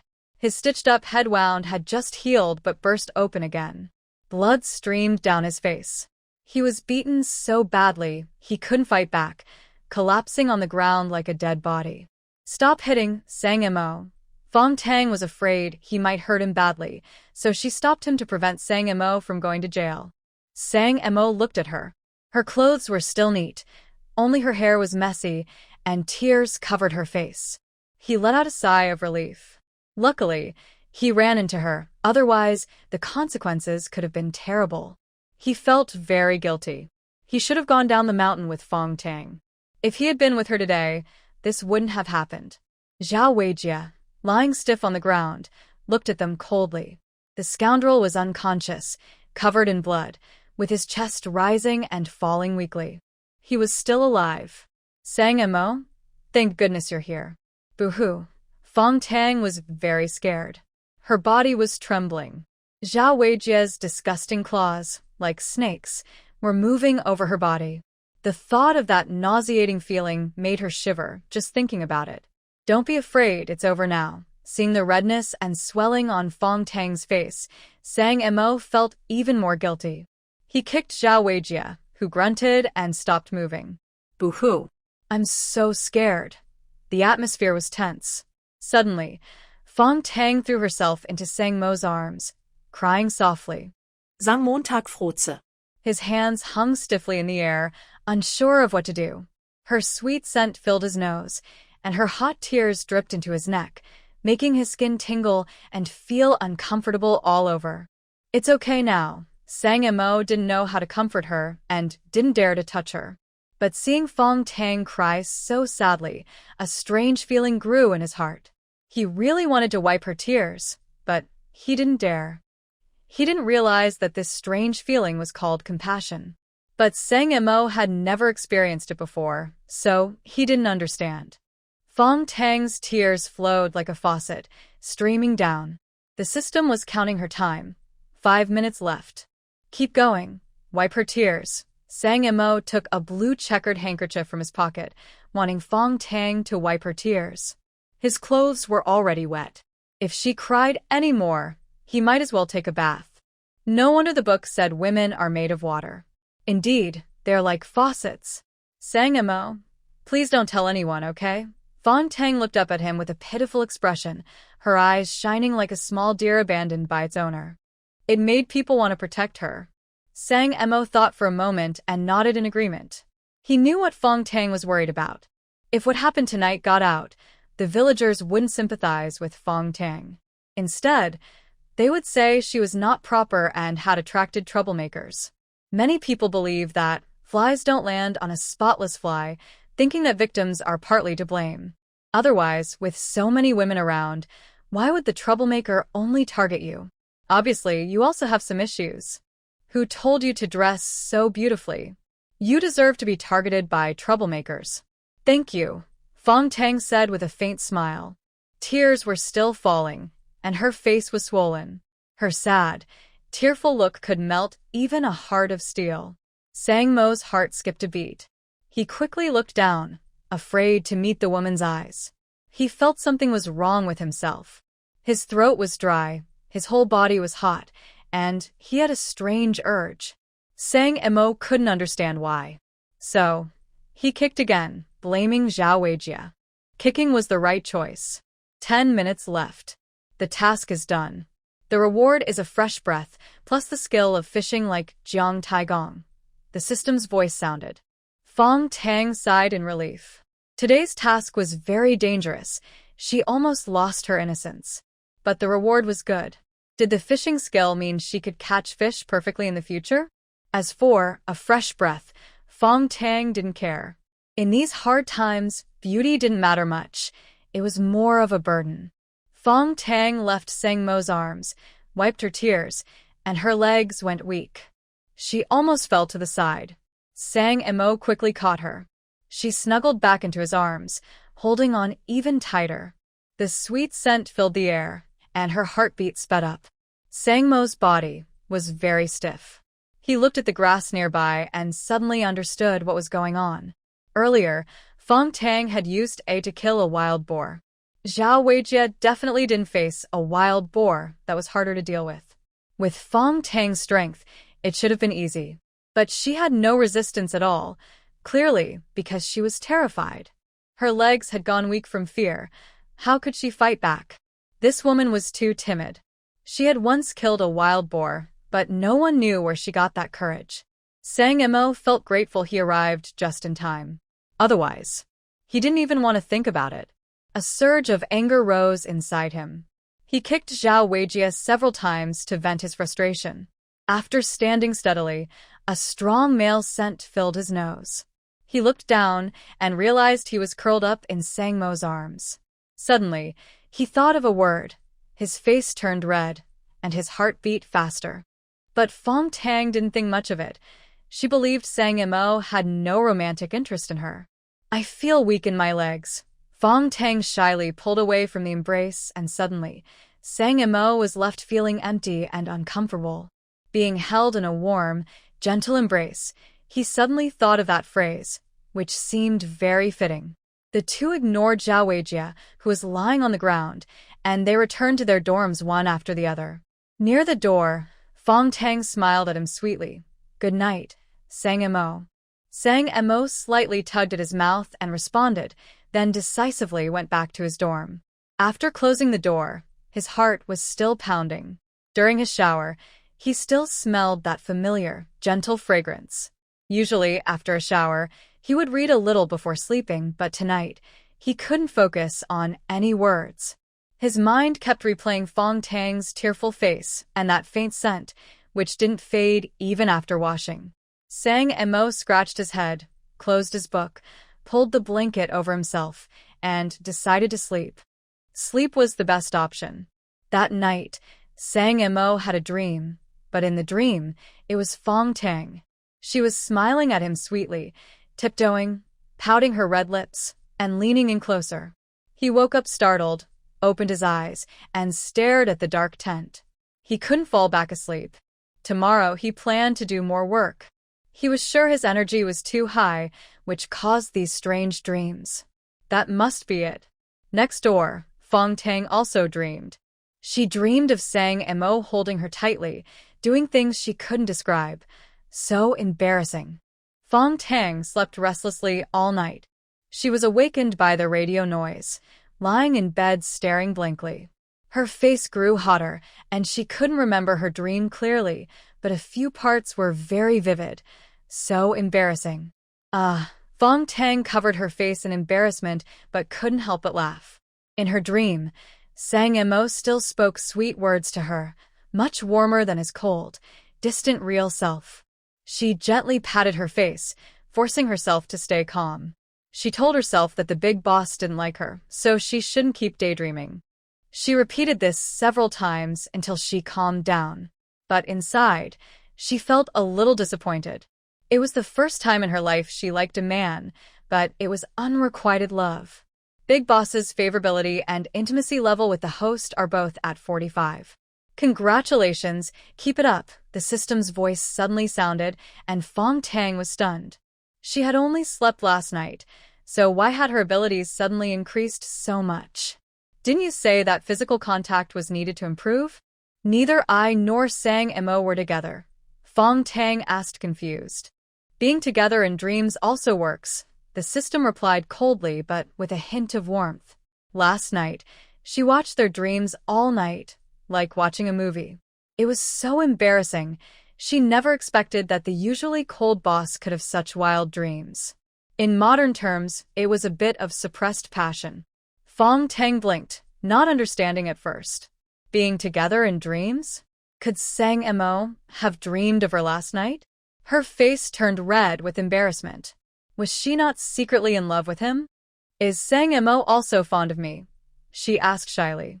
The affection and closeness levels are both at 45. He probably likes you, the system answered honestly, then added, but there's still a way to go before love. Keep trying. Fang Tang happily smiled. As long as he liked her, that was enough. She would take her time. Once they confirmed their relationship, she planned to bring him home and block her family's plans.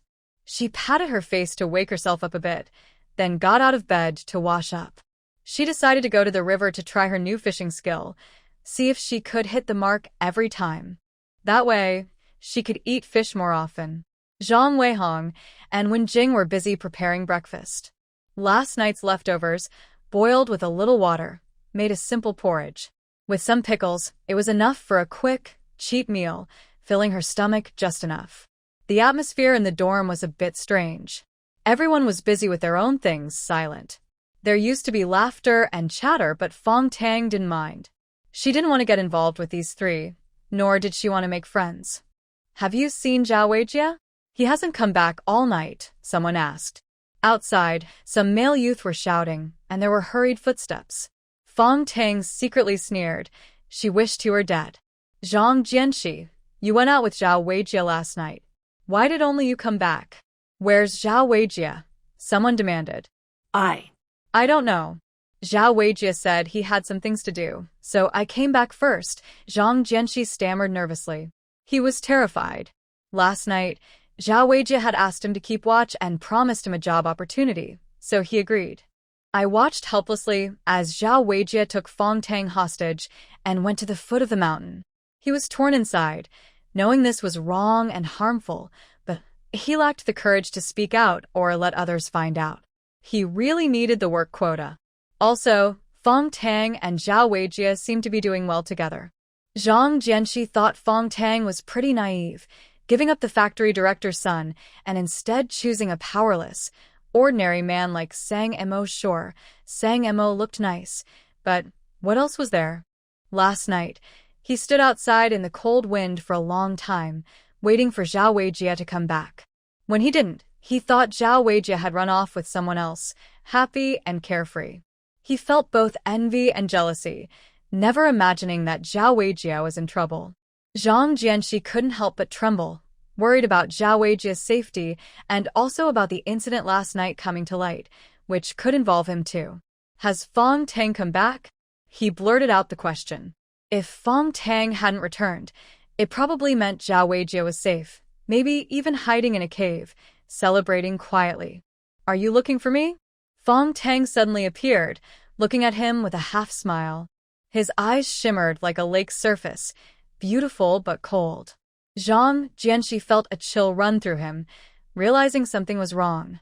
Zhao Weijie must be in trouble. I was just asking casually. I'm fine. Zhang Jianxi stammered more, sweat pouring down his forehead, his body trembling like a leaf. Others around started to suspect something. Fang Tang sneered. Last night, when Zhao Weijie was holding him hostage, Zhang Jianxi was probably nearby, secretly watching. No wonder no one came to help when he called for help. If it weren't for fear of exposing everything, he'd want to punch that right now. Today's very cold. Why are you sweating so much? Your health isn't good. My mom's a doctor. She says men who are unhealthy tend to sweat a lot, even in winter. Zhang Jianxi, you should see a doctor soon. The earlier, the better. Otherwise, it could affect your future life. Fang Tang looked at him with concern, speaking softly but with a sharp edge, making Zhang Jianxi feel like he wanted to.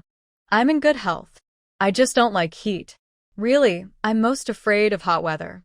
To prove he was genuinely hot, Zhang Jianxi waved his hand to fan himself. The cool breeze hit his face like ice, making him shiver all over.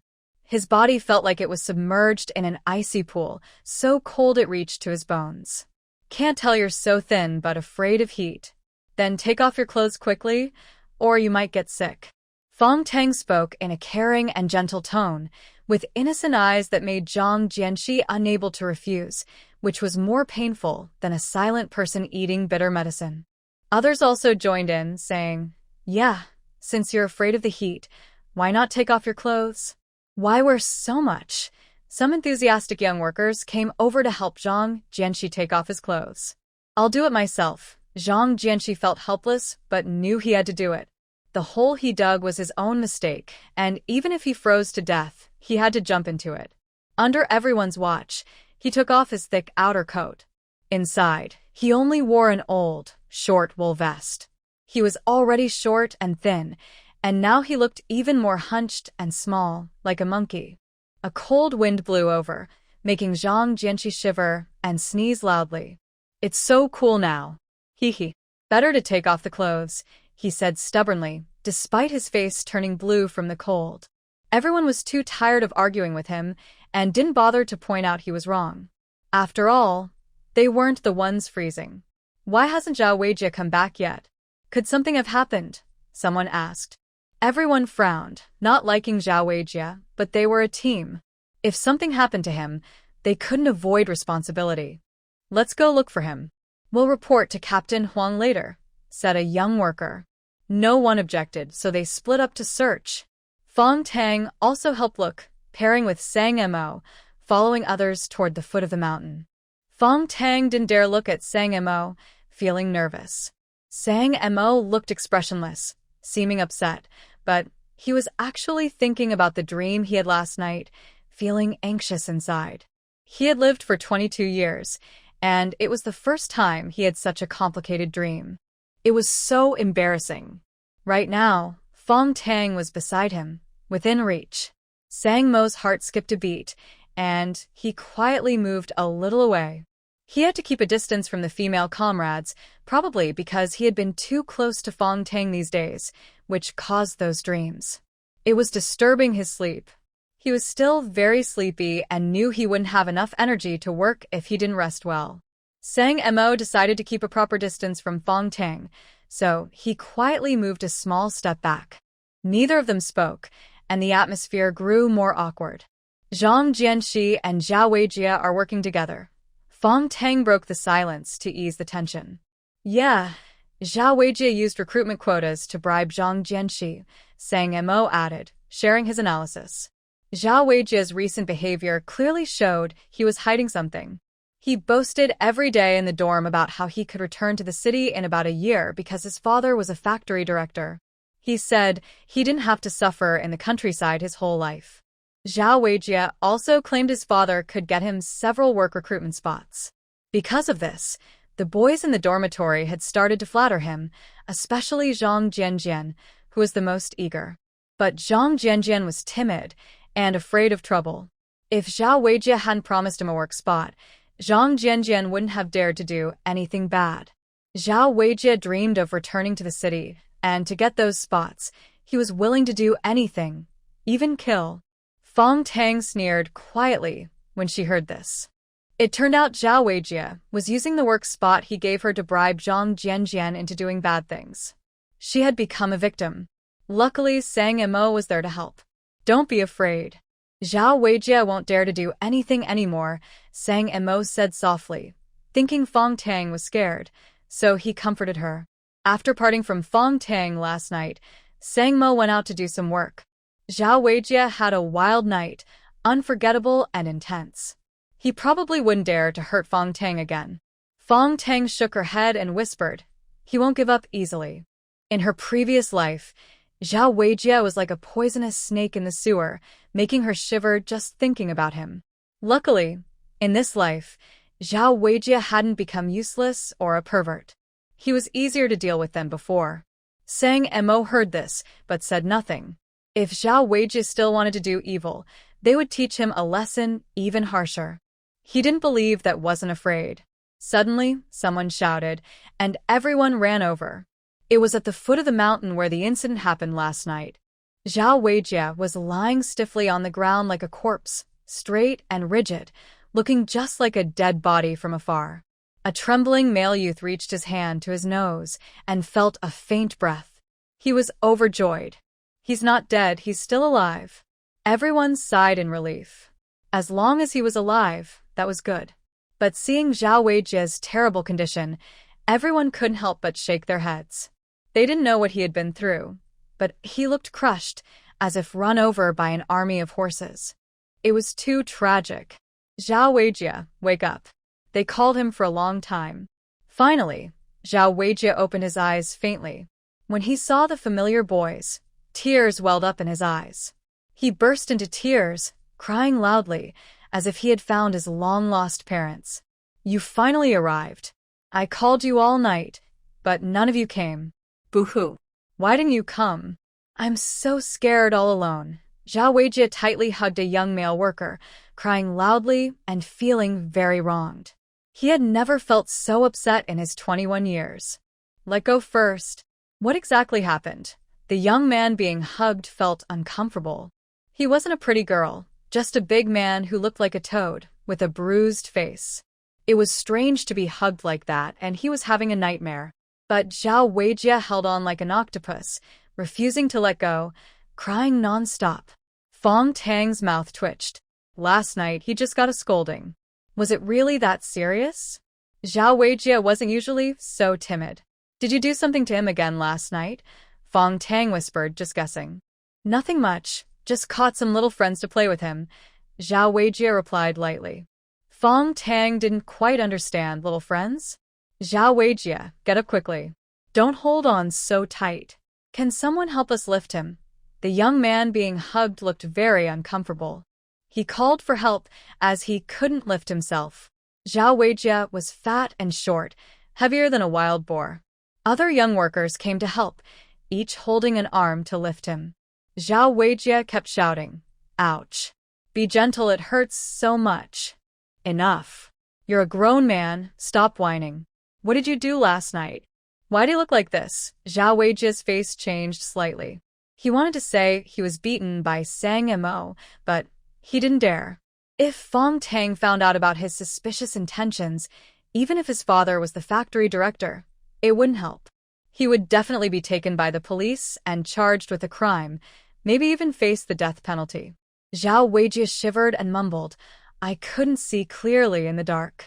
I rolled down the hillside and fainted. Why were you on the mountain so late?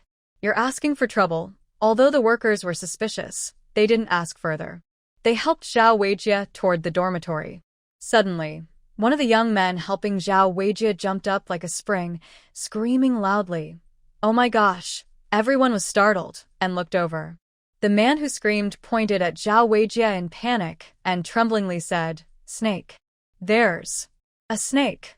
Another young man helping someone else looked frightened when he heard the news. He quickly let go and stepped back. Zhao Weijie stood alone, looking very pale, trembling and begging pitifully. Please help. Get it away. It was already nighttime. But why hadn't the snake left? Could it be that he shared the night with the snake? Thinking about this possibility, Zhao Weijie almost fainted. He was very afraid of snakes. Since he was a child, he was scared of them. Seeing a snake made him weak and scared him so much that he felt like his soul might leave his body. He didn't dare look down, afraid of seeing something scary. But there really were snakes on him. More than one, actually two. Two garter snakes had slipped out from the gap in his clothes. Their heads moved up and down curiously, their bright red tongues flicking out. Everyone watched in fear as the snakes slowly retreated. In the city, young people helping out didn't know if the snakes were poisonous or not.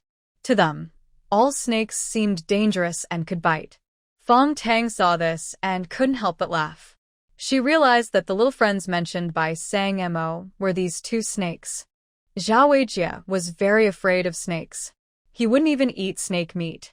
No wonder he looked so scared. His courage was completely broken. Fang Tang was in a very good mood.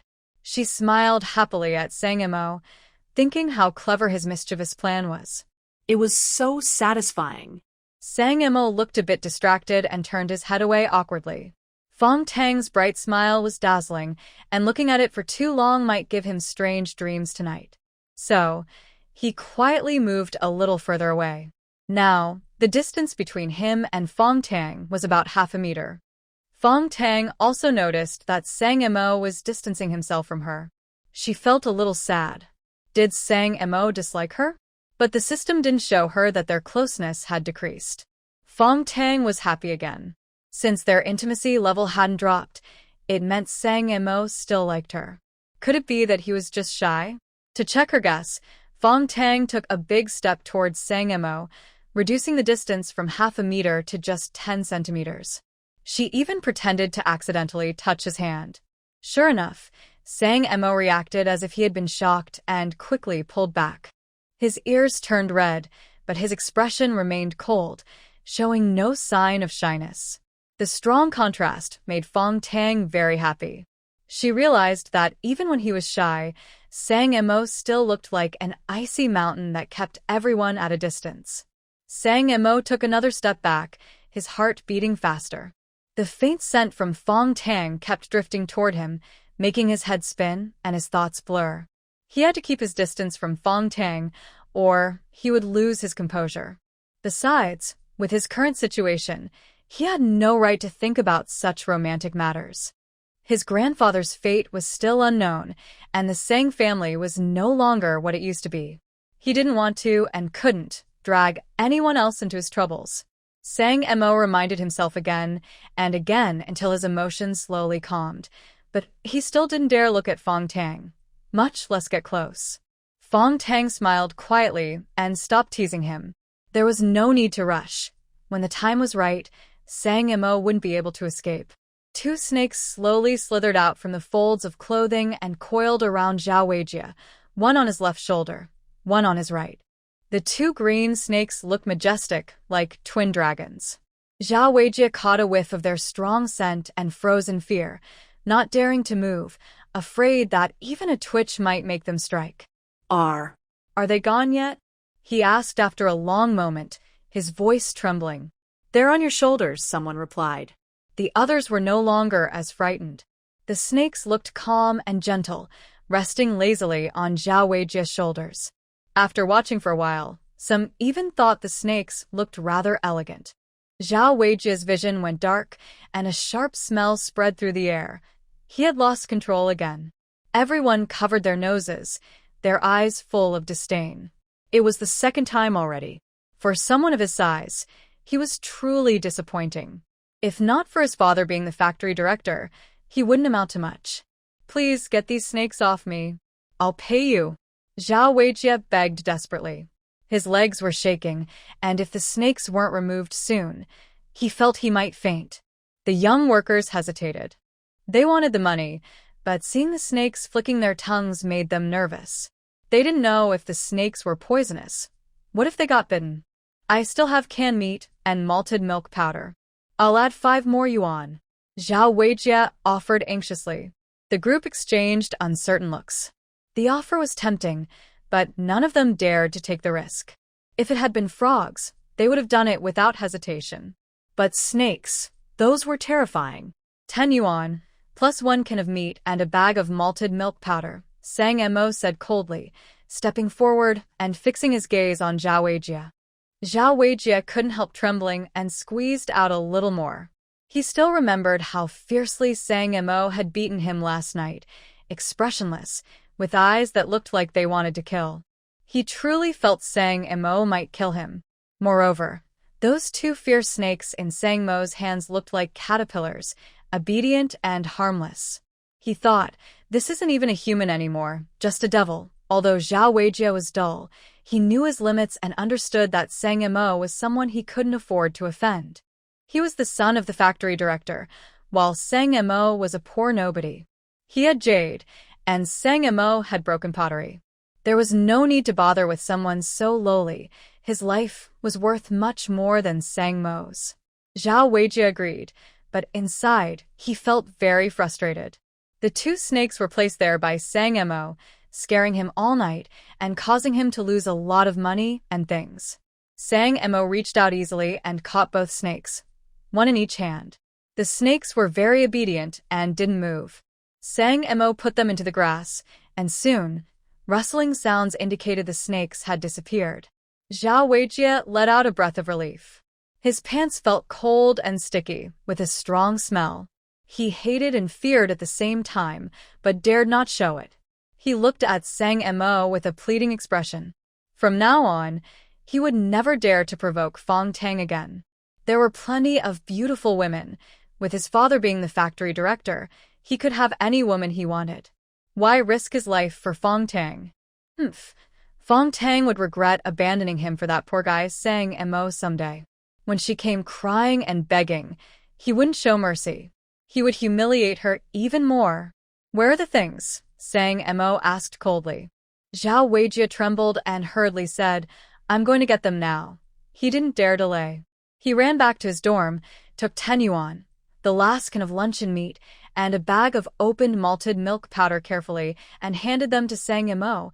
I haven't eaten much of the malted milk powder, just these, Zhao Weijie said trembling, afraid Sang Mo would be angry. Be good and honest from now on. Don't go running up the mountain. Next time, it won't be just 2 harmless snakes. It could be a 5-step snake or even a silver-ring snake. A bite from one of those, and even a fairy would find it hard to save you, Sang Mo said lightly, as if warning kindly. But Zhao Weijie knew it was a threat. If he dared to touch Fang Tang again, that devil would make him get bitten by a 5-step snake. A bite from a 5-step snake means death after 5 steps. He was still young and hadn't enjoyed life yet. He didn't want to die. Zhao Weijie shook his head hard, trembling as he said, No, I won't go anymore. I won't dare to go in the future. From now on, whenever he saw Fang Tang, he would stay 3 meters away and definitely avoid bothering this rude person. Sang Mo looked at him approvingly, put 10 yuan into his pocket, and placed the malted milk and canned meat into his drawer, locking it. Others looked on with envy and regret. It turned out they were just 2 harmless snakes, so gentle. They could do it too. If only they had acted earlier, so many good things could have been earned by Sang Mo Sai. Captain Huang received the news and came over. Seeing Zhao Weijie looking half dead, he frowned. Since he arrived, this guy had only worked 3 days in total. The rest of the time, he either smashed his head or fell down the hill, as if unlucky. Rest well and recover before working again. Captain Huang didn't say much. Anyway, Zhao Weijie's family was rich, so even if he didn't work, he wouldn't go hungry. Zhao Weijie rested alone in the dormitory. The others went out to work. Fang Tang and Sang Mo still worked together. Today, they were clearing land on the mountain. Sang Mo worked quickly and soon turned over a patch of soil. Fang Tang was digging out roots and stones. Sang Mo, when is your birthday? Fang Tang suddenly asked, tilting her head to look at him. Next month, Sang Mo answered briefly, not giving a specific date. He hadn't celebrated his birthday in many years. Your birthday is coming soon then. I was born in June. I'm lucky to be born in June, so I'll die in June. If I was born in June, I must be very lucky, Fang Tang said with a smile. Her birthday was on the 8th of June, during the hottest time. Sang Mo agreed, thinking she was indeed very lucky. When is your birthday? Fang Tang asked more deeply. I don't remember. Sang Mo didn't want to answer. Since leaving home, he had never celebrated a birthday. Before, his grandfather would do it for him, cooking a bowl of longevity noodles and frying a couple of eggs. That was how he celebrated every year. Although simple, Sang Mo felt very happy. For 15 years, he had depended on his grandfather. He didn't feel sad about not having parents. His grandfather was enough. But now his grandfather was missing, and no one knew if he was still alive. Sang Mo's heart felt tight. He swung his with force, venting all his sadness and anger on it. Fong Tang noticed that he was upset, but didn't know why. Sang Mo never talked about his family.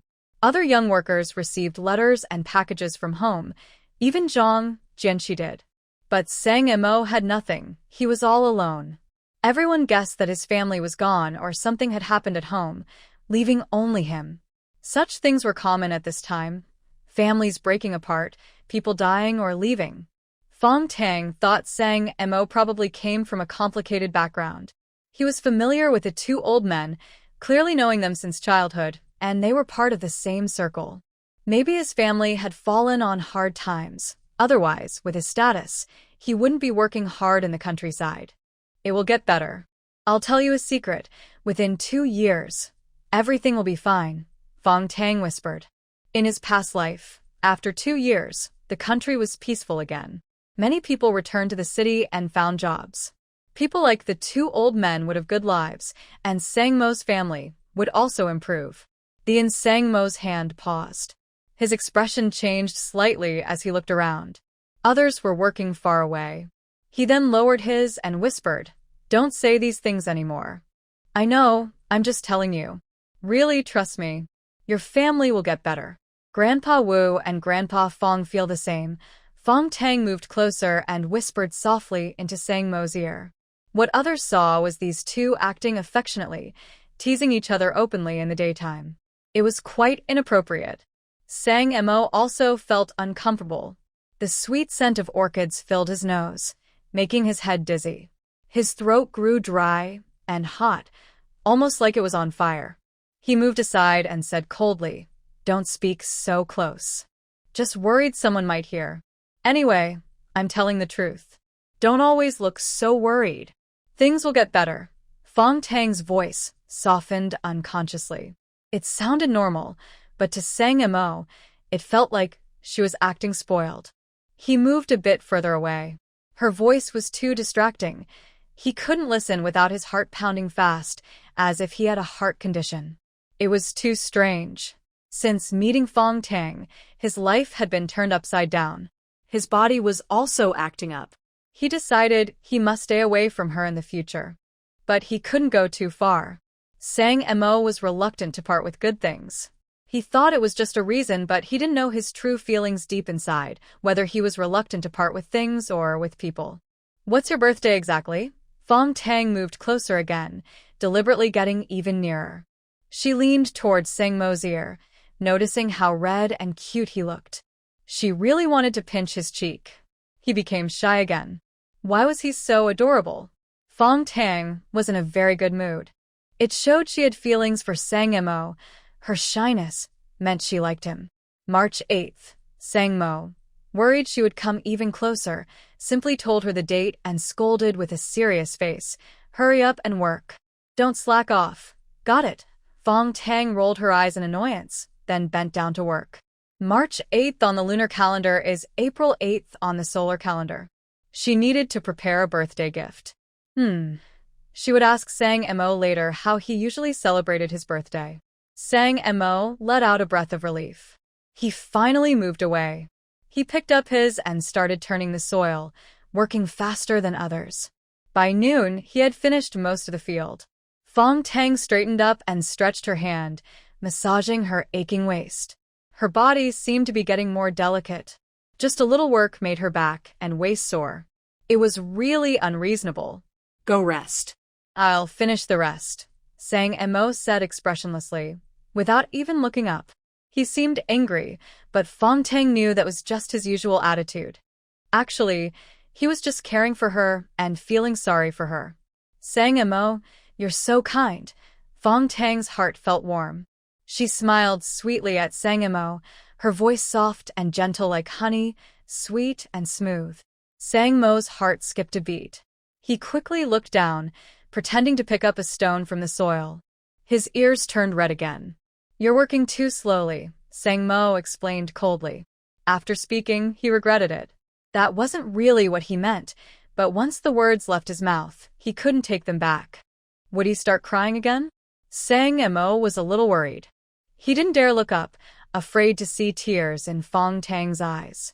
He had never comforted a woman before and didn't know how to do it. Fang Tang sờ mai xốp tì. She had a system. Just now, she had said that Sang Mo's closeness to her increased by another point, meaning he liked her more and more. But he was too insincere. Because you'll help me with the work. I'm going fishing, Fong Tang said coquettishly and then jumped happily toward the river. She wanted to try her new skill, Gao Gong fishing. Sun Mo felt a bit distracted, his ears filled with Fong Tang's soft, gentle voice.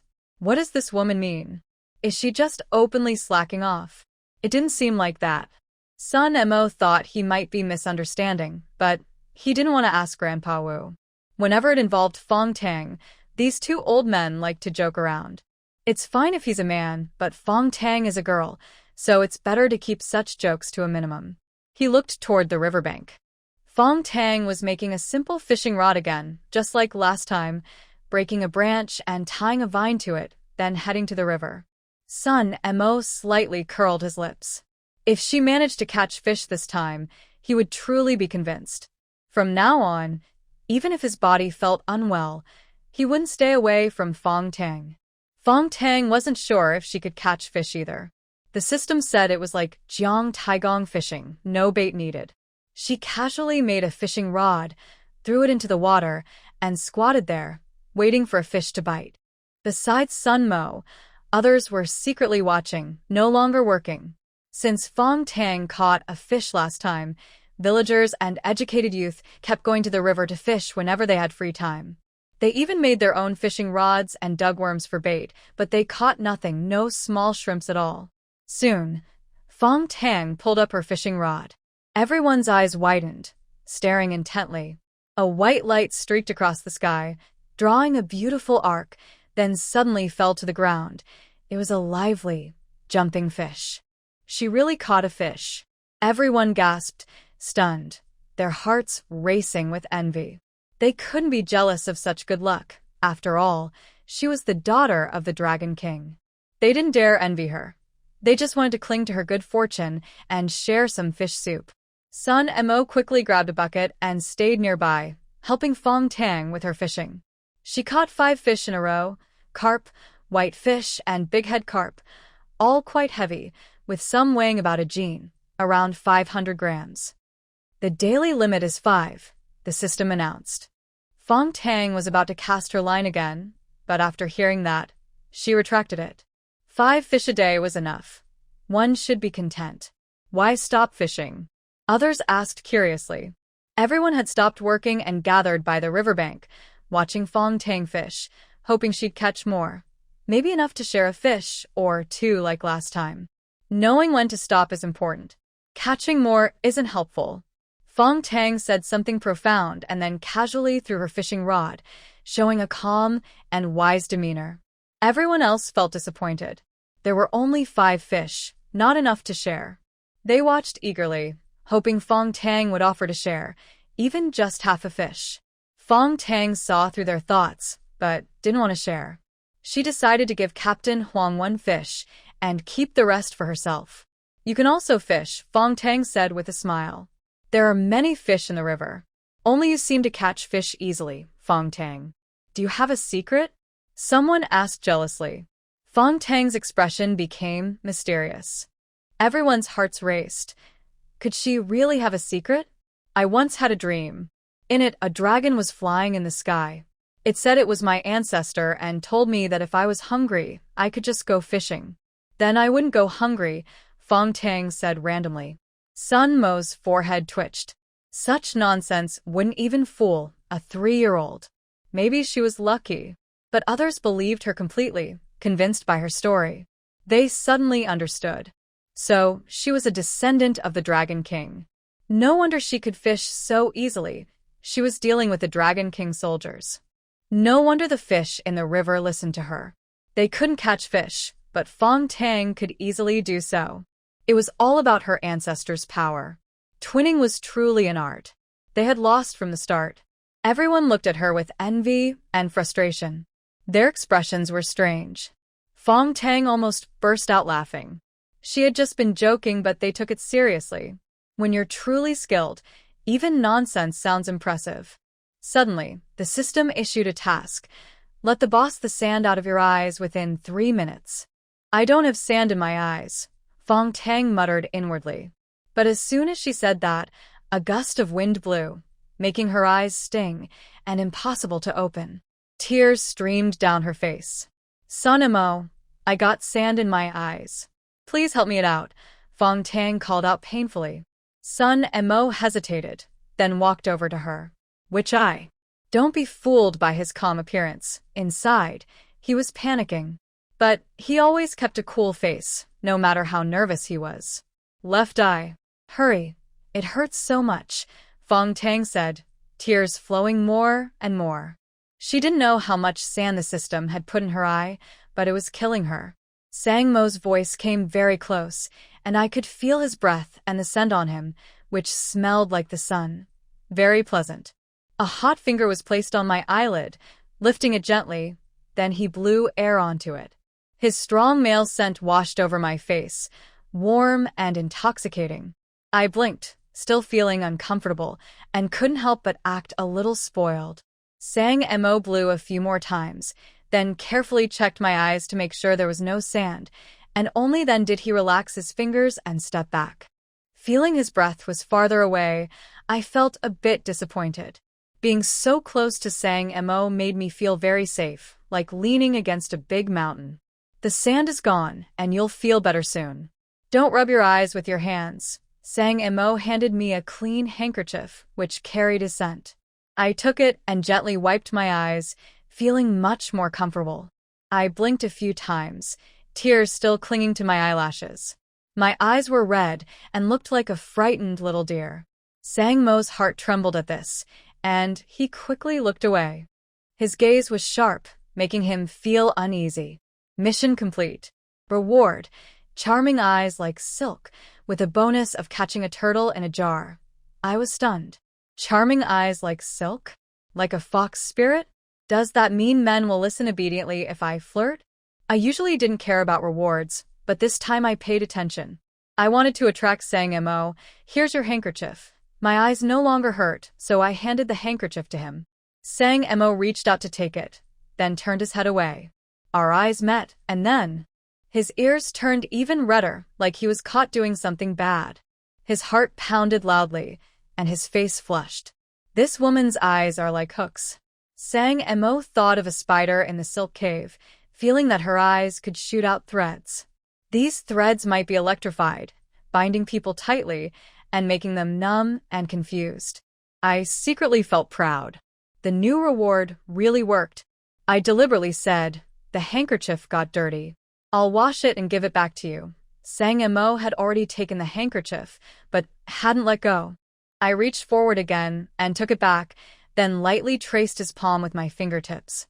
Sang Mo, like he was electrocuted, suddenly grabbed the handkerchief and pulled it back. His hand stiffened behind his back, and the handkerchief was crumpled into a ball. Sun Mo realized that her previous action was too sudden, so she quickly made an excuse and dared not look at Fang Tang anymore. Fang Tang smiled softly and said, All right. Indeed, men are very good at charming eyes. Even someone as cold as Sun Mo can't resist. In the future, she will give Sun Mo more charming looks, making him fall for her completely, and then she will obediently bow down under her pomegranate skirt. Thinking of her proud moment, Fang Tang's smile grew sweeter. She no longer tried to Sun Mo. She needed to catch the turtle now. But where could she find a jar? After some thought, Fang Tang had an idea. She instructed Sun Mo to cut a bunch of vines and casually made a ring. Sun Mo was quick and efficient, finishing it in a few minutes, but she didn't tell him what she planned to do. I saw a turtle swimming by just now. Let's catch it. Fang Tang casually came up with an excuse, placing the vine ring on the shore and forming a semicircle, leaving only an entrance, pretending it was a jar. Everyone gathered around, curious to see how the princess of the Dragon King would catch the turtle. They wanted to learn from her, but seeing Fang Tang's careless attitude, everyone felt disappointed. Maybe only the Dragon King's daughter could catch a turtle like this? Sun Mo didn't dare to underestimate her anymore. Fang Tang was so lucky. Perhaps the turtle would come to her on its own, just like that suicidal rabbit before. After making the jar, Fang Tang clasped her hands together and muttered, "Grandpa Dragon King, your precious granddaughter wants to eat a turtle. Please send a big, fat turtle." Sun Mo's mouth twitched. Was she dreaming? If she could catch a turtle this easily, then even if Fang Tang said she wanted to catch an alligator, Sun Mo wouldn't be surprised. Everyone watched intently, feeling conflicted inside. They wanted to see the turtle come out, but also didn't want Fang Tang to get the advantage. This river was public, so why should only Fang Tang get to enjoy the meat? It felt so unfair. "Looks like the water is moving," someone called out. Everyone's eyes widened, staring fixedly.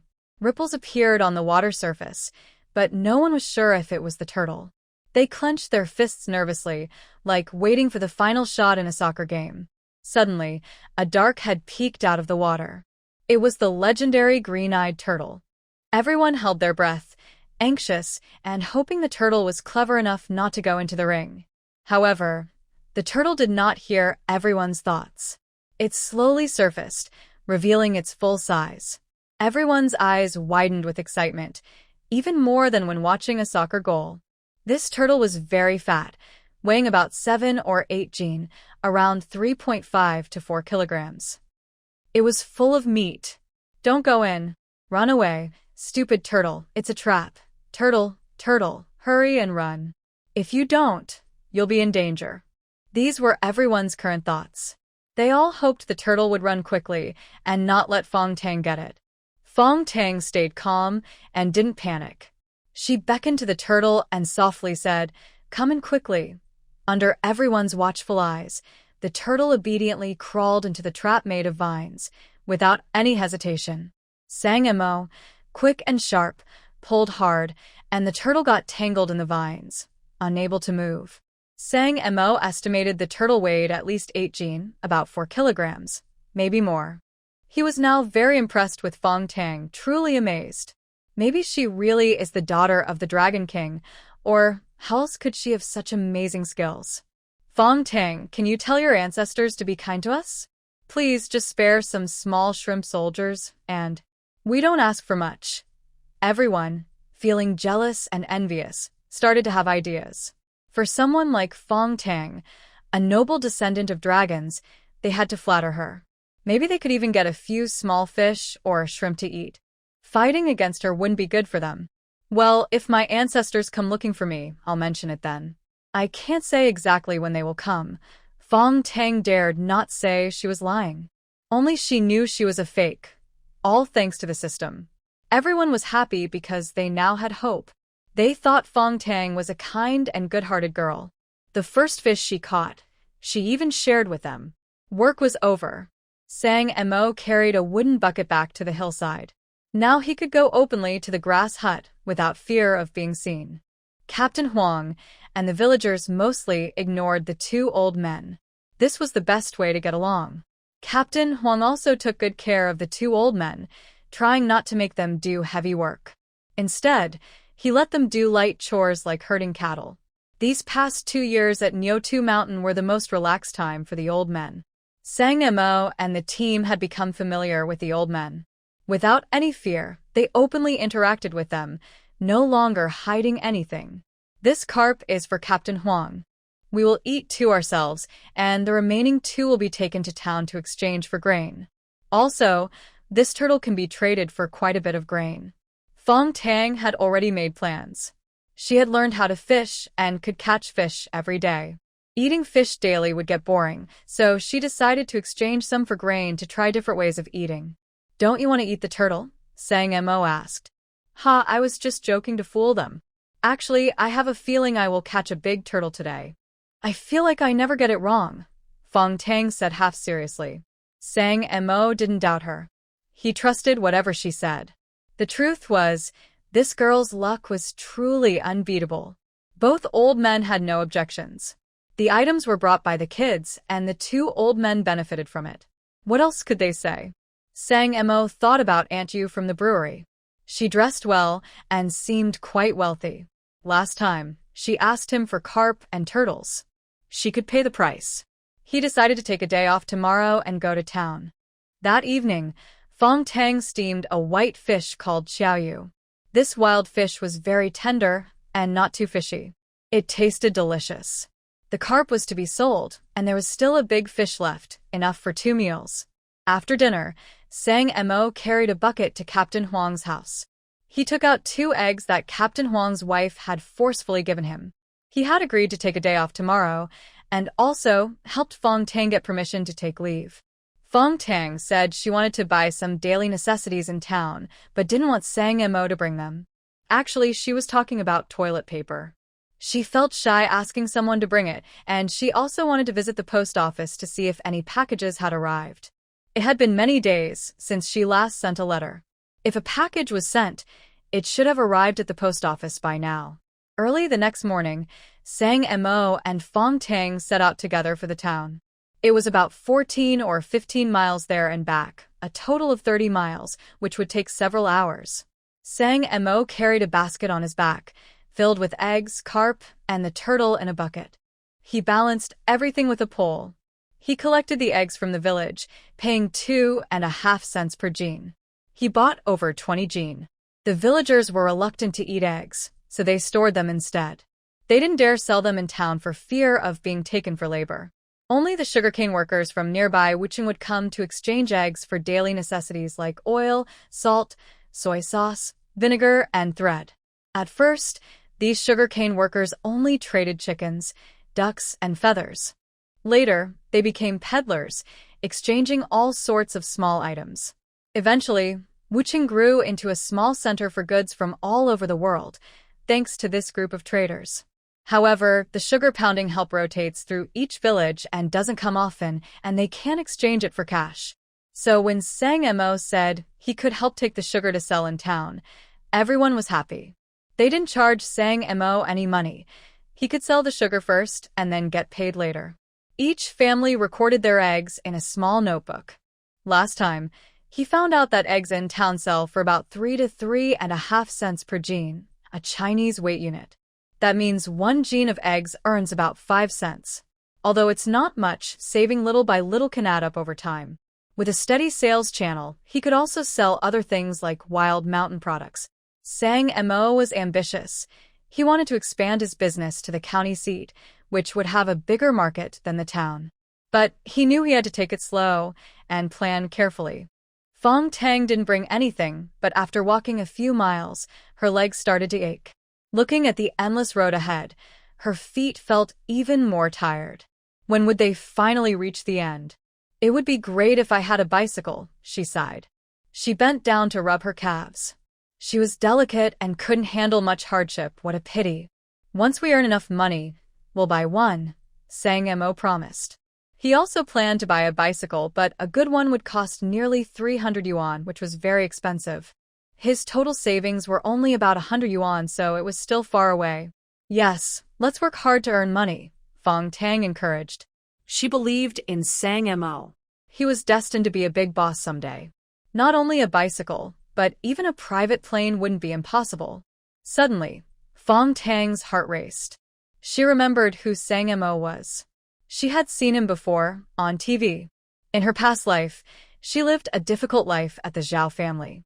The only relaxing moments were when the Zhao family went to work and Zhao Weijie took his medicine and went to sleep. After doing chores, she could enjoy some free time watching TV. The Zhao family had a Hitachi color TV that could pick up several channels with very clear images. Sang Mo was on TV being interviewed. The host said he was an overseas Chinese planning to return to invest in China. On TV, Sang Mo looked sharp in a suit, full of confidence. Much more than now. During the interview, he didn't smile once, like a cold machine. The host praised Sang Mo for being young and talented, with assets worth billions, and owning a private plane. But Sang Mo said that having a private plane was normal for wealthy foreigners, just like Chinese people buying bicycles. At that moment, Fang Tang thought that this handsome man must be very rich. He talked about buying a private plane as easily as buying a bicycle. Sang Mo, you will buy a private plane someday, Fang Tang blurted out. Sang Mo smiled and pointed at the sun in the sky, joking, "It's not even dark yet." He was implying she should stop dreaming. He couldn't even afford a bicycle now, let alone a private plane. Dreaming about it was impossible. Really, if you buy a private plane, remember to invite me for a ride, Fang Tang said with a smile. Then I'll ask you to be the pilot, Song Mo joked. He didn't think he had that skill. Right now, he just wanted to earn money, find his grandfather, and live a peaceful life with him. He didn't care about wealth or fame, only about his grandfather's safety. Fang Tang shook her head seriously. I can't be the pilot. You should hire a professional pilot. I just want to ride on a plane. Anyway, just remember what we talked about today. Song Mo smiled but didn't take it seriously. Seeing Fang Tang walking slowly, taking 2 steps and resting 1, he knew she wouldn't reach the town by afternoon. He picked up a stick from the ground and handed it to her. Why? Fang Tang asked. She was annoyed. She wasn't a cow. Thinking for a moment, Fang Tang stretched out her soft, white hand and playfully said, Hold my hand and walk with me. Song Mo's heart started pounding. He handed the stick forward and said coldly, Holding a stick is different from holding hands. I'll walk by myself. I don't want you to lead me around like a cow. Fang Tang pouted and rolled her eyes. She thought he hugged her for 10 minutes that night, liked her, and now pretended to be serious? Seeing her glare, Song Mo's heart softened. He couldn't help but drop the stick and quietly followed behind her. When she took a few steps and tried to hit her legs, he couldn't stand it anymore. He gathered his courage, stepped forward, and took her hand firmly. His voice was cold, like ice shards. Walk faster. Fang Tang smiled with a stubborn but soft heart. She turned her hand and held Song Mo's big hand. Looking down, she saw 1 black and 1 white, 1 big and 1 small, tightly intertwined. They looked perfect together. Song Mo, your hand is so big. Song Mo, walk slower. I can't keep up. Along the way, Sang Mo heard a woman chattering loudly, noisier than sparrows. However, he didn't find it annoying and even slowed down a bit. This caused them to arrive in town an hour later than usual. Once in town, Sang Mo let go of the hand he was holding.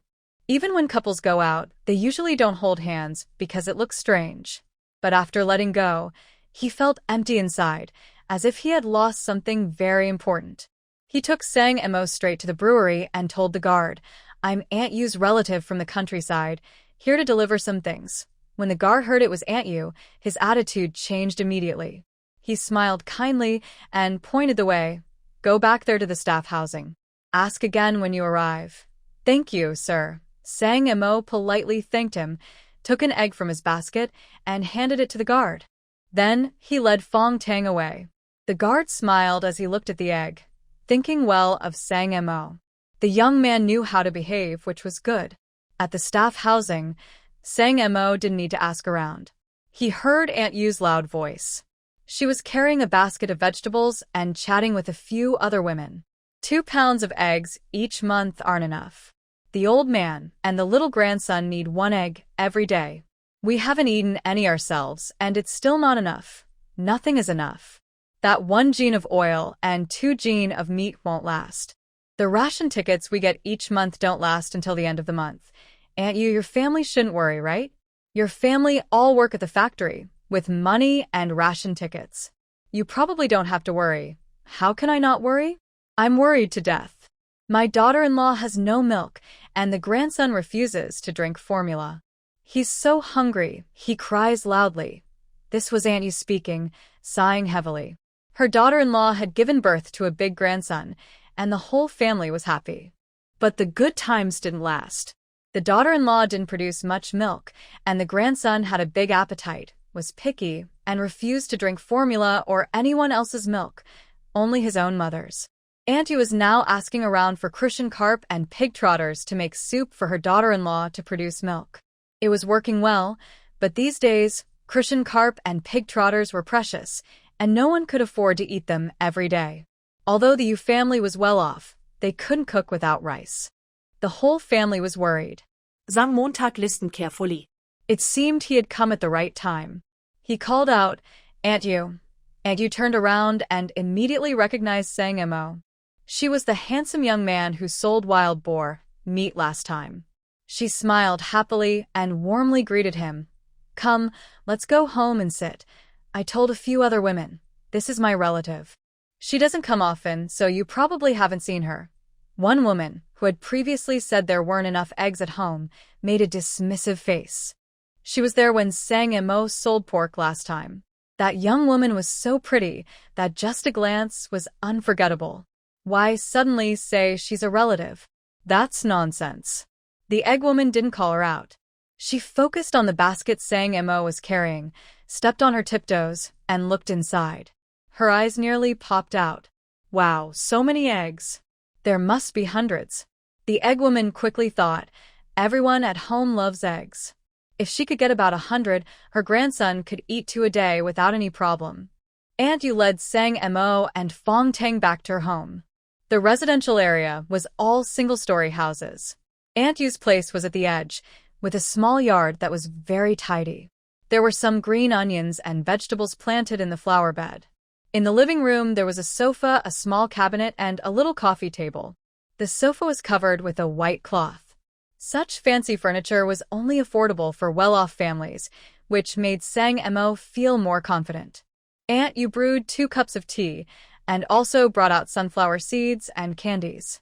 She was very kind and friendly, not proud like a state worker. Drink tea, don't be shy. Aunt Yu looked at Fong Tang with admiration. She thought, this is a perfect match. Talented man and beautiful woman, a natural pair. Aunt Yu, you mentioned last time that you wanted crucian carp and soft-shelled turtles. I kept an eye out and just got some yesterday. Take a look. Sang Mo moved the water bucket in front of Aunt Yu. There were 2 crucian carp, each at least a pound, lively and jumping. The turtle was lying still, its big body almost filling the bucket. Aunt Yu's eyes lit up with joy. She said happily, I'll take them. We really need them at home.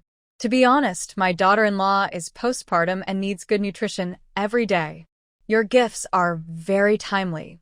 She also saw the eggs in the basket, her breathing quickening with excitement. She asked eagerly, are these eggs too? The eggs were collected from the village. They weigh over 20 jin. I was hoping you could help me find someone who needs them at the factory. I sell them cheaper than the black market, 28 cents per jin. The black market sells for 31 or 32 cents, sometimes even 35. That's a fair price. I'll take 10 jin. Don't worry about the rest. I'll help you find buyers. This amount isn't enough to share among many.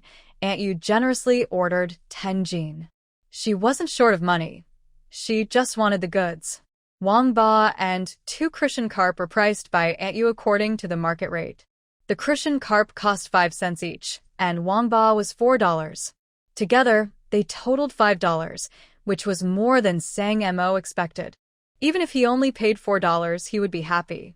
Few people buy Wang Ba and crucian carp to eat. Most prefer pork to add fat and oil.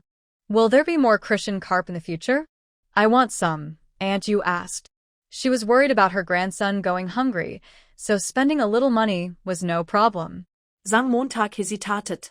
He couldn't guarantee that, but he heard Fong Tang say, there will be some, but only 1 or 2. No more than that. Annie was very happy and nodded quickly. 1 a day is enough. Where do you live? I'll ask my son to pick them up from your place. It's a bit far from Nyoto Mountain Brigade, about 30 miles round trip. Sang Mo felt a bit embarrassed. He couldn't take leave every day, and Captain Huang definitely wouldn't agree. After thinking for a moment, he came up with a plan. Crucian carp can be kept for a while. How about I save some for a few days, and then deliver them? Eggs are the same. Aunt Yu had no problem with that. She thought Sang Mo was thoughtful and said, not just crucian carp, I want other good things too, all of them. Her husband was the director of a brewery, earning a good salary. Their 3 sons and 1 daughter all worked in state-owned factories, so they weren't short of money. They just wanted to enjoy some good food. Sang Mo agreed, and Aunt Yu happily paid. The eggs cost 2 yuan 80, plus the crucian carp and Wang Ba, totaling 7 yuan 80.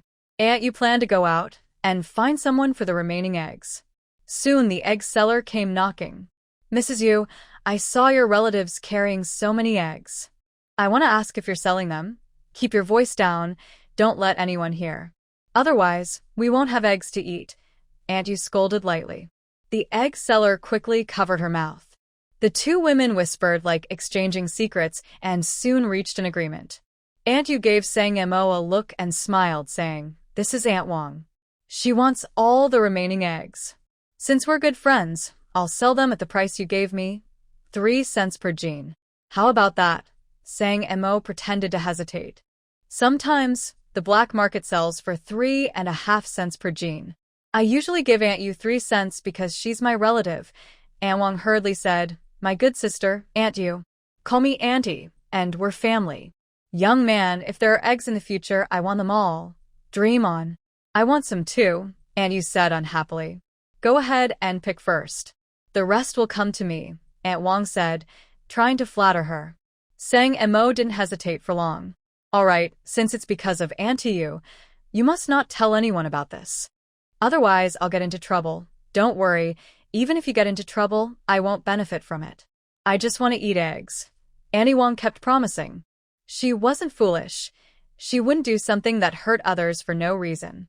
She only wanted eggs and some other good things. The remaining 18 pounds of eggs were all bought by Auntie Wang.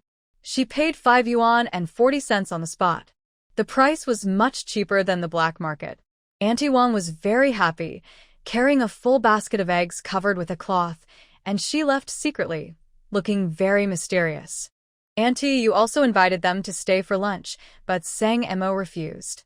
He didn't take others' kindness seriously. These days, even the officials' families didn't have much food. If they weren't close friends, they wouldn't eat at each other's houses. "All right, I won't keep you. If you want to buy wine in the future, just come to me.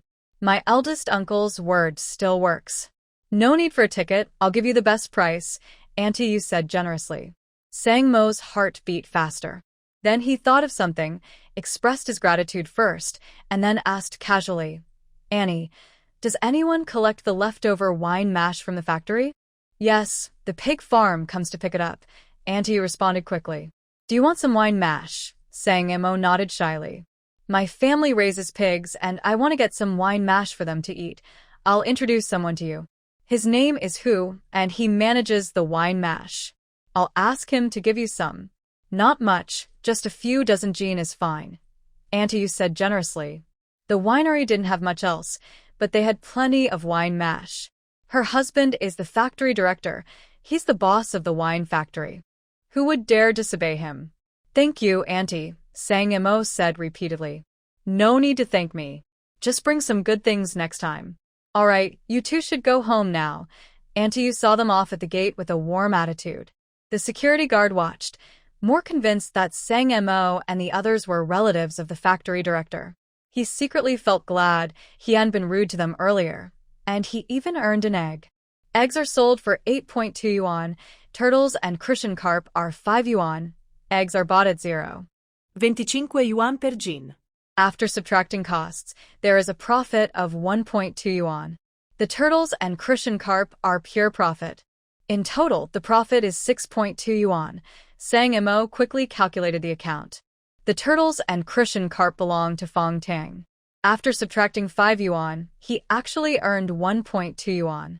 He is quite satisfied with this profit. His small attempt was successful, and he believes he'll earn more in the future.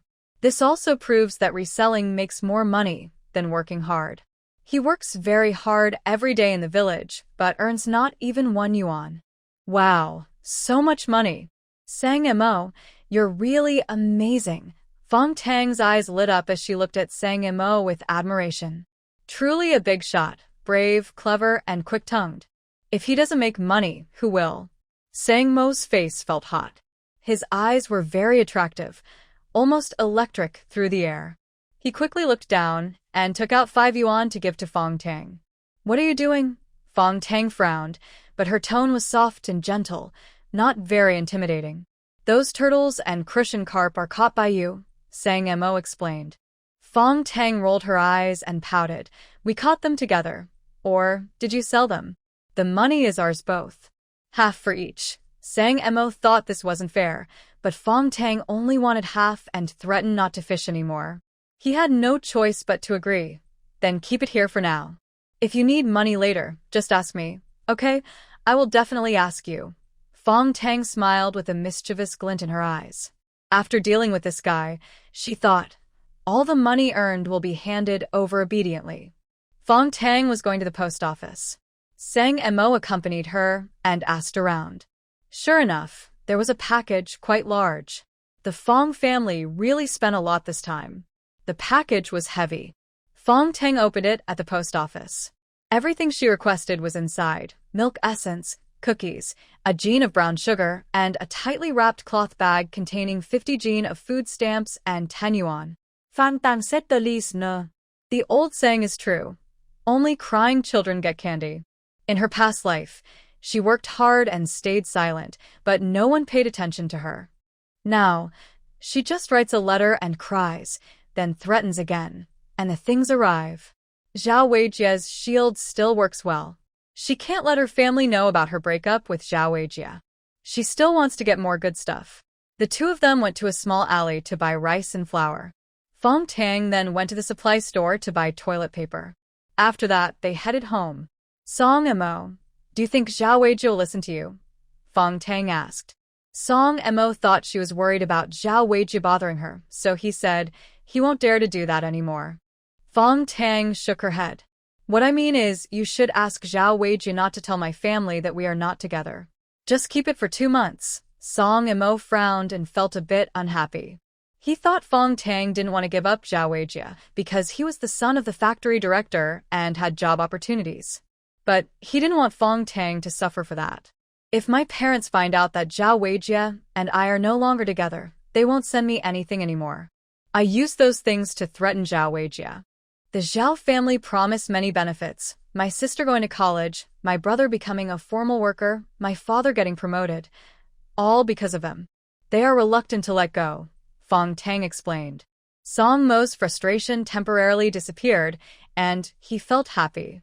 He couldn't understand how his mood changed so quickly. Since knowing Fang Tang, he felt like he was no longer the same person. Is 2 months enough? Song Mo couldn't understand why only 2 months. Fang Tang surmisingly. I need to go back to my hometown for Qingming. I want to give my eldest sister a gift. 2 months will be enough. She probably wouldn't need the full 2 months. She had thought of this plan after a long time, as a way to repay her family for all they've done for her. Are you going alone? Where are you going? Also in Zhejiang province, not far from here. It takes about 4 hours by train. I'll go to visit my grandmother's grave. 1.5 days round trip is enough. Fang Tang looked sad. She really missed her grandmother. Assign a task for the boss to accompany you to visit your grandmother's grave. The task ends at Qingming, the system announced again. Fang Tang was stunned. She and Song Mo hadn't even confirmed their relationship yet. How could she ask him? Qingming was just a few days away. What should she do? Fang Tang lowered her head, lost in thought, looking anxious. Song Mo thought she was missing her grandmother and felt a bit sorry for her. He also felt a shared sense of sadness. He relied on his grandfather, and Fang Tang was raised by her grandmother. Both of them were people without parental companionship. However, they are different. His parents sacrificed themselves. If they were alive, they would surely take good care of him. In contrast, Fang Tang's parents abandoned her and did not fulfill their parental duties. Compared to him, Fang Tang is somewhat more pitiful. As her sadness deepened, seeing Fang Tang looking listless and lost, Sang Mo wanted to comfort her. He spoke. You, Sang Mo. They both spoke at the same time, looked at each other, then stopped. They asked, "What's wrong?" Nothing. Once again, they were in sync. Fang Tang couldn't help but smile, like a mountain flower blooming, bright as the morning sun. Sang Mo was stunned by her expression. An idiom could perfectly describe how he looked at that moment.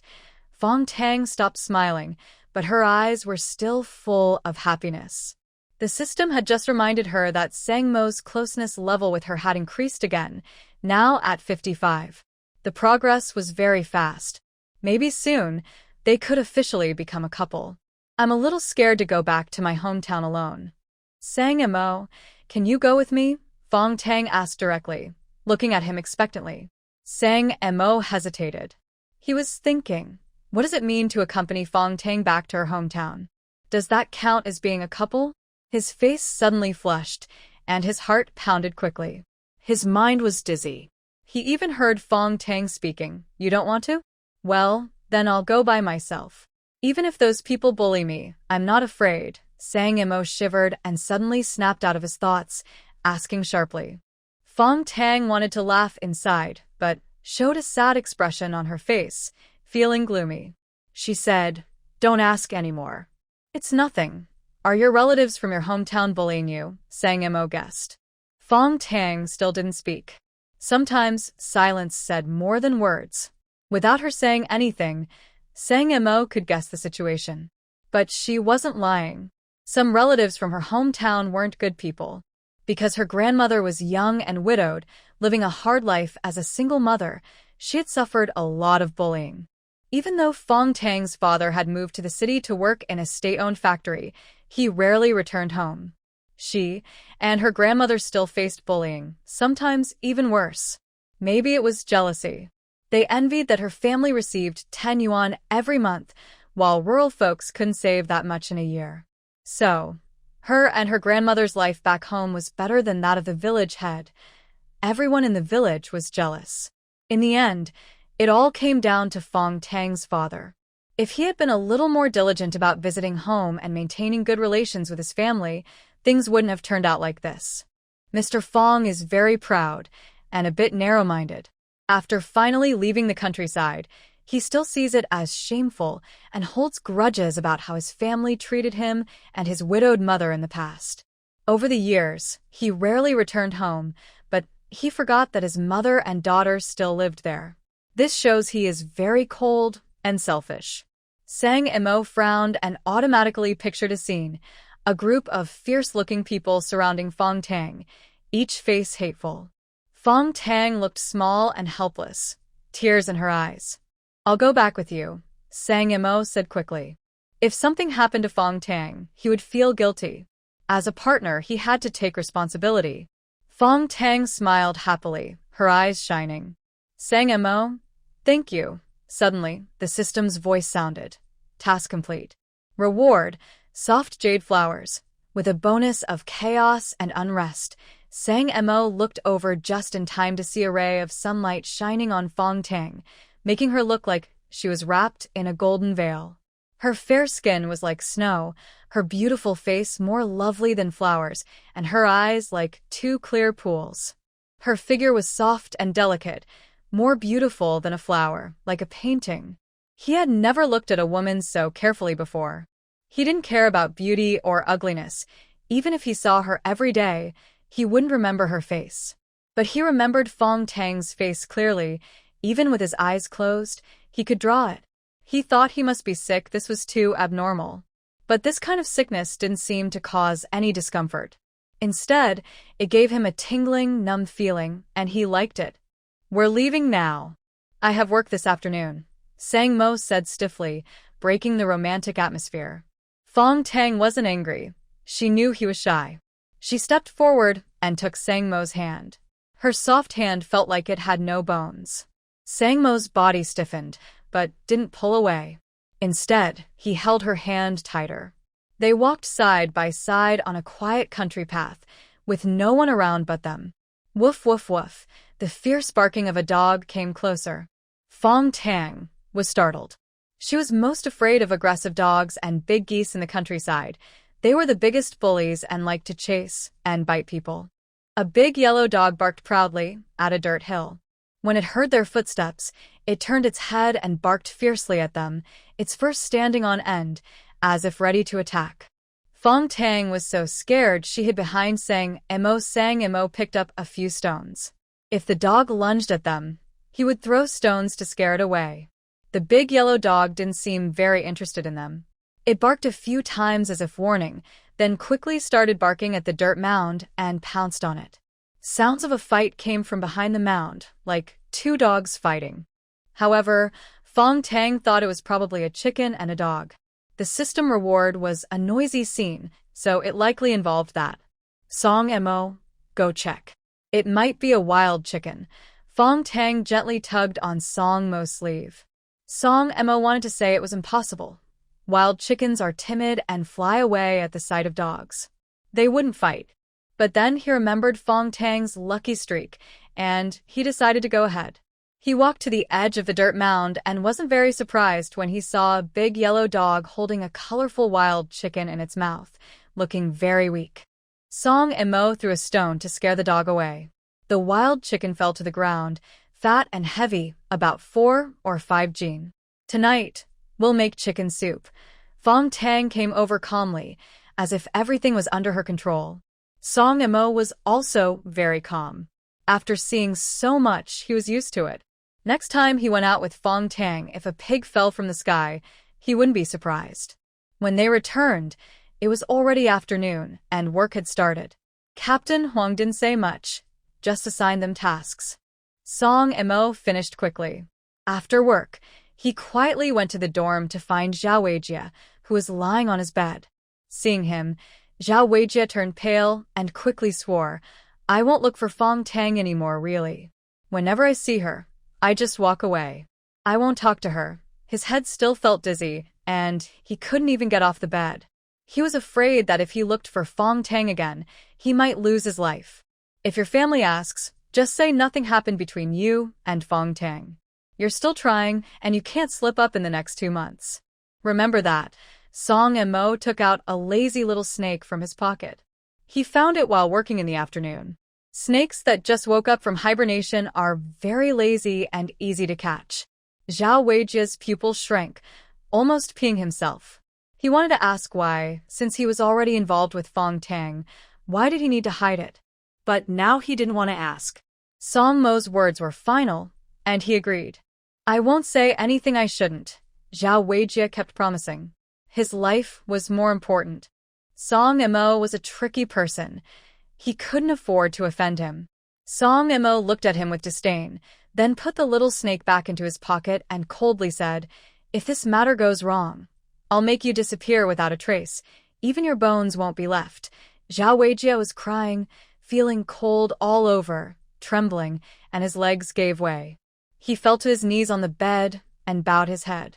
"I promise I won't be unfaithful," sang Mo. "I wish you and Fang Tang a long and happy marriage, and may you have a child soon. When you get married, I will definitely give a generous gift. I was blind before, but I won't be again. Stop talking nonsense, or I'll beat you to death."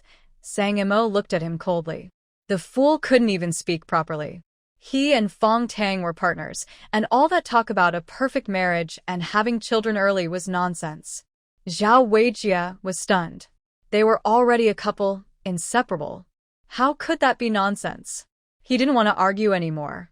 He kept his mouth shut, with tears and snot hanging from his nose, looking pitifully at Sang Mo, hoping he would show mercy and forgive him. Sang Mo glared again and walked away coldly. He also released the little snake, which was still a young one with little meat, so he decided not to eat it.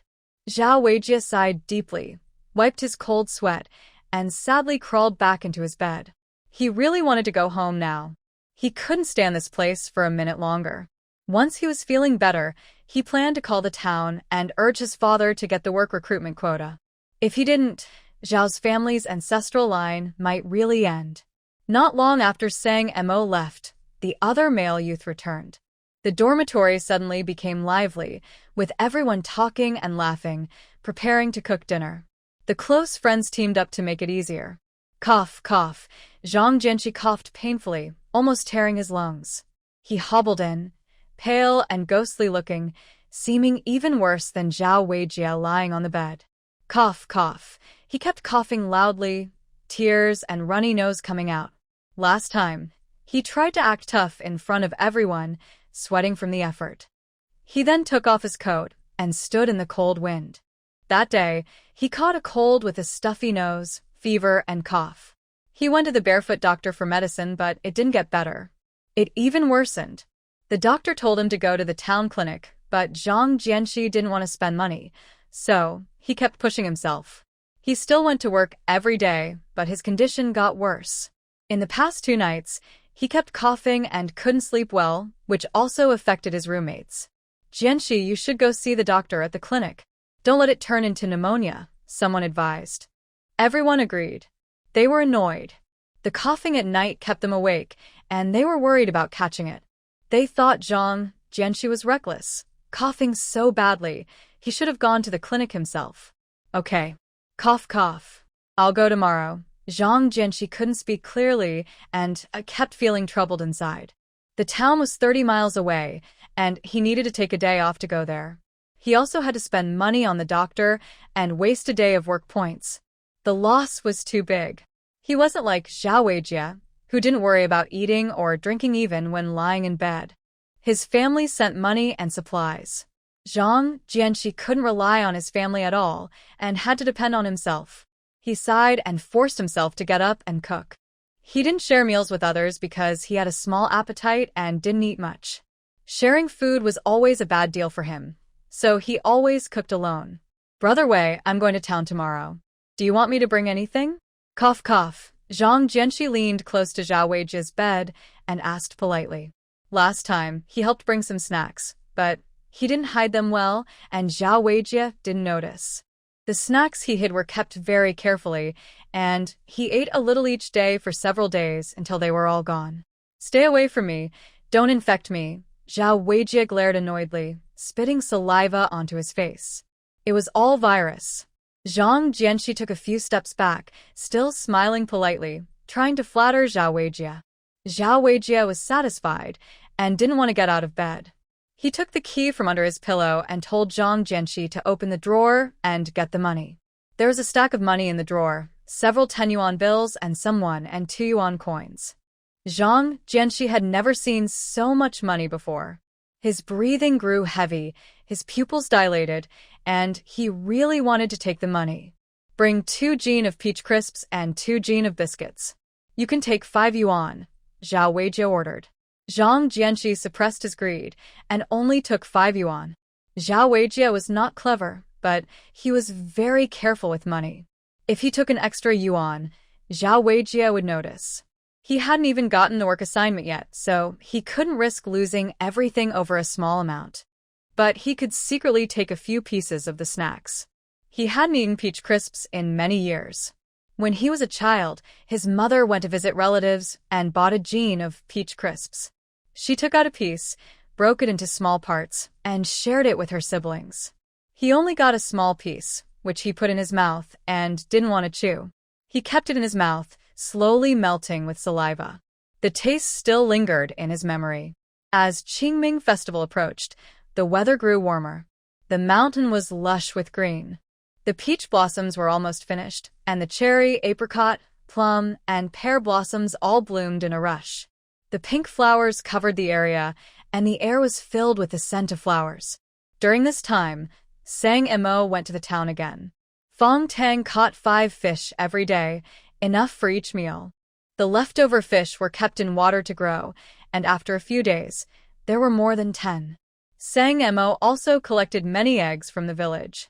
When other villagers heard about it, they came to buy eggs, including those from the neighboring village. In rural areas, people usually make money by raising chickens, ducks, and pigs.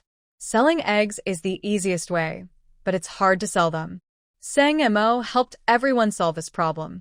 He sold eggs at a fair price of 2.5 cents per jin. Many people came to buy. This time, Sang Mo collected about 50 jin of eggs, which was a lot for many families.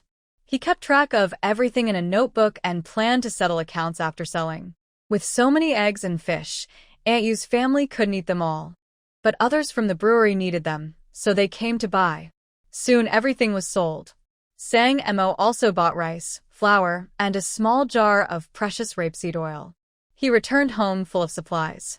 Since he started selling eggs, the food in the thatched house improved a lot.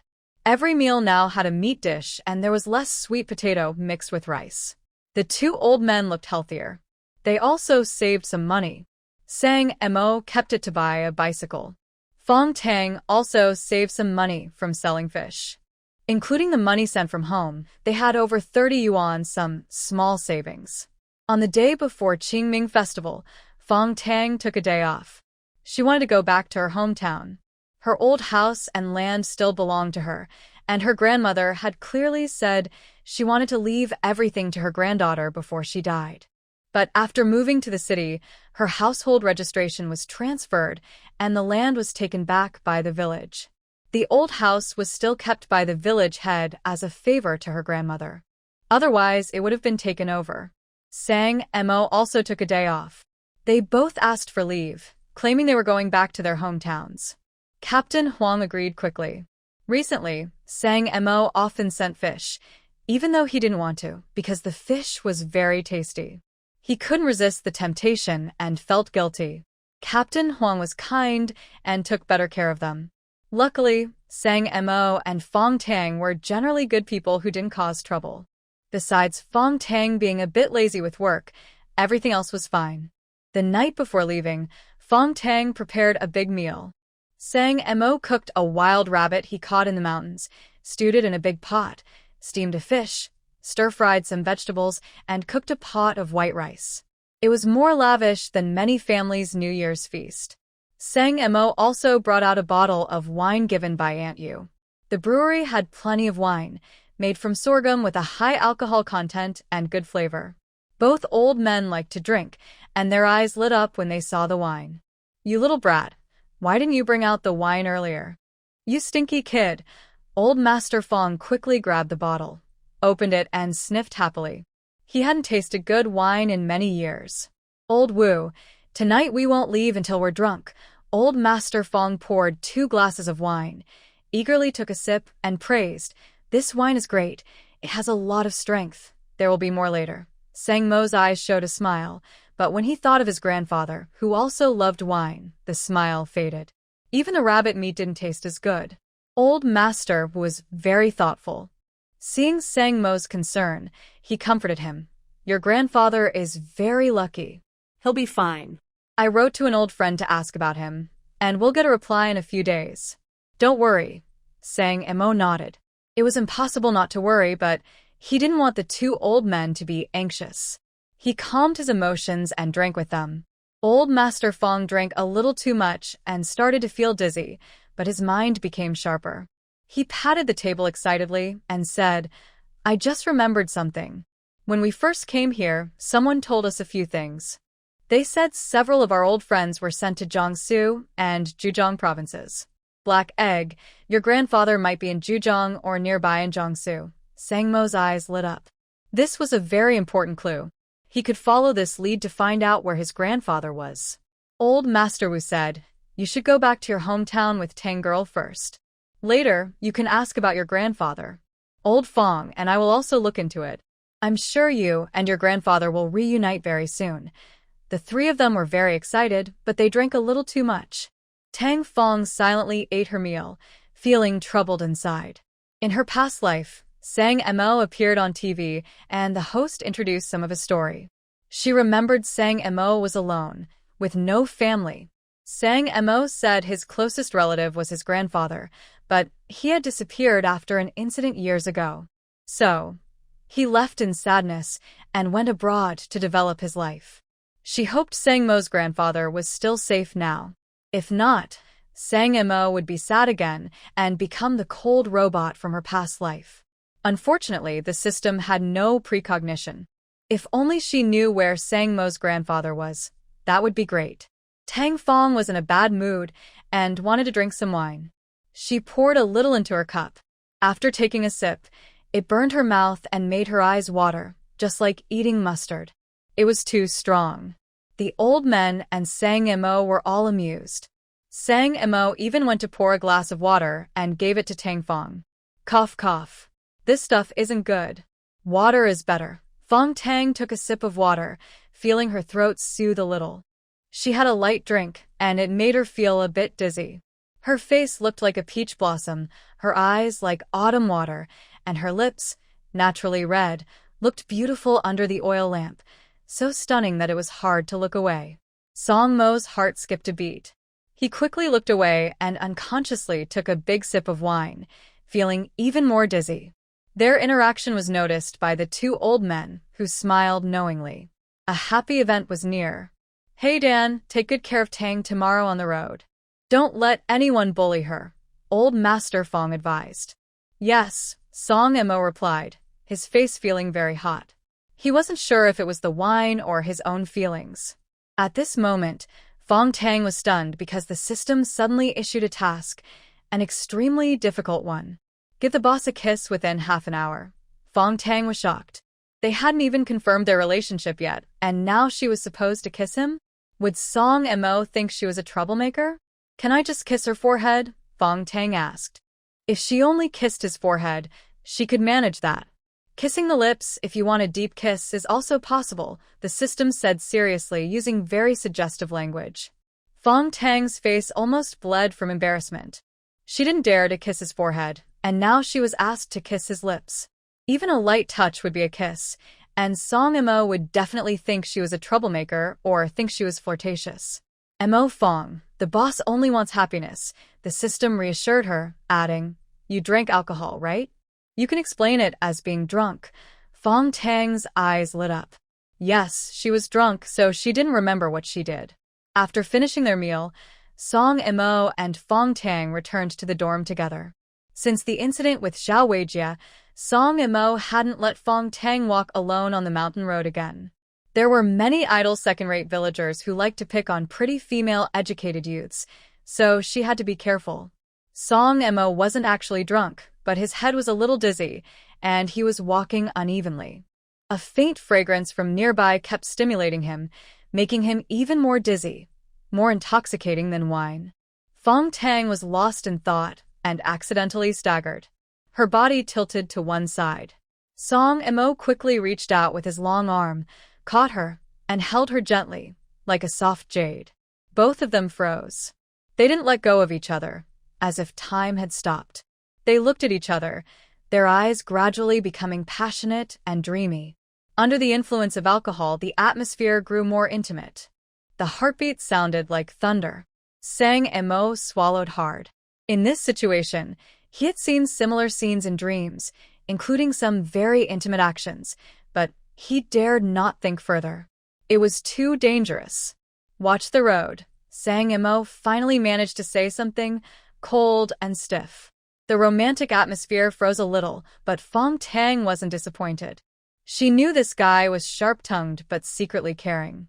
He liked her very much, just didn't say nice words. 10 minutes left. The host should hurry, the system reminded urgently. It just wanted to watch the live broadcast. These two were taking too long, just staring at each other without kissing. Fang Tang's heart raced. She bravely lifted her head. Under the moonlight, her beautiful face looked like it was covered with a veil. The moon was hazy, and she looked more beautiful in the moonlight. Sang Mo's head started to spin. He wanted to push her hand away, but stopped himself. He felt a little reluctant. 3 minutes left. The system was speechless. It watched for another 7 minutes. It was just a kiss. Was it really necessary? Fang Tang was startled. Without hesitation, she tiptoed and, while Sang Mo was distracted, kissed him lightly on the lips. A quick, gentle touch, then she pulled away. Her face turned red with embarrassment. She wanted to leave quickly, afraid to face Sang Mo. But as she turned around, she was caught by a pair of strong hands. He pulled her close, pressing her against his warm body. Fang Tang didn't know that men, especially after drinking, could be so easily stirred. That small kiss was like a spark igniting a prairie fire, quickly spreading out of control. Under the moonlight, two figures tangled together, inseparable. Even the noisy frogs fell silent, not wanting to disturb them. After a long while, Sang Mo finally released her. Fang Tang, exhausted, leaned against his chest. Her lips were red and swollen, her eyes charming enough to tempt anyone. The springtime in her eyes made Sang Mo's heart tighten. He really wanted to do it again. But now he was calmer and felt annoyed with himself. How could he act so impulsively? Even though he had drunk too much, that wasn't an excuse for bad behavior. In the end, Fang Tang was the one who took the initiative to kiss him first. So, they were officially a couple. We're a couple now. Sang Mo's voice was a little hoarse, with a touch of warmth, different from his usual cold tone. His voice sounded clearly above Fang Tang's head. Fang Tang Berlin kết.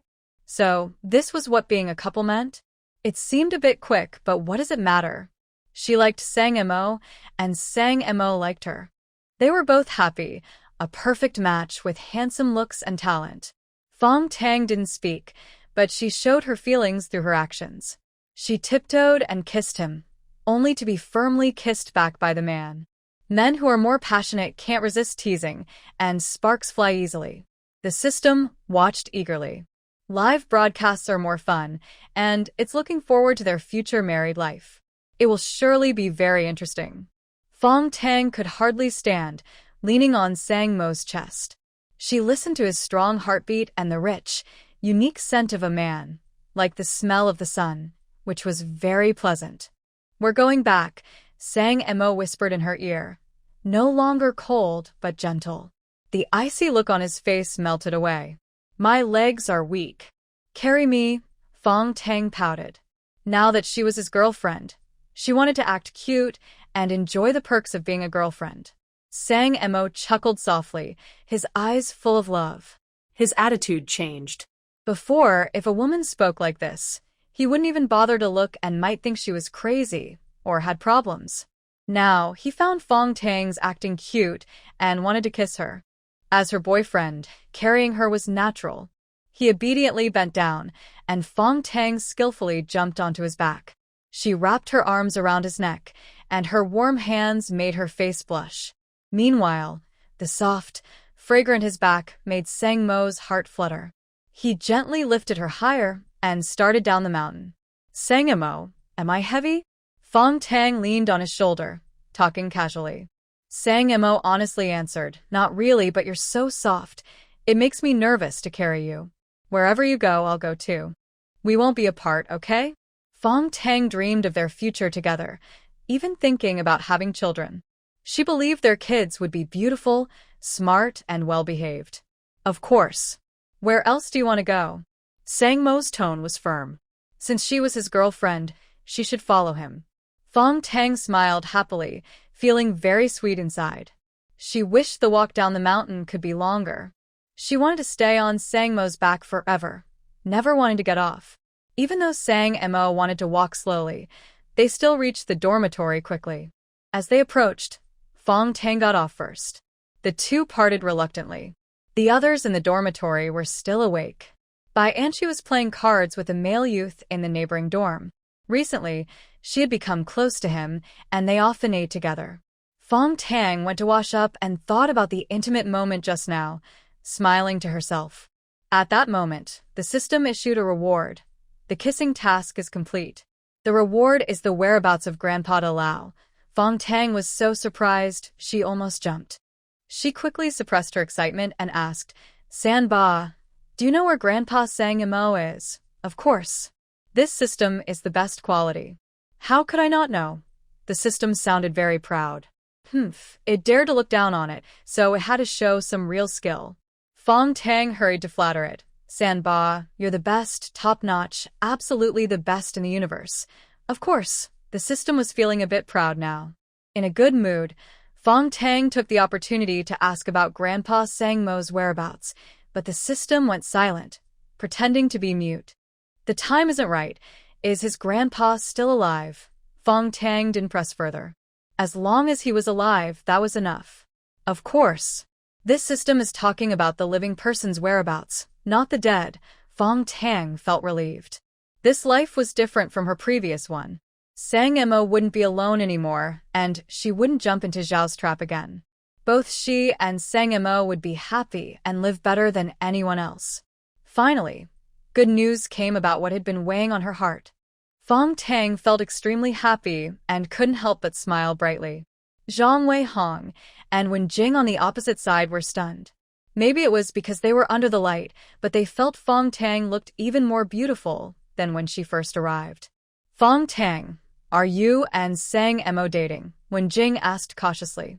Everyone had noticed recently that Fang Tang and Sang Mo were very close during the day, almost inseparable, almost hugging and kissing. But Wen Jing didn't know that they had just finished kissing. Fang Tang blushed and nodded. Sang Mo had just said they were a couple, so there was no need to hide it anymore. Wen Jing curled her lips, feeling a bit jealous. Sang Mo was the most handsome man she had ever seen. His face was more attractive than a celebrity's. Although he was a bit cold, rarely smiled or spoke much, just his face was enough to impress. I didn't expect Sang Mo to like someone like Fang Tang, someone who can't lift a heavy thing, speaks softly, and often cries. What's so good about a woman like that? You need someone capable to handle daily life, both in social settings and at home. She doesn't look bad either. Men usually care about looks, and Sang Mo isn't an exception. Honestly, I'm disappointed. Do you know about Sang Mo's family? Wenjing asked, pretending to care. Not really. Do you? Fong Tang replied. A little, but not much. I heard from a male friend who is a young worker. Anyway, forget it, I won't say more. Wenjing was trying to tease Fong Tang and make her curious, but Fong Tang wasn't falling for it. She watched her calmly, didn't ask questions, finished cleaning her feet, went out to pour water, and then got into bed to sleep. Just forget it if you don't want to say. Let's sleep. Fong Tang turned down the lamp so the room was dim. She was about to take off her coat and sleep when Wenjing got anxious. Her reaction was different from what she expected. How could she not ask? Aren't you Sang Mo's girlfriend? Why don't you care about his family at all? Fong Tang sneered silently and said indifferently, I'm just dating Sang Mo. I don't need to care about his family. Wenjing was so upset, she pounded the table. She stopped teasing and said directly, It's easy for you to say. Dating isn't just about two people. You need to find out about both families, especially the man's parents. If he has a difficult mother-in-law, married life could be tough. Fong Tang lazily yawned, her eyes full of tears, looking sleepy and charming. Wenjing was stunned for a moment and even more jealous. She, as a woman, was completely captivated. No wonder Sang Mo was so infatuated with Fong Tang. God really isn't fair. Beauty is all given to Fong Tang. Why not share some with me? Wenjing moved closer to the mirror and looked at herself. The woman reflected there was pretty enough, but with single eyelids, sparse eyebrows, a flat nose, and rough, dark skin. Standing next to the bright, stunning Fong Tang, she looked like a girl who worked in a kitchen. If she were a man, she would choose someone as beautiful as Fong Tang. Jealousy filled Wenjing's heart, but then she thought about Sang Mo's background. She calmed down. Fong Tang only had a pretty face. Her mind was dull as a pig. She didn't bother to find out about Sang Mo's family background beforehand. She would suffer for it later. Fong Tang still seemed indifferent, and Wenjing was too tired to keep teasing her. She directly said, I heard that Sang Mo's family background isn't good. He's different from us. He's here for reform through labor, Fong Tang casually responded. She already knew this. She also knew that in at most 2 years, they wouldn't talk about family background anymore. The unlucky people now would be able to return to work, get back paid wages, and even go to college. What do you think? Wenjing asked, a bit confused. She had explained everything clearly, but Fong Tang still looked calm and unhurried. Fong Tang yawned again, with teary eyes, and said, I haven't thought about it. I'm going to sleep. Wenjing was stunned. She had wasted so much effort, but it was all for nothing. Zhang Weijie nearby couldn't help but advise. Fong Tang, you should think carefully. Having a bad family background can affect a lot, getting a job and being recommended for college. She didn't like Sang Mo anyway. He was good-looking but couldn't help with daily life. There was no need to gamble on the future. She had already planned to find a good, honest young man with a stable job, so her future would be bright. Fong Tang didn't want to argue with them. Times change. Now, a stable job like working in a department store is popular, but in a few years, it won't be as desirable. For example, as more small businesses open, department stores will struggle and salespeople won't be as sought after. The same goes for state-owned factories. If they don't do well, they can't pay wages. Doing business now is risky. In a few years, small entrepreneurs might become wealthy and even be recognized. The times change so fast that people can't even imagine it now. If she hadn't been reborn, she wouldn't know these things.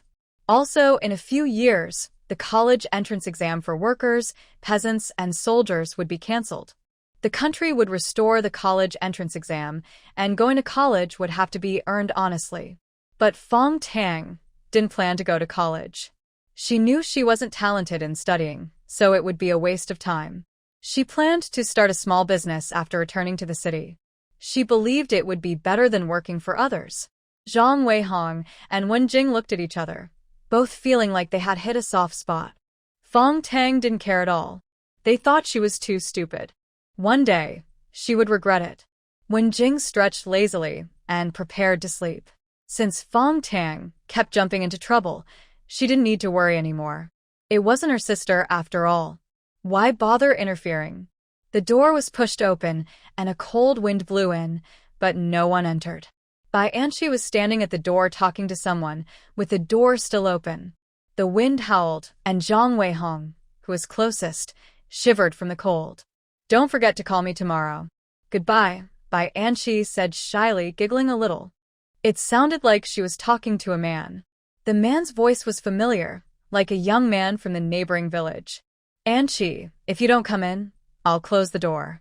"The wind is coming in," Zhang Weihong called out, freezing. "Coming in right away," Bai Anqi replied. But after a few minutes, she still didn't come inside. The door remained open, and she was still talking to the man, reluctant to leave. Zhang Weihong couldn't take it anymore, and went over to close the door. "Why are you closing the door?" "I want to come in," Bai Anqi snapped, pushing the door open forcefully with a stern tone. The young man advised her gently, "Go to bed now." "Good night." Bai Anqi's anger quickly faded, and her voice softened. Everyone could tell that the young man was from Huqing, named Jin Tianbo. He was a handsome young man with double eyelids and curly hair, quite charming, but not as handsome as Sang Imo. Jin Tianbo looked a bit gentle and had a soft-spoken way of talking. His family was probably well off, similar to Zhao Weijie. Jin Tianbo got along well with other young men and liked writing poetry. He was a literary youth and had good relations with the young women. Thanks to Jin Tianbo mediating, Bai Anqi didn't get angry. She went into the room with a stern face, slammed the door shut, and shot Zhang Weihong a fierce glare, thinking she was deliberately causing trouble. Zhang Weihong didn't bother to respond. She now deeply regretted her kind gesture on the first day, swapping beds with Bai Anqi. It was exhausting and unappreciated. She was freezing herself, and Bai Anqi, no matter how kind she was, would never truly be grateful. "Tomorrow, Jin Tianbo and I are going up the mountain to take photos." Jin Tianbo said there's a large cherry blossom forest on the mountain. "Very beautiful," Bai Anqi boasted proudly, glancing toward Fang Tang. Fang Tang didn't look at her and was just waiting to see the show. In her past life, Bai Anqi and Jin Tianbo had been together. Jin Tianbo seemed refined and gentlemanly, but in reality, he was a scoundrel who played with girls' feelings. In her past life, Jin Tianbo not only dated Bai Anqi, but also had a relationship with a beautiful young woman from the neighboring team. He had a childhood sweetheart in Huqing and was involved with 3 women at once, an absolute scoundrel. In the first few days after arriving, Jin Tianbo was very eager to impress Fang Tang, clearly trying to pursue her. Fang Tang ignored him, and he then turned his attention to Bai Anqi. "Are you and Jin Tianbo dating?" Wen Jing asked with a slightly sour tone. Compared to Sang Imo, Wen Jing liked Jin Tianbo more because he had a clear background and a good family, making him an ideal marriage partner. Bai Anqi felt proud and said, "Jin Tianbo said that when he returns to the city, he will visit my home and even take me to his. You don't know, his parents are both officials." Her family background was much better than Zhao Weijie's. If she brought Jin Tianbo home, her parents would definitely be happy. Wen Jing forced a smile and said, "So he's an official. Anqi, you and Jin Tianbo are quite a match." "Congratulations." "Of course. Since ancient times, choosing a partner means matching backgrounds. Dragons with dragons, phoenixes with phoenixes, frogs with wild chickens. My dad is a department store manager, so he wouldn't marry someone with a bad background. He wouldn't even consider it." Bai Anqi deliberately hinted at something and shot a provocative look at Fang Tang.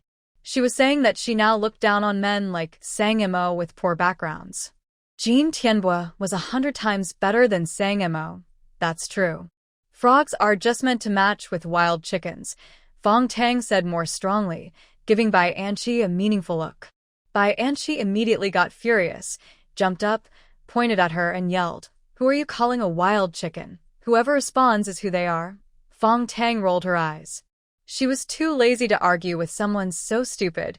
Winning wouldn't be worth it. "Say that again if you dare." Bai Anqi was furious. A low-class wild chicken dared to call her a wild chicken. She was fed up. Fang Tang wasn't afraid. She said slowly, "I said frogs are meant to match with wild chickens. You're so right, so self-aware. Do you understand? Do I need to say it again?" Bai Anqi's face turned green with anger. She grabbed a teacup from the table and was about to throw it at Fang Tang. Zhao Weijie quickly stopped her in fear. "If you dare to throw it, I'll tear your clothes off and hang you on the old camphor tree in the village. Try me." Fang Tang's face turned cold as she threatened her word by word. Bai Anqi couldn't throw the teacup anymore. The terrifying expression Fang Tang had shown a few days ago appeared in her mind, making her shiver. She believed Fang Tang was capable of doing it. "You are just a small-time nobody. Your father is only a little worker." "What's so impressive about that?" Bai Anqi looked down on her with disdain. She wore old clothes every day, and her leather shoes and soles were worn out. She was very poor and had no right to compare herself to her. She is a phoenix, and Fang Tang is just a small-time girl. That's the truth. Is the working class the greatest? "Bai Anqi, do you have a different opinion about that?" Fang Tang asked. "Who said?" Bai Anqi almost fell into a trap. Luckily, she reacted quickly, breaking out in a cold sweat. She hurriedly changed her words. "Of course I don't have an opinion. You're not a worker." Fang Tang felt a bit disappointed that she had dodged the question. She retorted, "You're not even a department store manager. What are you so proud of? Your dad is a manager, but he might lose his job in a couple of years. You're talking nonsense. You're just jealous. You're jealous because my family background is better than yours." Fang Tang sneered and mocked. "I think you just have an overinflated ego. In 2 years, Bai Anqi's father, the department store manager, would be fired for corruption." Bai Anqi was supposed to return to the city to work at the department store, which was a very promising job. But because of her affair with Jean Tianbois, it caused a big scandal, and her reputation was ruined. Her father also got into trouble, and afterward, she married a man who drove a car. She heard that her life wasn't going well. The man was very temperamental and had a messy private life. Bai Anqi's life was no easier than before. Fang Tang didn't want to argue with her and wouldn't remind Bai Anqi. She wasn't a saint after all. Bai Anqi was furious, but Fang Tang didn't argue with her. She was angry but had no outlet, so she made a fuss in her dorm and then went to sleep. Fang Tang slept peacefully and even dreamed of Sang Mo. In her dream, they got married. She wore a red cotton-padded jacket, and Sang Mo wore a zhongshan suit, both decorated with red flowers, looking very joyful. In the morning, Fang Tang touched her face and couldn't help but smile. Actually, she didn't need to wait to return to the city. She was willing to live in the countryside with Sang Mo. The city wasn't that great. But Sang Mo probably wouldn't agree. He had ambitions and ideals, and the countryside wasn't suitable for his development. His hometown seemed to be in Beijing, so she would have to go there too. Fang Tang was quite looking forward to it.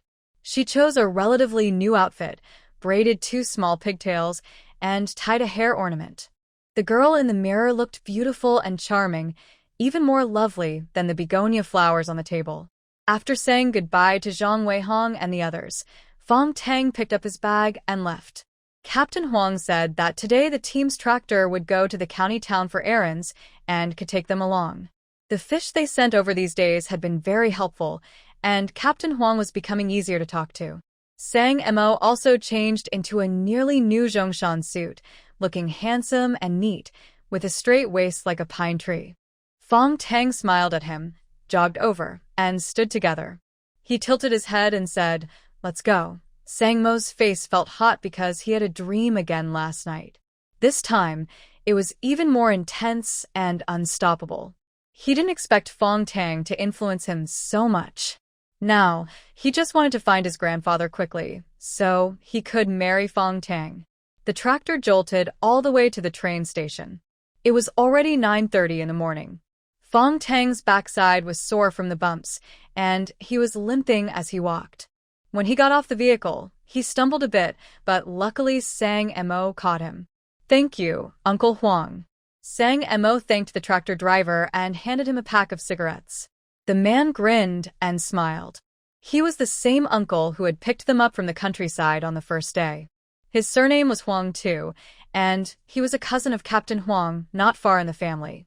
"Travel safely." Uncle Huang waved and drove off. Sang Mo held the letter of introduction from Captain Huang and went to buy tickets at the ticket window. Luckily, there was a train at 11 a.m. It would take about 5 hours to reach Fang Tang's hometown in the county, so they would need to stay overnight at a guest house in the county. The green train was very slow now, and the smell on the train was not good. It was better in cold weather, but in summer it was even worse. Fang Tang sat with a sore back and was sleepy. He yawned several times and leaned back against the seat, falling asleep. His head bobbed and tilted, resting on Sang Mo's shoulder. Sang Mo looked down and saw Fang Tang sleeping peacefully, very close to him. His fair skin and soft hair were visible, and his heart softened. Gently, he moved Fang Tang's head into his arms and then adjusted his position to make him more comfortable. His careful movements made the passengers across the aisle smile knowingly. A middle-aged man smiled and asked, "Is he your boyfriend?" Sang Mo blushed and nodded. The man chuckled and said, "I could tell he's your boyfriend. When people are dating, they're sweet and speak softly. After marriage, they get more casual." Sang Mo smiled but didn't reply. He believed that even after marriage, he wouldn't be casual. He would continue to treat Fang Tang well, just as he always had. Fang Tang didn't mind Sang Mo's feelings. He was wholeheartedly committed to their relationship. If he still treated him badly, it wouldn't be right for a man. The train stopped at a station, and after a few minutes, it started again with a loud jolt. The movement was a bit strong, which woke Fang Tang. She blinked sleepily and asked, "Are we there?" "Not yet. Go back to sleep." Sang Mo gently patted her back a few times with a very tender voice, his face full of affection. Fang Tang snuggled closer to him and continued sleeping. Both of them were very good-looking and looked so loving that the passengers nearby watched with envy. They thought they were a perfect match. They spoke softly so as not to wake Fang Tang. Sang Mo closed his eyes and slept for a while. When they arrived, it was already dark. He held Fang Tang, who was still sleepy, with one hand and carried his bag with the other. They left the station and headed straight to the guest house. Having a letter of introduction made things easier. The guest house staff asked a few questions, and Sang Mo said they were a couple visiting relatives. The staff congratulated them and gave them 2 rooms. That night, Fang Tang couldn't sleep. The wall was just a few steps away from Sang Mo. She wondered if he was asleep or thinking about her. She kept thinking and finally fell asleep. The next morning, Sang Mo knocked on her door, calling her to breakfast. It took about an hour by car from the county town to her hometown. After breakfast, Fang Tang bought some gifts, 2 bottles of white wine and a pack of cookies. The team leader had always taken good care of her and her grandmother. Thanks to him, her grandmother's old house hadn't been taken over. She decided to visit the team leader's home before leaving, so she couldn't go empty-handed. After another hour of driving, they finally saw the familiar village. Fang Tang's eyes felt a little sore. This was the place she had lived since she was a child. On both sides of the road were fields, with green seedlings growing. A few villagers were working in the fields. When they saw a man and a woman get off the bus, dressed in a way that clearly showed they were from the city, they all looked over. "That's Fang's grandma's granddaughter, Fang Tang. She's grown up so beautiful." Someone recognized Fang Tang and called out loudly. Everyone else also recognized her. Fang Tang had been pretty as a child, but now she was stunning, more beautiful than actresses on calendars. The young man beside her was also very handsome. Walking together, they looked like a painting. "Fang Tang, is this your boyfriend?" An aunt came out of the field and asked warmly, eyeing Sang Mo closely. "Yes, I came back to visit my grandmother's grave," Fang Tang admitted openly. Other villagers also came over, barefoot and covered in mud. They excitedly looked at Sang Mo, and the more they looked, the more they thought the young man looked good and matched Fang Tang very well. "Shouldn't you come back to see your grandma? Are your parents not coming back?" someone asked. Fang Tang shook her head and said vaguely, "I'm not living at home now. I went to the countryside to be a young, educated youth." "You went to be a young, educated youth? When did that happen?" "After the New Year. Each family has to send someone to the countryside, and my parents asked me to go." The villagers' expressions changed, and their eyes looked meaningful. Fang Tang is the second child in her family. She has an older sister above her and a younger brother of the same age below her. Whether by age or gender, it was not her turn to go to the countryside. It seems that the Fong family really doesn't like their second daughter.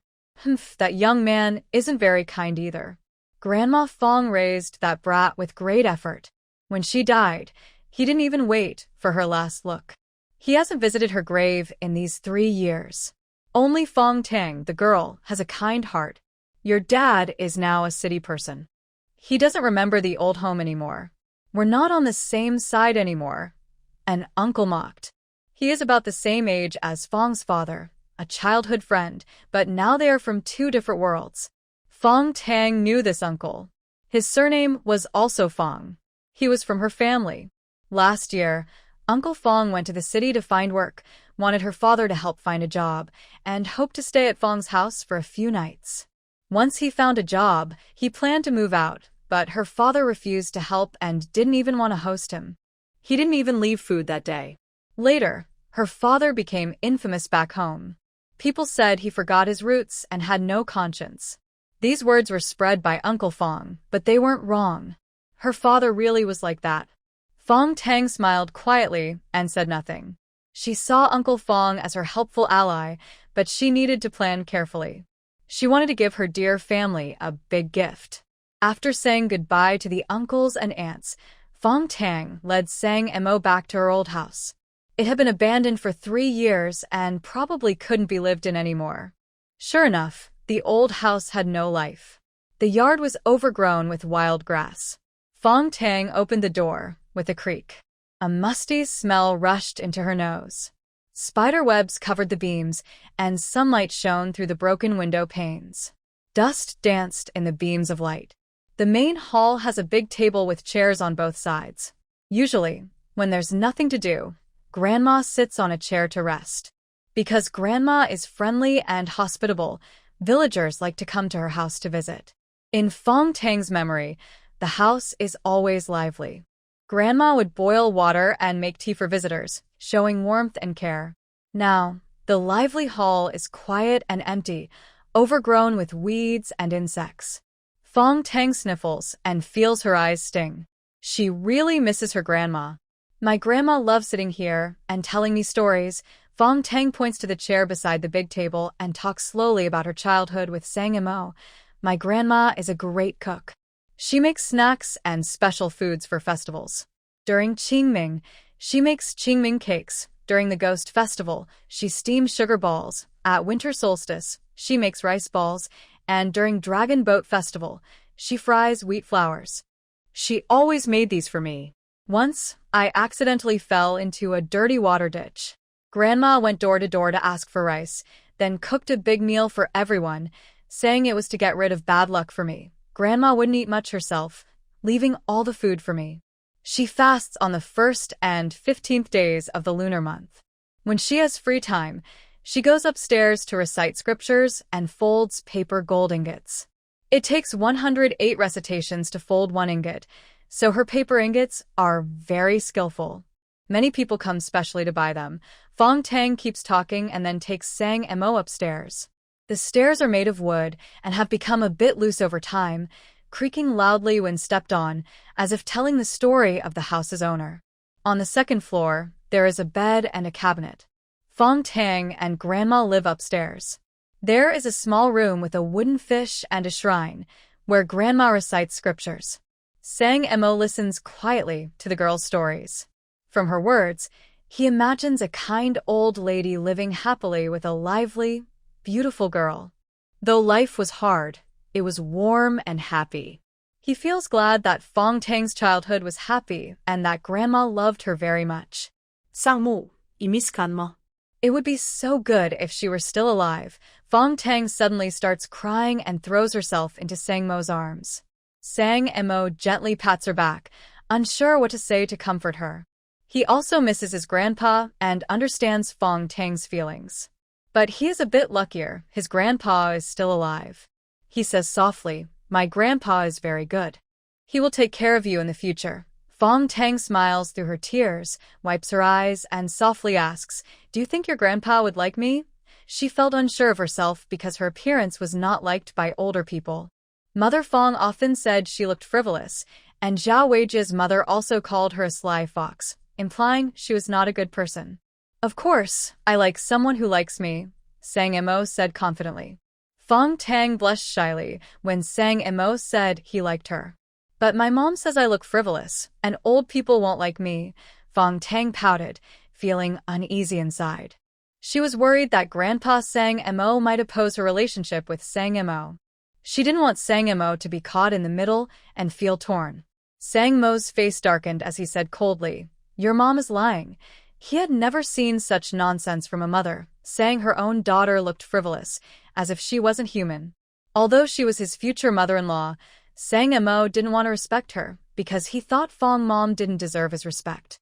Fang Tang burst out laughing, feeling much better and more confident about the future.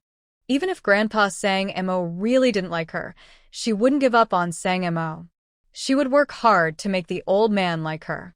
They stayed on the second floor for a while before going downstairs. The house was dusty and not suitable for staying long. Fang Tang found some yellow paper from a cabinet, left by her grandmother long ago, and skillfully folded some ingots. Inside the cabinet, there were neatly cut straw stalks wrapped in oiled paper, well-preserved and free of bugs. The straw stalks looked like gold bars. She planned to burn them for her grandmother later. These items couldn't be bought in the town, and no one dared to sell them openly. In the countryside, transactions were private, and being caught would bring bad luck. Her grandmother was buried on the mountain, along with the Fong family ancestors. Fang Tang took Sangmo up the mountain. The graveyard was overgrown with grass. Sangmo cleared it with and Fang Tang laid out some snacks, burned the ingots and gold bars, and lit incense. She knelt down to kowtow, and Sangmo followed suit. Her grandmother, who was also his grandmother, deserved this respect. "Grandma, his name is Sangmo. He's my boyfriend. I will marry him in the future. He's a very good and capable person. I will live a happy life. Don't worry down there." While burning the ingots and gold bars, Fang Tang talked to her grandmother silently. She just wanted her grandmother to know she would be happy in the future and no longer suffer as she did in her past life. Sangmo also thought to himself, "Grandma Fang, I am Fang Tang's boyfriend. Rest assured, I will take good care of Fang Tang." After burning the gold and silver items, there was a pile of ash on the ground, and the incense was almost finished. A gentle breeze blew, causing the ash to drift upward like gray flowers rising softly. Gradually, the ash was blown away and floated in the air, dancing like butterflies. Fang Tang looked up happily and said, "Sangmo, my grandma heard what I said. She accepted the gold and silver items, so she won't be short of money." Her grandma had told her before that when burning paper offerings at the grave, if the ashes are blown into the sky, it means the spirits below have received the loved one's wishes. Fang Tang was very happy. She had just burned many gold and silver items, so her grandma must be very wealthy now. And since her grandma was so happy, it meant she liked Sangmo too. "Next year, we will come again to burn for grandma," Sangmo said kindly. Fang Tang nodded that eagerly. She decided she would burn offerings for her grandma every year, without fail. They bowed to each other again, then stood up, ready to go down the mountain. On the way down, Sangmo asked, "What did you say to your grandma?" "Nothing much. Did you mention me?" "Yes, I did." "Grandma likes you very much." Fang Tang blushed and scolded him shyly. "Why do you ask so many questions?" "It's embarrassing." Sangmo smiled proudly, took her hand, and they walked down the mountain together. When they reached the village, they parted ways. Sang and Mo went to the village head's house, bringing 2 bottles of white wine and some snacks. The village head, also surnamed Fong, was a large part of the village. Fong Tang called out to him. The village head was chopping firewood in the yard and was surprised when he saw Fong Tang. After a moment, he recognized her and forced a smile. "You're back. Come inside and sit. Where is my third aunt?" Fong Tang asked. "She went to pick vegetables in the field. She'll be back soon." The village had left the yard and shouted loudly, "Pick more vegetables. We have guests." "Got it," came a clear female voice. It was her third aunt. Fang Tang sờ mai xốp tỉ. Her third aunt had a good relationship with her grandma. She was straightforward and cheerful, and the village head took care of her because of her. She went inside, placed the gifts down, and introduced Sang and Mo to the village head. The village head looked him over and nodded with satisfaction. "Not bad, young man. He looks honest and has a good spirit. They make a good match. Tang is back? Oh, my, how many years has it been? Let me see." A middle-aged woman came in carrying a basket of vegetables. She saw Fong Tang and was very happy, pulling her affectionately to talk. "You're looking even more lively. The water in the city really nourishes people," said the third aunt happily, thinking Fong Tang hadn't been mistreated at home. "Third aunt, I wasn't in the city. I went to the countryside to be a young educated youth." "You became a young educated youth? When did that happen?" the third aunt asked anxiously. Before Grandma Fong passed away, she was most worried about her granddaughter, fearing her son and daughter-in-law might treat her badly. She had reassured her, saying that biological parents would never mistreat their children. Fong Tang then explained how she became a young educated youth, honestly, and without hiding anything. She no longer wanted to cover up her parents' bad reputation. The third aunt's face darkened, but she didn't show her anger in front of Fong Tang. After all, they were her biological parents, and it wasn't right to speak badly of them. She looked at Sang and Mo with admiration. This young man was very handsome, so handsome that no one in 10 miles around could match him. "He's my boyfriend. We went to the countryside together as young educated youths." "He's from Beijing," Fong Tang said confidently. "Beijing is a good place. Sit down, I'll go cook." "Old Fong, stay and talk with Sang and Mo." The third aunt pulled Fong Tang to the kitchen, asking her to help light the fire. She had some private matters to discuss. Fong Tang didn't hide anything. She told her about her parents wanting to sell her for their benefit, even exaggerating a bit. "The factory director's son is a troublemaker. He's ugly and has improper relationships with many women. My parents know, my older sister knows, and she even advised me to be sensible and not act selfishly," Fong Tang said with tears in her eyes. "Why doesn't she marry him herself? I never liked my older sister. I could tell she wasn't a good person, pretending, hypocritical, and very malicious," she added. The third aunt was furious. She had no daughters of her own and was close to Grandma Fong. To her, Fong Tang was like her own daughter. If Fong Tang's father hadn't come to take her back to the city, she would have wanted to raise her herself. She thought Fong Tang's father had a conscience and came to bring her back, but now she saw it differently. He wanted to sell his daughter, a beast worse than a pig or dog. She cursed the man silently, wishing he would be struck down. "Sang and Mo is a good young man. What does his family do?" the third aunt asked. "His parents are martyrs. He lost his father and mother when he was very young. He was raised by his grandfather, but something happened to the family. He left home at 15. Now, his grandfather doesn't know where he is," Fong Tang explained honestly. Aunt Third frowned tightly. Her family background sounded quite complicated, but she deeply respected the martyrs. With such parents, Sang Mo's future would definitely be good. "Child, if you stay with him, be prepared for hardships. The world these days. Sigh, I'm not afraid. Ilike sang mo. He's really kind, and he even saved me." Fong Tang also told her aunt about Zhao Weijie's bad intentions toward her and how Sang and Mo helped her. Aunt Third's face turned pale with anger. Such a worthless scoundrel, and Fong father, that, still wanted to force his daughter into danger. "Good child. Things will get better. Aunt Third hugged Fang Tang, just like when she was little. She gently patted her head. Her rough but warm hand made her feel safe. Yes, I believe it will get better soon. Aunt Third, I will respect you and take care of you in old age, Fang Tang promised. In her heart, Aunt Third felt more like her real mother than her own mother.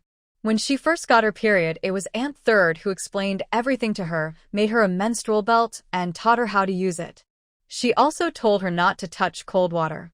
In the city, her mother made her wash clothes with cold water in winter, saying her body was inconvenient. Her mother mocked her, saying she was delicate like a lady's maid, with high ambitions and a fragile heart. It was hard to believe such harsh words came from her own mother, but they were true.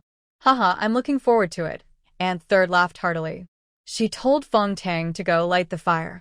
She took charge of cooking a meal. They had steamed fresh potatoes, chive scrambled eggs, stir-fried snails, dry-fried loach, salted pork with bamboo shoots, all popular dishes now. The family was all there, greeting Fang Tang warmly. Fang Tang noticed 2 more children. One was her eldest cousin's, the other her younger cousin's. When she came to the city, her younger cousin wasn't married yet. Now his son could walk. After eating, they rested for a while before going back to work. Aunt Third stayed home to talk with Fang Tang, while Sang Mo went with the production team leader's family. He felt a bit uncomfortable being among only women. Soon a group of women came to visit. They were here to see Fang Tang and to gossip, which Fang Tang enjoyed. Did your parents forget their hometown? They haven't come back all these years. When people from the village visit the city, they don't even invite them for a meal, someone said bluntly. Fang Tang felt embarrassed. Andy, actually, my dad wants to come back, but my mom doesn't allow it. She also doesn't want my dad to have contact with the people from her hometown. Does your mother look down on rural people? Fang Tang looked uncomfortable and didn't speak. But everyone saw it as confirmation that Fang's mother disliked rural folks. Since everyone already thought highly of Fang's mother and didn't like her, this made things worse. Your dad is the same. He's a man, so why is he afraid of your mom? Fang Tang still said nothing. She wouldn't speak badly about her parents outside. There's a saying among Chinese people, no parents are perfect, and even if parents make many mistakes, they still raised you, so you should be respectful and filial. These silly sayings have been passed down for hundreds of years and are considered true by many. So she couldn't openly criticize her parents, or others would say she has no heart. Others didn't expect Fang Tang to answer. They talked among themselves, saying Fang's father was too strict with his wife and not successful. But they spoke quietly because her own daughter was listening. Fang Tang, are you going to be a young worker? Is that true? Someone asked. Yes, after the new year I will go. It's in Zhejiang province. Fang Tang nodded and mentioned the name of the county where the Nyoto Mountain Brigade was located. The others looked at her with meaningful expressions. Someone else asked, you're the second daughter. Usually your older sister should go. Why isn't she going? Third aunt snorted loudly and said, Fang Zidong wouldn't dare. Fong Lan has a very good fiancé. He's the factory director's only son. That's Fang Zidong's boss. Everyone's faces changed. They looked at her with envy and jealousy. Fong Lan was about to marry into the factory director's family. In the eyes of rural folks, the factory director is very important, more than the town mayor. So, they were all very jealous that Fong Lan had such good luck. Fang Tang nodded. My older sister and the factory director's son are childhood sweethearts. They get along very well. The director's son listens to my sister and even promised to help my dad get promoted and to make my younger brother a formal worker. Everyone was even more jealous. A formal worker at a state-owned factory is a very stable and good job. Fang Zidong was really lucky to have such a talented daughter. No wonder he was reluctant to send her to the countryside. But they also couldn't understand why. Even though Fang Tang was prettier, Fong Lan was just average in looks. Why would the factory director's son prefer an ordinary girl over a beautiful one? Third aunt deliberately said, later, I need to call Fang Zidong and tell him to find a temporary worker for my family's third child. Fang Tang said the machine tool factory is hiring temporary workers, paying 18 yuan a month, and there's a chance to become a permanent worker. Everyone's eyes lit up. In the countryside, they can't save 18 yuan in a year. If they could work as temporary factory workers, they could save quite a bit of money. Will Fang Zidong agree? He doesn't like to help. Someone doubted. Fang Tang quickly said, "My dad is willing to help. Things are different now. My eldest sister is about to marry into the factory director's family. My dad's words carry more weight. I have an idea. Since my dad cares about face, you can go to his office to talk about this. There are many people there, and he will definitely agree." Everyone's eyes shone even more. That was a good idea. Fang Zidong is very proud. If he refuses, they can cause a fuss in his office, making him lose face. "You're still better than your dad, Tang girl," someone praised. Fang Tang shyly smiled and sincerely said, "I stayed in my hometown for 15 years. You all took care of me, so I should do my part." Everyone thought Fang Tang was a grateful and good girl, not forgetting her roots, much better than her father. After these people left, Fang Tang and Third Aunt exchanged smiles. They had planned this together. "Third Aunt, if my dad comes to cause trouble, just push it all onto me. I don't plan to go home anyway," Fang Tang said. "Don't worry, I'm not afraid of your dad," Third Aunt snorted. If Fang Zidong dared to cause trouble, she would slap him hard and drag him to apologize at Grandma Fang's grave. Grandma Fang, who raised Tang girl like a treasure, wouldn't let this mistreat her. Third uncle's impression of Sang Mayin grew better. This young man worked quickly, better than many farmers. "Your surname is rare, Sang? Like mulberry leaves?" Third uncle chatted casually. "Yes, the same as that mulberry," Sang Mayin replied while hoeing the field. Third uncle thought for a moment and said, "I've heard that surname before. 2 years ago, there was an old man with the same surname. He looked quite mighty and had a Beijing accent. What was that old man's name?" Sang Mayin's heart tightened. He looked at Third uncle eagerly. The surname Sang isn't common.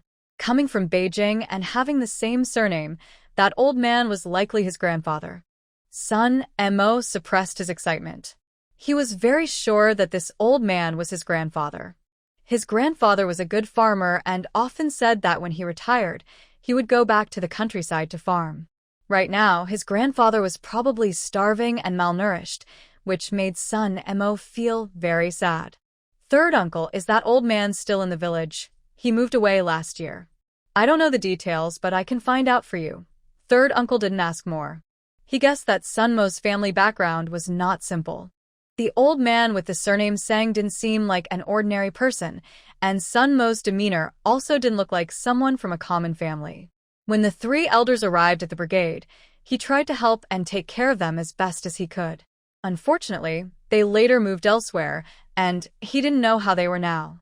"Thank you, Third uncle." Sun Mo didn't mention that the old man was his grandfather.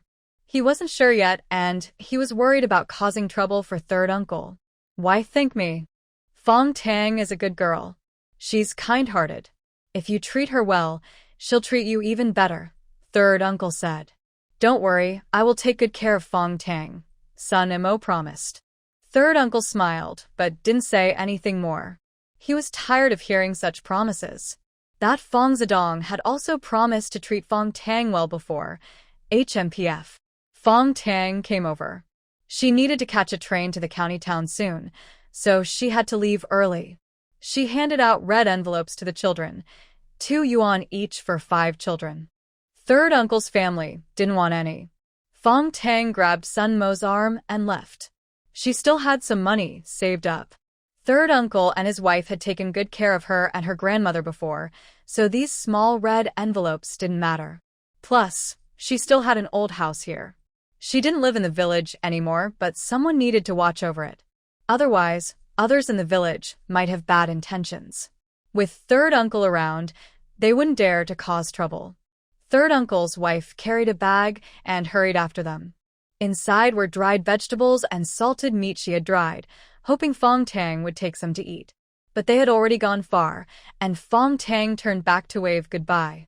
"Come home if you can't handle it outside," Third uncle's wife kept waving. Fang Tang responded with a cry, tears falling again. Her parents never told her that. She always felt like she had no roots. Now she finally understood she did have roots. This village was her home. After another 5 hours on the train, they arrived in the county town at night. They found a guest house and returned to Nyo 2 Mountain Brigade early the next morning. Captain Huang didn't say much and arranged work for them right away. On this day, they were picking manure. The rice seedlings in the field looked lush and green, and they needed farm manure. This work was dirty and tiring, especially because of the strong, foul smell, which made the young workers uncomfortable. Some even went to the side too. Bai Anqi was the most dramatic. She had already vomited once in the morning and had vomited all her breakfast. But Captain Huang was strict and unkind, and he didn't show any sympathy. In the afternoon, he still made Bai Anqi pick manure. Zhang Weihong and Wenjing also had to do it. They couldn't escape. Only Zhao Weijie, who was injured, stayed in the dormitory resting and avoided the work. The manure was composted in winter. There was cow manure, pig manure, and other kinds mixed together. Neither the young women nor the young men could stand it. Everyone worked with pale faces. Sangmo stayed calm and worked better than many villagers. He didn't mind the dirt. Captain Huang saw this and secretly nodded. He thought that Sangmo, who was flexible and resilient, would have a bright future. Fang Tang put on rain boots and went to shovel manure. Captain Huang, wanting to take care of her, arranged for her to work with dry manure, which was much better than the wet manure. Bai Anqi was less lucky. She was assigned to pick wet manure.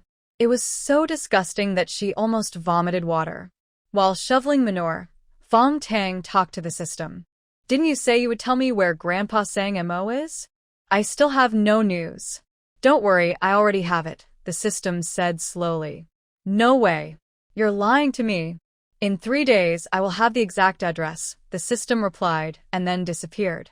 Although she couldn't smell the foul odor, seeing so much manure still gave her a mental shadow. Fang Tang pouted. She believed the system wouldn't lie. She decided to wait and see in 3 days. Suddenly, someone pushed her hard from behind, knocking her forward. She almost fell into the manure pile.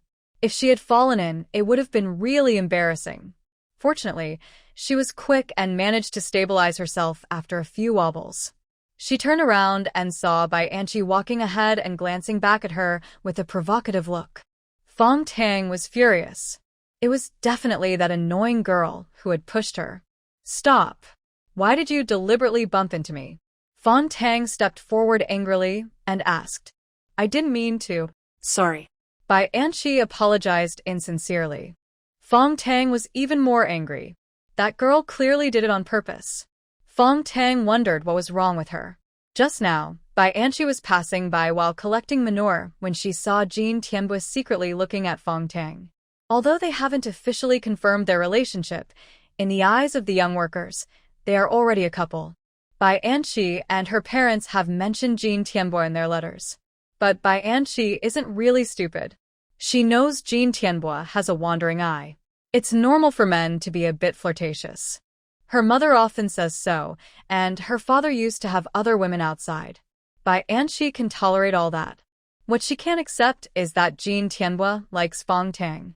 There are many young women, so why does he specifically like Fang Tang? So, Jean Tianbui secretly made some moves. Bai Anqi was furious and, without thinking, rushed over to Fang Tang, hoping to embarrass her. Although she didn't succeed, seeing Fang Tang so angry made Bai Anqi feel very happy. She became even more arrogant and mocked. "I already said sorry, Fang Tang. Aren't you a little too sensitive? It's your fault for standing so high that you blocked the path." A few young men couldn't help but look at Fang Tang. Even though she was wearing thick clothes, her figure was clear, curvy, and attractive. Just from her back, she made people's hearts flutter. Sangmo was really lucky. Fang Tang was so angry her face turned red. Since Bai Anqi didn't want to be polite, she wouldn't hold back. Sangmo frowned, wanting to say something. Fang Tang shook her head slightly at him. Women's conflicts don't need men to interfere. She could handle it herself. Seeing Fang Tang stay silent, Bai Anqi proudly snorted and walked away confidently. Soon, she returned with an empty bucket, deliberately humming as she passed Fang Tang to show her disdain. Suddenly, Fang Tang turned around, raised her shovel high, and glared fiercely at Bai Anqi. Bai Anqi thought she was about to hit her and screamed in fear, instinctively stepping back. Then, Fang Tang lost her balance and fell into the manure pile with a thud. Bai Anqi struggled in the manure, getting dirtier and dirtier, on her hair, clothes everywhere. Others kept their distance, not wanting to get involved and dirty themselves. Fang Tang also walked away, still muttering, "Why do you walk like a ghost?" No sound at all.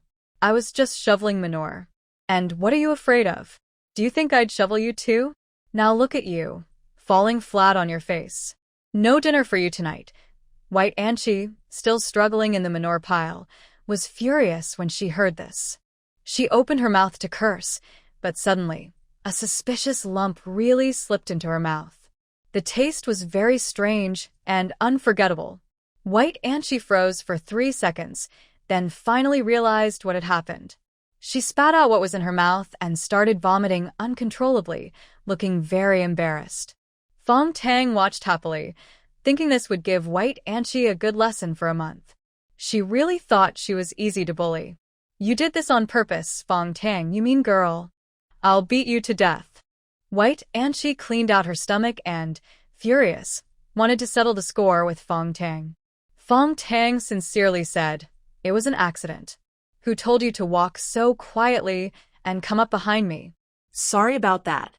Actually, manure is good stuff. It's the key to healthy crops, and it's also what you just expelled from your stomach. Don't be so picky.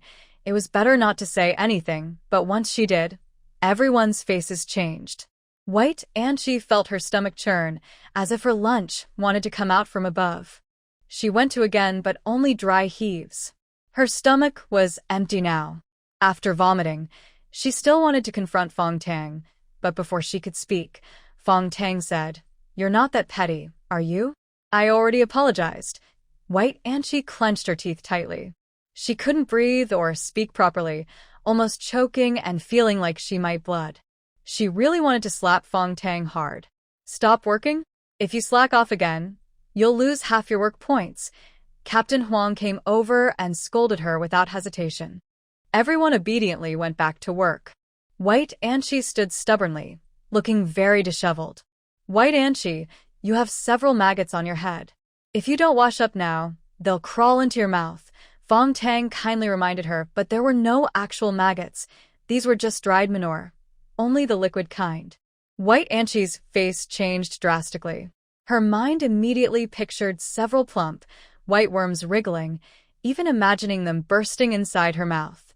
She gagged a few times and ran back to her dormitory like the wind. She needed to boil water and take a shower, 18 times. Captain Huang didn't hesitate to mark 0 points in White Anqi's work record and shouted at Fang Tang, "Work hard." Fang Tang was very obedient and even smiled sweetly. Captain Huang glared at her irritably, then turned away with his hands behind his back, muttering to himself. He thought, "This girl has a really thick skin. She laughs even when scolded. She's truly heartless and fearless." However, his fishing skills are really good.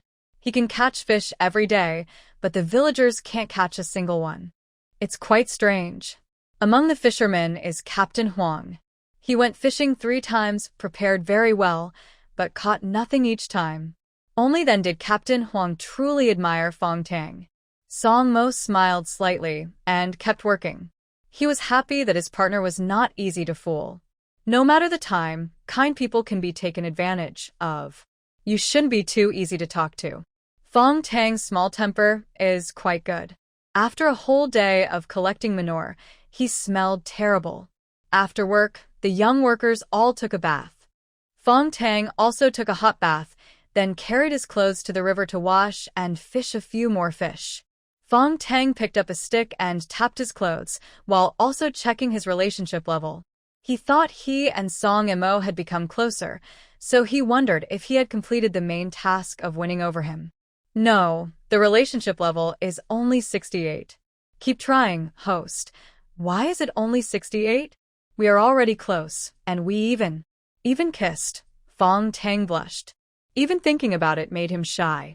He couldn't understand why the relationship level was still only 68. What else does he need to do for the conquest to succeed? Relationship level 100 is considered successful, the system explained.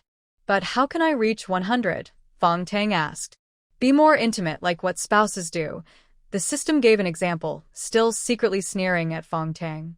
They haven't even shared a close moment, so how can it count as a successful conquest? Fang Tang's face turned even redder. He understood now this flirtatious system was quite naughty.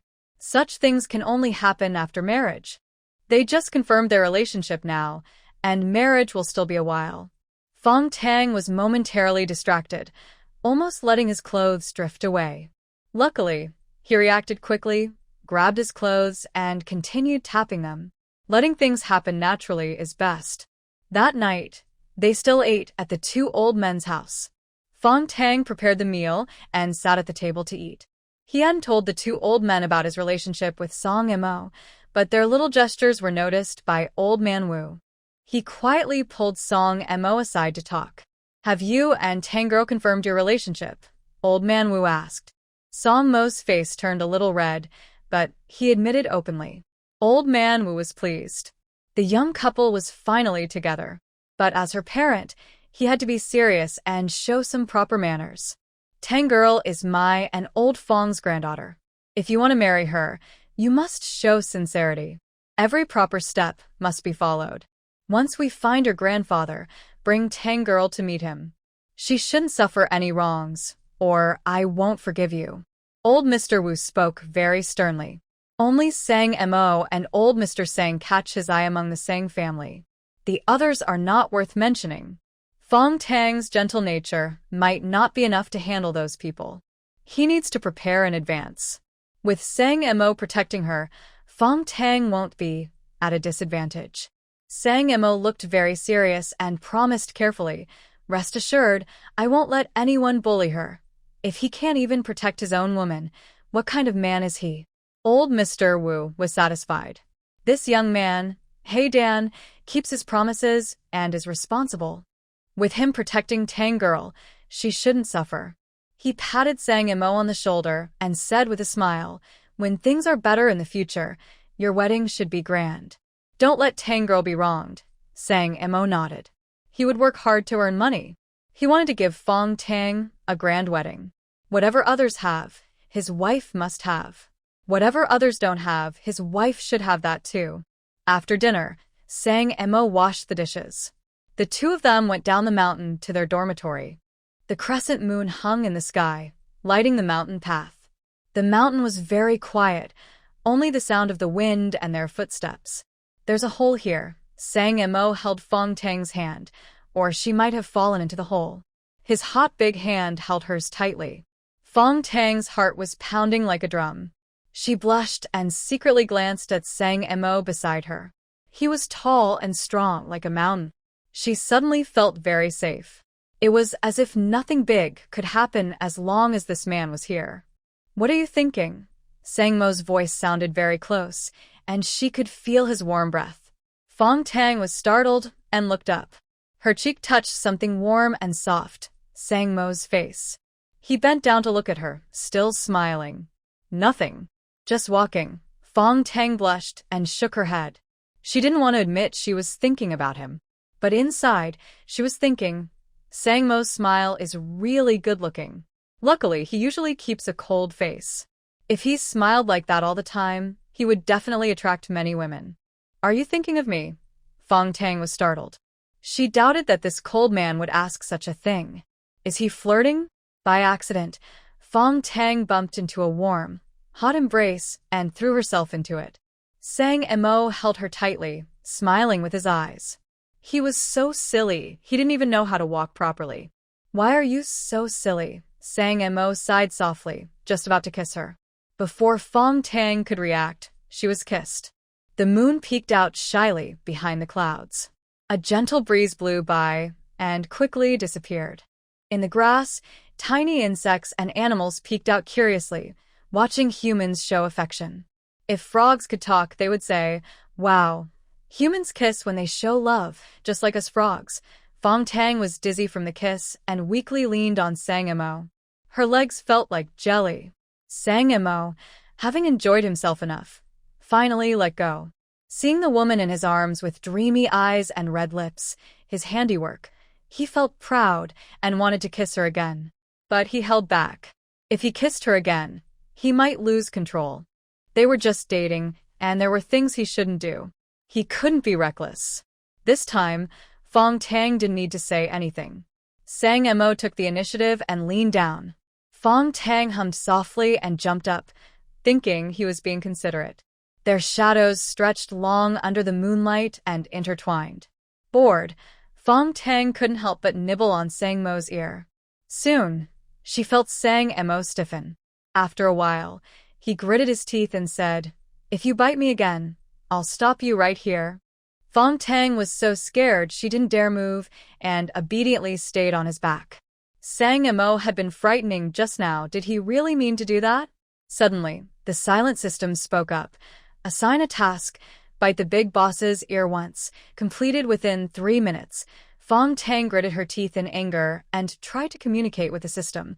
Didn't you hear Sang Emo say that if I bite again, he'll stop me? Exactly.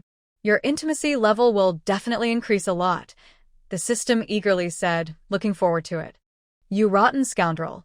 Fang Tang's face turned red with embarrassment. She and Sang Emo weren't even married yet. How could they do such things?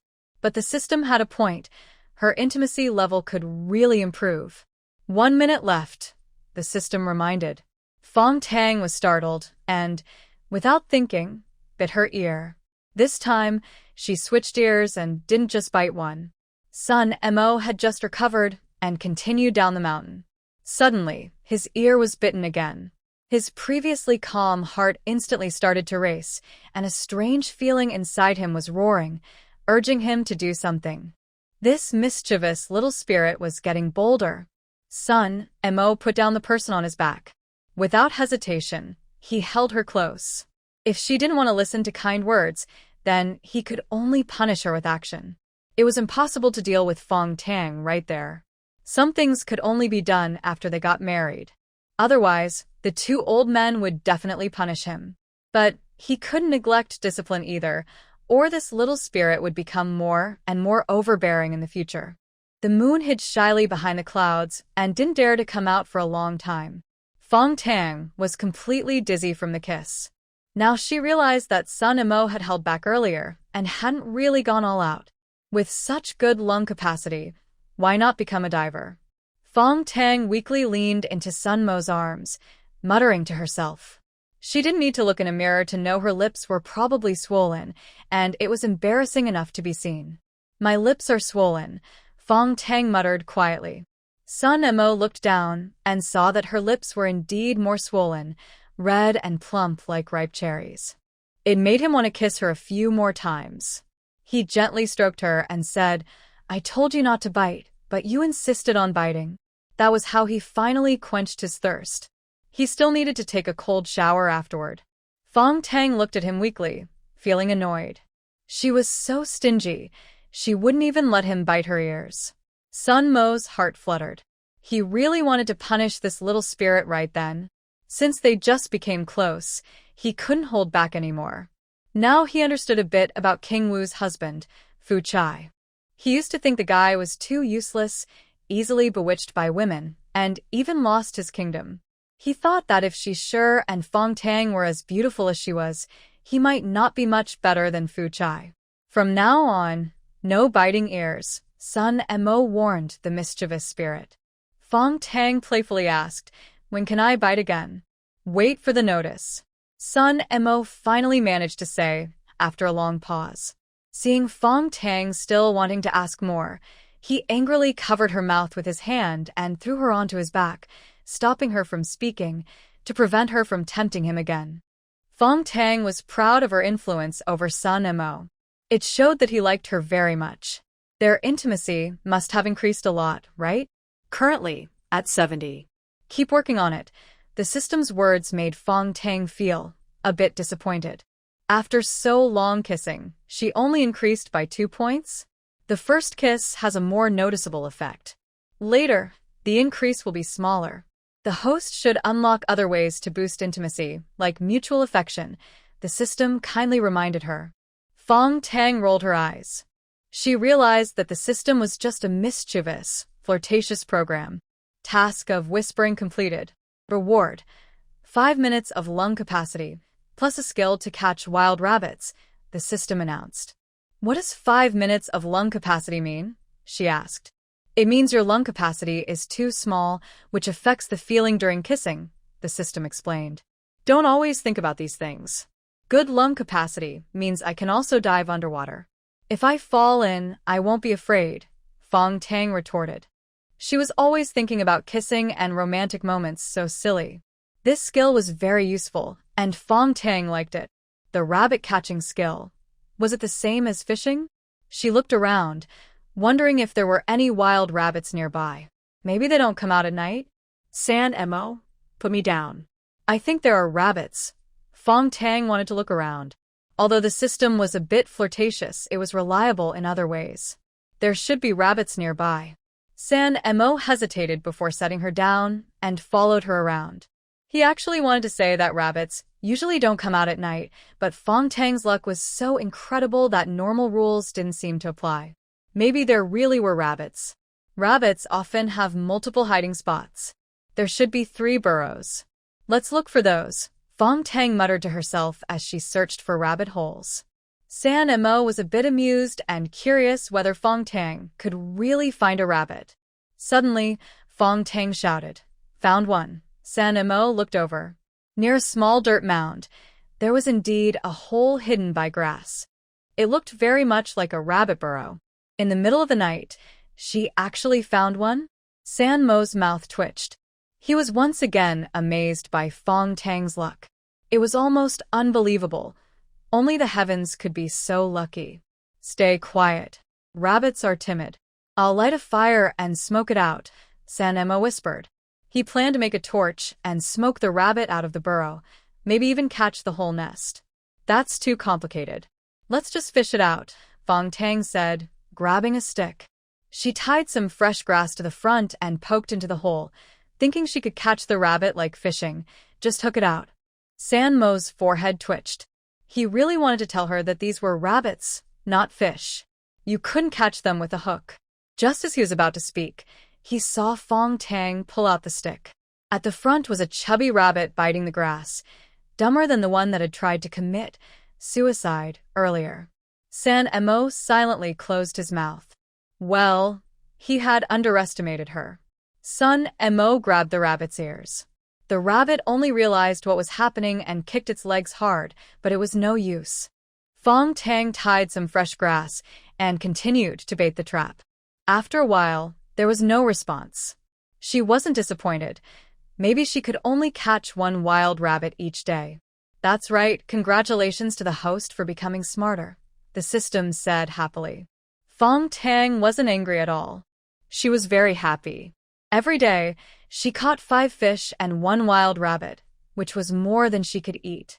She planned to let San Mo sell the extra at the town, and soon she would have enough money to get married. All of this was thanks to the system.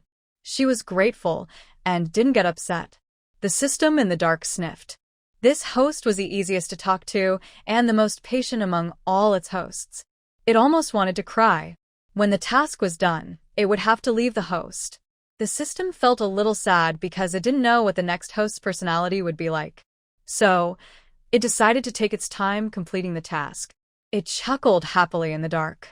Fong Tang threw away the stick and smiled at San Mo, saying, "The rabbit will stay with Grandpa Wu and the others. We'll slaughter it tomorrow for dinner." San Mo thought the same. There was no time to kill the rabbit tonight. He didn't want Fong Tang to be alone in the mountains. He carried the rabbit in one hand and held Fong Tang's hand with the other. The 2 old men were already asleep.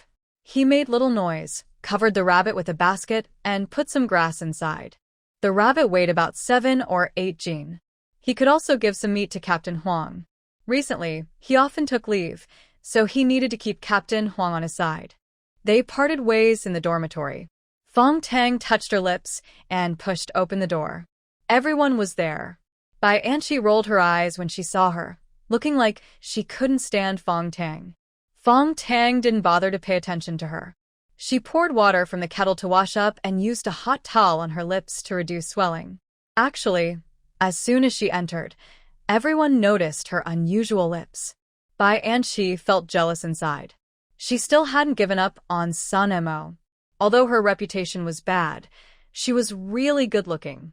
Thinking about how Sun Mo and Fang Tang had just been very close and affectionate, Bai Anqi clenched her teeth in frustration. Sun Mo was really blind to like such a mean woman. Besides her looks, what else could Fang Tang compare to her? What made Bai Anqi even angrier was that she had just gone to complain to Jean Tianbo about her grievances and had also scolded Fang Tang. Jean Tianbo was upset and told her not to always bully Fang Tang. This made Bai Anqi furious because she clearly fell into the manure pile herself. How could she be accused of bullying Fang Tang? As a result, she and Jean Tianbo parted on bad terms. Naturally, the blame also fell on Fang Tang. Bai Anqi now just hopes her father can quickly get a work placement so she can stand proudly in front of Fang Tang and make her angry. Zhao Weijie frowned and planned to find Fang Tang to talk. She believed that a young girl should value herself and be strong. She was worried that Fang Tang might be tricked into doing something she would regret because men might not suffer much, but women could pay for it for a lifetime. Wen Jing secretly sneered, thinking Fang Tang was not only lowly but also foolish. She believed that only looks mattered in Sang Mo and everything else was useless. Marrying Sang Mo would mean she would never rise above her current status, and when Fang Tang cried in the future, she would regret her choices. Fang Tang had been back from her hometown for 3 days. They had eaten the fat rabbit twice. Recently, with plenty of food, her appetite decreased, and she was less eager to eat meat. Later, Fang Tang caught a wild rabbit, which Sang Mo kept locked up. Once they saved enough eggs, they planned to sell them in town. That morning, Sang Mo and Captain Huang took half a day off. He wanted to go to town to sell eggs, wild rabbits, and fish. Captain Huang was easy to talk to, especially since they had eaten such a big piece of rabbit meat. Sang Mo went to the thatched hut to get things. This time, he only had about 30 pounds of eggs, 2 wild rabbits, and 10 or so fish. Old Master Wu stopped him and took out a letter from the drawer, waving mysteriously. They went inside, while Fong Old Master was outside keeping watch. The atmosphere suddenly became tense. Sang Mo's heart beat faster because he instinctively felt it was news from his grandfather. This letter was delivered by Captain Huang in the middle of the night. "Hey Dan, your grandfather is in Zhejiang province," Old Master Wu said excitedly. A few days ago, he had written to an old friend asking about Sang Mo's grandfather. Now he had a definite answer. Captain Huang was a good man, and he had helped send the letter, even sneaking it out at night to avoid being seen. "Where is my grandfather?" Sang Mo suppressed his joy. After worrying for so long, he finally felt relieved.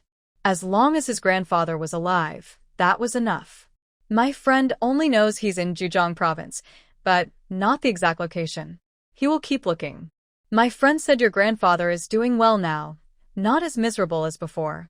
"Hey Dan, things will get better," Old Master Wu comforted him. "Yeah, they will definitely get better." Sang Mo was not disappointed.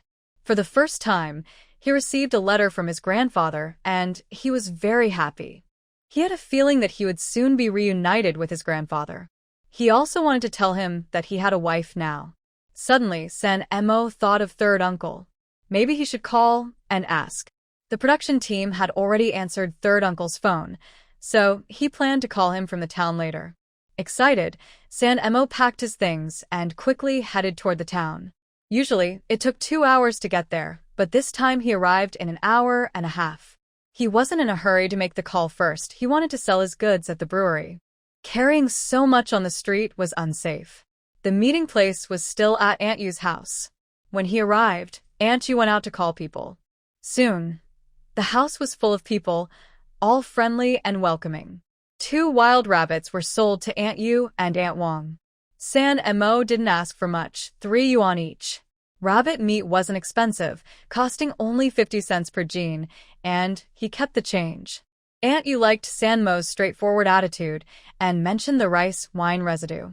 I've already arranged everything. Just find someone to take it. It's only about 100 jean, no big deal. Thank you, Auntie. I'll come to pick it up later. San Mo was polite. He planned to give the rice wine residue to Captain Huang. He didn't interfere with how it was used. He didn't raise pigs, so the residue was useless to him, but it was a good way to make friends. Don't mention it. Just bring some good stuff next time, Aunt Yu said with a smile. Since meeting San Mo, her family's meals had improved a lot. Her daughter-in-law's water had increased, and her grandson was chubby and healthy. Everyone praised him when they saw him. After leaving Aunt Yu's house, San Mo went to find Master Hu, as Aunt Yu had suggested. Master, who was in his 40s, with a scruffy beard. When he saw San Mo looking lazy, he didn't say anything. San Mo took out a pack of cigarettes from his pocket, gave it to him, and said it was introduced by Aunt Yu. Master Hu finally smiled and looked friendly. He quickly put the cigarettes in his pocket and said happily, "Come early to pick it up, before 7. Don't let others see." "Okay, I'll come tomorrow. I'll bring fish." "There's plenty of wild game in the countryside," San Mo replied confidently. Master Hu's eyes lit up. "Fish are better than cigarettes. This kid knows how to handle people." "Fine. I'll give him more rice wine residue tomorrow. It's public property, no one will care. A few hundred jean more or less, no one will notice. Bring more buckets tomorrow," Master Hu instructed. Sang Mo nodded in understanding. The cigarettes and fish indeed worked well. Local officials are not as effective as direct supervision. Aunt Yu's husband is a factory director, but when it comes to small matters like brewing wine, Master Hu makes the decisions. When passing the gate, Sang Mo offered the gatekeeper a cigarette. One cigarette inside, another outside. He had to keep the little ghost of the underworld happy. "Goodbye, sir. Take care." The gatekeeper smiled broadly, looking at Sang Mo kindly. Others had to register when entering the factory, but Sang Mo could walk in confidently, thanks to these 2 cigarettes. Sang Mo headed straight to the post office. He managed to get through to Uncle San's production team. Luckily, the person answering was Uncle San himself, though Sang Mo didn't recognize his voice. "Uncle San, it's me, Sang Mo, Fang Tang's boyfriend." "Ah, Xiao Sang. I was just about to write you a letter. You called at the right time. That old craftsman with the surname Sang. I found out he's from the same county as you, in a production team called Sancha Bridge. I didn't ask for more details, but you can go see for yourself," Uncle San said. "Thank you, Uncle San." "Thank you so much." Sang Mo kept thanking him, his eyes welling with tears. After 7 years apart from his grandfather, he finally had some real news. "No need to thank me. Take good care of Fang Tang. When you have time, come back and visit. That old house is mine. No one will dare to cause trouble there," Uncle San said gruffly. He only learned later that Fang Tang had given him quite a few red envelopes, 10 yuan each. His family saved only a few dozen yuan a year. Fang Tang was kind-hearted and grateful, but her luck was bad. She hadn't met good parents. Still, she found a good partner. Uncle San wanted to warn Sang Mo that Fang Tang had family members who might interfere, so he shouldn't bully her. "Uncle San, I will treat Fang Tang well. I also plan to bring her to meet my grandfather," Sang Mo said sincerely. "All right, hang up now. Phone calls are expensive." Uncle San hung up with a loud thud. Sang Mo listened to the beeping sound from the receiver and chuckled softly. Uncle San and Captain Huang spoke bluntly, but their hearts were kind. They were good people. With news of his grandfather's whereabouts, Sang Mo felt the sky was bluer and the air sweeter. He planned to ask Captain Huang where Sancha Bridge was. He never expected that he and his grandfather were actually in the same county. Luckily, he had returned to his hometown with Fang Tang. Otherwise, they might have been close in distance, but world apart. Sun Mo went to the supply and marketing cooperative again. In the display window, there were pairs of women's mid-heeled leather shoes selling for 18 yuan a pair. Without hesitation, he asked the clerk to get a size 36.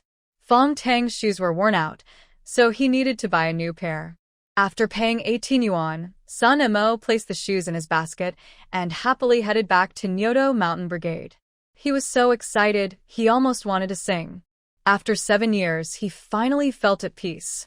Fang Tang noticed that Sun Mo was in a very good mood today and was working quickly. She soon guessed the reason. The system said there would be accurate news in 3 days. Today was exactly 3 days later. Could it be that Grandpa's son had news? At the end of the workday, Sun Mo told her about his grandpa. Fang Tang recognized the name Sanchikyo and quickly remembered.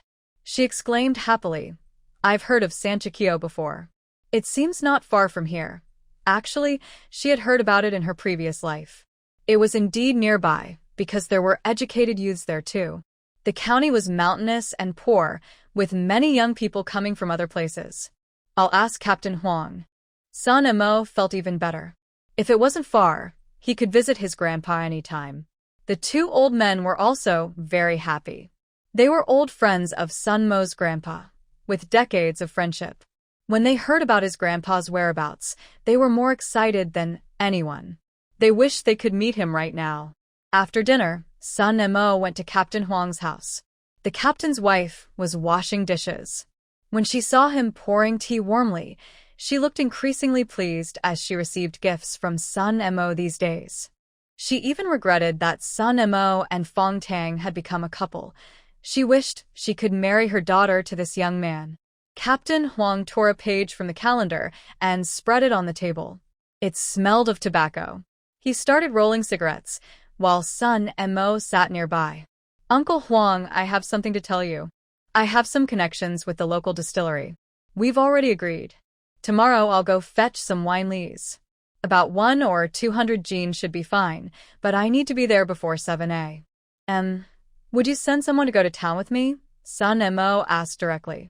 Captain Huang, usually calm and steady, widened his eyes in surprise.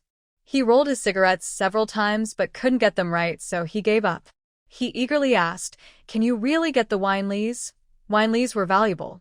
If fed to pigs, the pigs would grow fat quickly, and the meat would be especially tasty. This young man, quiet and unassuming, surprisingly had such strong connections. Sun Mo nodded and said, "Of course, if I wasn't sure, I wouldn't say anything. We need to leave early tomorrow morning. Let's drive the tractor and bring some buckets." "All right, we'll leave at 6. "You're pretty good." Captain Huang patted Sun Mo's shoulder several times, each pat full of his happiness.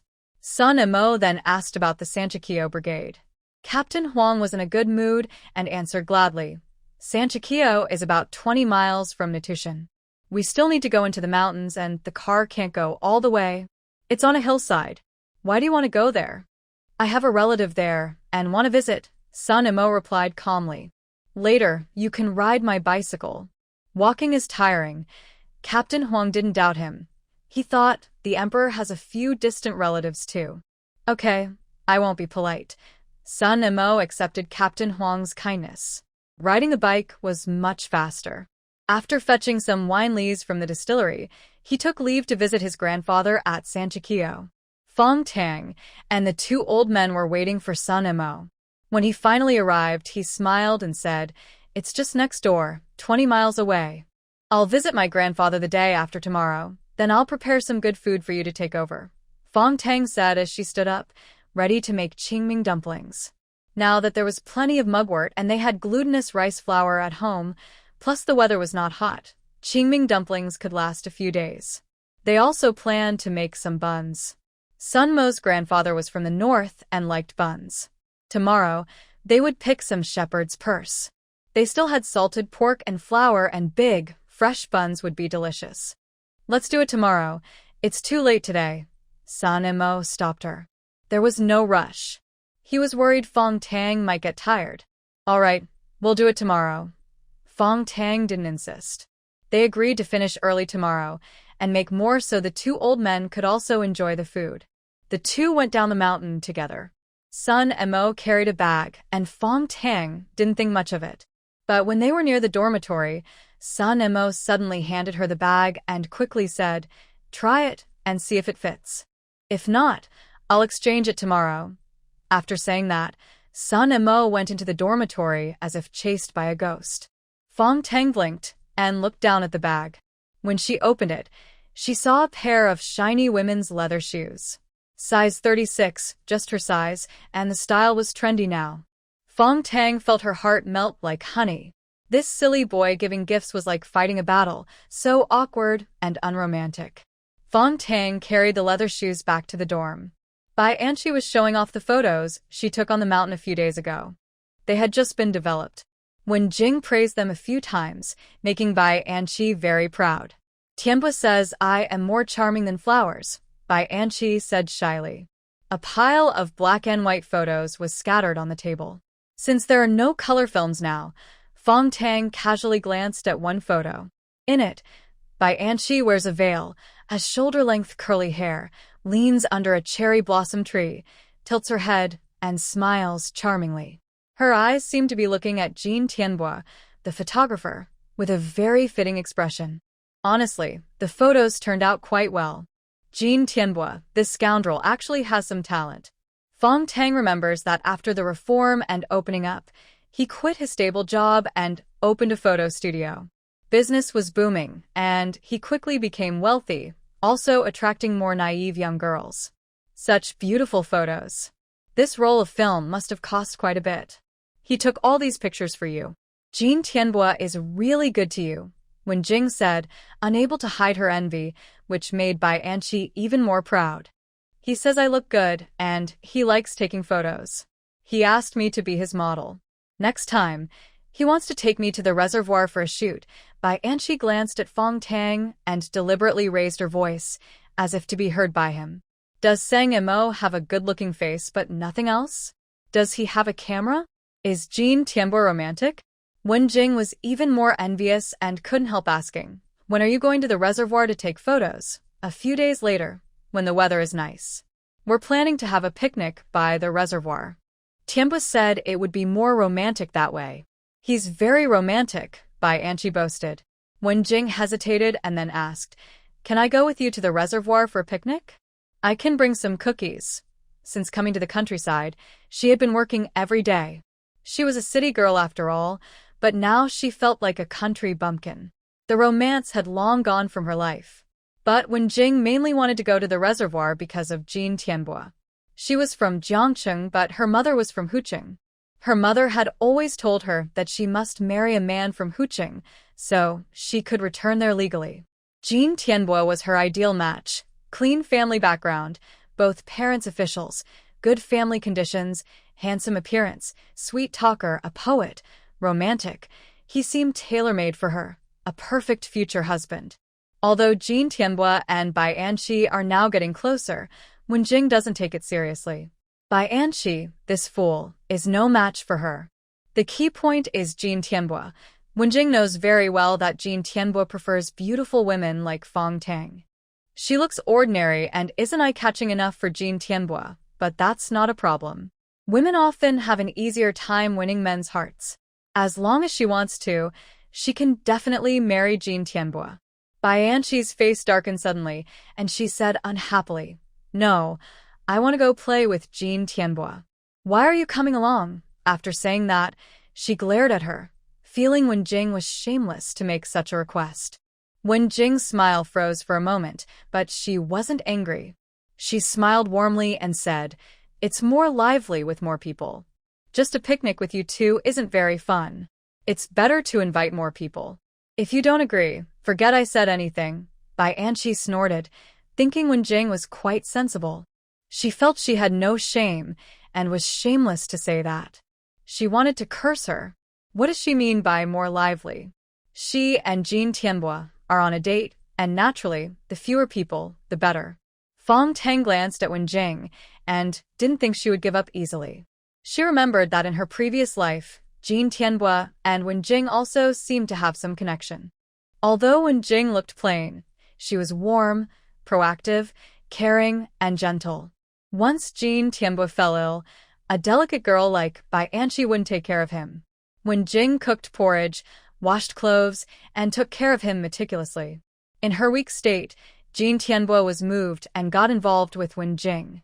But Jean Tianhua thought Wenjing was too ordinary and only secretly kept her.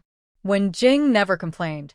In her previous life, when Fang Tang returned to the city, Wenjing and Jean Tianhua were still in the early stages of their relationship, not exposed yet. However, Fang Tang believed that Wenjing was a clever girl with strong skills. She wouldn't be willing to be a secret lover. When Jean Tianhua returned to the city, Wenjing wasn't with him. Maybe even the most capable woman can't resist a man who is too unfaithful. Fang Tang didn't want to get involved in their messy affairs. Whether it was Jean Tianhua, Wenjing, or Bai Anqi, none of them were good people. She thought they'd just let them fight among themselves. When she's in a good mood, she might even add fuel to the fire and make it burn hotter. She took out a pair of leather shoes from her bag, ready to try them on and see if they fit. When Jing saw this and asked curiously, "Are you buying new shoes?" "This one isn't cheap. It costs 18 yuan. A few days ago, when Jing went to the supply and marketing cooperative in town and liked this pair of shoes. But at 18 yuan, she didn't dare to buy them. She didn't expect Fang Tang to buy them instead. However, when Jing quickly remembered something else. Fang Tang hadn't gone to town in the past few days, but Sang Mo had. Could it be that Sang Mo gave you those? When Jing asked curiously. Fang Tang nodded with a small smile. She and Sang Mo were openly dating, so there was no need to hide it. When Jing looked surprised. So it was really Sang Mo who gave her the gift, 18 yuan per pair. Sang Mo really didn't seem like the type to spend so much. Bai Anqi felt a twinge of jealousy. Sang Mo, who was quite poor, had given such an expensive gift. Up until now, Jean Tianhua hadn't given her any presents. Even the last time they went to the mountain to take photos, she bought the film. When they go to the reservoir for a picnic soon, she has to prepare the food. Jean Tianhua said he's a man and wouldn't do these things, so she had to handle it herself. At first, Bai Anqi didn't think much of it. She wasn't materialistic. But after seeing Fang Tang, she felt uncomfortable. Jean Tianhua's family was better off than Sang Mo's, but he wasn't as generous with money. Most importantly, compared to Fang Tang, she felt she was falling behind in their relationship. That was what made her most angry. She, the daughter of a department store manager, couldn't be outdone by a girl from a worker's family? Maybe he's just buying a pair of shoes and eating pickled vegetables and porridge every day. There's no need to pretend to be rich. Just spend what you have, Bai Anqi sneered. When Jing, who usually liked to keep peace, suddenly said, "It shows Sang Mo cares deeply for Fang Tang. He'd rather eat pickled vegetables and porridge himself than not buy her shoes." Fang Tang, you so lucky. Fang Tang so mai. She also felt she was the luckiest girl and didn't want to argue. She preferred everyone to think Sang Mo was poor, so no other girls would try to steal her man. When Jing wouldn't give up, she deliberately asked Bai Anqi, "Anqi, what did Jean Tianhua give you?" Bai Anqi's face changed slightly. She clenched her teeth in anger and snapped, "What Jean Tianhua gave me is none of your business. You're so nosy. I'm just asking. Why are you so angry? Did Jean Tianhua not give you any gift?" When Jing pouted, thinking Bai Anqi was getting embarrassed. She had heard from a young male worker that Jean Tianhua was a bit stingy and picky. He even carefully divided soy sauce, not letting others use it. He definitely wouldn't give Bai Anqi a gift. "Of course I gave it. Besides, whether I gave it or not, what does it have to do with you? You're just overthinking and worrying too much, bored out of your mind." Bai Anqi was truly angry and embarrassed. She kept bringing up sensitive topics, hitting where it hurt. Fang Tang finished trying on her leather shoes. They fit perfectly and felt very comfortable. She wondered how Sang Mo knew her shoe size. Thinking that Sang Mo might have secretly measured her feet, Fang Tang felt very happy. It showed he cared about her. As her boyfriend, she wanted to return his kindness by preparing a birthday gift. "These shoes are really nice. I liked them when I saw them at the supply store last time, but they were too expensive and I didn't have enough money." When Jing kept praising, intentionally saying it loud enough for Bai Anqi to hear. Because Bai Anqi and when Jing had gone shopping together last time and also liked those shoes, When Jing wanted to tease Bai Anqi by making her jealous. Sure enough, Bai Anqi was upset. She clenched her teeth and looked at Fang Tang's new shoes. Fang Tang's feet were small and pretty, and the shoes looked especially good on her. The shoes had round toes, a mid-heel, and laces, making her feet look even more delicate and attractive. But this made Bai Anqi feel more jealous. She had always been a fashion icon among the young women in the countryside, dressing stylishly. Now she felt she had lost to Fang Tang, who was just a poor girl, and she didn't like it. These shoes are outdated. Only in the countryside would people still treasure such shoes. No one in Shanghai would wear them, Bai Anqi said sarcastically, pretending not to care. She just couldn't stand others praising Fang Tang. Too bad. Your family's Jean Tianbo wouldn't even buy you such outdated shoes. Bai Anqi, I wonder if Jean Tianbo has ever even given you a hairband. Fang Tang immediately shot back. She had already been through a lot and refused to suffer in silence anymore. Anyone who was rude to her would get a reply. She was ready to fight back without holding back. You're talking nonsense. Tianbo gives me plenty of things. I don't need to explain to you. Bai Anqi almost jumped up, like a dog with its tail stepped on. It was obvious she was caught off guard. Fang Tang said calmly, I was just joking. Why are you so nervous? You're acting guilty as if you've done something wrong. Who's acting guilty? Fang Tang, if you keep talking nonsense, I won't be polite to you anymore. Angrily and embarrassed, Bai Anqi flared up and made a scene.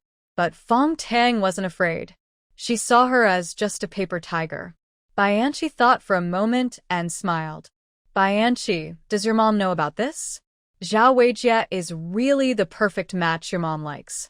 You and Jean Tianbo are sneaking around. If your mom finds out, she will be so angry.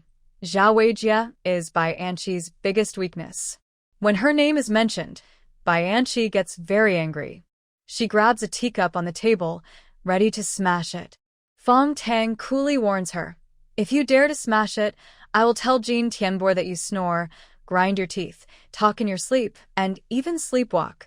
Wen Jing can't help but laugh. Fang Tang's trick is really clever. Bai Anqi is about to go crazy, but doesn't dare to smash the cup. She puts it down sadly and complains, you're talking nonsense.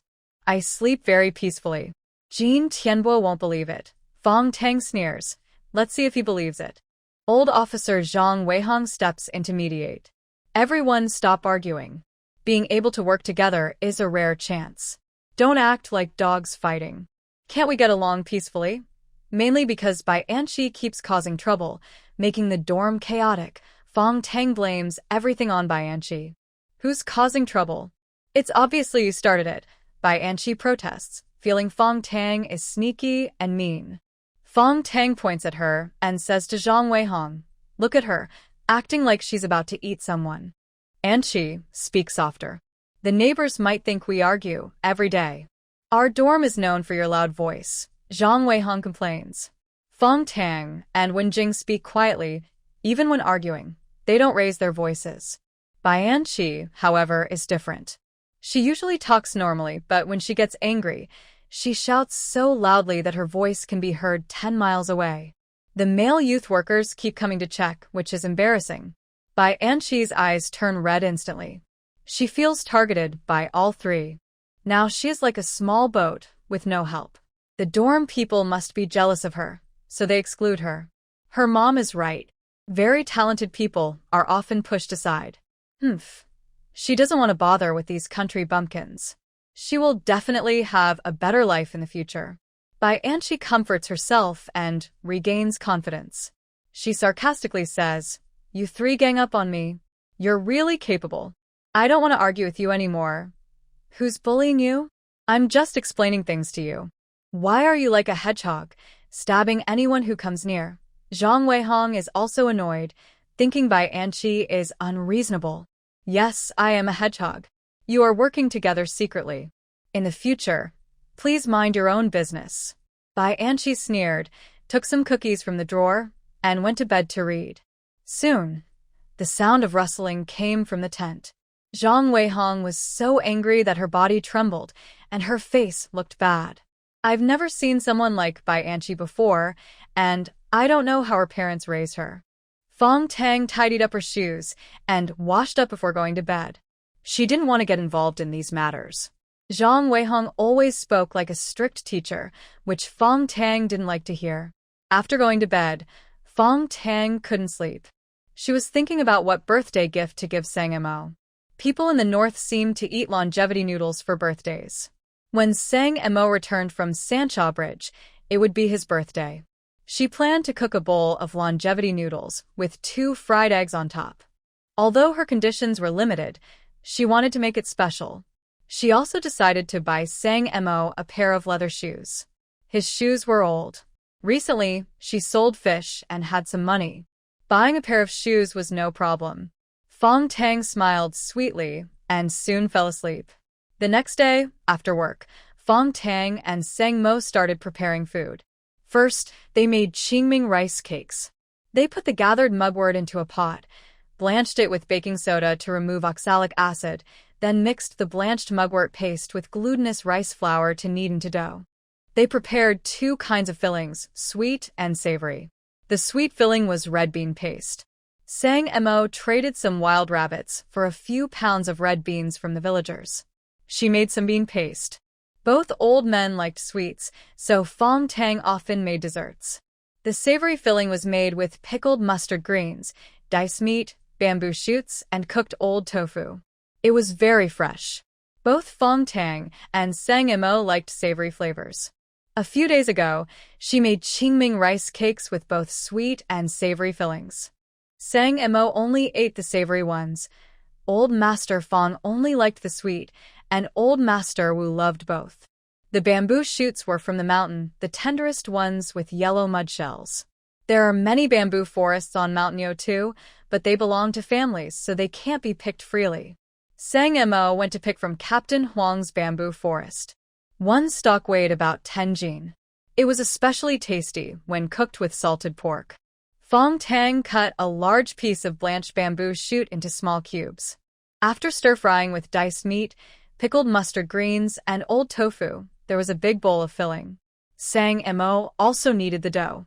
She prepared some lard, rubbed it on her hands, pinched off a piece of dough, and used lard to prevent sticking. She skillfully shaped it into a bowl shape, filled it with the prepared filling. She made 2 types of dumplings, salty ones shaped like dumplings and sweet ones formed into balls. Fang Tang also soaked some glutinous rice, rolled the sweet balls in it, with a white layer of sticky rice outside. After steaming, they looked like shiny pearls, delicious and beautiful. This sweet type of qingming cake has a pretty name called snowballs, which is the local name in Fang Tang's hometown. Making qingming cakes is hard work. The glutinous rice flour is tough, and shaping it into bowls takes a lot of effort. Fang Tang had made less than half when her hands turned red. Sang Mo said, "Teach me how to shape it. Like this, make the middle thick and the sides thin, pinch from the inside out." Fang Tang demonstrated while explaining. Sang Mo learned quickly. Before long, he had shaped one. He was strong and faster than Fang Tang, so they worked together, one shaping bowls, the other wrapping dumplings. Their work efficiency improved a lot. The 2 old men watched smiling nearby. The young couple now looked like characters in a play, happily returning home together. It would be even better if they had a little one soon. With Sang Mo's help, they finished wrapping the dumplings quickly, then moved on to making steamed buns. Sang Mo had already kneaded and let the dough rise. Fang Tang prepared the filling, salted pork and shepherd's purse. Making buns was easier, but still busy until after 9 o'clock. For dinner, they ate buns and qingming cakes. Fang Tang also cooked a big pot of spring bamboo shoots with salted pork. The bamboo was about 10 jin, roughly 5 kilograms, and more than half was used for the stew. She didn't have all the ingredients for marinated fresh fish, but the bamboo shoots and pork were enough. They were flavorful enough without any seasoning or salt. The broth was milky white, salty and sweet. Old Master Fang drank 2 bowls of soup in one go, praising it endlessly. No wonder people say the food in the South is so diverse and tasty. Old Master Fang couldn't help but drink half a bowl more, feeling full and burping happily. Southern food, except for being not spicy or too sweet, suited his taste. Fang Tang smiled and said, "When conditions improve and I can make more dishes, I have many recipes I haven't tried yet." "Good, I'll wait." Old Master Fong laughed heartily, feeling more hopeful about the future. Not for anything else, but because of the delicious food Fang Tang made, he was determined to keep going. Old Master Wu sipped his soup slowly and said leisurely, "It's a pity there's no ham. If there was, I could make marinated fresh fish." "Old Fong, you've probably never had it. This soup will make your taste buds tingle." "What is that? Pickled ancestors?" Can you eat that? Old Master Wu speaks with a southern accent, and Master Fong mishears it, making everyone laugh. Pickled ancestors. Only this old man could think of such a thing. Fong Tang laughs so hard her tears come out, holding her stomach and giggling. Sang Mo also smiles, eyes full of happiness. Old Master Wu laughs until he can't breathe, while Old Master Fong stares blankly, looking worried. "What's so funny? Hurry up and tell us, what kind of food is this?" Fong Tang barely stops laughing and explains, "It's a southern dish made with bamboo shoots, salted pork, ham, and other ingredients. It's slow-cooked over low heat for several hours, and the broth is very tasty. You'll definitely like it." Old Master Fong grins and says, "That's just like Buddha jumps over the wall, all good ingredients stewed together." "It's no wonder it tastes good." Fong Tang smiles and agrees. Yes, it's similar in principle to Buddha jumps over the wall. When they return to Shanghai, she plans to gather all the ingredients and cook a pot of pickled fresh fish for the three old men. Sang Mo's grandfather should be back in the city by then, and she's sure it will happen. The family chats and laughs as they finish dinner. Fong Tang puts the buns and qingming cakes into a basket, covering them with a piece of gauze. They are already steamed, so just a quick re-steam when eating is enough. She asks Sang Mo to hang the basket on the beam to prevent mice from stealing food. The other ingredients are also hung on the beam. "Be careful on the way." The two old men see them off at the door, giving heartfelt advice. After they leave the mountain, Fong Tang has already prepared hot water and enough grass in the cow pen. Everything is ready, so the two old men don't need to do anything. These days, life has been easy and comfortable, and their bones feel relaxed. Looking in the mirror, they see their faces are rounder and their complexion better than when they were in the city. Old Master Wu pours 2 basins of hot water and soaks his feet with Old Master Fong. As soon as his feet are in the warm water, warmth spreads through his body, and he sighs contentedly. These days, even immortals wouldn't want to change their lives. "Old Wu, I don't even want to go back to the city," Old Master Fong says happily. "Not going back to the city isn't an option. You still need to reunite with your children and grandchildren. And us old folks, we need to create good conditions for Heidan and Tangya. We should help them get started so they don't have to start from nothing," Old Master Wu says calmly. He is now all alone, feeling like he is no one. A few days ago, he didn't even want to live. It was Sang Mo and Fong Tang, his 2 children, who rekindled his will to survive. Now he has a kind, obedient, and filial granddaughter. He knows he must live well for her, to be her support and not let anyone bully her. Old Master Fong nodded repeatedly and said, "That's right. We need to go back to the city to support Heidan and Tang Tang." Lao Wu, "I think our return to the city is coming soon." He reconnected with old friends and heard many good news. Some old friends had already gone back to the city and regained their positions. They comforted him, saying that Lao Wu and he would be back soon. Old Master Wu nodded, sharing the same hope. He also thought good days were near. Hopefully, old Sang will be well too. "One day, the 3 of us old guys can get together and chat," Old Master Fong said with a smile. Old Master Wu also smiled. The 2 elders were full of confidence about the future. They felt energized and believed their days would get better. Early the next morning, Sang Mo set out. He carried a basket of food, big steamed buns, qingming cakes, a bag of cookies, and a dozen eggs. First, he went to Captain Huang's house to borrow a bicycle. Yesterday morning, he and Captain Huang went to the distillery. They gave Master Hu 2 fish. Master Hu was very generous and told them to just fill the wine mash. As a result, the tractor was filled, and Master, who said to come back in a week. Usually, the distillery produces wine mash once a week. Captain Huang was so happy he squinted his eyes. With so much wine mash, the pigs in the village would surely gain hundreds of jin of weight. Because of this, Captain Huang now had a very good impression of Sang Mo. His gaze was even kinder than when he looked at his own son. Captain Huang had already woken up and was chopping firewood in the yard. His bicycle was at the gate. Sang Mo went over to greet him. "Go ahead and ride." Captain Huang pointed to the bicycle, feeling a bit reluctant. He bought it 3 years ago, and it still looked new. He was reluctant to ride it, only using it for meetings in town. Usually, he cleaned and oiled it carefully, more carefully than he cared for his wife. But since Sang Mo managed to bring back so much wine mash, Captain Huang was willing to part with his bike. Next week, there would be hundreds of jin more. This was good fertilizer for the fields.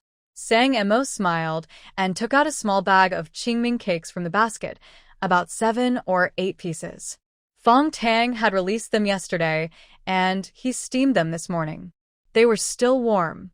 "Uncle Huang, here are some qingming cakes." Captain Huang took a salty snack. As soon as he bit into it, his mouth was filled with delicious filling. He immediately understood if there was enough inside. This kid's qingming cake filling is very good, much tastier than his wife's. "Go early, come back early." Captain Huang finished one cake quickly and took another without hesitation.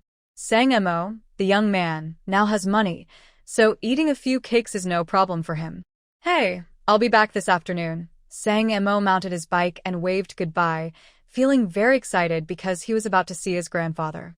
The entire team at Sancha Bridge is located on a hillside. The mountain road winds up around the mountain. It's called Sancha Bridge because there is a bridge near the team's road, and that bridge is called Sancha Bridge. Sang Mo rode all the way to the foot of the mountain in one breath. He looked up at the mountains, beautiful, rolling hills covered with lush green bamboo. Zhejiang province has 7 mountains and 2 rivers, with limited land. The tough natural conditions have made the local people hardworking, planting crops wherever they can, not wasting any land. On some slopes at the foot of the mountain, they grow drought-resistant crops like corn and beans. Sang Mo pushed his bike up the mountain. The scenery along the way was very beautiful, but also dangerous. The narrow path had a high mountain on one side and a deep abyss on the other. A small mistake could be fatal. He looked at the roadside and saw a dense bamboo forest below. Among the green, he could vaguely see the rooftops of a few houses. It was clear there was a village down there. Even with the bamboo blocking the view, falling from such a height could be very dangerous. He was cautious, sticking close to the mountainside. After walking uphill for a while, he reached a flat section where he could ride his bike. He continued walking and riding for over an hour until he finally saw the village. Sang Mo's heart was nervous. He felt a mix of excitement and worry, worried that his grandfather might be struggling, and afraid he might not see him at all. He took a deep breath to calm himself and slowly headed into the village. Sancha Bridge team is located in a basin. The whole village is on a hillside with flat terrain. If he hadn't climbed such a long mountain road, Sang Mo would think it was flat land. There are many families and rice paddies in the village. It looks similar to the Nyo 2 mountain team. A few children were playing by the water pond at the village entrance. Seeing Sang Mo as a stranger, they curiously gathered around. "Who are you looking for?" asked a brave boy about 7 or 8 years old, staring intently at the basket on Sang Mo's bike. He smelled the aroma and was drooling with excitement. Other children were shy and hid behind the boy, curious about Sang Mo. Sang Mo smiled and took out a cookie from his pocket. The children's eyes lit up instantly, and they kept swallowing saliva. The villagers on this side of the bridge rarely go to the city, so treats like cookies are rare for them. The cream cookie Sang Mo took out smelled sweet and creamy. The children couldn't resist, and all looked eagerly at it. "I'm looking for someone. If any of you can help me find him, this cookie is yours," Sang Mo said. "Who are you looking for?" "I know everyone in the village," asked the lead boy. "An old man from outside. He's tall and not from here. He came last year. Do you know him? Sang Mo described the old man's appearance. The other children looked confused. They didn't seem to have seen him before. But the small boy looked alert and asked, "What are you doing here?" Sang Mo was very happy inside. Since the boy had seen the old man, he gave him the cookie. He bent down and whispered in his ear, "I'm his relative. I came to see him." "Really? You're not lying, right?" the boy asked cautiously. The boy was very alert because his father had told him that if anyone asked about the old man in the grass hut on the mountain, he should say he didn't know. Anyone asking was probably not a good person. He liked the old man in the grass hut. The old man made small wooden guns and told many stories about battles. But the old man wasn't feeling well. His father said he was hungry, but there wasn't much good food at home, so they couldn't help him. Sang Mo promised sincerely, "I swear to heaven. If I'm lying, I'm just a little dog." The boy immediately relaxed. To the children, such a promise was very serious. It would be sad if he turned into a dog that ate dirt. "I'll take you," the boy said. He took the cookie but didn't eat it. Instead, he put it in his pocket and jumped ahead, leading the way. The other children followed, all wanting to eat the cookie. "Let's go home," the boy said loudly, dismissing the others. But the children didn't want to leave. Sang Mo then took out some fruit candies. The local shop sold them for $1 a pound. Old Wu loved candies. When he was tired, he would put one in his mouth and feel better. They always kept some at home. Although they didn't get the cookie, the children were happy with the candies. They obediently dispersed.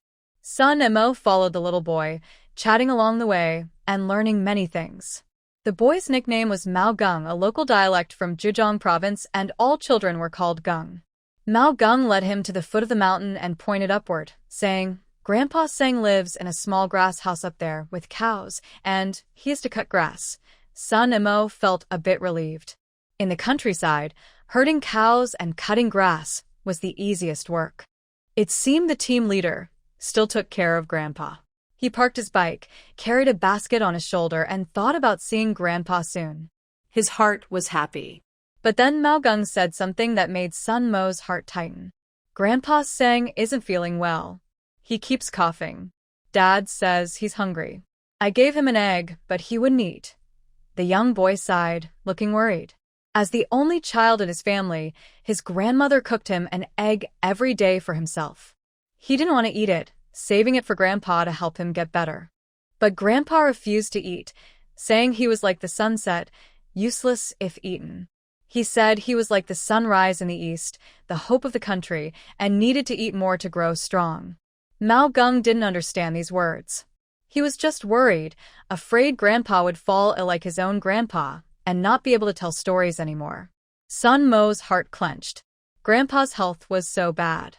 He was glad he found his grandpa and was close enough to visit often in the future. He gently patted Mao Gung's head and took a meat bun from his basket, giving it to the boy. "Don't eat it yourself. Give it to Grandpa Sang." Mao Gung refused.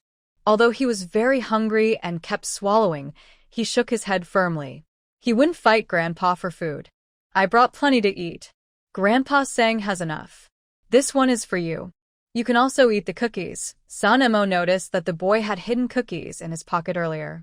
At first, he didn't understand why, but now he did. The boy wanted to save the cookies for Grandpa. He was a very pure and filial child. Mao Gung looked at Sun Mo's basket doubtfully, not quite believing. Sun Mo had no choice but to put down the basket so the boy could see the food inside. His eyes widened with surprise. So many delicious foods. They didn't have this much during the New Year at his home. Now he finally believed Sun Mo wasn't a bad person. How could a bad person bring so much good food to harm others? It must be that Grandpa Sang's relatives. After eating these treats, Grandpa wouldn't die.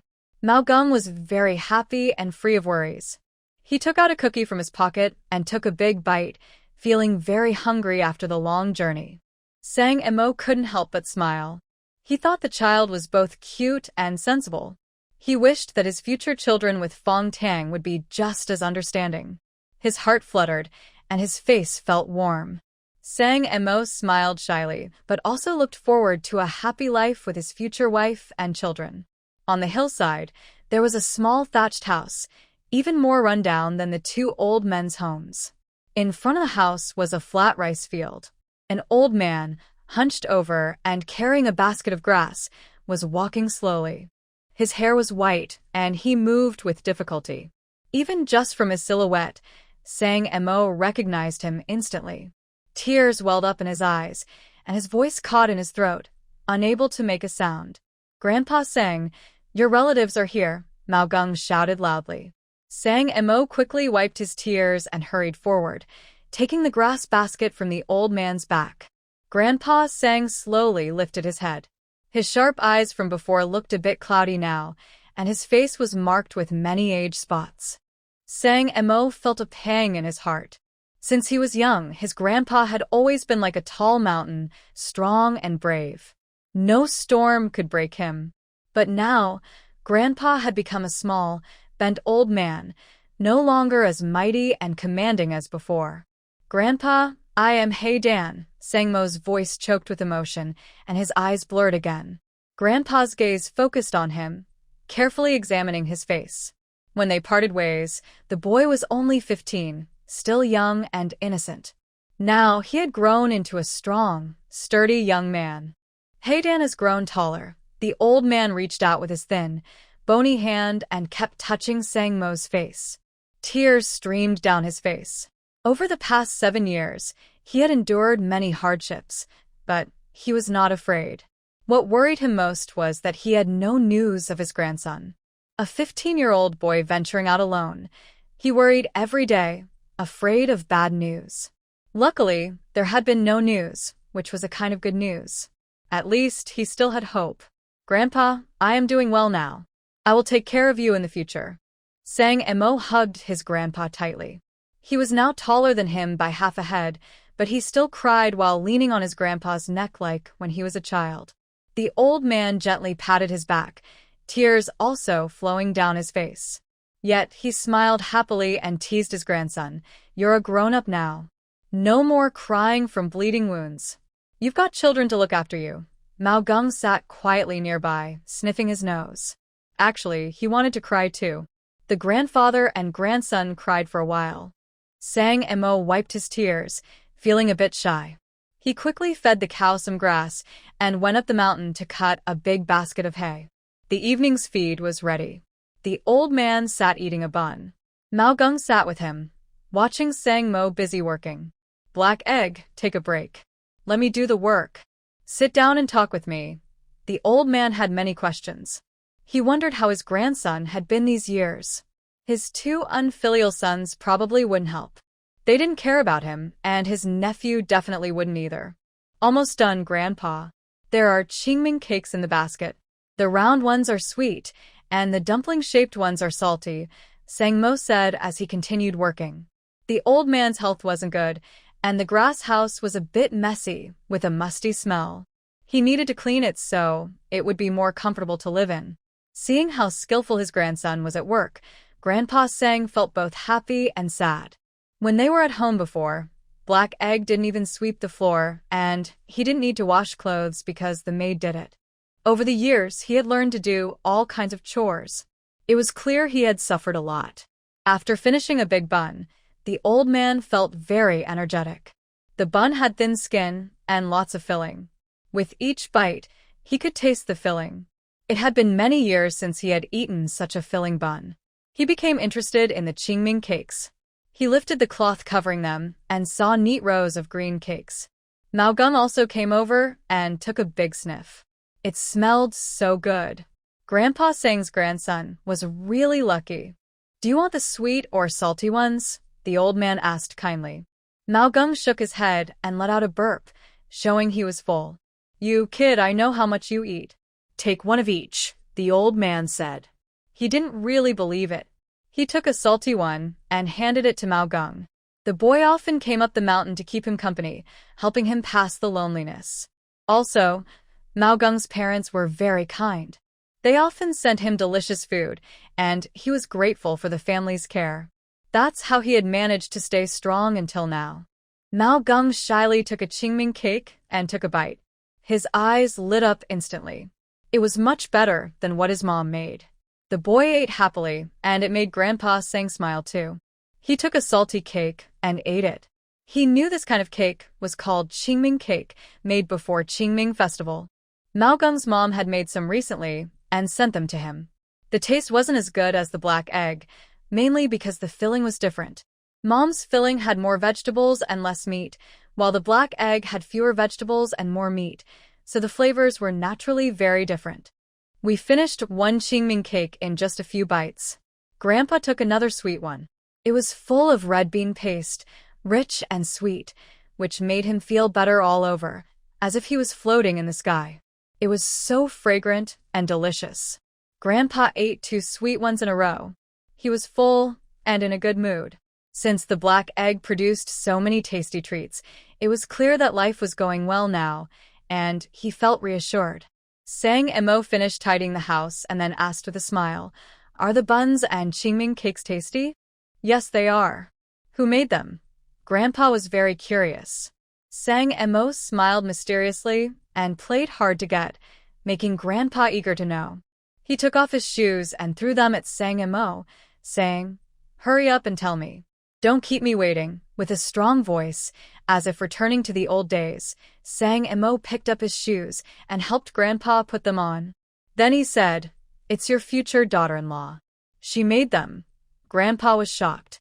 He hadn't seen his grandson for 7 years, and now he suddenly met his future daughter-in-law. His old heart couldn't handle it. After a moment of calm, Grandpa eagerly asked, "You better tell me honestly. Whose girl is she? What does her family do? You didn't do anything bad, right?" Sang Mo couldn't help but laugh and explained how he and Fang Tang knew each other. Grandpa finally relaxed, happy that his grandson hadn't done anything wrong. It sounded like the girl was pretty good, at least she could cook well. People say food is the most important, and good cooking is basic. He and Black Egg would have good luck eating in the future.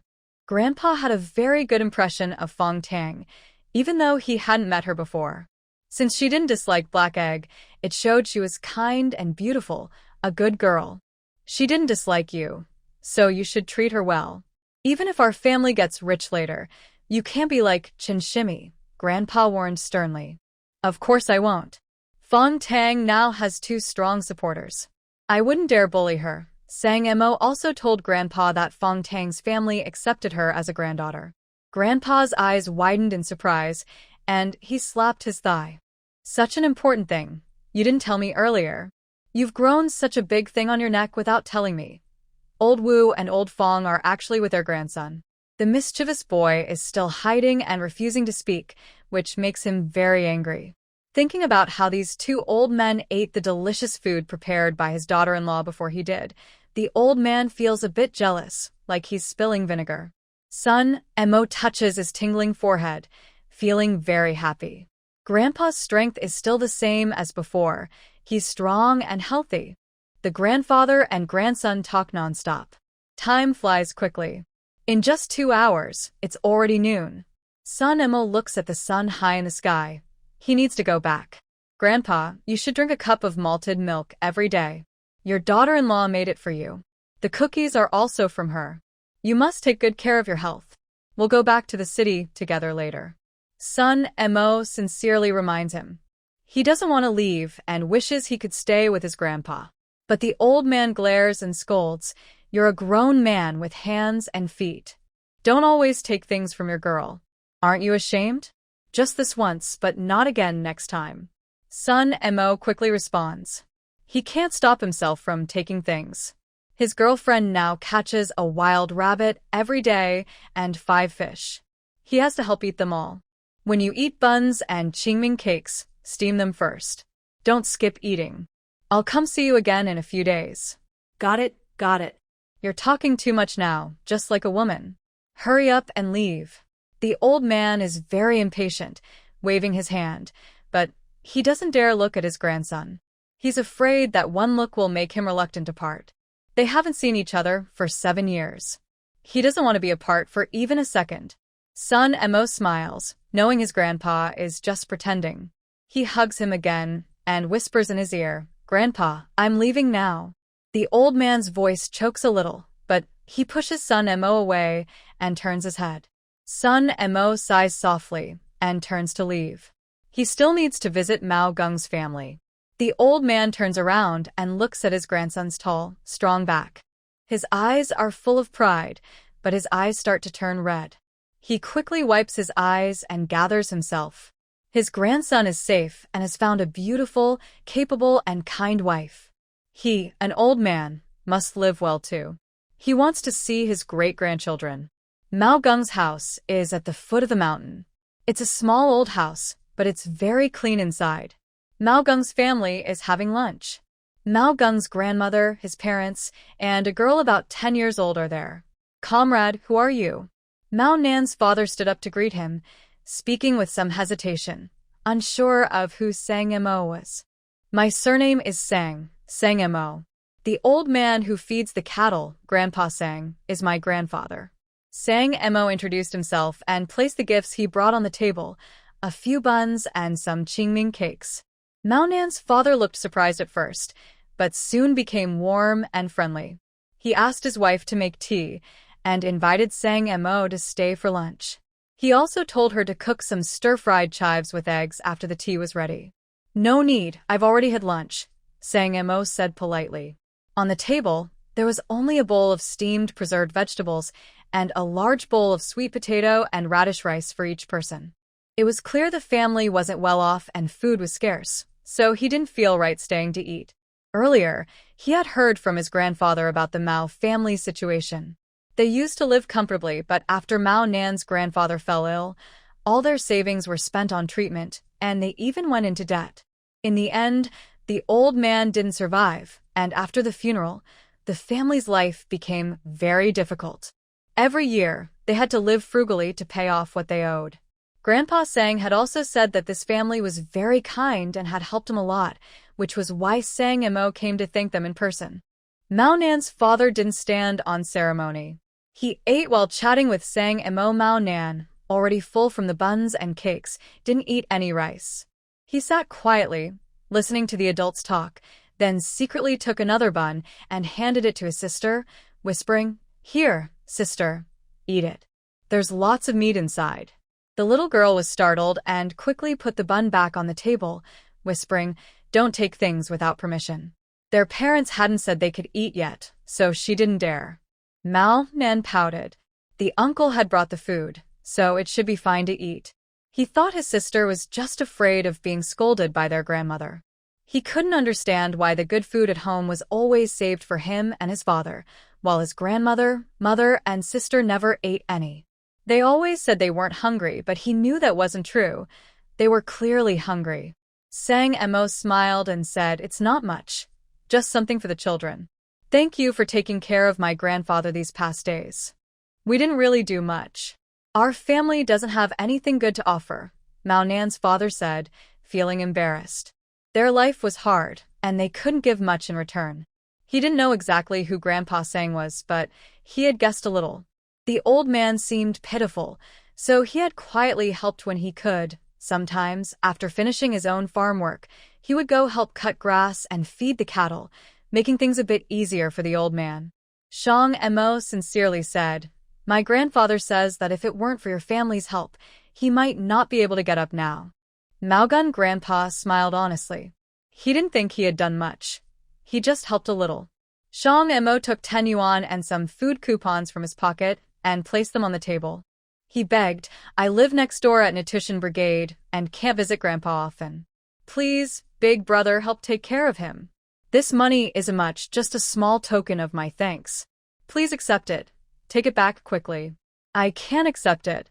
I will take care of Grandpa, so there's no need for money." Meagun's father refused stubbornly, but he couldn't argue with Sang Mo, who was eloquent and strong. Soon, the money and coupons were back in Meagun's father's hands. Sang Mo said goodbye and left. He had to return to Nutrition Brigade. "Don't worry, Brother Shang. I will help take care of Grandpa," Meagun's father promised as he saw him to the door. He repeatedly assured he would look after Grandpa well.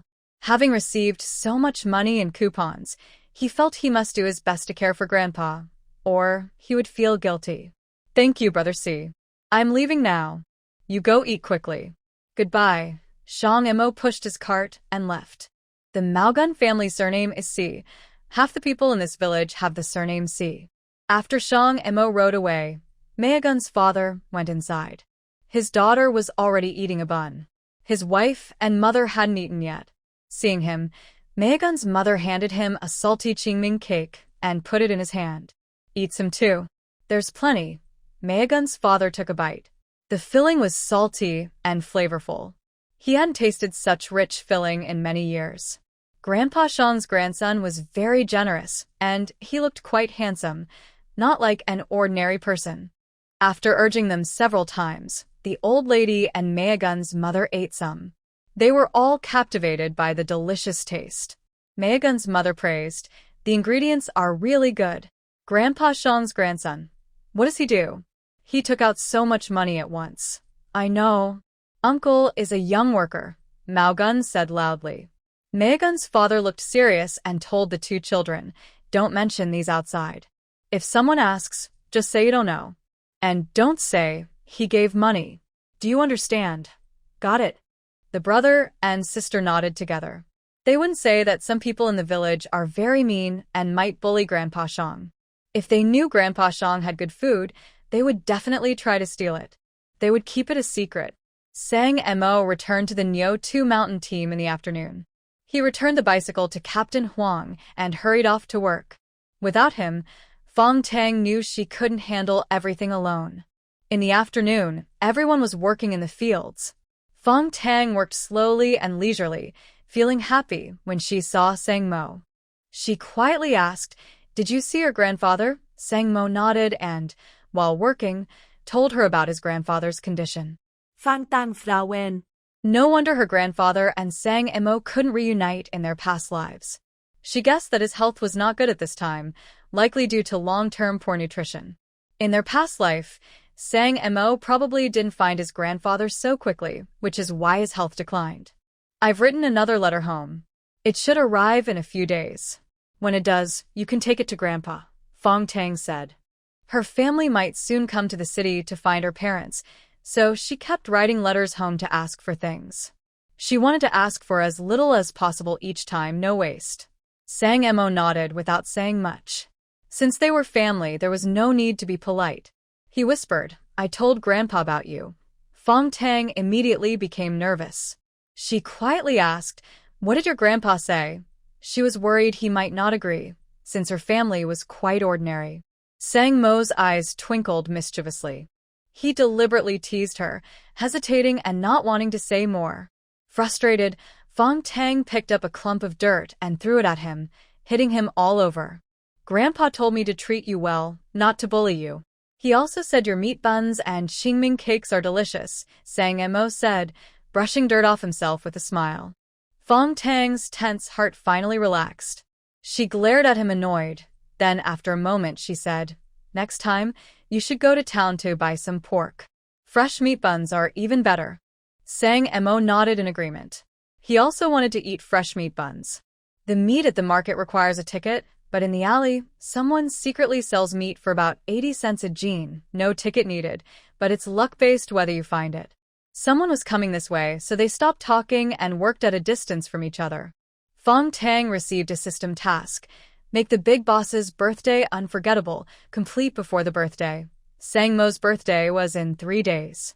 Fang Tang planned to buy a pair of leather shoes and make longevity noodles tomorrow. But it seemed a bit simple. Would it really make Sang Mo's birthday unforgettable? How can I make it unforgettable? Fang Tang asked the system. Offer yourself in marriage. The system came up with a mischievous idea, causing Fang Tang to blush and secretly look down on the playful system. Men love to offer themselves in marriage. This is based on many studies, the system confidently said, claiming it was scientifically proven. Men also like wildflowers by the roadside. Do I satisfy Sang Mo too? Fang Tang rolled her eyes. The system had nothing to say and sank into silence, feeling annoyed. It thought that the current host was no longer as obedient as before and had learned to be sarcastic, which it found unappealing. Fang Tang thought carefully and decided to make a birthday cake. Although she didn't have an oven, she could steam an egg cake, which would taste just as good as a birthday cake. At dinner, Sang and Mo talked about his grandfather. Both old men were happy but regretful that they couldn't meet with old friends. Although they lived nearby, they couldn't see each other. They couldn't leave Nyo 2 Mountain Brigade, and old Sang probably couldn't leave the San Cha Chiao Brigade either. Black Egg, you should visit often. Your grandfather is alone there and must feel lonely. Old Wu sighed. He and old Fong could support each other, but old Sang was struggling alone. Zhang Montag nodded. I've asked a family in the village to take care of my grandfather. They've always looked after him. That's good. There are still kind people around, old Wu said with relief. The two old men nodded happily, feeling reassured. Meanwhile, Fang Tang was chatting happily, creating a warm atmosphere. However, the atmosphere at the Fong family in Huqing was heavy because they received another letter from Fang Tang. She still needed supplies. This time cloth tickets, sugar, and money. The package arrived, but I feel a bit disappointed. There's so little inside. I worked hard in the countryside for my older sister and younger brother, almost to the point of exhaustion, while they enjoy life in the city and can't even spare me a little. It really hurts, Fang Tang wrote. Just now, I told Zhao Weijie that our sibling bond is very strong. Zhao Weijie said he envied our close relationship and promised to help my older sister go to college and make my younger brother a regular worker. I felt embarrassed to show him this shabby package. It looks so poor. Zhao Weijie even asked if my sister and brother treat me well. How should I answer that? It's such a hard question. Fang Tang's letter was very direct this time. Since she was about to have a falling out with her family, she figured this would be the last time she asked for anything. So, she didn't hold back. Mrs. Fong read the letter 3 times, trembling with anger and her face turning pale. Even a fool could see the threat in the letter, using her eldest daughter and son's future to threaten her. The reckless girl was becoming more and more daring. Last time, I sent so many things almost emptied our savings. She still said it wasn't enough. After going to the countryside, she became shameless like the local people. I didn't even send her a single piece of sugar, and no matter how much I send, she won't be satisfied. I want to see if she dares to talk to Zhao Weijie, Mrs. Fong scolded angrily. She still felt upset about the big package she sent last time. Now she was asked for more. Even if their family owned a department store, it wouldn't be enough to fill her daughter's stomach. Mr. Fong was also very angry. His second daughter's greed and sharp words were too much. How did he not see this side of her before? Could it be that his second daughter was pretending at home? He thought that was unlikely. Acting for 3 years? That wouldn't make sense. The neighbors always said his second daughter was honest and obedient. It was unlikely she had been pretending for 18 years. She must have been corrupted after going to the countryside. Poor mountain villages produce bad people. The team where his daughter went was in a mountain valley, so the local customs were probably not good. Although Mr. Fong was angry, he wanted to think carefully. He asked his wife, "Has Zhao Weijie written back yet?" Yes, he did. His mother keeps saying her son has suffered, and she looks at me with disdain, Mrs. Fong replied resentfully. That woman was just showing off because her husband was the factory director. When her husband got promoted, she would also hold her head high and look down on others. Mr. Fong felt relieved. The attitude of the factory director's wife was normal. It meant Zhao Weijie's letter probably mentioned his second daughter. The factory director's wife was never satisfied with her daughter, but her son liked her. That was the most important thing. Send the package according to Fang Tang's request tomorrow, Mr. Fong ordered. Mrs. Fong refused. She can have whatever she wants. We can't even afford mountains of gold and silver.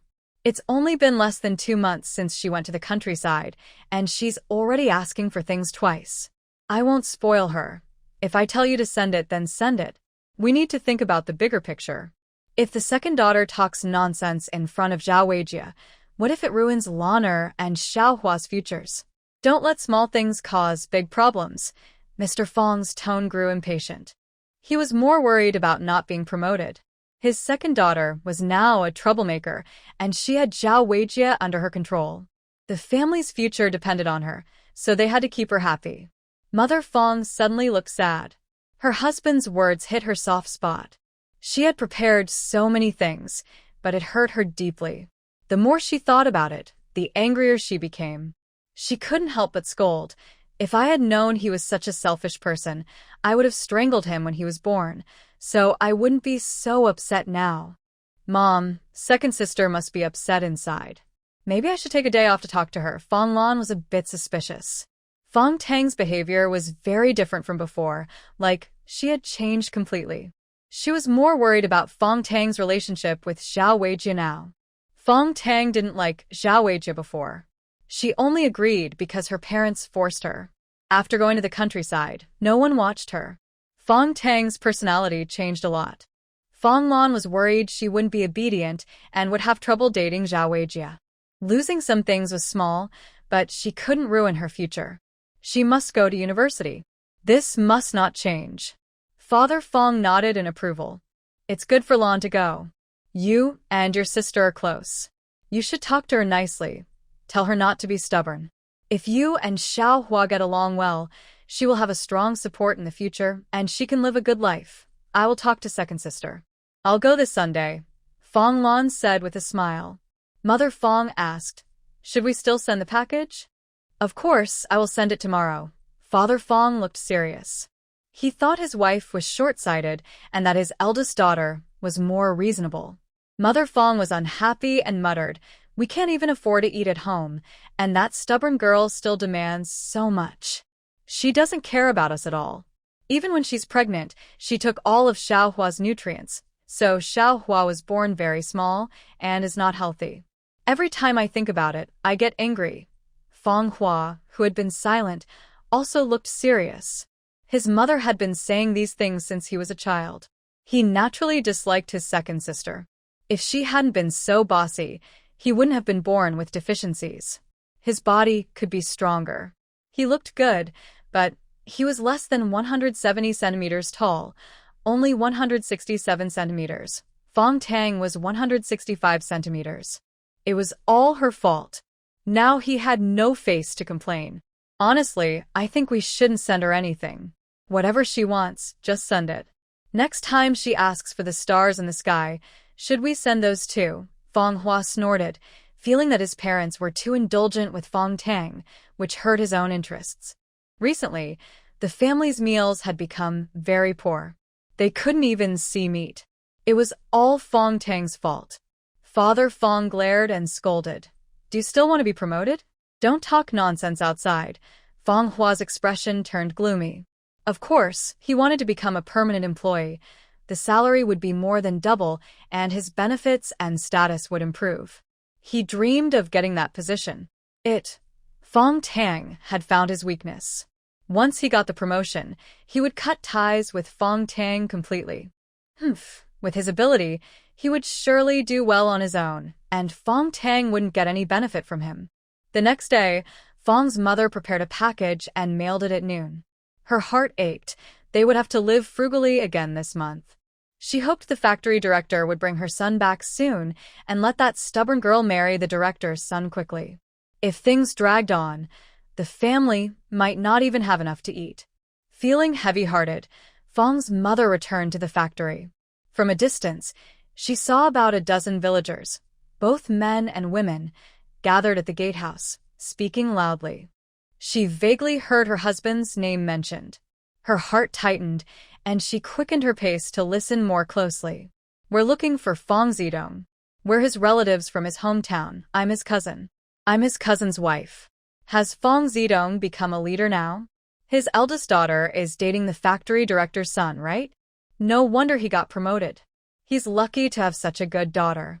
Let us in, or I'll tell Fang Zidong to dock your pay. The gatekeeper was confused by the noisy group. He only caught bits about dating and promotion, and half believed them. Maybe Fang Zidong really had been promoted. After all, his pretty daughter had caught the eye of the director's beloved son. If the director wanted to promote him, it could happen easily. But when he heard eldest daughter, the gatekeeper asked, the older one or the younger one? The older one, Fong Lan. She and the director's son grew up together. Everyone knows that.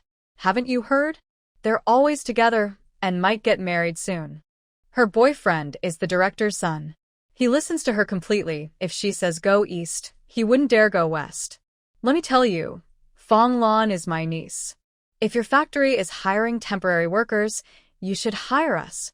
We work hard. One of us can do the work of two. I'll even ask my niece to say good things about you to the director. Listen, I'll tell you something, but don't spread it around. Fong Lan and the director's son are very close now. There's even talk that the family might soon have a grandchild. It's practically a sure thing. You'd better be smart about this. You don't want to offend us. Although the speaker lowered their voice, their loud tones still allowed Mother Fong 10 meters away to hear clearly. Anger suddenly surged in her.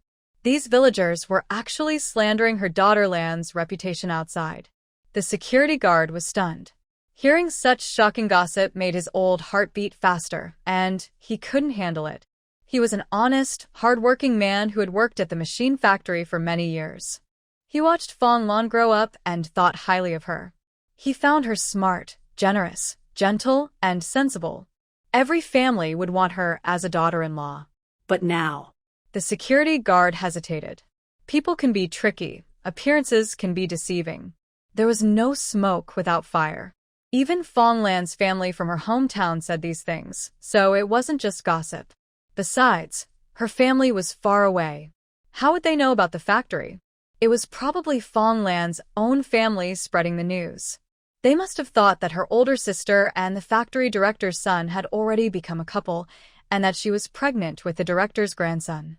They believed marrying into the factory director's family was a sure thing, so they showed off to their relatives. The security guard quickly understood what was happening.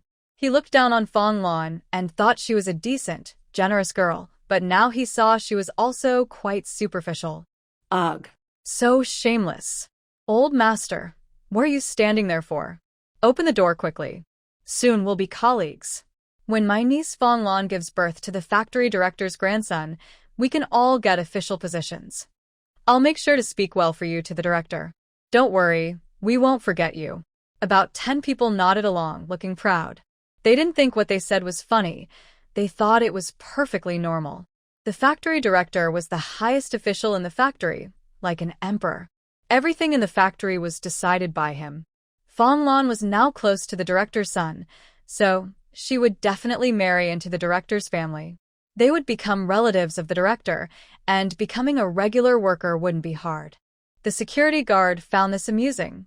The factory never said they would hire temporary workers. It was probably Fong Zidong and his relatives bragging. It was hard to believe that normally serious Fong Zidong was now bragging so wildly. I like being a security guard. I'm about to retire, so don't worry about you. Once you're registered, you can go in. The security guard took out the registration book, eager to see the excitement at Fong's house. Fong Zidong's wife was known to be very snobbish and looked down on rural relatives. Now so many from her hometown had come, and Fong's family was definitely in for some trouble. Mrs. Fong angrily walked over quickly and shouted at the security guard, "Don't let them in. I don't know any of these relatives. These people poured dirty water on Lanner." She absolutely couldn't admit they were relatives, or else rumors would spread all over the factory. Others wouldn't care whether the rumors were true or not. They would just think the matter wasn't serious enough. Lanner and Zhao Weijie had never even spoken to those people.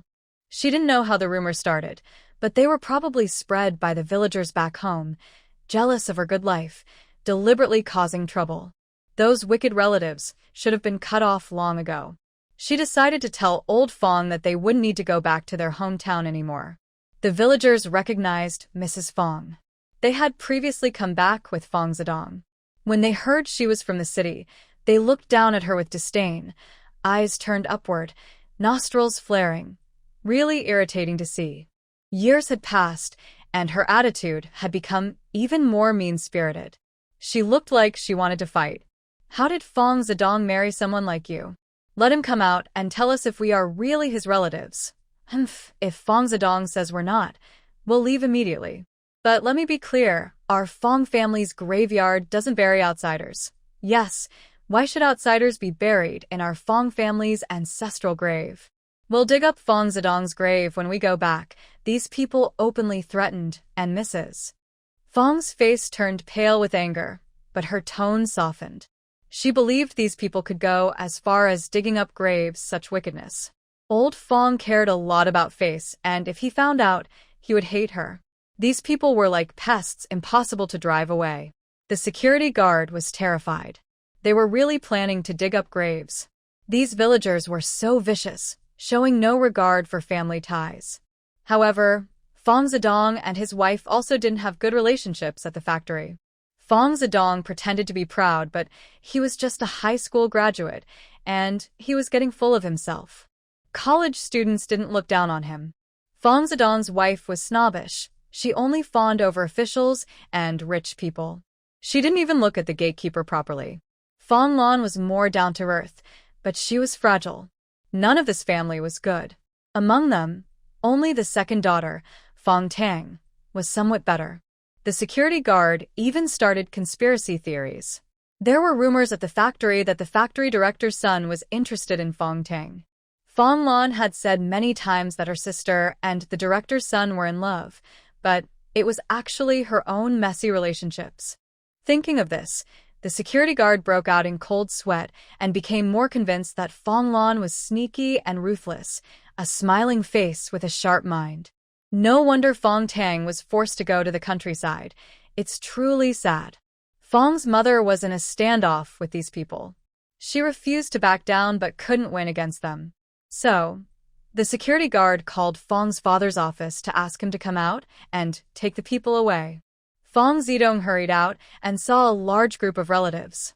His vision blurred, and he almost turned around. He forced a smile and greeted each one, feeling nervous inside. There were only 2 rooms at home. How could so many people fit? Staying at a guest house would cost a lot of money. These people didn't even say a word before coming, showing no manners. He muttered inside, but outwardly, he dared not show any dissatisfaction. Fong Zedong led his relatives home, with Fong's mother following with a stern face. Staying at a guest house was impossible. She had no money. The family couldn't stay at home either. Who knew if these people had lice? After sitting for a while, she planned to tell them to leave. Back home, the relatives relaxed as if they were in their own house. Fong's mother loved cleanliness. She mopped and cleaned every day. The sofas and cabinets were covered with white cloths, which looked nice and kept dust away. She watched helplessly as these people sat boldly on the sofa. The white cloths turned black and wrinkled into bunches. There were several black footprints on the floor, everywhere challenging Fong's mother's patience. Fong's father asked her to make tea. Fong's mother suppressed her anger, brewed a few cups, and watched these people gulp down the tea as if they were drinking water. It made her temples throb. After they left, she planned to disinfect the cups thoroughly, worried about germs and bacteria. Zedong, you're successful now. Your hometown folks don't recognize you anymore. Don't forget your roots, said the oldest man meaningfully. He was Fong Zedong's third cousin. Third brother, what are you talking about? I've never forgotten my roots. I think about them all the time. Fong Zedong quickly forced a smile, but inside he cursed. A farmer from the countryside coming here to lecture him. Why? But he couldn't lose his temper. If the factory people found out, they'd say he was ungrateful. He couldn't afford to lose face. Also, his grandparents' graves, his parents', and some elders' tombs were all in the old family cemetery. He couldn't offend these people too much. If they caused trouble at his ancestral grave, it could bring endless problems. The third cousin sneered mockingly and said, "Just now, your wife said she didn't know us and asked the security guard to chase us away." Everyone else nodded and glared at Mother Fong. Mother Fong's face turned even paler with anger. She said, "You all are spreading lies about Lanu outside, ruining her reputation. Is this how relatives behave?" Father Fong looked at his wife with confusion. What kind of false accusations? Mother Fong then recounted what she had heard earlier, furious. They said Lanner and Zhao Weijie are involved and that Lanner is pregnant with. Ugh, I can't even say it.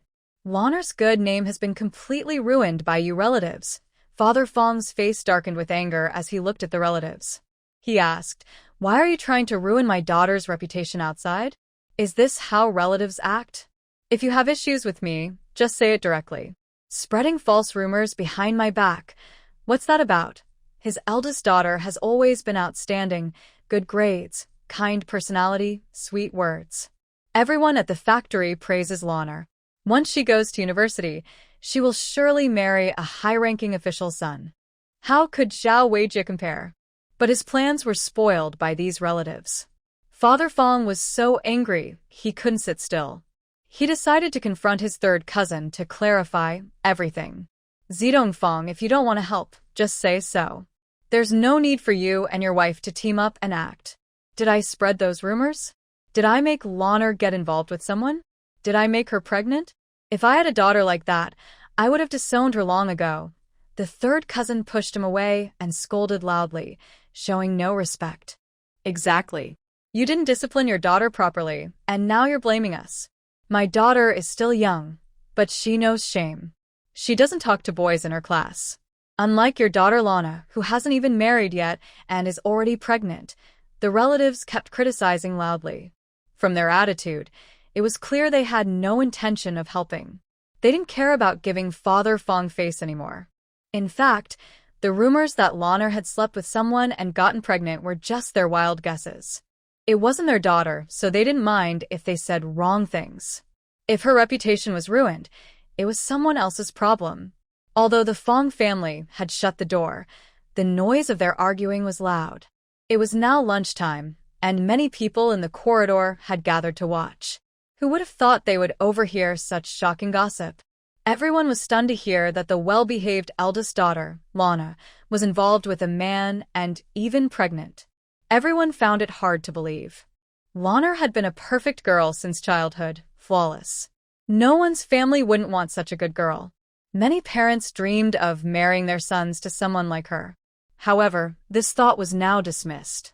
The news made up by the Fong family was definitely true, and it caused a big stir. The corridor was buzzing with excitement.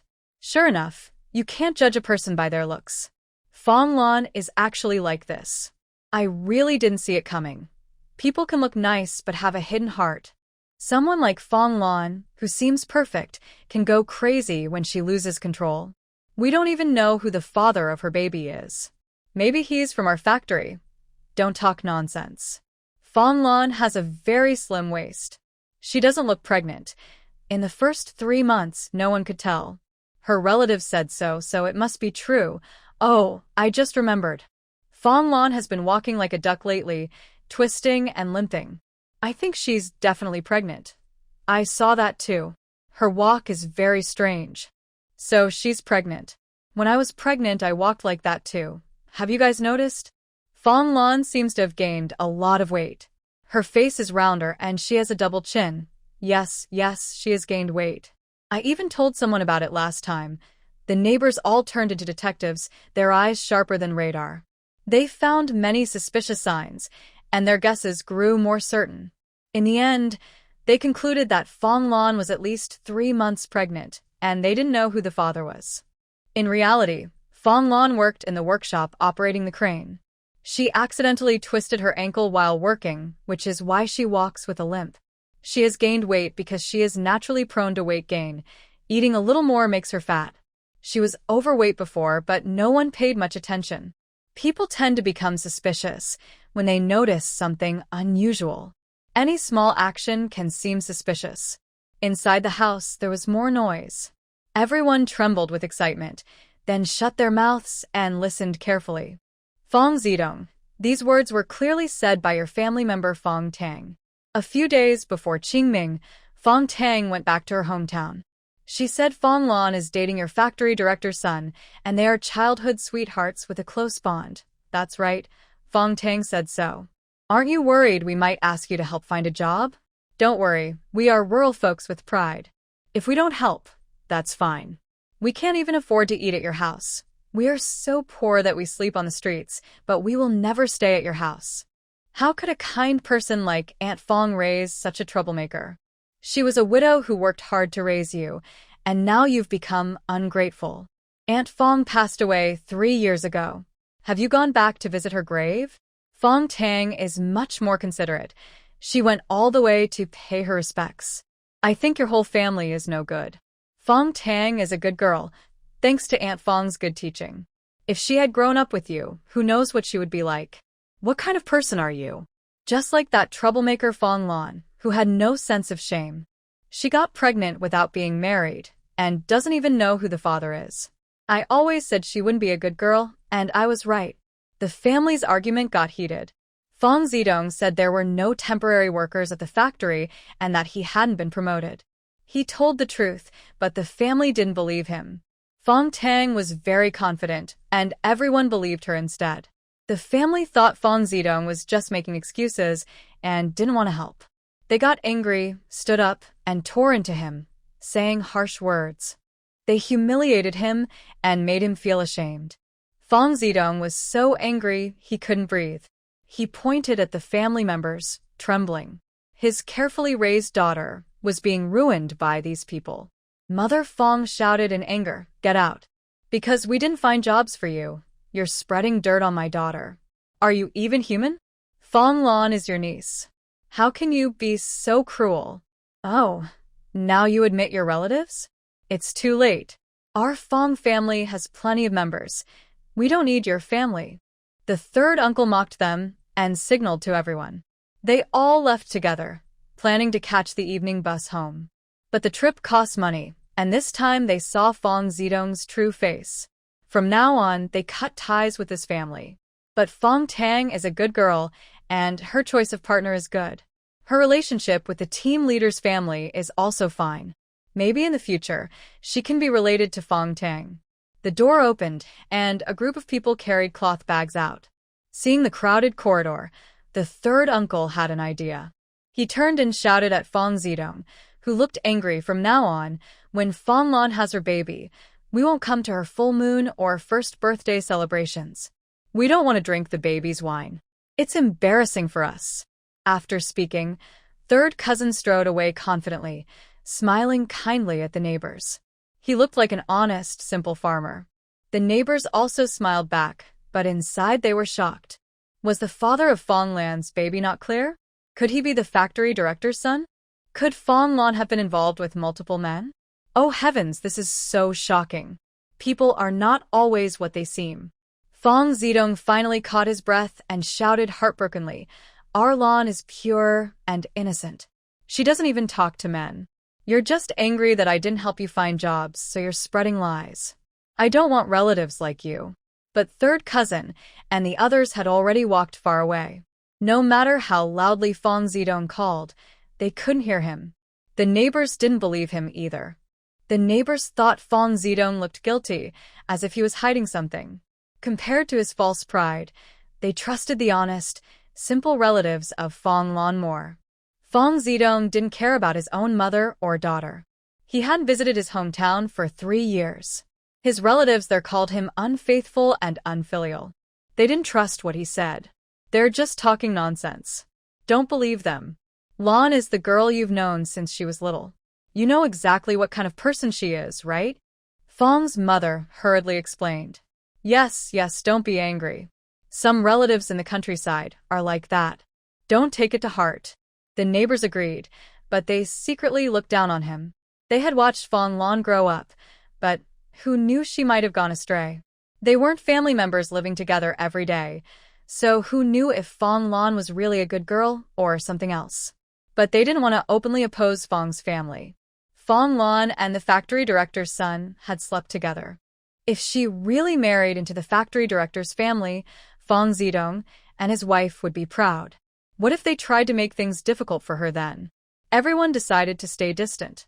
After exchanging a few polite words with Fong Zidong and his wife, they each went home.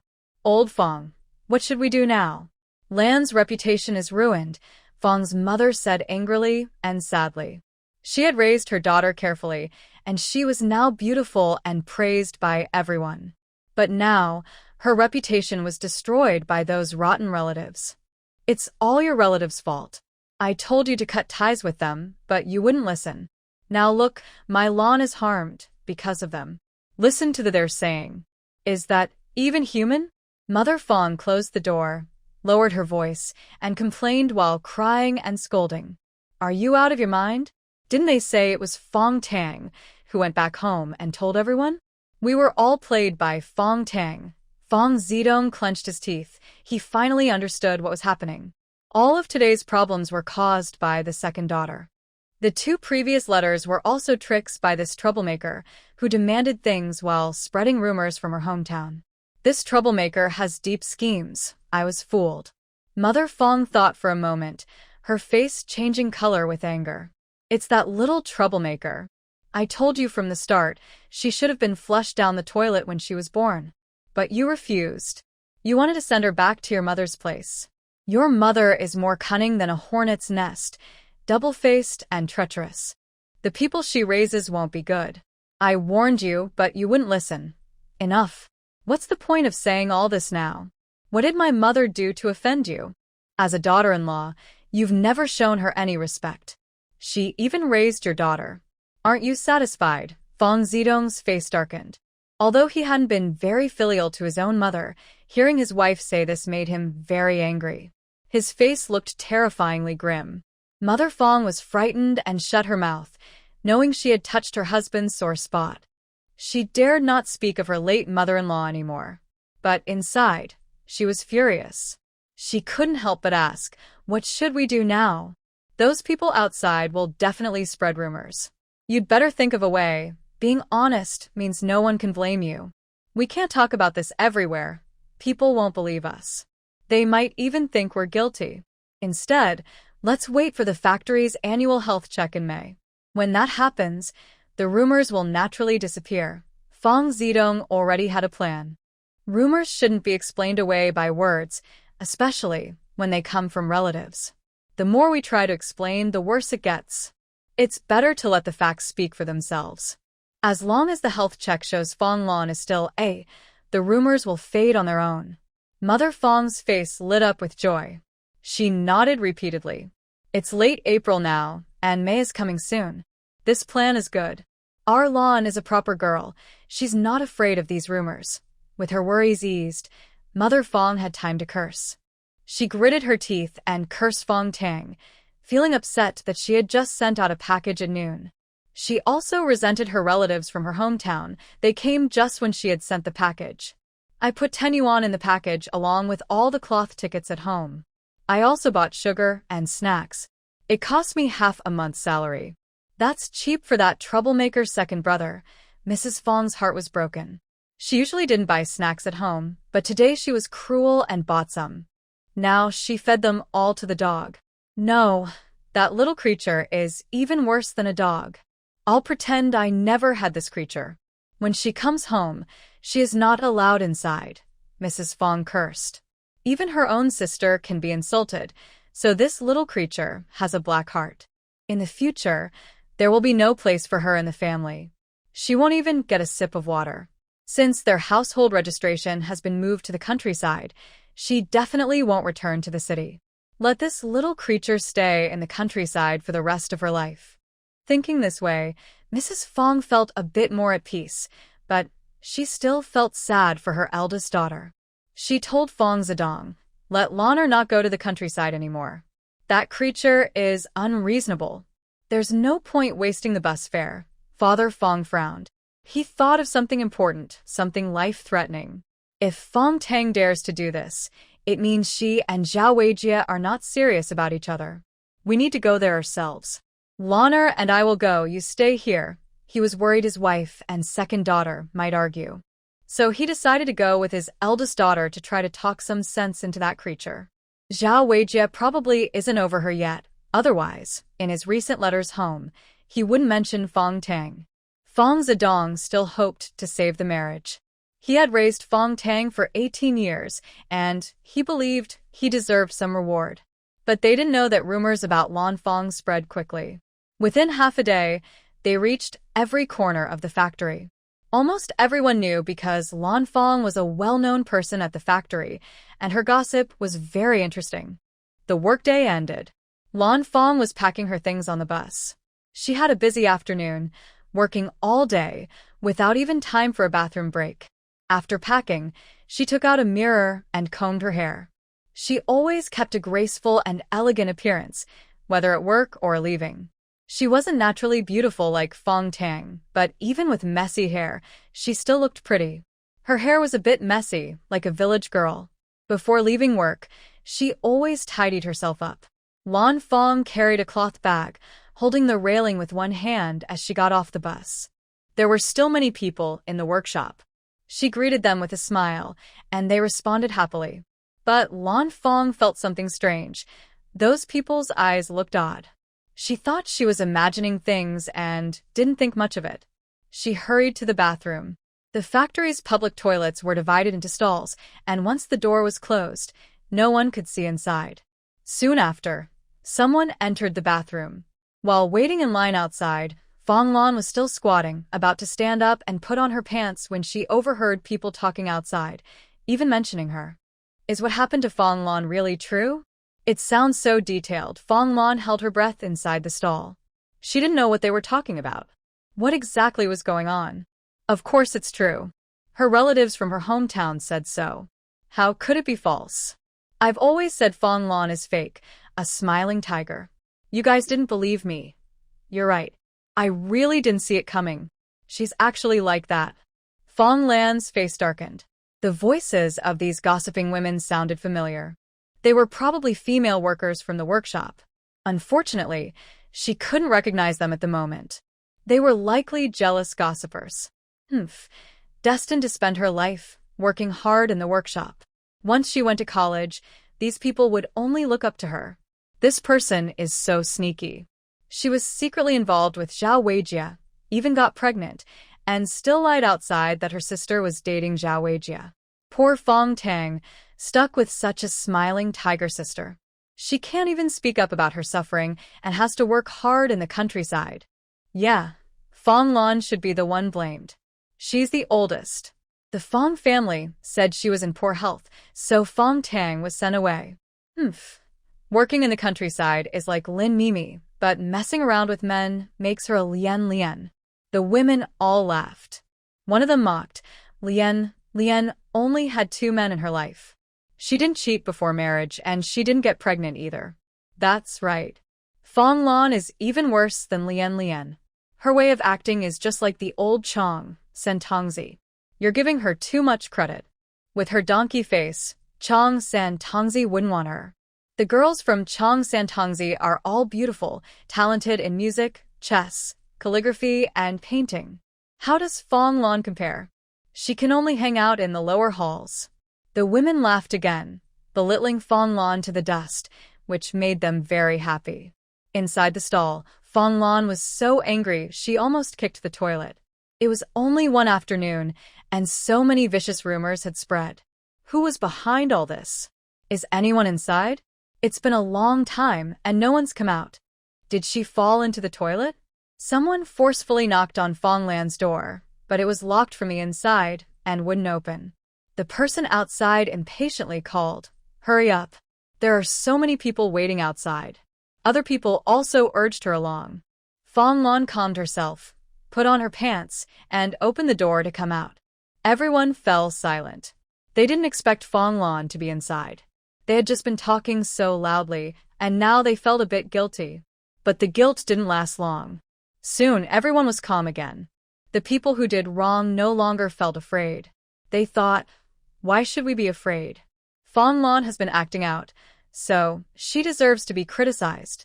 You're inside having dinner, and you didn't come out all this time. The woman who had spoken the loudest earlier sneered unkindly and pushed Fong Lan aside without hesitation.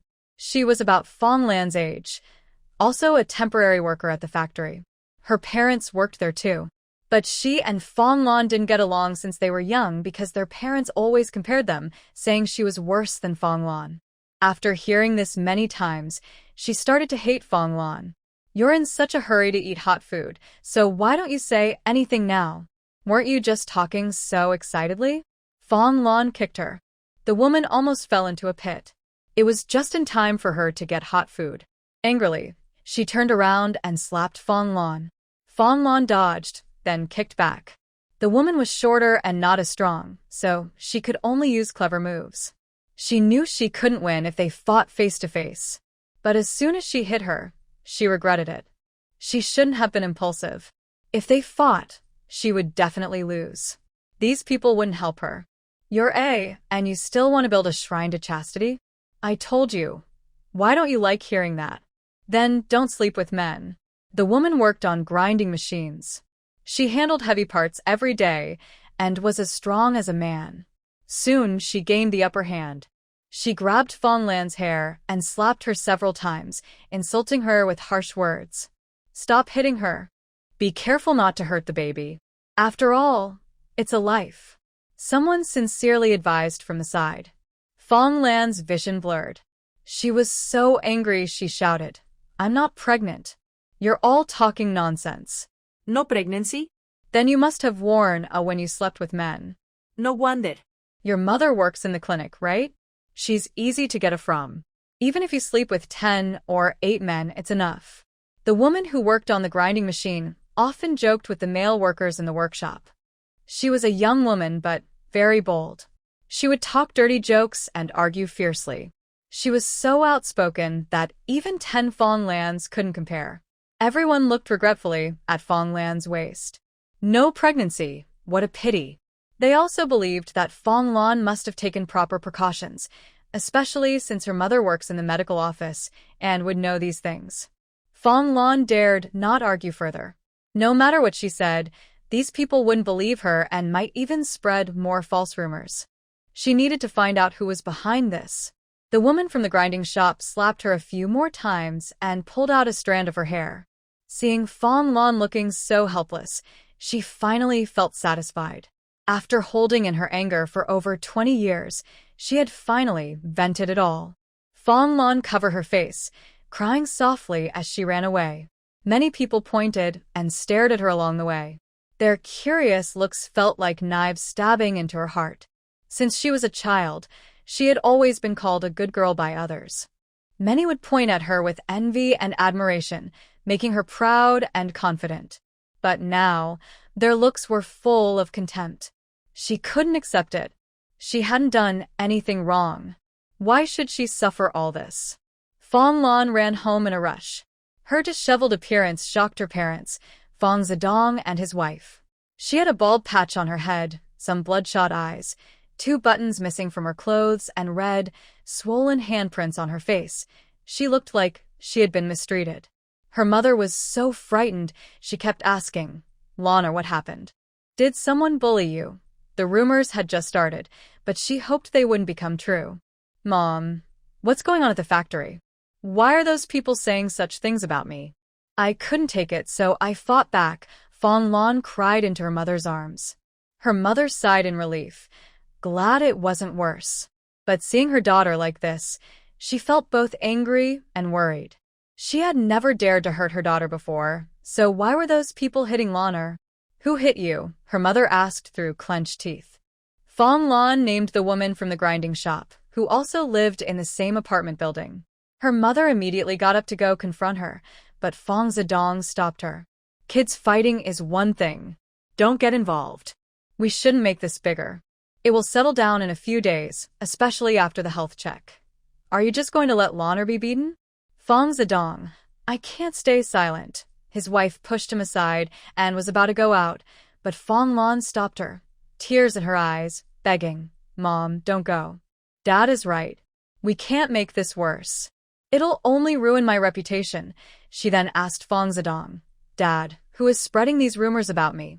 It's that Fang Tang, that beast. We've all been fooled by her. Mrs. Fong angrily explained what happened. Fong Lan's face grew darker and she clenched her fists so tightly that her nails dug into her palms, but she didn't feel any pain. Fang Tang. She thought her younger sister was honest and easy to deceive, but it turned out she was a snake. She had underestimated her sister. Dad, why does my second sister want to hurt me? Since she came home, I've taken care of her everywhere. What did I do wrong? Because I'm not feeling well, I sent her to the countryside. Now she hates me and wants me to die. Fong Lan leaned on her mother's shoulder, crying and complaining about how unfair she felt. Her mother felt sad and comforted her while scolding Fang Tang. From now on, don't let her step into the house. Don't give her a drop of water. Let her stay in the countryside her whole life. Lan, don't cry. After the health check, no one will talk about this anymore. You're still a good girl and innocent. I just feel upset. I truly care for my second sister, but she treats me like this. Fong Lan choked out, very sad. Her mother felt even more distressed. She scolded Fang Tang again, but only because of Fong Zidong. Otherwise, she would have scolded the entire Fong family. In the countryside, Fang Tang was in a good mood. She took a day off in the morning to buy leather shoes at the supply and marketing cooperative. She also went to the alley, where Sang Mo often went to buy flour, sesame oil, and cornmeal. Unfortunately, there were no chili peppers in Zhejiang province. Sang Mo loved spicy food, and she couldn't satisfy his taste this time. When she returned, she put the leather shoes aside to give to Sang Mo on his birthday, which was in 2 days. She was counting down in her mind. In the morning, Bai Anqi also took a day off. She went to the reservoir for a picnic with Jean Tianbua. It was supposed to be a romantic date, but a few light bulbs showed up when Jing and some other male-educated youths Jean Tianbua had invited. Bai Anqi didn't know about this. She had planned a romantic date with Jean Tianbua and prepared lots of food, luncheon meat, cookies, and egg cakes. But these good things were all eaten by the annoying light bulbs, especially when Jing, who ate the most.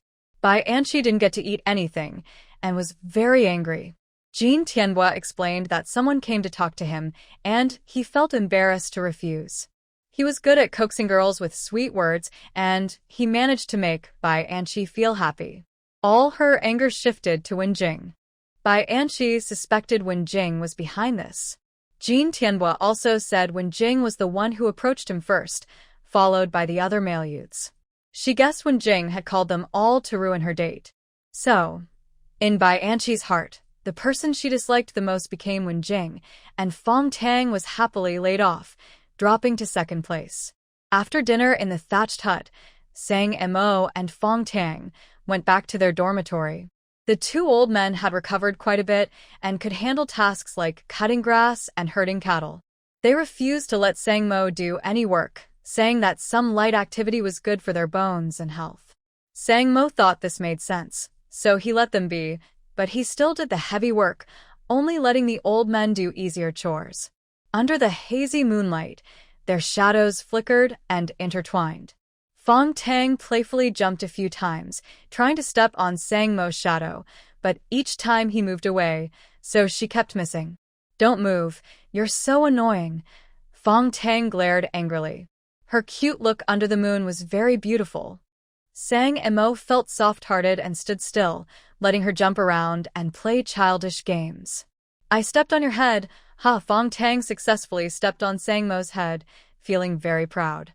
She stood on his head with her hands on her hips, as if she had won a battle. Sang Mo found it funny and walked toward her. Fang Tang got anxious. Don't move," but Sang Mo ignored her.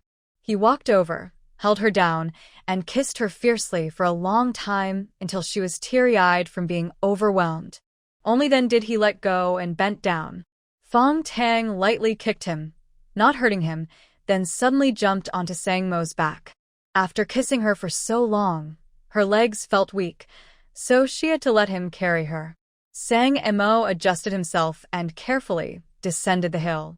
Fang Tang asked in his ear, "Your birthday is in 2 days. How did you usually celebrate it?" "With Grandpa." "Nothing special." Sang Mo was momentarily stunned. He had forgotten about his birthday and didn't expect Fang Tang to remember.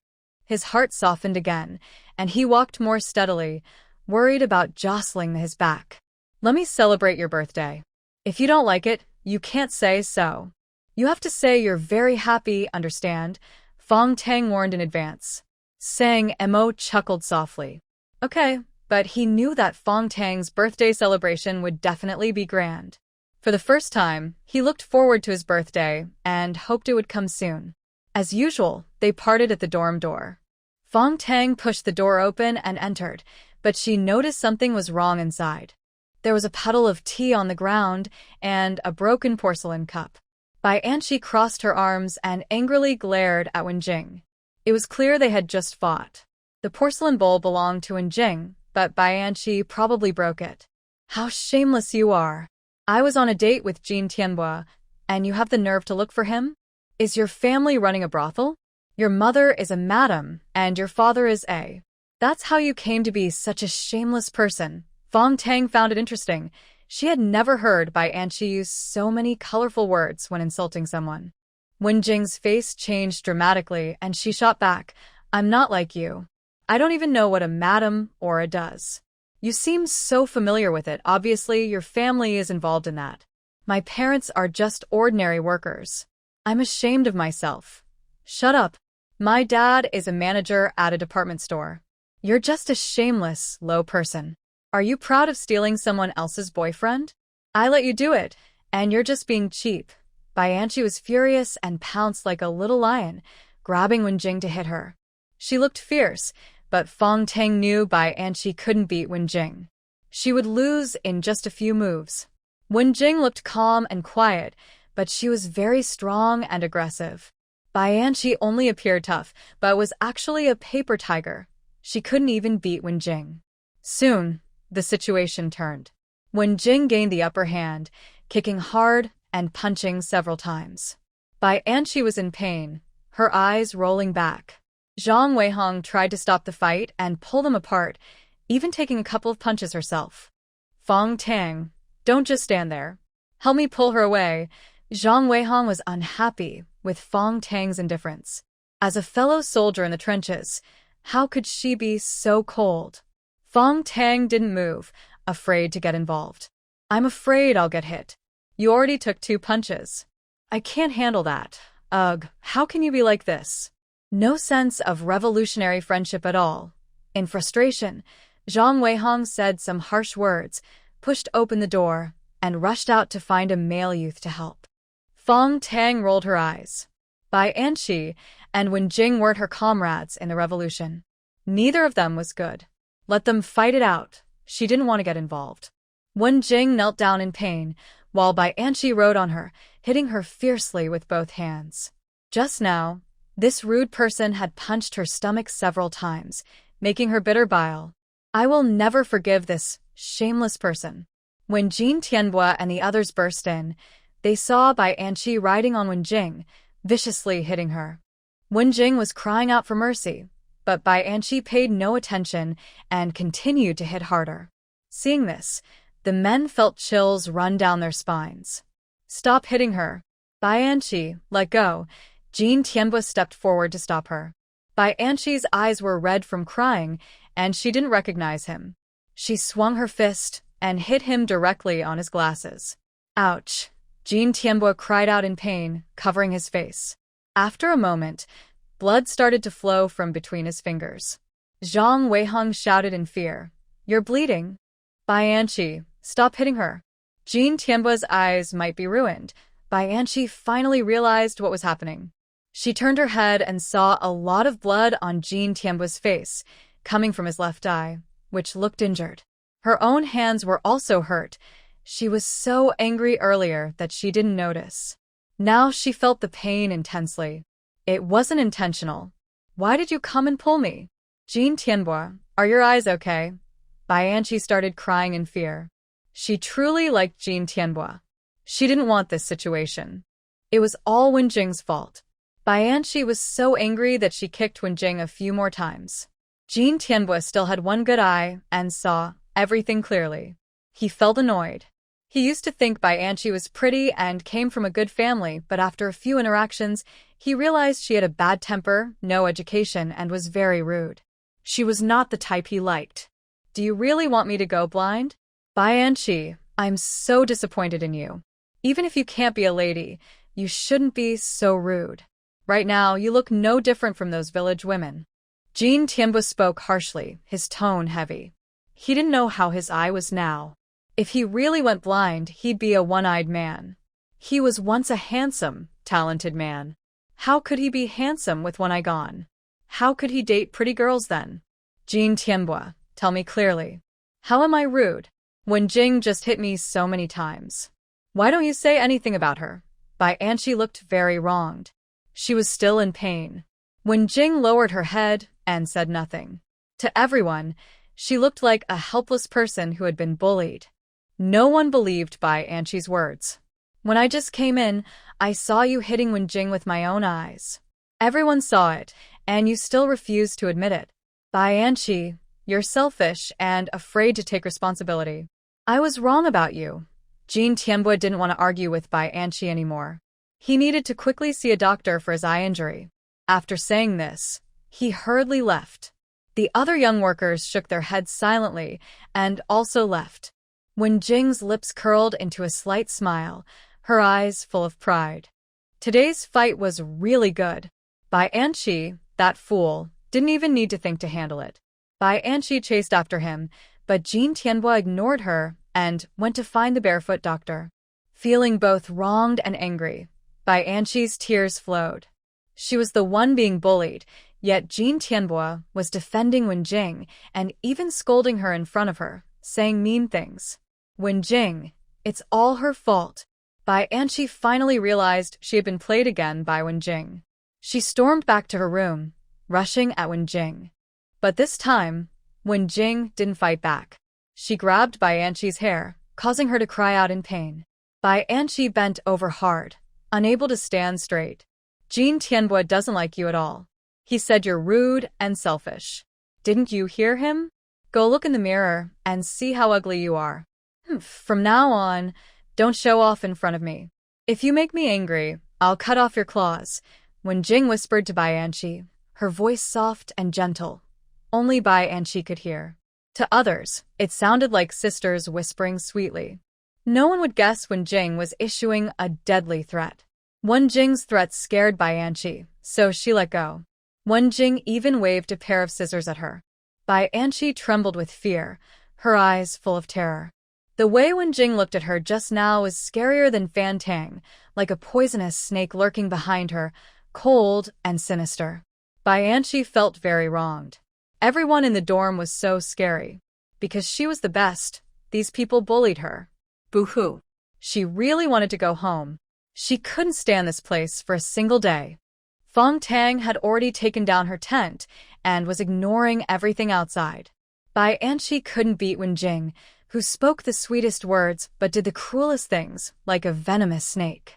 She dared not provoke her and kept her distance normally. She now really wants to know if her family members have gone to the city. She discussed with Third Aunt and asked her to stir up trouble in the village, encouraging villagers to move to the city. Rumors in rural areas spread quickly and can change in nature. A small snake 1 meter long, when it reaches 10 miles away, can turn into a giant python. She and Third Aunt only said that Fong Lan and Zhao Weijie were dating, but after rumors spread, it's likely Fong Lan is already pregnant. She wonders how her dear older sister would feel upon hearing these rumors. Fang Tang's lips curl into a smile. She's really looking forward to it, but unfortunately, she doesn't know anyone at the factory, so she can't find out more. The next day, when they went to work, Jin Tianbo's left eye was covered with a cloth, making him look like a one-eyed dragon. Luckily, he only cut his eyelid. His eyeball was not hurt, but his glasses were ruined. Jin Tianbo is very nearsighted. Without his glasses, he's almost blind, seeing everything blurry. There's no place to get glasses in the countryside, so he has to go to the county town. He can only go after his eye heals. Life is very inconvenient now, and because of this, Jin Tianbo is angry at Bai Anqi and doesn't want to talk to her. Bai Anqi tried to approach Jin Tianbo several times, but was turned down each time. She's a proud girl, so neither of them paid attention to each other anymore, and they drifted apart. However, Wenjing and Jin Tianbo became very close. Without glasses, Jin Tianbo was like a disabled person, unable to do many things. Wenjing took the opportunity to care for him, asking about his well-being, washing his clothes, boiling water, cooking, and taking care of him very carefully. Although Wenjing's appearance is ordinary, her voice is very nice, gentle, and sweet. Even if Jin Tianbo looked at a beauty, he would be confused, so he could only judge by voice. They got along very well, and their relationship improved rapidly. Recently, Wenjing was in a very good mood in the dormitory. She hummed little tunes all the time, especially when Bai Anqi was around, deliberately singing for her to hear, which made Bai Anqi very angry. Fang Tang watched like she was watching a show, enjoying it very much. Wen Jing, being clever, thought she had won, but actually, she had lost. Bai Anqi seemed to lose, but she actually won. Jin Tianbo, being a scoundrel, would hurt anyone who was with him. Wen Jing, no matter how capable, couldn't compete with his bad nature, and she would suffer in the future. Many things changed in this life. Bai Anqi didn't get involved with Jin Tianbo, and in fact, she benefited from the misfortune. Sang Mo's birthday finally arrived. Fang Tang finished work early and went to the thatched hut to prepare. She first steamed egg cakes made with cornmeal, flour, water, and baking soda, letting the batter fully rise before steaming it. She also embedded a few red dates on top. Old Master Wu went to light the fire, while Fang Tang continued preparing longevity noodles. In the evening, she planned to cook a pot of red braised rabbit and a fish stew for a hearty meal. Sang Mo finished work and arrived, already smelling a sweet aroma from afar. He quickened his pace, eager to see what Fang Tang had prepared. They've been waiting for 2 days. Black egg is back. Miss Tang has made lots of delicious food. You're in for a treat, Old Master Fong said with a smile as he chopped firewood at the door. I told you I can chop wood. Be careful or you'll hurt your back again, Sang Mo said, rushing to grab the axe and stop Old Master Fong from chopping. Last time, he secretly chopped wood and hurt his back, staying in bed all day. I'm not useless. I need to do some work. But enough, you shouldn't chop today. You're the birthday star, so you shouldn't work, Old Master Fong insisted, pulling Sang Mo inside. Fang Tang was busy at the stove and smiled warmly when she saw him. Go wash your hands. Dinner is ready. Sang Mo obediently washed his hands. He felt a bit nervous. It's been 7 years since his last birthday. He was both excited and anxious, feeling a strange sweetness in his heart. The feelings were complicated, hard to describe, but he liked it very much. Let's eat the longevity noodles first. After eating, you'll live 100 years and stay healthy. Fang Tang brought out a bowl of longevity noodles topped with 2 golden eggs. She also drizzled plenty of sesame oil, making it smell delicious. Sang Mo choked up, as if transported back to 7 years ago when his grandfather used to celebrate his birthday like this. He took the noodles, his eyes a little moist. He lowered his head and wolfed them down. The noodles were fragrant and very tasty. He finished them in just a few bites. Even the broth was gone. Really delicious, Sang Mo praised sincerely. Everything Fang Tang cooked was tasty. Fang Tang smiled softly and brought out more dishes. A big pot of rabbit stew, a plate of braised fish, and some greens. The family sat down to eat together. The 2 old men also had some wine, but Fang Tang didn't cook much rice because they would have cake later. Soon, there will be cake to eat. I deliberately cooked a small amount, said Fang Tang with a smile. Son Mo felt his heart soften even more. He didn't expect Fang Tang to prepare so much, even more grand than at home. At home, it was just him and his grandfather. The 2 uncles didn't get along well with his grandfather and rarely came back. Although they had a nanny, she wasn't family. His grandfather was a rough man, used to a simple life since he was young. But his grandfather often said that having a woman at home made things proper. He also wanted him to grow up quickly, marry a capable and kind wife, so he could enjoy a peaceful life. When he was young, son Mo thought his grandfather missed his grandmother. Now he understood that his grandfather's words were true. Having a wife made life look proper. He used to not know how he managed before. Now, thinking back, he felt ashamed. Fang Tang took out a cake from the cabinet. It was round, thick, and a big piece of bright yellow cake. On top, there were a dozen red dates, looking and smelling delicious, tempting anyone to drool. Can't buy a birthday cake in the countryside, so this will do, Fang Tang said with a smile. Son Mo was filled with gratitude. Today was his most unforgettable birthday, one he would remember for a lifetime. No one had ever celebrated his birthday with such care, not even his grandfather. His grandfather was simple and modest. Just cooking a bowl of longevity noodles was enough. This is very good.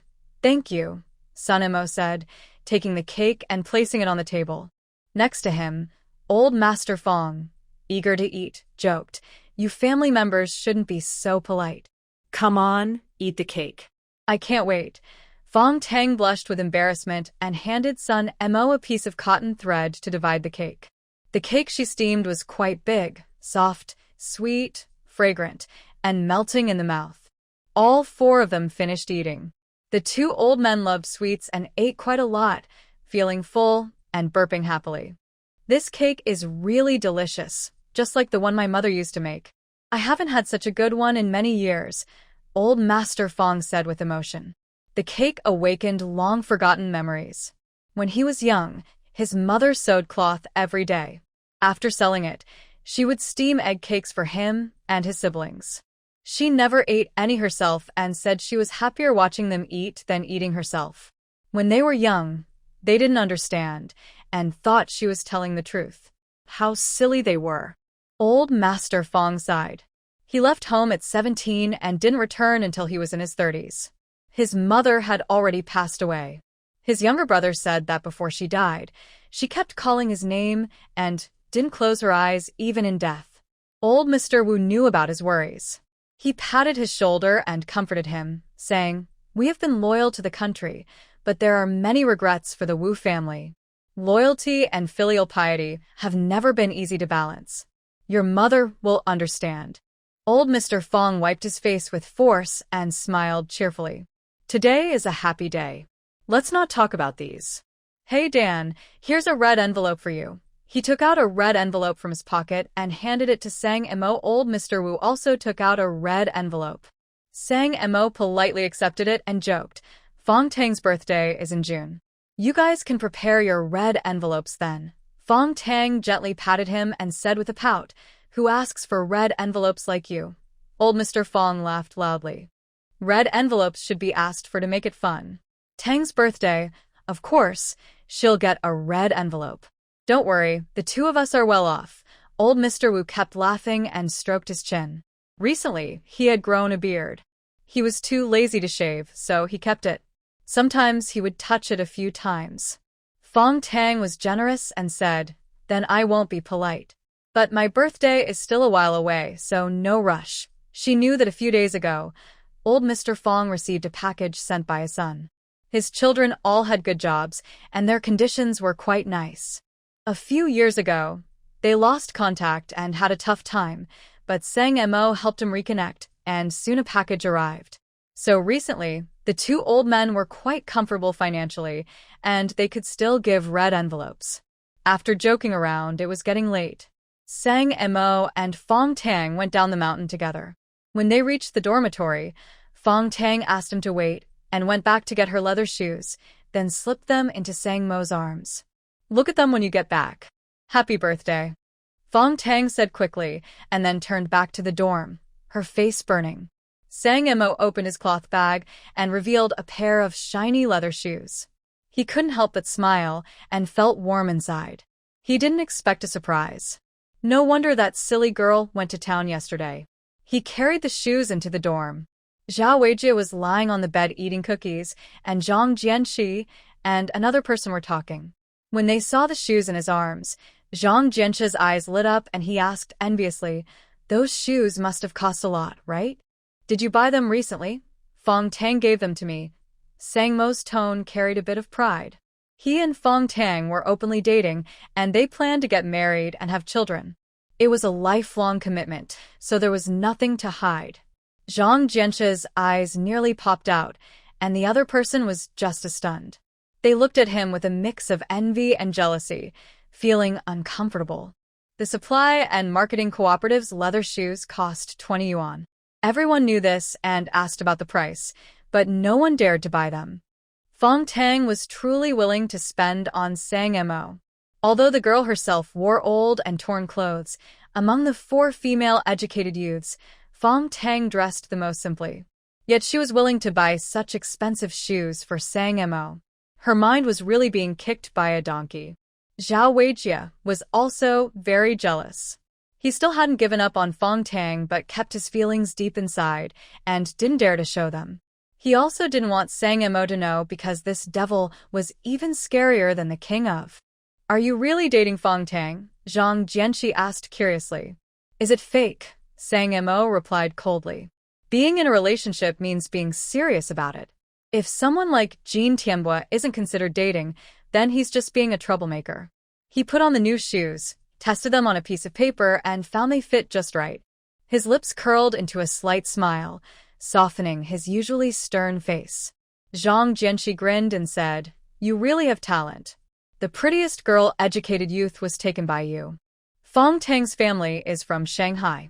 When you go back to the city, you can go together. He spoke as if he had gained a great advantage. Many people from Shanghai had this blind confidence and pride.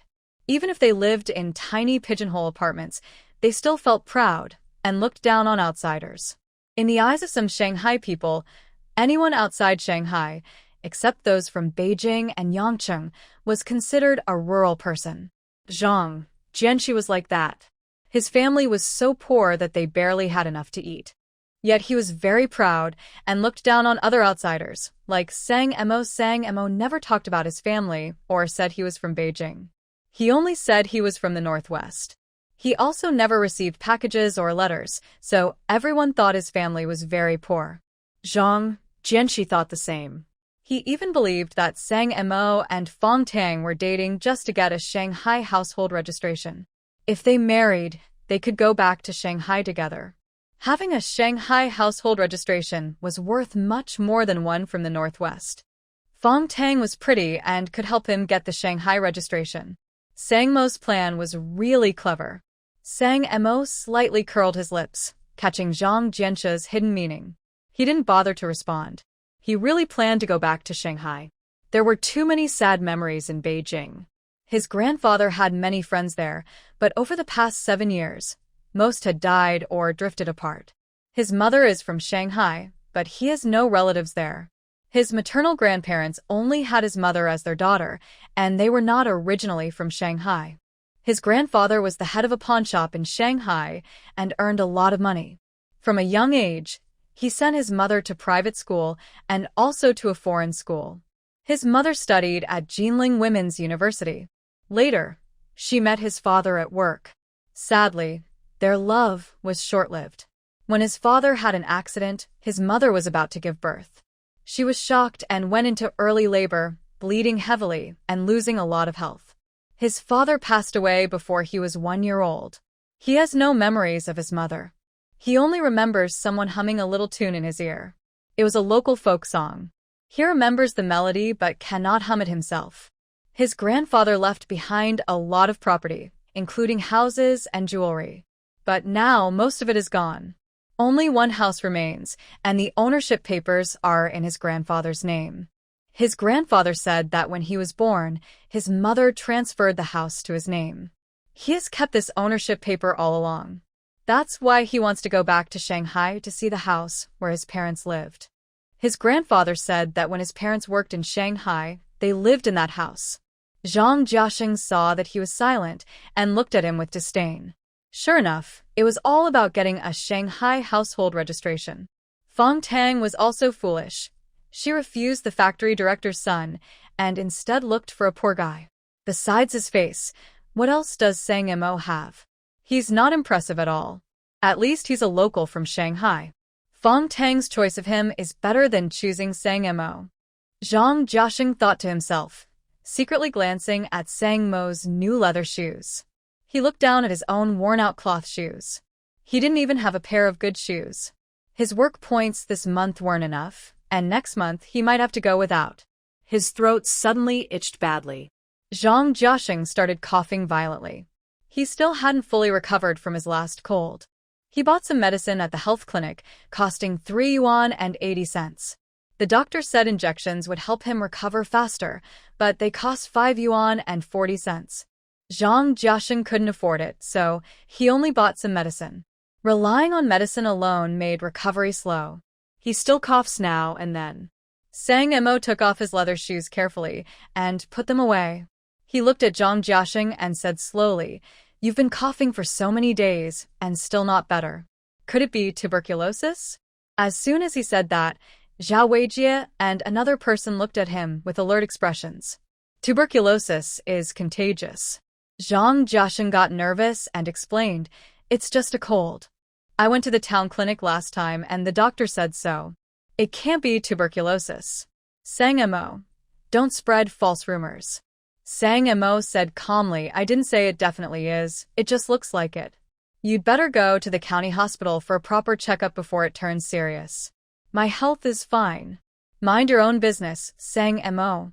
Zhang Jianxi was furious. How could Sang Mo curse him like that? Clearly, he didn't mean well. Sang Mo just smiled, took a basin, and went outside to wash up. Zhang Jianxi was known for gossiping and stirring up trouble, so Sang Mo had done it on purpose. Zhao Weijie was terrified of getting sick and would definitely not let it go. Sure enough, as soon as Sang Mo stepped outside, he heard Zhao Weijie shouting angrily, "Go cough outside. Don't do it in the dorm. I'll give you 3 days. If you're not better by then, get out and sleep somewhere else. Don't spread it to me." Another young man in the dorm said nothing, clearly agreeing. He was also afraid of catching it. "I really don't have tuberculosis. Sang Mo is talking nonsense. Cough, cough. Really not. Cough." The more Zhang Jianxi tried to explain, the worse his coughing got. Soon he stumbled out of the dorm, almost falling. Zhao Weijie had kicked him out. The thin, small Zhang Jianxi stood alone in the cold wind, shivering and coughing, looking pitiful. But Sang Mo felt no sympathy. Zhang Jianxi had brought this on himself. He still hadn't settled the score with Zhao Weijie for bullying Fang Tang last time. When Sang Mo finished washing and came back, Zhang Jianxi was still outside, his nose running from the cold, his body hunched like a shrimp. When he saw Sang Mo, he followed him closely, as if seeing a savior. Sang Mo glanced at him coldly, then lowered his head and asked softly, "That night, you were the lookout, weren't you?" Zhang Jianxi's body trembled. He looked at him in fear and shook his head hard. "No, it wasn't me. I don't know anything." Sang Mo sneered, his eyes full of mockery. In less than 3 seconds, Zhang Jianxi couldn't hold out anymore. Sweat poured down his face like beans, but he didn't dare wipe it. Trembling, he said, I was forced. Really, I didn't want to. Zhao Weijie made me do it. It's true. Zhao Weijie forced me. He wanted to take advantage of Fang Tang and used his father's position as the factory director to make me help him do bad things. That's what happened. Zhang Jianxi spoke faster and faster. Since Zhao Weijie wasn't there, he decided to blame everything on him. Sun Mo's smile on his face became strange, and his eyes looked even weirder, like he was happy about someone else's misfortune or feeling sorry. Zhang Jianxi couldn't understand what he was thinking, and his heart felt more nervous, not knowing what Sun Mo was up to. Suddenly, the door swung open. Zhao Weijie stormed out with a dark face, his fist as big as a clay pot, and punched directly at Zhang Jianxi's face. Before Zhang Jianxi could react, his small body was knocked to the ground. Blood started to flow from his nose. Zhao Weijie, still angry, grabbed his collar, sat on top of him, and started hitting him back and forth like hitting a punching bag. At first, Zhang Jianxi shouted out loud, but later he stopped making any sound. He lay there like a dead body, covered in blood, looking very pitiful. All the young workers came out, shocked and frightened. They hurried over to stop the fight. Zhao Weijie was pulled away by a few male workers, but he still couldn't move his hands and kept kicking with his feet. "You little, always following me like a dog. Just for a job opportunity, you became and still want to act proud? You're even more worthless than a dog, you piece of trash. Today, I tell you clearly, I have a job quota, but I won't give it to you," Zhao Weijie shouted loudly, insulting Zhang Jianxi worse than a dog. He had been inside earlier, overheard everything Sun Mo said, and his temper exploded. He was determined to beat this person to death. Although Zhang Jianxi was badly hurt, he was still conscious. He heard Zhao Weijie's words clearly. He was furious and wanted to get up and argue with that. If it weren't for the job quota, why would he bother to flatter this scoundrel? He was afraid Zhao Weijie would reveal what happened that night. That was harassment, and Zhao Weijie was the main culprit. Zhang Jianxi was just an accomplice. Zhao Weijie had a factory director father, so maybe nothing would happen, and he might even turn him from an accomplice into the main culprit. His life would be ruined. His family had no power or influence, and he couldn't fight Zhao Weijie. He could only endure. Zhang Jianxi clenched his teeth tightly, blood filling his mouth. He hated Zhao Weijie, Sun Mo, and everyone else. One day, he would make these people look at him differently. Fang Tang also came out. Seeing Zhang Jianxi lying on the ground looking terrible, she was shocked. Then she saw Zhao Weijie bouncing around like a toad, still insulting Zhang Jianxi's ancestors, and she was confused. Wasn't Zhang Jianxi Zhao Weijie's loyal follower? Why was there a fight among them? Sang Mo smiled softly and said, "It's nothing, just a small spark." He had just heard heavy breathing at the door, and since only Zhao Weijie in the dorm had such loud breathing, he deliberately asked Zhang Jianxi. Zhao Weijie is petty and afraid of stronger people, just as he expected. Zhao Weijie didn't disappoint him. Fong Tang understood that Sang Mo was trying to stir trouble, causing a fight between dogs. "You're really mean," Fong Tang scolded. "Well, not as mean as you." Sang Mo raised an eyebrow. He wasn't a good person. After 7 years of wandering, honest people couldn't last long, but he always kept to his moral bottom line. He wouldn't hurt others unless they hurt him first. Zhang Jianxi and Zhao Weijie had crossed him, so he wouldn't show mercy. Fong Tang's face turned red suddenly. Her mind went to other things because of that comment, but Sang Mo's serious look clearly meant something else. She was overthinking. That's not right. How does saying you're not mean increase closeness? Keep trying, host. Make the boss do bad things to you. The worse, the better. The system suddenly appeared, startling Fong Tang and making her blush. How close are we now? Fong Tang asked herself. 75. Keep going. The system's tone was cheerful, but Fong Tang felt heavy inside.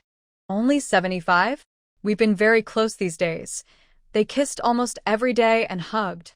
If each kiss increased closeness by 1 point, it should be more than 75. The closer you get to the end, the slower the progress, the system explained again. If there's intimacy like water and fish. It brought up the old topic. Fong Tang couldn't stand it and interrupted. Stop talking. She definitely wouldn't do that now. Only after marriage. Since she's already at 75, she would take it slow. The system secretly sighed in relief.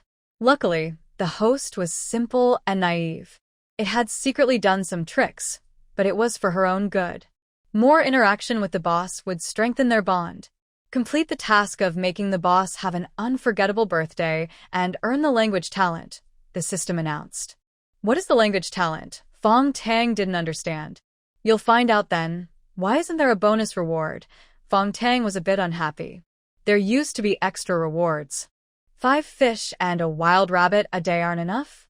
Be content with what you have, the system responded with a remark, causing Fong Tang to feel ashamed and lower her head. She seemed to realize she had been a bit too greedy. Besides the 5 fish and wild rabbits, Sang Mo often went hunting in the mountains, catching wild rabbits, pheasants, and field frogs. The harvest was quite good, and they couldn't finish eating it all.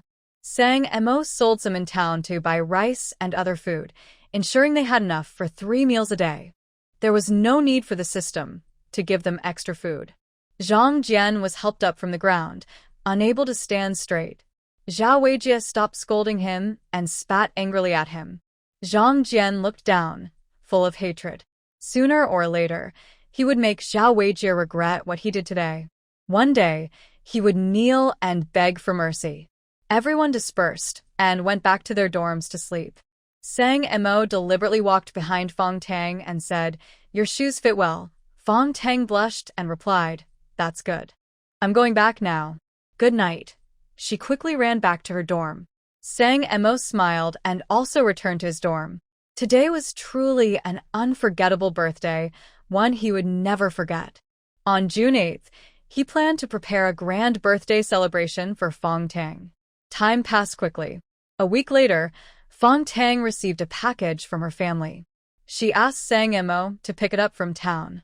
It contained many things: sugar, snacks, canned lunch meat, and inside a small cloth bag, there were 10 yuan and more than 10 yards of cloth tickets, enough for her to make a new outfit. Fang Tang kept some cookies in her dorm but stored the rest in the grass hut.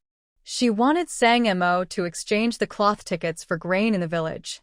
"Our family has enough food now.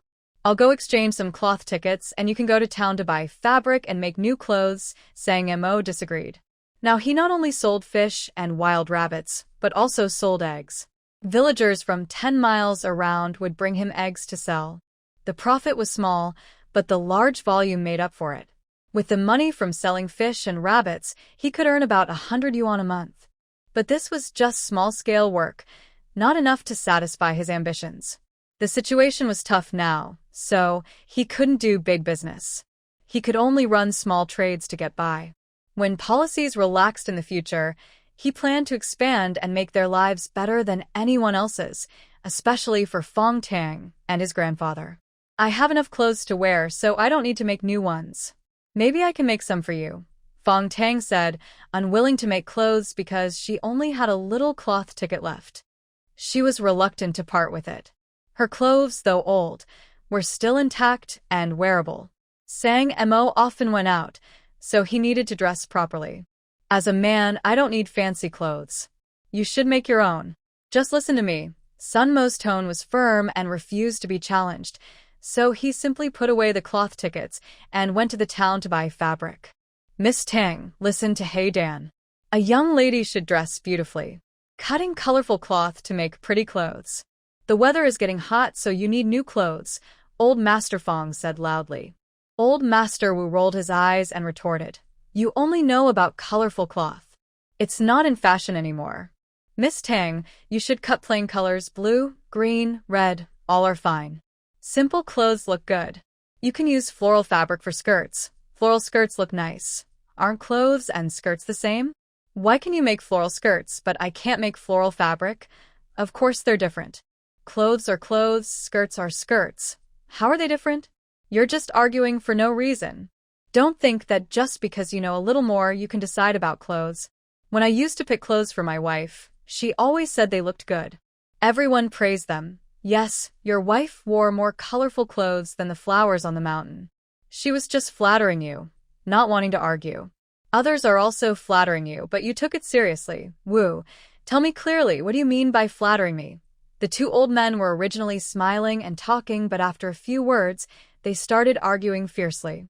Their faces turned red, and their necks thickened with anger. Fang Tang was so scared, she didn't dare speak. Sun Emo remained calm and coldly said, "What are you two arguing about?" "My wife making clothes. What's there to argue about?" The argument immediately stopped. The two old men glared at each other, then snorted and stopped fighting. Fang Tang blushed and nudged Sun Emo from behind his waist. They were only dating, so what wife? How embarrassing. Sun Emo remained expressionless. His strength was so light it was like tickling. Fang Tang also wanted to wear new clothes.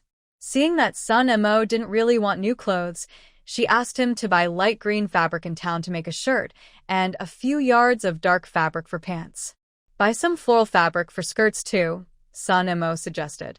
He thought Fang Tang would look very good in a skirt. "We only have this many cloth tickets, it's not enough," Fang Tang said with a pout. It was only enough to make a set of clothes and pants. There wouldn't be enough for a skirt. "I'll go get some." "There must be some," Sun Emo said confidently. There were extra tickets at the distillery workers' place. State-owned factory workers often issued tickets.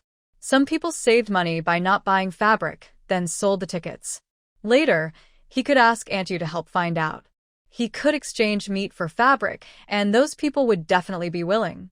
A good man should work hard to earn money and help his partner look beautiful. A man who can't even afford a pretty dress doesn't deserve a partner. In the package, there was also a letter from Mr. Fong. It was short, just telling Fang Tang to live frugally and keep a simple lifestyle. He advised not to compare eating, drinking, and dressing with others, but to focus on enduring hardships.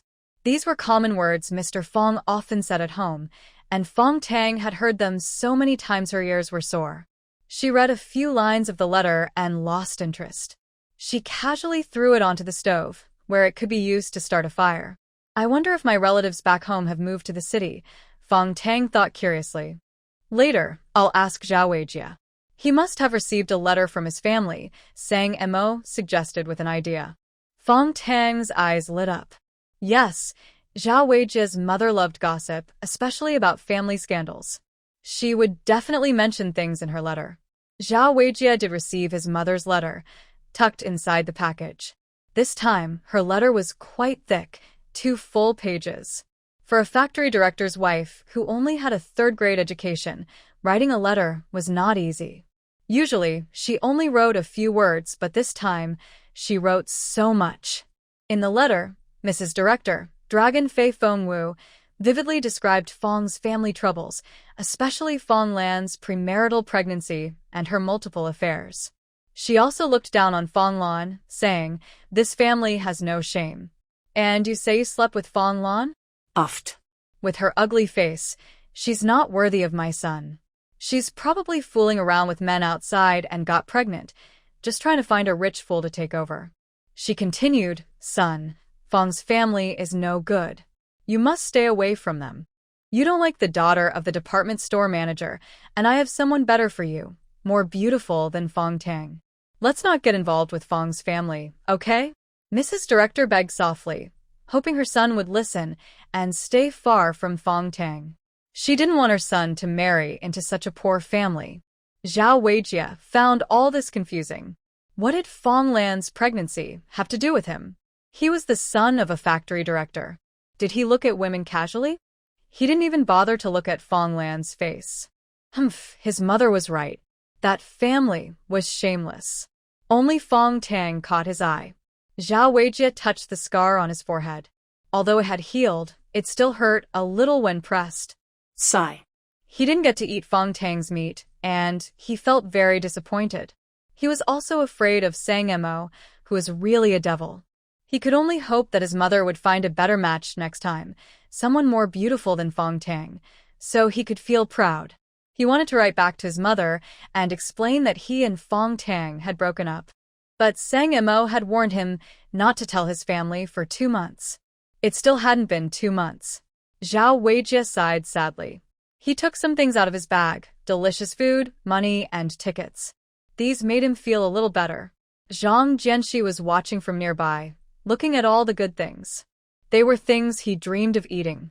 His family also sent him letters, but they all said the same thing, complaining about being poor or asking for money. How ironic. He had no salary since he moved to the countryside, so where did the money come from? Before, Zhao Weijie would send him some food in the package. Now he had nothing left, not even crumbs. Zhang Jianxi touched his stomach, which was growling with hunger. It was May. Last month he didn't get enough work points, so he didn't get much grain. He was about the same as the young female workers. He was small but ate a lot. This little grain wasn't enough. He calculated that he only received 18 jin of grain. Unless he drank thin porridge at every meal, he couldn't survive more than half a month. But he had to work every day. Drinking thin porridge made him weak. Without strength, he couldn't work. Without work, he wouldn't get points. Without points, he wouldn't get grain. He would never be full. Zhang Jianxi felt his future was very dark. He was afraid he would starve to death in this terrible place. Your mom is really kind. She sends so many things every month. No wonder you don't have to work and still have enough to eat, a young male worker said as he came over and saw the full table of food. He was very jealous. Zhao Weijie proudly opened a pack of cookies and shared a piece with everyone in the dorm. Except for Zhang Jianxi. "Eat up. We have plenty at home," Zhao Weijie said, looking down on Zhang Jianxi. He took big bites of the cookies. The others complimented him and also started eating. The room was filled with the sound of chewing cookies, which made Zhang Jianxi even hungrier. His stomach kept growling. He couldn't take it anymore. He covered his stomach and went outside, hoping to find some wild fruit on the mountain to eat. It was May, and there should be some food in the mountains.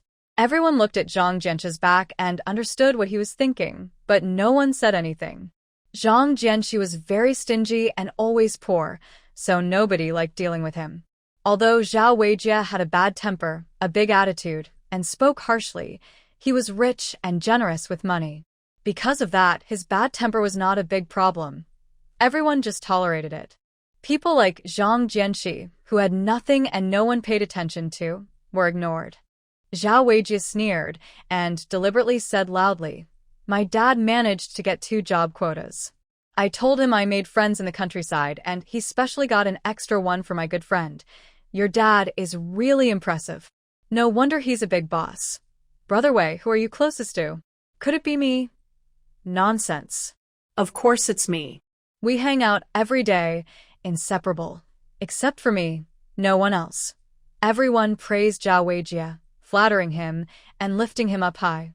Zhao Weijie looked like a frog being admired by many stars, smiling proudly, with all his pimples shining.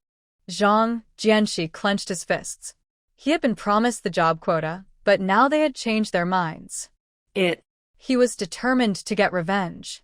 Zhang Jianxi held back his anger. Everyone was flattering Zhao Weijie, and he was left out. He couldn't confront him directly. He needed to think of a good plan to teach Zhao Weijie a lesson. His stomach growled a few times. He felt dizzy. Today, he only drank 2 bowls of porridge with some pickles and worked all day. He was so hungry that he felt faint and weak. He forced himself to climb the mountain and looked around for something to eat. Since he grew up in the city, he didn't know wild fruits and didn't dare to eat anything random. After searching for a while, he only dared to nibble on some grass roots.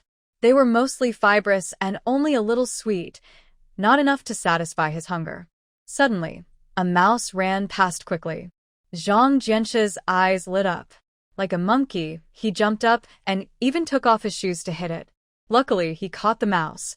2 people carried baskets and, while it was still daylight, planned to gather more wild vegetables. Now that they had meat and oil, the wild vegetables could be cooked very deliciously. There are many wild scallions over here. Fang Tang was happily surprised to find a patch of wild scallions. Sang Mo started digging, and in a short while, they had half a basket. Over there, it seems there are wild lettuce. I'll get some. Blanched and stir-fried with meat, it's very tasty, and you can also make dumplings. Springtime in the mountains is like a treasure chest, full of all kinds of wild vegetables swaying in the breeze, especially plump and fresh. Fang Tang found some wild lettuce on the hillside. This vegetable is very juicy. When broken, it oozes white juice. Rabbits love to eat it, and people can eat it too. It's nutritious. Picking wild vegetables can become addictive. Before she knew it, Fang Tang had gathered a whole basket. There were still many more on the hillside. She straightened up, patted her lower back, and then saw Zhang Jianxi below. He had a small fire burning in front of him and was roasting a string of dark-looking things. A smoky, charred smell wafted over. Fang Tang moved closer and looked carefully at what was on the stick. She suddenly felt sick and almost vomited. Zhang Jianxi was roasting mice, still with their skins on, skewered like that. Zhang Jianxi was not skilled at roasting meat. The outside was burnt, but the inside was still raw. He kept roasting layer after layer, eating as he went. Fang Tang covered her chest with her hand, nearly vomiting. Even if he was eating mice, he should have cleaned them properly. Eating them like this, she wondered if he would get sick.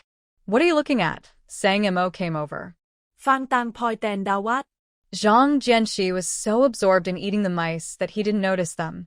He's eating mice, and they're not even cooked. Fang Tang frowned daily. She really couldn't accept it. Mice can be eaten, but not like this. Stop watching. Sang Mo covered Fang Tang's eyes to keep her from seeing. His wife was still too naive, with little life experience. Eating mice wasn't a big deal. He had been wandering for 7 years and had seen many dark sides of life. He had eaten mice himself and even snakes. When he was starving, he would eat anything to fill his stomach. But he also had limits. There were things he would never eat, even if he was starving. Some people, however, wouldn't have limits. When they were starving and went crazy, They lost their humanity and would eat anything. Sang Mo had seen this with his own eyes and almost got into danger himself. Luckily, he was alert and escaped. That was in his first year of wandering. He was only 15 then, clueless about many things. He was confused, cold, and hungry when he met a kind uncle on the road. The uncle took him in, and they wandered together as a family. He thought he had met a kind person, but that night, they spent the night in the woods. He woke up in the middle of the night and heard the sound of knives sharpening and whispers. He was so scared that he ran away quickly. From then on, he no longer trusted anyone. He became a lone traveler. Who knew what kind of hidden intentions might be behind those friendly smiles? Fang Tang sighed and stopped picking wild vegetables. She went back to the grass hut with Sang Mo Zhang. She was not someone worth feeling sorry for. She didn't have much compassion. She just wanted to live a good life with Sang Mo. I'll make more steamed buns. When you have time, take some to your grandfather.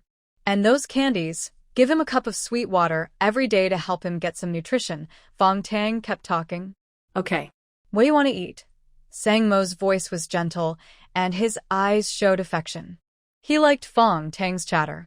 It made him feel warm at home. Just like Grandpa said, a home isn't complete without a woman to talk to. Now we have rice and meat, and we eat well every day. I don't have any particular cravings, Fang Tang said. She wasn't very picky about food. As long as she was full, it was enough. Sang Mo didn't ask more. In his mind, he planned to go to the county town to buy some milk candies and chocolates. Fang Tang would definitely like them. The supply station in the town didn't have these treats. Only the county town did. It seemed girls liked to eat these. He remembered that the girls in the big courtyard loved them when he was a child. That evening, Fang Tang made many large buns. She also cooked a pot of porridge. For dinner, they ate buns and plain porridge. The wild onion and pork fillings smelled very good. Old Wu had a small appetite and ate 3. Old Grandpa ate 6 in one go and drank a big bowl of porridge, looking very happy. Sang Montag hatte 10. He had a big appetite. Now that they had enough food, he didn't need to hold back. He ate well at every meal. Smells so good, but I can't eat any more. Grandpa patted his stomach happily. Life now was better than living as a fairy. It was even more comfortable than in the city. 2 months ago, he and Old Wu were still eating sweet potatoes. He never dreamed he would be living like this now. Eat more tomorrow. I made a lot, Fang Tang said with a smile. She only ate 2 buns and drank a bowl of porridge. She was full. Now she had enough oil and water, and she didn't have to do much work.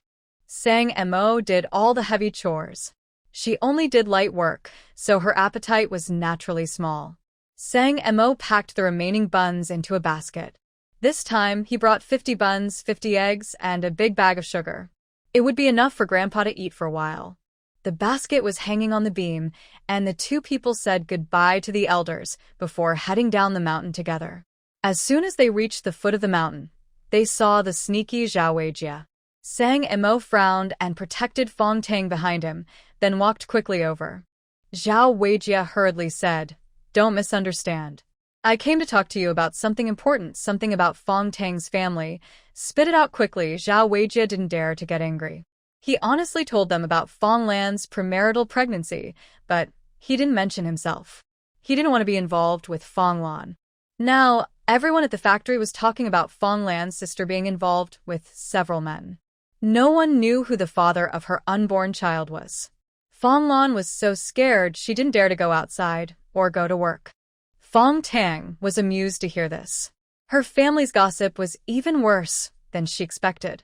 She told her third aunt that Fong Lan was dating Zhao Weijie, but it turned out she was cheating with multiple men, and she was already pregnant. How did these rumors spread? Fang Tang asked on purpose. Your relatives from your hometown came and argued with your dad. They said these things, and someone overheard. Now, even the textile factory next door knows, Zhao Weijie said, looking a bit gleeful. Fong Lan is ugly, and her eyes always look to the sky. She only did a little better in school. What's so special about her? Her father is the factory director. Even if she ranked last in exams, It wouldn't stop her from working in a state-owned factory. Those who did well and went to college still ended up working in factories listening to their parents. And Fong Lan hasn't even gone to college yet. She's just a high school student. What's there to brag about? Now her reputation is ruined. Even the oldest bachelors in the factory probably look down on Fong Lan. Fang Tang hid behind Sang Mo, laughing nonstop. It was definitely her family's doing. All the bad feelings from her past life were finally out. The rumors about Fong Lan would ruin her reputation. For someone ambitious like Fong Lan, this was a deadly. She probably wouldn't even think of ending her life, right? That would be great. Zhao Weijie finished talking, but didn't leave. He hesitated for a long time before nervously asking, You and Fang Tang are together now, right? Can I tell my family? My mom still wants me to meet someone. Tell your mom that now we are enemies. Seeing me annoys you. If you tell her about the 2 times you hit me on the head, it will be worse. You might even be unable to get out of bed. Fang Tang's clear and sweet voice sounded very nice, but Zhao Weijie felt a bit nervous. He thought Fang Tang was speaking sarcastically and shook his head quickly, saying, I won't say anything. Don't worry, I definitely won't tell about smashing my head. He was afraid that Sang Mo, this troublemaker, would take revenge by putting 2 snakes in his bed. He had no idea how he would die. Just tell the truth, and make it seem worse so your parents will get angry, Sang Mo said coldly. Zhao Weijie shivered and became more confused. He timidly said, If my parents get angry, it will be very serious.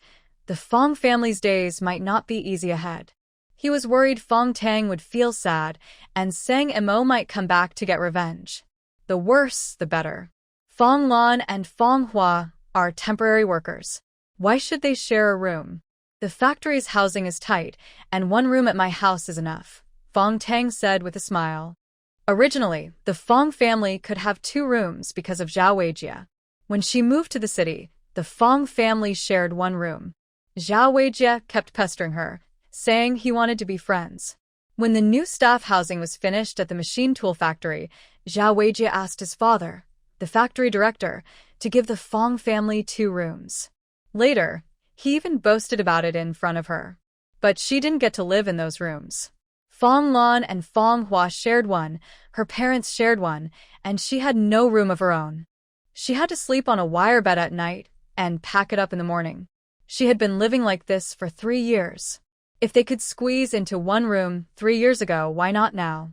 Her father always said they should be thrifty, work hard, and not enjoy luxuries. So, sharing 1 room to endure hardships was fine. She would write letters to her family to send her regards. Zhao Weijie blinked. He finally understood. Fang Tang was planning to target her family? Do you have a grudge against your family? Zhao Weijie asked blankly. He hadn't realized this before. Sang Mo coldly snapped, Just do what I say. No more nonsense. Zhao Weijie trembled and obediently nodded. I'll write the letter now. Just as Fang Tang said, he wasn't good at much, but tattling was natural for him. It would definitely make his mother furious and angry. Zhao Weijie quickly ran off, feeling pretty good.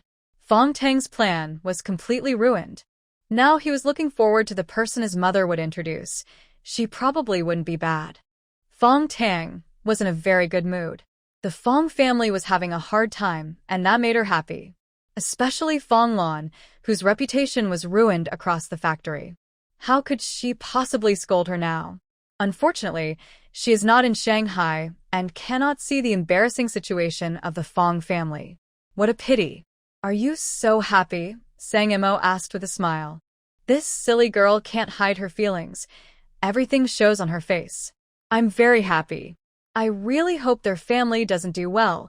Fang Tang nodded, not hiding her feelings. She didn't want to pretend to be happy and harmonious in front of Sang Mo. She hated the Fong family deeply and couldn't pretend otherwise. And there was no need to. She wanted to be her true self in front of Sang Mo. Do you think I am too cold-hearted? Fang Tang looked at Sang Mo intently, feeling a bit nervous. Sang Mo smiled and shook his head. I just think you woke up too late. Only with caring parents can children be filial. Your parents brought this on themselves.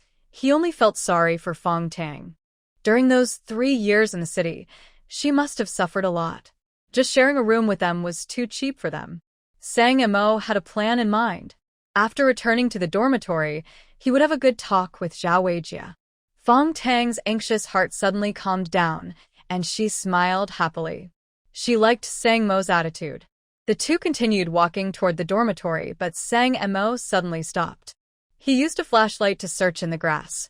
Before long, he had a twisted snake in his hand. Fang Tang's scalp went numb, but having lived in the countryside for many years, she wasn't weak in her legs and feet. Snakes nowadays are too thin with no meat. Fang Tang thought Sang Mo wanted to eat snake meat, but she didn't like it. She always found snakes mysterious and believed they shouldn't be food for humans. Plus, snakes carry many parasites, and eating them can cause diseases. Not eating, just playing with it. Sang Mo coiled the snake and hid it in his clothes.